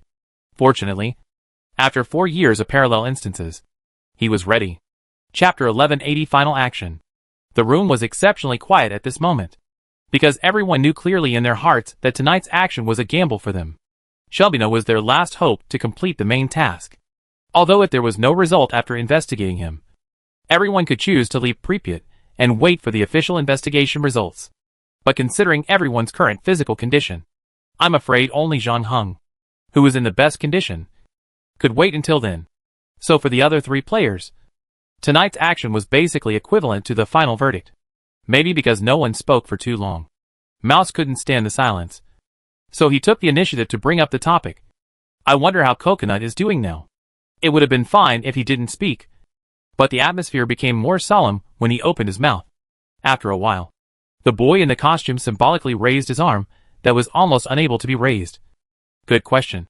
I help you check it after I go in. Sorry. I'm just a little nervous. Mouse apologized. Who isn't? I feel like I'm back to the day when the college entrance examination results are about to be released. This dungeon is so strange, said Lao Shu. I have never encountered a dungeon with such a vague main quest before. It's like the dungeon designer deliberately didn't let the players find the answer, said Kuyi. Is this really okay? I feel that the difficulty coefficient is far beyond that of ordinary dungeons. The boy in the costume frowned. Don't feel it. I just participated in the proxy war dungeon. Kratos' eyes flickered. I can say responsibly that the difficulty of this dungeon has exceeded that of the proxy war dungeon. Is there a bug in the game? Mouse asked.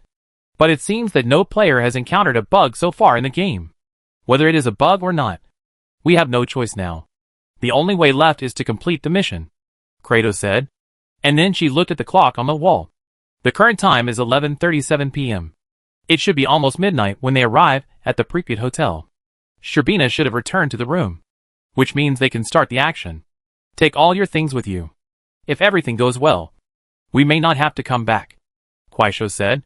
If it doesn't go well, we probably won't have to come back either. The boy who killed the enemy still maintained a happy attitude. I put the remaining food and water into the travel bag by the wall, Mouse reminded. I take it, John Hung said calmly. He was the only one in good health among the 4. He had cut off the boy's arm and Mouse's leg. Kratos had vomited several times not long ago, so the job of moving things fell on John Hung. You go downstairs first. I'll be there soon, John Hung said. 5 minutes later, all the players and Besanova gathered in front of the Volga car. John Hung threw the bag and his plague bone bow into the trunk. Then sat in the driver's seat and started the car. The seal pendant hanging on the rearview mirror also swayed. Then John Hung drove the car onto the road. Pripyat looked empty and desolate during the day. And at night, the loneliness became even stronger. All the buildings were dark. And there was almost no light on the streets except for the car lights. In addition, there was no moon tonight, so everyone's vision was limited to the range illuminated by the car lights. This feeling was like sweeping around with a flashlight in a horror movie, not knowing what would appear in front of you the next moment.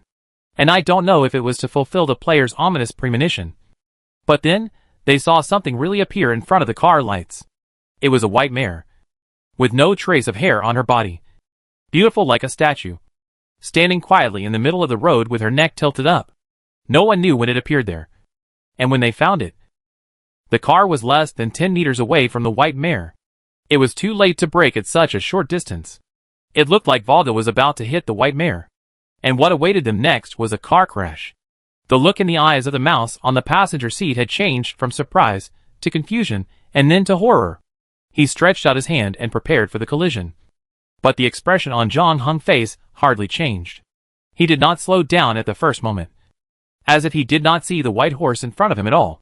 He just turned the steering wheel quickly and waited for the opportunity to pull the handbrake to lock the rear wheels and reduce the lateral grip of the car. The Valda drew an arc, almost brushing past the white mare, and finally stopped safely on the road ahead. When John Hung got out of the car, turned on the flashlight, and shone it at the position where the white mare stood, he found that the other party had disappeared just like last time. "Is that thing a horse?" Mouse said in shock. "Yes, but I have never seen a horse like that before. It looked at us as if it were a human," Mr. Kui said. "Do you think that horse will be the god behind this copy?" The young man said. "Is it the horse god? But why did it appear in the copy of Chernobyl to protest against human destruction of the environment? Then it is quite environmentally friendly." Everyone was discussing what happened just now. John Hung had returned to the car. He said nothing, just turned off the flashlight and restarted the car. When he drove the Valda back on the road, the faces of the other people also became a little strange. Don't you want to say something?" "What?" John Hung asked back. "That horse. That's a supernatural phenomenon." "Right. Well, it should be. A normal horse wouldn't appear and leave so suddenly. And it barely reacted when we were about to hit it. This is not in line with the instinct of living things." The mouse wanted to complain. "You are not in line with the instinct of living things either." Because when he was about to hit it, he glanced at John Hung and found that the latter's expression was almost as calm as that of the horse. But he finally held back and just said, "Don't you think the appearance of that horse may represent something?" John Hung shook his head. "I know what you're thinking. But since it can appear in front of us when we're completely unaware, then we can't find it when it doesn't want to appear in front of us. Well, I just think it might be related to the main task that we haven't made any progress on. I can't rule out this possibility." John Hung nodded. "So, I can assure you that even if we turn back now and conduct a carpet search, you won't find any trace of the white horse." Chapter 1181 Old Friend 004. John Hung parked the Valda outside the gate of the Pripyat Hotel. Apart from the white mare that appeared again, the group did not encounter any other strange things along the way and arrived at the destination smoothly. There were no security measures outside the hotel, although there were many prominent figures living there. After the Pripyat DW announced the evacuation, the cooks and service staff here basically got on the car and left, not to mention the doormen and security guards. In fact, even if there were still people, they couldn't squat on the street and be exposed to radiation. In addition, the entire city had been evacuated, and the remaining people were responsible for disaster relief. Therefore, in the eyes of Sherbina and others, their residence would not be in any danger. However, tonight, the Pripyat Hotel welcomed a group of uninvited guests. John Hung got out of the car, took out the plague bone bow from the trunk, and put it on his back. Kuei and the boy who wore the sword also walked out of the car one after another, followed by Besanova supporting the mouse. The five of them remained silent as they walked along the red carpet outside the door and entered the hotel lobby. It was pitch black here, and there was no one in sight. John Hung deliberately shone the flashlight towards the front desk. Sarana had been taken away by the doctor and the maintenance worker before the evacuation. Even if she hadn't left, She wouldn't have remembered what happened in the parallel instance. John Hung only took a glance and then retracted his gaze, preparing to continue walking forward. But the next moment, he suddenly stopped. What's wrong? Kuei asked. Something is missing here. Something? What is it? Mouse looked around and couldn't find what John Hung said was missing. So he asked, could it be that those people took it away when they left? Impossible. That thing can't be taken away. John Hung said as he walked to the front desk, held the flashlight in front of his eyes, and shone it inside, and soon found the target. Then he reached out and took out a telephone receiver from behind the potted plant. Mouse was still a little puzzled. But Kuei and the slasher boys' expressions changed when they saw this, because the receiver was not attached to the base. In other words, if someone used a phone in a guest room to call the front desk switchboard, and then took off the switchboard's receiver and pointed it outside, they could hear the movement in the lobby.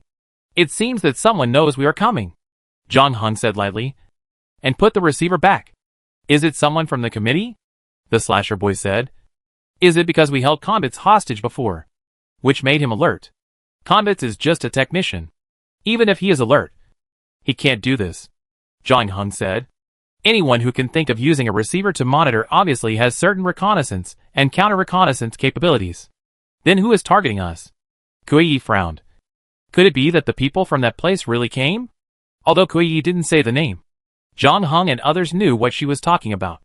KGB, an SL intelligence agency as famous as CIA, Mi-6, and Mossad. John Hung had previously pulled the KGB's tiger flag to scare Brukhanov and Dyatlov. Could it be that the genuine KGB agents really came to Chernobyl this time? If they are just trying to deal with us, isn't that a bit of an overreaction? Mouse hesitated. Although the players have not been abiding by the law since entering this dungeon. Stealing, intimidation, kidnapping. They have done everything. But so far they have not caused too much commotion in the town. According to GTA standards, they are at most a 2-star wanted level. And there is no reason to attract the KGB. Since you can't guess it, why not go up and take a look? John Hung still seemed very calm. However, considering that their actions might have been noticed by the people above, John Hung also slightly changed the plan. He and the other 4 people acted separately. He climbed directly from the outer wall to the 3rd floor, and then met at the fire escape entrance.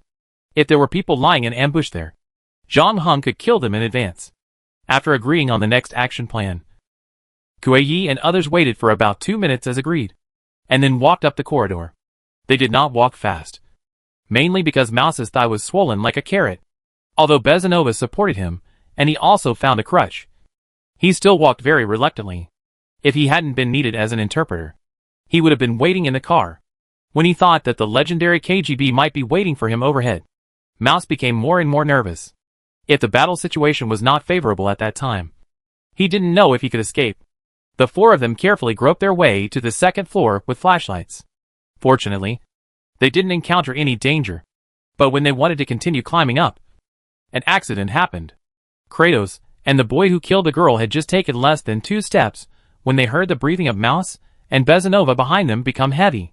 The 2 turned around and saw a man wearing a windbreaker and a hat, wrapping his body tightly. One hand held a TT-33 pistol pointing at Mouse's temple, and the other hand pressed Bezanova's mouth to stop the latter from screaming. The attacker must have been hiding behind the stairs on the 2nd floor, and only jumped out quietly after the 4 people passed by, and took 2 people hostage at once. Seeing this, Kratos was about to ask the other party's purpose, but he didn't expect that the man in a windbreaker and a hat spoke first, saying in a low and hoarse voice, "Don't speak loudly. It's me." Kratos thought the voice sounded familiar, and then the Mouse reacted first, saying in a surprised and happy voice, "Doctor? That's right. Didn't you leave Pripyat? Why are you back? You are here. And what about the maintenance worker? Has he come back too?" The boy who killed the man asked. "He is in the hospital and has not come back.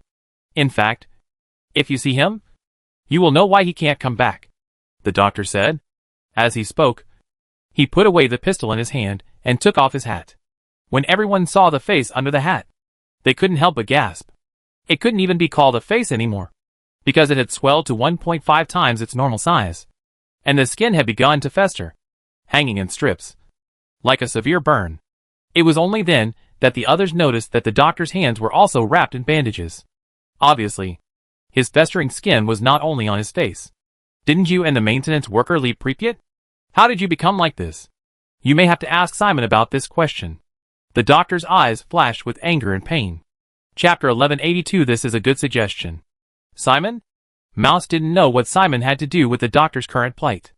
After the two sides separated, they went their separate ways. Simon stayed with them in Pripyat to continue the investigation, while the doctor left with the maintenance worker. Although he sympathized with the doctor's current state, he couldn't blame Simon for this matter. It seems that your physical condition has been deteriorating during this period. The doctor didn't rush to explain, but looked around first. His eyes swept over the swollen arm of the boy, the mouse's injured leg, and Kratos' pale face. What do you mean? Kuei's expression changed. Remember what I said before. Given the radiation exposure of Coconut at the nuclear power plant, her condition shouldn't have deteriorated so quickly. Even though her palm had touched the graphite block on the ground, she had a high fever and fainted in less than a day, and almost lost her life. This speed is totally inconsistent with medical common sense. Do you suspect someone has done something to her? The first person who discovered that something was wrong with her that night was Simon, the doctor said coldly. The young man shook his head. But this doesn't mean Simon did something to her. And Simon is not an omnipotent god. How could he make Coconut's condition worse? It's graphite. What? I'm answering your question. How did he make Coconut's condition worse? Because he secretly placed the graphite core next to Coconut. Do you know what you are saying? Kuaishou said. Of course. Because he treated me and the maintenance worker the same way. He warned us not to leave Pripyat. But we didn't listen to him. So he put a piece of graphite in our backpacks before leaving. The doctor said angrily. We found out 2 days later that the maintenance worker had been carrying the bag. When he arrived at the hospital, he was sent directly to the emergency room. And you saw my situation. I didn't stay in the hospital because I knew that since Simon would attack Coconut and us, he would definitely not let you go. So I rushed back to Pripyat overnight to warn you. But I didn't know where you were. So I could only stay by Sherbina's side and wait for you to come. After the doctor finished what he wanted to say, the stairwell fell into silence. The main reason was that the news he just provided was too explosive. Everyone had always thought that the deterioration of their physical condition was due to the nuclear radiation they had suffered before. But they didn't expect that there were actually human factors involved. And the players who dared to choose to play alone were basically not fools.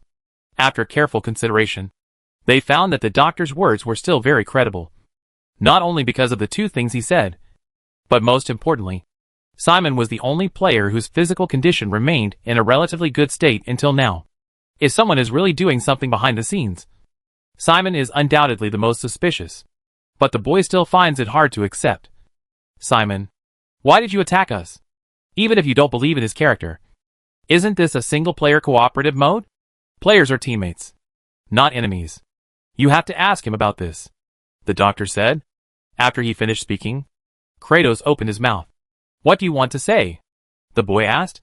You all saw the post that Flop posted on behalf of Simon. Simon offered a reward of 200,000 points. But he obviously didn't have that many game points. So he could only use a B-level item as collateral. Mr. Kuei said. He is very short of points now. You mean he plans to kill us and take our items to make up for some of the points gap? You have to admit that this is the fastest way to earn points. What about the main mission? We still have no clue until now. Wouldn't it be lower for him to complete the main mission by killing us? The mouse said weakly. You are right. But it's just that we have no clue. He may have known how to complete the main mission a long time ago.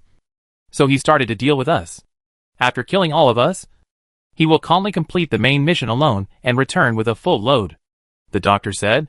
As soon as he finished speaking, another voice came from upstairs. That's a good suggestion. The players' faces sank when they heard this, because they recognized that it was Simon's voice. Zhang Heng slowly walked down the stairs on the 3rd floor, glanced at the players in front of him, who were facing a formidable enemy, and then said to the doctor, You played a good trick. No, I can't compare with you at all. The doctor sneered. Who would have known that Simon would be a person who said one thing in front of the eyes and another behind the scenes? Zhang Heng shook his head and said, I need to correct you on 2 points. What? First, I don't need to say one thing in public and another in private. Because if I really want to kill people and rob Then all the players in this dungeon except me can't stop me. John Hung didn't deliberately use any threatening tone in this sentence, but just said it casually. But everyone felt a strong sense of oppression. Even the doctor opened his mouth, but didn't say anything in the end, because Simon had always been easygoing and low-key in this dungeon. He would consult everyone before taking any action, and he did not use his position as captain to force anyone to do anything. As time went by, everyone even forgot that he was the first player to top the score list, beating many masters from the 3 major guilds. Second, John Hung glanced at the doctor and continued. I sympathize with your experience, but unfortunately, you found the wrong person. The doctor's expression clearly showed that he did not believe John Hung's words. He said, let's not talk about the matter between me and the maintenance worker. How do you plan to explain that the conditions of others, except you, are deteriorating much faster than normal? Although you have found the wrong person, you are right in saying that someone is secretly increasing the radiation we are exposed to. But that person is not me. As for why I am in better condition than you, it is just because I am more alert. John Hung raised the thing in his hand. What is this? A portable radiation meter. I got it from a malicious sprinkler truck. The range is very small, with an upper limit of only 3.6 Roentgens. But it is enough to help me pass dangerous places and objects. John Hung explained. After Coconut was sent to the hospital, I took the meter back to her house, and found that the radiation value in her room was indeed abnormal. My meter went off the charts in many places, which means someone has placed a strong radiation source in her house. The young man in the costume was stunned when he heard this. That time you asked me to go with you to rob clothes. Was it actually to get the meter? Chapter 1183 Invisible Man. Are you trying to say that it wasn't you who secretly put the graphite in our backpacks? The doctor moved the gun towards John Hung. That's right, John Hung said calmly. That's impossible, the doctor said flatly. Everyone's health condition except you is deteriorating rapidly. If it wasn't you who put the graphite in our bags, then he only benefited you in the end. This doesn't make sense at all. It really doesn't make sense. John Hung also nodded. Key and other players showed surprise on their faces, as if they didn't expect someone to admit it so readily. As a result, John Hung continued, unless the person who secretly put the graphite in your bag is not a player. Not a player. What do you mean? Mouse was puzzled. The doctor said. After we separated, the maintenance worker and I drove away from Pripyat directly. We were very cautious along the way and tried not to contact outsiders. I can be sure that no one touched our bags during this period. So the graphite was in the backpack before we separated. At that time, all of us were together, except for our own people. It is impossible for someone to put things in our backpacks without anyone noticing, unless that guy is a completely invisible person. John Hung ignored the doctor's final taunt and just asked, do you remember the name of this dungeon? Invisible Killer? Is there any problem with this? We have already concluded that the invisible killer refers to nuclear radiation, Kui said. Nuclear radiation does meet the definition of an invisible killer. Moreover, we encountered a nuclear explosion as soon as we entered the dungeon. We instinctively thought in this direction. At the beginning, I also tried to find the answer from this direction and investigated the cause of the accident step by step. But the result? As you can see, the main task has not changed at all. What else can the invisible killer mean? Asked the slain boy. Nothing. Just the literal meaning, John Hung said. The background of this instance has been deliberately misleading us, making the whole thing complicated. Literally? You don't really think there is an invisible killer lurking around us, do you? The mouse shuddered, looked around, and looked a little panicked. Are you treating us like fools? The doctor didn't buy it at all, and laughed in anger. Are you really going to blame all this on an invisible man? Even the young man who always supported John Hung unconditionally found it difficult to accept this statement. Invisible man. This is a bit too sci-fi. No, you misunderstood me, John Hung said.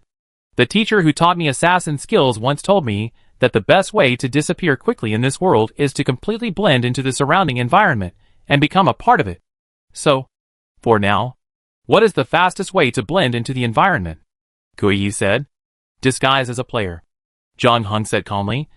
The mode of this dungeon is single-player cooperation, which means that the players in the dungeon are all cooperative, although it is not ruled out that some players may kill and rob. In general, The relationship between players in a single-player cooperative dungeon is relatively harmonious.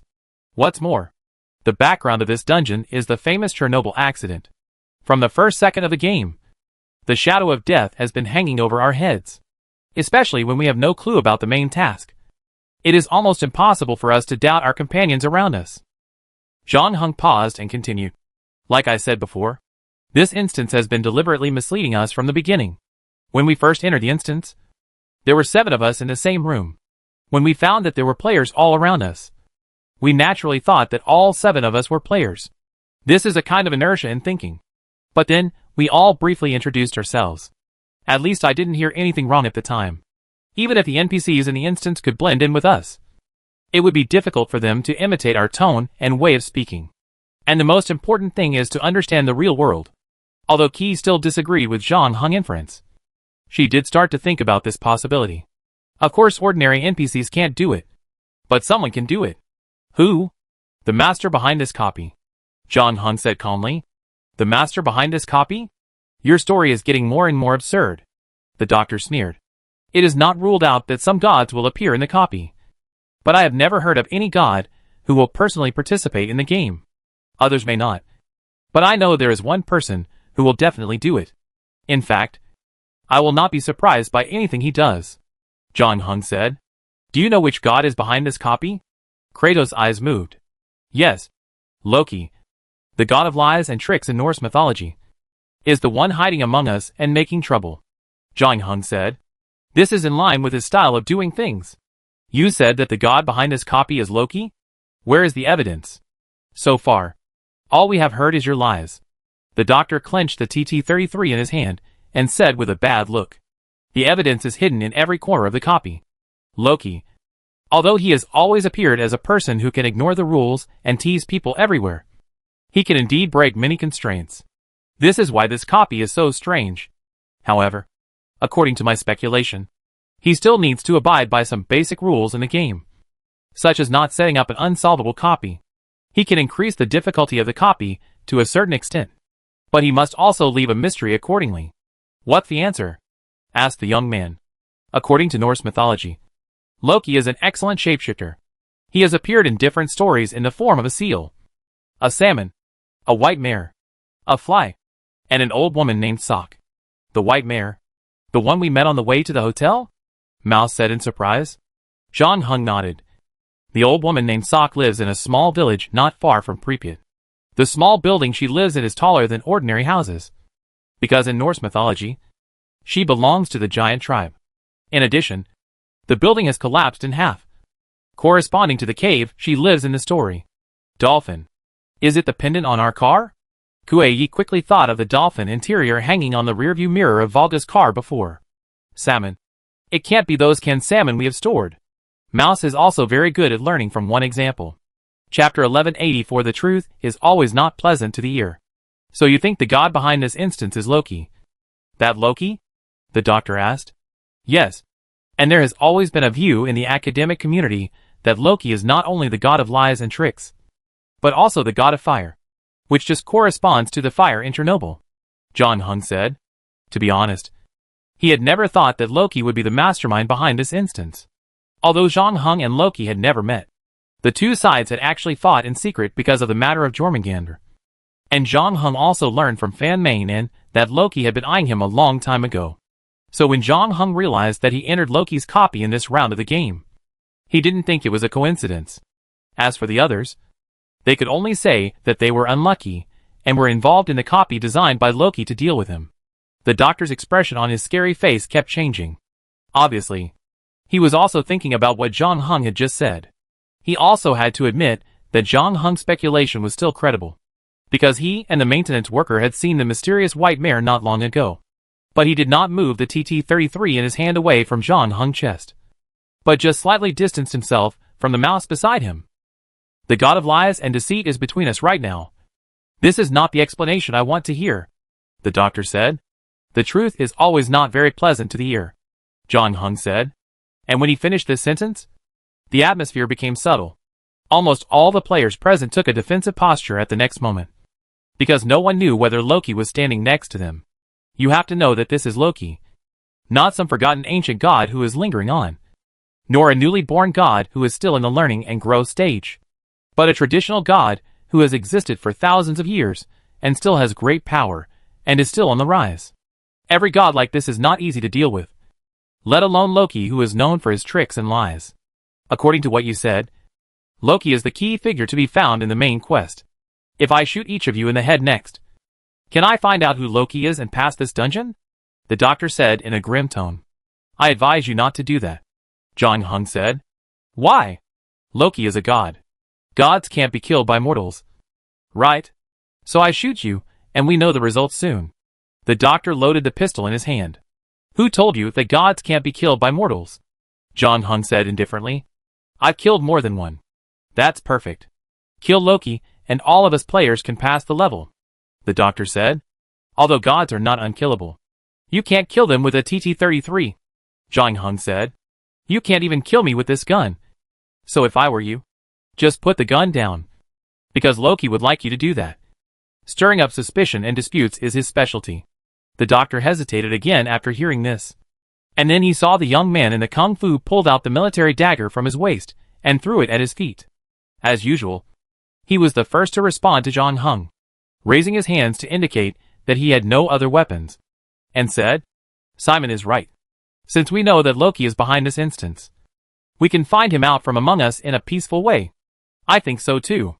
The mouse immediately agreed, and hurriedly threw down the weapon in his hand, as if he was throwing away a hot potato. However, what everyone didn't expect was that when it was Kratos' turn, the latter said, I refuse. Upon hearing this, the doctor immediately turned the gun around and pointed it at Kratos. Are you Loki? Did the nuclear radiation damage your brain? How do you know I'm Loki? Kratos said coldly. Then why do you object? The doctor said with a serious look. And it was obvious that he was serious. If Kratos couldn't give him a satisfactory explanation, he would pull the trigger without hesitation.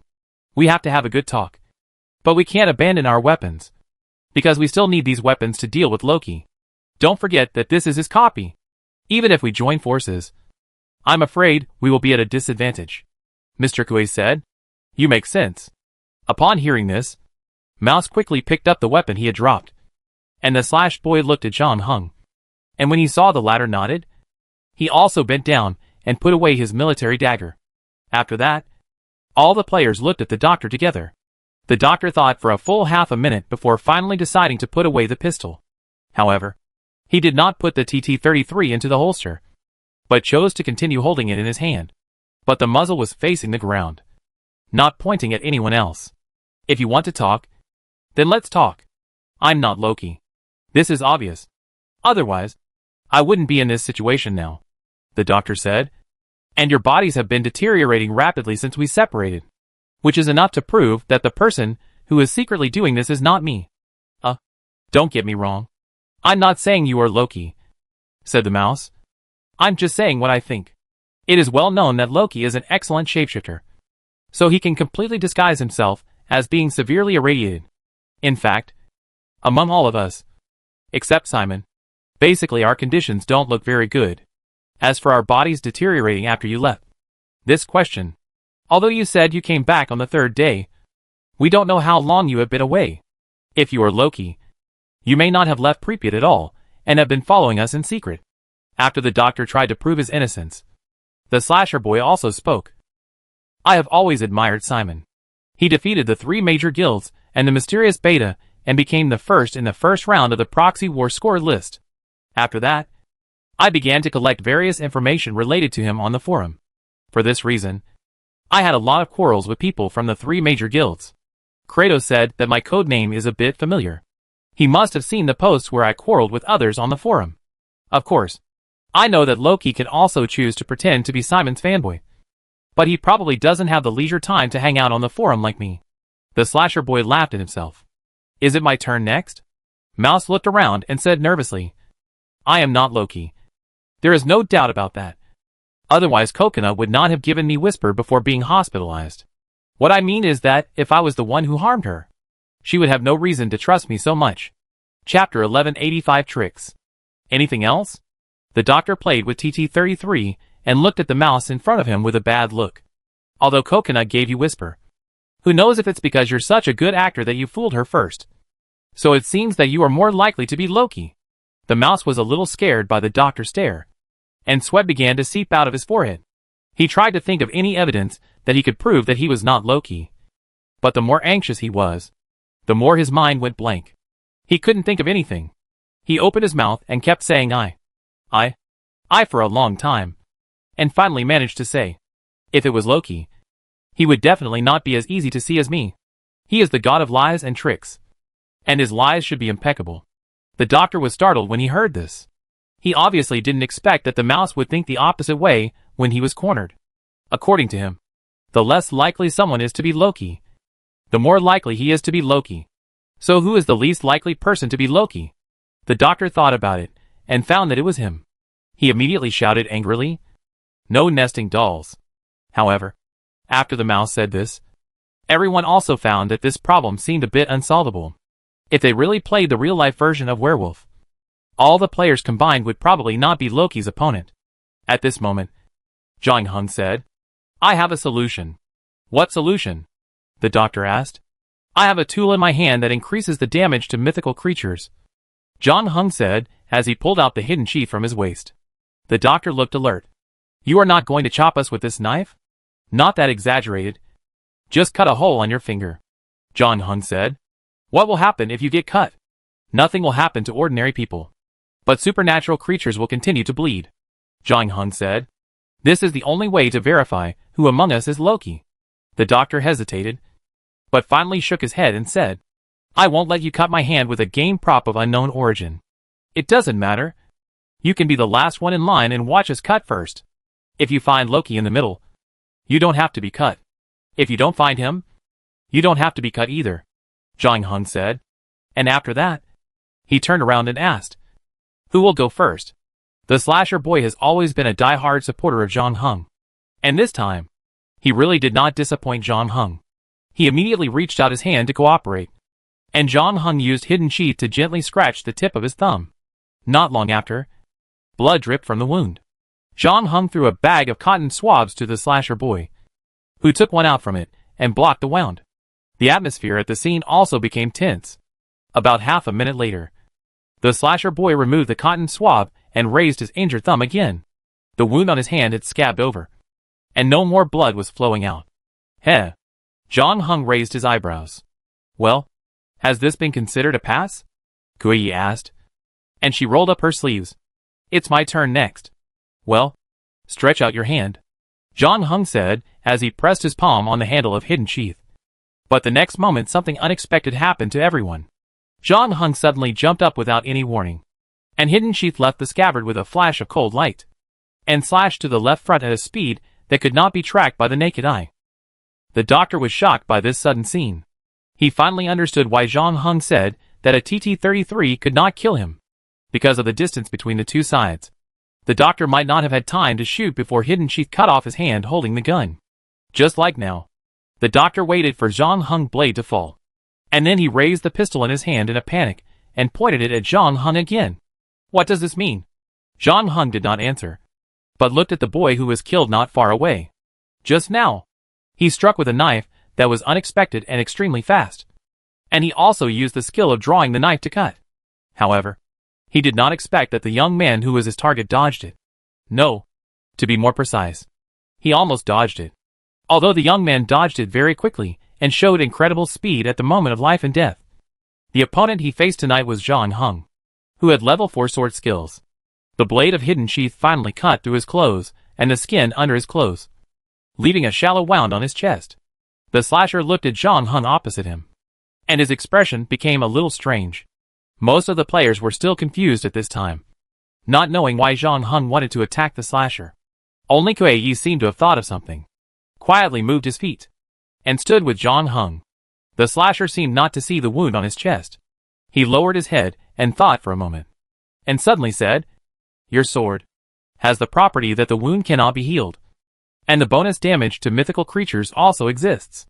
Well, it is the feeling of powerlessness of power withdrawal." John Hung did not answer, but slowly made a starting move. He did not dare to take it lightly against the famous evil god Loki. John Hung actually had a prop oath ring that could be used to detect lies. But John Hung knew without taking it out that this small F-quality prop had no effect on Loki, the god of lies. And considering the time when Loki was born, he should know the functions of the props in the hands of the players at a glance. Except for Hidden Sheath. Because Hidden Sheath, although it was derived from ordinary knife, it had almost no similarity with the previous one after being recast. The only people who knew the properties of this knife were John Hung and the bartender. Except for its forger. After the incident with Jormungandr, John Hung was sure that the bartender was also trying to get close to him. But she had absolutely nothing to do with Loki. And the forger invited for the recast was also a tight-lipped person, according to the bartender. So John Hung was inclined to believe that Loki didn't know enough about this knife. But even so, John Hung didn't tell the truth completely. He didn't even hide the characteristics of Hide the Sheath, but only included the bleeding characteristics in the bonus damage to mythical creatures. It was because of this that the boy was defeated. Or more accurately, Loki finally took the bait. Excellent trick. Loki himself didn't seem to be very angry, but praised. But how can you be sure that I would be willing to let you cut my fingers? Because you are Loki. You always think you are the smartest person in the room. Chapter 1186 Mission Change. Before John Hung finished speaking, the doctor, he, and others received a system prompt. Ding! Congratulations on completing the first phase of the main mission. Find the key person. Game points plus 100. You can go to the character panel to view relevant information. Since the first phase of the main mission has been completed, the second phase of the main mission will automatically start. Please confirm. Main mission is being updated. The main mission has been updated, and is now changed to kill Loki. Will return after completing the main mission. Kwai almost cursed when he heard the new system prompt. Can you still play like this? They had clearly completed the main quest, and could leave the dungeon. But they didn't expect the system to go back on its word and change the main quest halfway through, forcing all players to stay in the dungeon. And the content of the second stage main quest was too ridiculous. What did it mean to kill Loki? If Loki was so easy to kill, the Norse gods wouldn't have been helpless with him for a long time, watching him jump up and down, and causing trouble all over the world. In Norse mythology, Loki's combat power is not the strongest, but he is definitely the hardest to kill.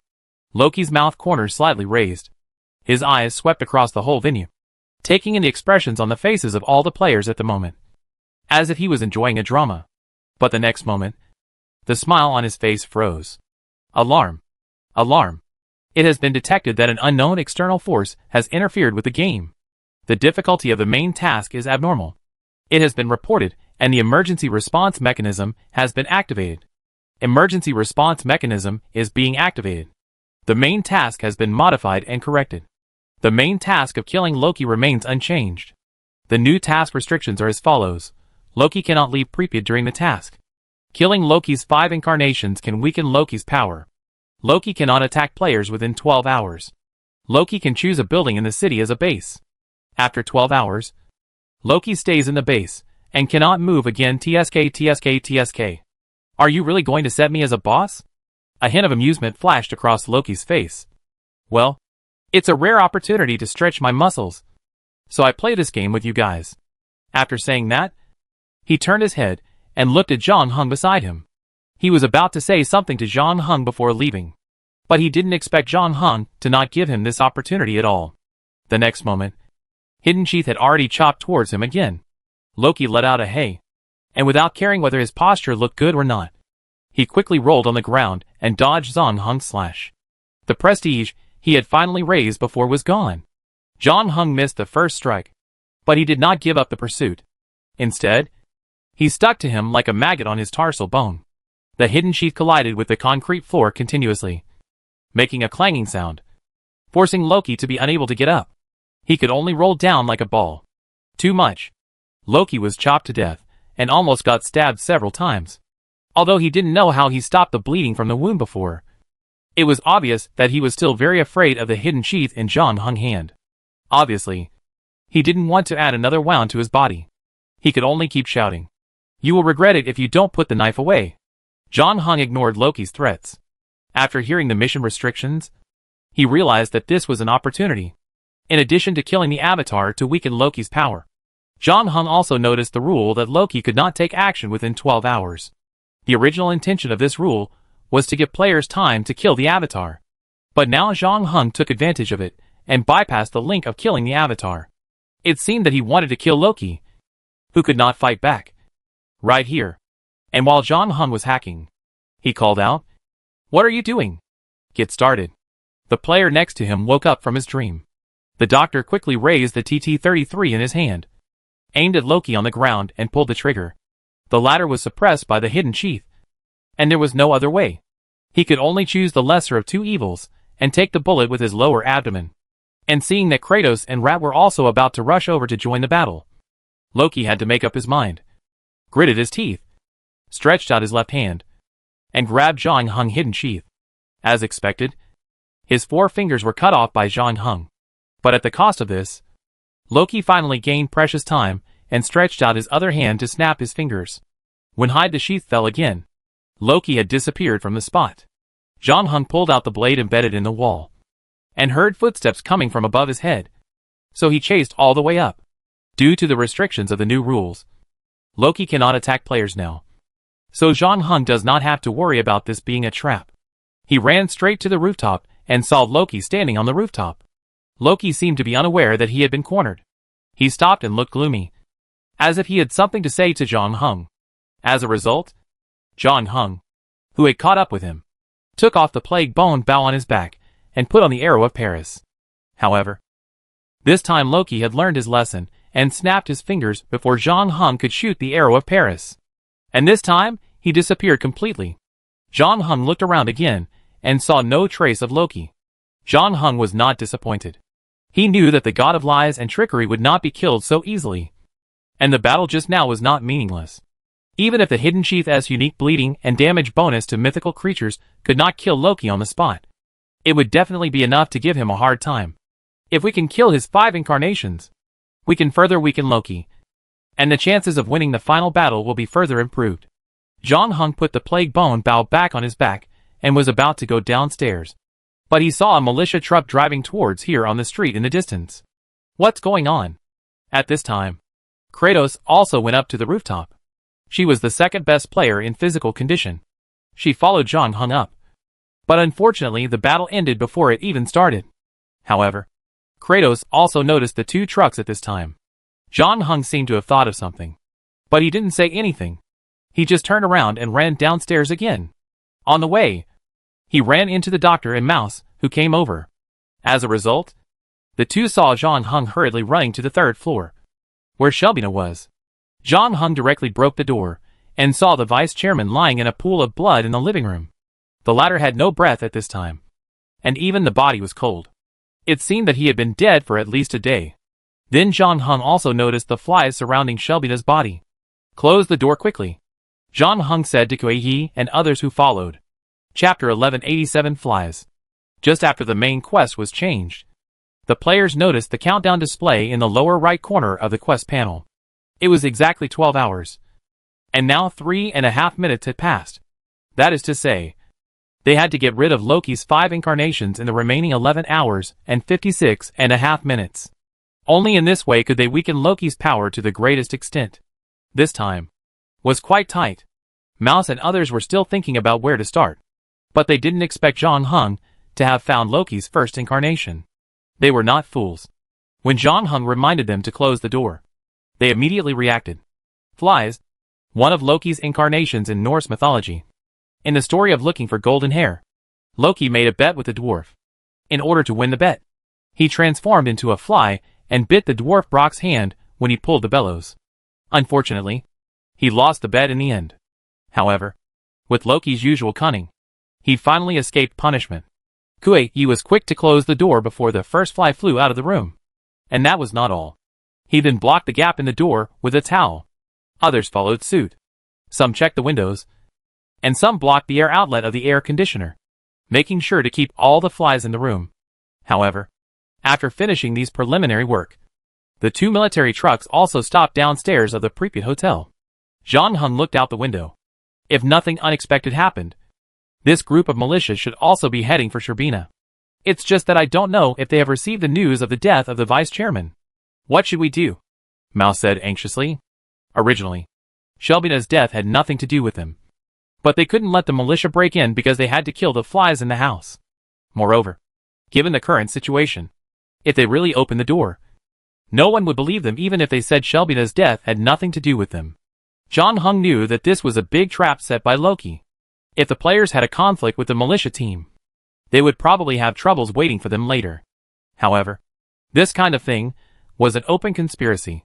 Even if they knew it was a trap, they had to stop the militia team at the door at this critical moment in order to kill Loki's incarnation. Therefore, John Hung said, "Leave the people downstairs to me. You stay here to deal with these flies." After that, John Hung walked to the door. After confirming that there were no flies following him, he removed the towel blocking the door. And then John Hung quickly opened the door and left. It was definitely useless to reason at this time. So John Hung simply skipped this step and found a room with a window facing downstairs. Then bent his bow and drew his arrow. The leading commander was waiting for his team members to gather. But the next moment, a feather arrow flew from nowhere and shot his right chest. John Hung did not do it ruthlessly. On the one hand, there was no grudge. But the main reason was that the wounded meant that people needed to take care of them. But the corpse did not need to be taken care of. John Hung's goal was to contain the two vehicles as much as possible, buy time for the players in the room, and eliminate one of Loki's incarnations. So creating casualties naturally became a better choice for him. John Hung's arrow not only made the commander lose his combat effectiveness, but also two militia teams risked being shot and dragged their leaders to the back of the truck to take care of them, which meant that the militia team downstairs lost 3 people at once. John Hung succeeded in one shot, and soon put on the second arrow, and looked down again, locked on a person who looked like a team leader from the crowd, and quickly released the bowstring. So the previous scene was repeated. After the captain fell to the ground, his men dragged him to a safe area. At the same time, a militiaman finally found John Hung's position and started to raise his gun to fight back. But by then, John Hung had already left the previous room and ran down the fire escape to the first floor. He just happened to see a militia team entering the lobby under the cover of firepower. But their luck was not good. They ran into John Hung head-on. This time, the latter used the technique of continuous arrows and shot 3 arrows in a row. Although they all hit the target, the accuracy was not as good as before. One arrow hit a militiaman's lower abdomen, and another arrow pierced a militiaman's thigh. But then everyone else stopped and started looking for cover, not daring to move forward. John Hung also rushed behind the front desk. After the residents of Pripyat evacuated, the town's power supply was also cut off. The hotel lobby, which had been brightly lit before, was now in darkness, which made it easier for John Hung to move. John Hung fired 2 more arrows in the dark, and finally forced the team that had entered the lobby to retreat. However, at this time, the lights of one of the trucks lit up, illuminating the lobby as bright as day. And then 2 teams of militia took over the duties of the previous team, supporting each other and rushing towards the hotel lobby. John Hung did not leave immediately, but continued to lurk behind the front desk, listening to the footsteps approaching outside. After counting 3 seconds in his heart, John Hung pulled the bow again, leaned out, and shot 2 arrows in succession. The militiaman, who was closest to him, was startled and squatted down subconsciously. As a result, the enemy who never missed before actually missed this time. He failed to hit him with 2 consecutive arrows. The militiaman was immediately happy. However, his joy lasted less than half a second. The 2 feather arrows that flew past his body hit the target accurately. The lights of the truck, the hotel lobby was dark again. Then John Hung simply pulled out a knife and jumped out from behind the front desk. He fell into the crowd. The militiamen outside and inside the lobby could not shoot because they were worried about their companions. But John Hung's knife could fly without any scruples. In addition, John Hung also took the time to shoot the headlights of another car. It only took him half a minute to knock down the 2 teams that entered the lobby and took a hostage, because he was worried that the militia team was carrying large-scale explosive weapons such as grenades. John Hung did not retreat to the front desk, but retreated to the fire escape. Before leaving, he released the captured militiaman. Of course, the latter was also injured and could not continue to fight. In the blink of an eye, John Hung eliminated 3 teams. However, compared with the total number of people outside the hotel this time, the number of wounded was less than 1/3. The militia outside had enough energy to continue the attack. However, they were probably shocked by John Hung's terrifying fighting power. In addition, The commander was killed as soon as he came up. At this moment, no one dared to enter the lobby, even though they saw Zhang Heng retreating into the fire escape. Zhang Heng, who was trying to delay time, was of course happy to see the current stalemate. He did not launch another attack. He took advantage of the close combat just now to grab 2 rifles and successfully return to the upstairs. Chapter 1188 Sheathing the Sword. After changing to a rifle, Zhang Heng combat power was further enhanced, with level 3 shooting skills and filter lens. As long as he guarded the fire escape, no one could attack from here. The militia organized 2 more attacks, but they were all repelled by Zhang Heng, and there were many new casualties. However, Zhang Heng also saw through the window that there were new military trucks coming towards this side on the street in the distance. Compared with the first group of people, the second group must be more fully prepared. In addition, there was also a helicopter flying towards this side, seemingly preparing to occupy the roof and attack from there. Zhang Heng roughly estimated the time. The second group of people should arrive in 3 minutes. Then he looked at the task panel again. This time, the task was finally not minimalist. Not only was there a countdown, but even the number of Loki's remaining incarnations was displayed. It was still 5/5, which meant that the doctor and his team had not finished the battle. Zhang Heng frowned, put away the rifle in his hand, and came to Shelbyna's door again. He knocked on the door, and Kratos' vigilant voice came out from inside. "Who?" "It's me," Zhang Heng replied. "Wait a minute." About 10 seconds after Kratos finished speaking, the door opened again and Zhang Heng walked in. Shelbyna's body was still lying on the floor. The blood under him had already solidified.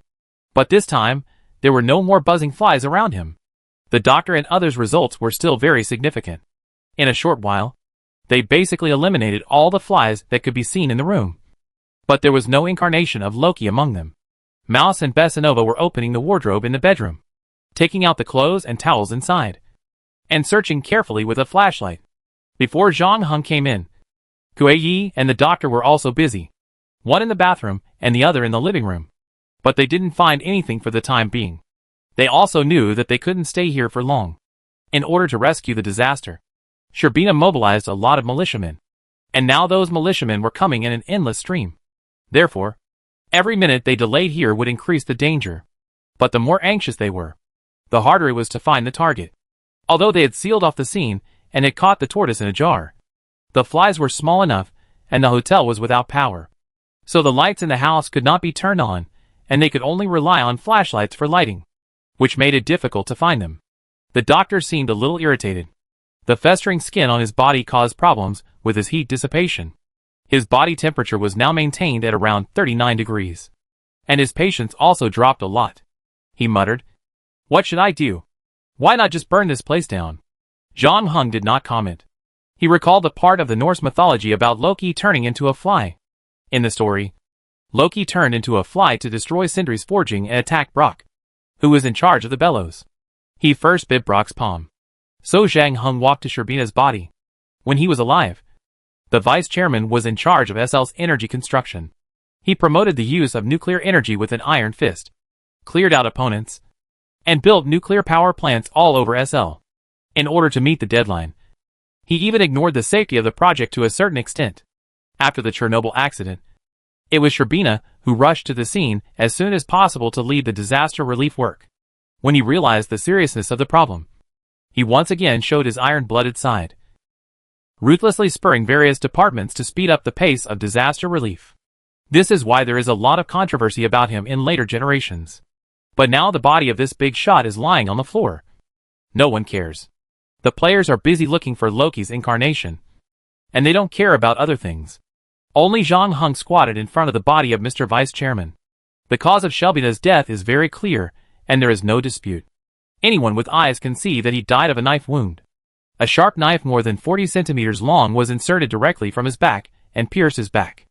The murder weapon was left on Shelbyna's back. At the time of the incident, the vice chairman was probably drinking water in the living room, and he didn't even have time to change his suit. After being stabbed, the cup slipped from his hand, but because the floor was covered with carpet, it didn't break, and rolled onto the coffee table next to it, and the vice chairman fell forward and fell to the ground. Zhang Heng only took a glance and restored the situation at the scene, including the murderer's position at the time. the angle and strength of the knife. But this was not the focus of his attention. John Hung took the vice chairman's left hand and took a look, and didn't see anything unusual. Then he took the right hand again, and this time he finally found a wound at the lower part of Shelby's right hand, as if it was corroded by something. This wound was almost negligible compared to the fatal knife wound on his back, but it matched the spot where Loki first bit the dwarf Brock when he turned into a fly in Norse mythology. Afterwards, John Hung checked Shelby's neck, which was also the spot where Loki bit Brock the second time when he turned into a fly. Sure enough, he found the same wound. The third time, when Loki finally succeeded, he bit the spot between Brock's eyebrows. John Hung turned the vice chairman's body over and looked at the latter's eyebrows. As a result, a blood hole the size of a peanut was seen there. The blood hole was so deep that the orbital wall below could be seen. In the mass of flesh and blood, there was a black figure lying. It was a fly, but its body was several times larger than that of an ordinary fly. It looked like it had been mutated by radiation. Just when the players wanted to get closer to take a closer look, the fly suddenly spread its wings behind it without any warning and flew up from the corpse. Its speed was incredibly fast. Just like a bullet, it whizzed into the sky, and then flapped its wings, constantly changing direction. Key and the others frantically adjusted their flashlights, trying to follow the fly's movements. However, the fly's flight path was so strange that after a few arcs, everyone lost sight of it. However, when the fly was about to leave after playing tricks on the players, they saw a flash of knife light. The next moment, John Hung had already put the hidden sheath back into the sheath, and everyone heard a system prompt. Successfully killed one Loki incarnation. 4 incarnations left. Loki's strength was weakened by 10%, and 20 points were obtained. You can check the relevant information on the character panel. Chapter 1189, the second incarnation. Is this solved? Key and the others were in a trance after hearing the system prompt, and they were still a little bit unbelieving. It was not until they found the body of the fly that had been split into 2 halves on the ground that they finally realized that Loki's first incarnation had really been killed. They didn't expect that the fly that seemed to move quickly and flirtatiously would send itself to the fountain so quickly after a fierce operation. John Hung, who killed it, didn't even turn on the flashlight, but just casually slashed a knife into the darkness, ending this not-so-intense battle. In addition, he had previously forced Loki to roll on the ground with 1 blow from each of his swords. Although this was due to the restrictions of the rules, others knew that they could not do it, regardless of their strength. They did not even have the courage to attack Loki in full state. You have to know that the latter is the famous god of lies and tricks. Ordinary players would unconsciously be 3 points shorter in momentum when facing Loki, wondering if they would step into the latter's trap unknowingly. And how could they dare to plot against Loki? So it's the strength of the first place in the proxy war ranking? Quaisho. The doctor and the rat were a little dazed for a while. It was not obvious when they investigated together step by step before. They even thought that Simon's strength was not as strong as the legend. It was not until tonight that they intuitively felt how insurmountable the gap between themselves and Simon was. However, they did not have time to sigh for too long. Bessanova was already pointing out the window to remind them. In a short while, 4 military trucks stopped outside the hotel gate. There were not only militiamen, but also regular soldiers on the trucks. This time, they also brought heavy weapons. John Hung only took a glance and judged that it was difficult to break out from below. So he said, "Go upstairs." After what happened before, the players didn't even ask where to escape after going upstairs, and followed John Hung to act together. John Hung hadn't appeared downstairs for a long time since returning to Shelby's room. But fortunately the deterrent he left behind was still there. And when the second group of people arrived, they didn't rush to attack immediately, but first tried to find a way to seal off the hotel to prevent the people inside from escaping, which also bought time for the players to move. The 5 people ran straight to the rooftop without stopping. The helicopter just landed on the rooftop. As a result, the pilot just stopped the plane and heard a gunshot. Then he felt a pain in his chest and fell on the driver's seat. The remaining 10 people saw this and quickly took out their weapons. But at this time, the second wave of attacks from the players had already arrived. John Hung gave the rifle he had snatched to one of the rats, with a TT-33 in the doctor's hand. They had some firepower. However, the shooting skills of the 2 people were basically still at the beginner stage of LV0 and LV1. That is, they could aim and shoot. As for whether they could hit the target, It depended on the distance and luck of both sides.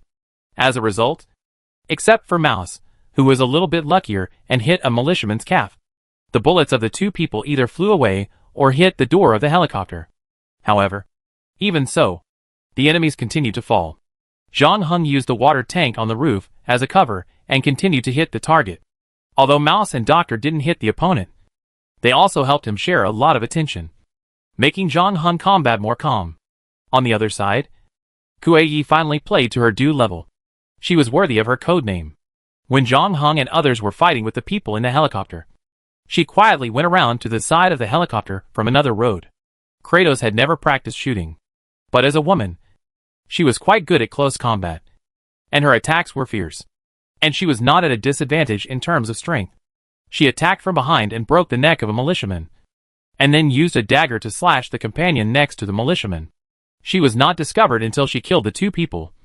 But at this time, there were only 3 people left in the cabin, and there was a wounded man who had lost his combat effectiveness. Kratos was quick-witted and kicked the gun out of one person's hand, and then hugged another person and fell together. When John Hung and the others arrived, the battle inside was over. Key climbed onto the helicopter's cockpit. When she introduced herself before, she had mentioned that she had helicopter posture skills, so it was natural for her to take over the pilot's position. In addition, the battle just now also made her feel relieved, and she felt that her group was finally no longer just a pendant around Simon. "Where are we going?" Key asked, holding the joystick. "Fly east. About 120 kilometers. There is a small village. Loki has an incarnation there," John Hung said. He did not fight with Kuei for the driving seat, and sat in the back with the Doctor, the Mouse and Bezanova. He was now commanding Kuei to find the old woman named Sok, who was also the incarnation of Loki that he met when he and the receptionist returned to the countryside in the parallel instance. If it was at the beginning of the instance, the Doctor and Kuei and others would probably ask John Hung how he knew where Loki's incarnation was, because during this period, except for the Doctor and the maintenance worker who left, the rest of the people had been acting collectively. Apart from the Chernobyl nuclear power plant, they had not been to any place other than Pripyat, let alone the small village 120 kilometers away from Pripyat. Why was John Hung sure where Loki's incarnation was? But now, no one questioned John Hung's judgment. It took John Hung about 2 hours to reach the small village by car before. This time, he took less than 40 minutes to reach the destination by helicopter because he didn't need to take a detour. From the air, he could already see the half-collapsed shabby house, standing alone on the slope, no different from when John Hung first saw it. At this time, the villages near Pripyat also began to evacuate. But the village where Sarana's grandfather lived 100 kilometers away was not included. People were still living as usual. But at this time, most people had fallen asleep. But Sok's room was still lit. Kratos was controlling the helicopter and preparing to land on a field ridge nearby. But the next moment, gunshots suddenly rang out without warning. A tall but somewhat hunched old woman was lying behind her haystack, pointing a gun at the helicopter in the sky. And she seemed to be cursing. Kratos felt a pain in his right arm, and subconsciously moved the joystick. So the helicopter, which had been flying well before, began to circle around its tail like a cat, and dived down, and was about to crash. At this critical moment, a hand reached out from behind Kratos, grabbed the joystick, and stabilized the helicopter again. Chapter 11 Mural. It took only a few seconds for the helicopter to go out of control and be pulled back. But the people on the plane felt like they had experienced a century. Seeing the only pilot, Kratos, being shot, many people thought they were doomed this time. But they could do nothing but look for support points to stabilize their bodies. They could only watch the plane fall. Unexpectedly, Simon took action at the critical moment and took over the control of the helicopter, stabilizing the fuselage again. At the same time, John Hung also exchanged positions with the injured Kratos and sat in the driver's seat. But the old woman named Sok below also cursed and loaded her shotgun again. This time she aimed at John Hung. Sok was obviously not as crazy as she looked. She knew very well that as long as she killed the people on the helicopter, none of them would escape. However, she met an opponent this time. Although both of them could fly a plane, the driving level of Key and John Hung was completely different. Key learned the helicopter driving skills in a previous copy, but due to the limited game time, she only learned the basics. It took her half a month to learn how to take off and land, and fly from point A to point B, which was enough for daily use. But that was all. Unlike John Hung, who spent half a year practicing hard in NASA's Flight Dynamics laboratory with ace pilot Armstrong. Not to mention that John Hung's shooting skills are also at level 3. Just by looking at the injuries on Kratos' body, he can roughly estimate Sock's shooting level, which should be at the peak of level 2. Therefore, as long as he can land smoothly, John Hung is sure to kill Loki's second incarnation. Therefore, when John Hung took over the helicopter driving, he first pulled the joystick to the left to tilt the helicopter fuselage to try to block Sock's shooting angle. At the same time, he pulled down and then raised the throttle master lever. The helicopter nodded downward, but it was just a feint to deceive Sock below. The moment before the latter fired, it continued to pull up, and Sock's second bullet flew out by brushing the helicopter's landing gear. John Hung did not control the helicopter to take the risk of descending, but continued to rise to a relatively safe height, then flew to the other side of the field, and finally chose a suitable place to land after leaving the shooting range of the shotgun. After the 3 terrifying minutes just now, many people still couldn't catch their breath, and were dizzy and dazed by someone's extreme operation. But they looked at John Hung with more admiration. Although they were not pure fans of Simon, like the boy who killed the enemy, they had seen a lot of posts related to John Hung on the forum during this period. There were rumors before that Simon might be a rare all-round player with no shortcomings in skills, because only this could explain why he had always insisted on playing solo. But most people are skeptical about this statement, because as we all know, a person's time and energy are limited. It is hard to believe that someone can really do what a team can do alone. This is too ridiculous. But after personally queuing up for a copy with Simon, now they all believe it. John Hung first looked at the injury of Kuei, who was shot in the right arm by Sock, and the situation did not look too good. The place where he was shot was already bloody, and a lot of blood was shed. But fortunately, the location was not fatal, which was a blessing in disguise. The doctor was bandaging her now. So Zhang Hung said to Mouse, "Your legs are not convenient for movement, so stay here to protect them. I will deal with Loki's incarnation." Mouse was also very self-aware. Hearing this, he did not show off, but nodded repeatedly. "Okay. We will guard this place, and try not to drag you down." Great God. After Zhang Hung finished his instructions, he looked around again and confirmed that there was no danger. Then he took out the filter lens and put it on. Then he bent down with the rifle in his hand, hid his body in the wheat field, and moved toward Sock's residence. It took him about a quarter of an hour to find Sock's hut again. The light was still on inside, but Sock was no longer behind the haystack. John Hung was not in a hurry. It had only been an hour since the start of the second phase of the mission, so he still had plenty of time. He made a circle and approached quietly from the south. When he was about to get close, he smashed the window with a stone and pressed his body against the wall on the other side. As a result, there was still no movement in the house. John Hung heard the sound of the stone falling to the ground, rolling around and hitting the other wall, and stopped. At almost the same time, John Hung also broke through the door and rushed into the house, because there was a kerosene lamp lit in the house. He could see everything inside without a filter lens. Unlike ordinary houses, the huge house was empty. There was nothing inside except a wooden table. John Hung couldn't even find a bed to sleep on. It was really no different from a cave. In addition, John Hung saw a mural on the wall, which was drawn with charcoal. It was the 5 incarnations of Loki. One of them was a corpse and a fly. The body was very similar to Shelby's. John Hung hard moved and he looked at the other pictures. One of them was an old woman running in the forest, and a black shadow with a gun was chasing her. If nothing unexpected happened, the old woman was Sock herself, and the black shadow was John Hung. There was another painting on the wall that John Hung had seen before, which was a horse drinking water by a stream, with a lot parked on the other bank. After that, John Hung quickly scanned the other murals and took note of the content, because these murals were obviously equivalent to the hints in the game, pointing the way for the players to find the incarnation of Loki.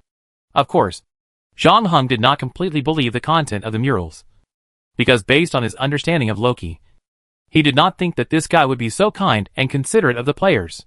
In fact, it was very strange that these murals appeared here, especially the one about the white mare, which was a scene that happened in a parallel copy.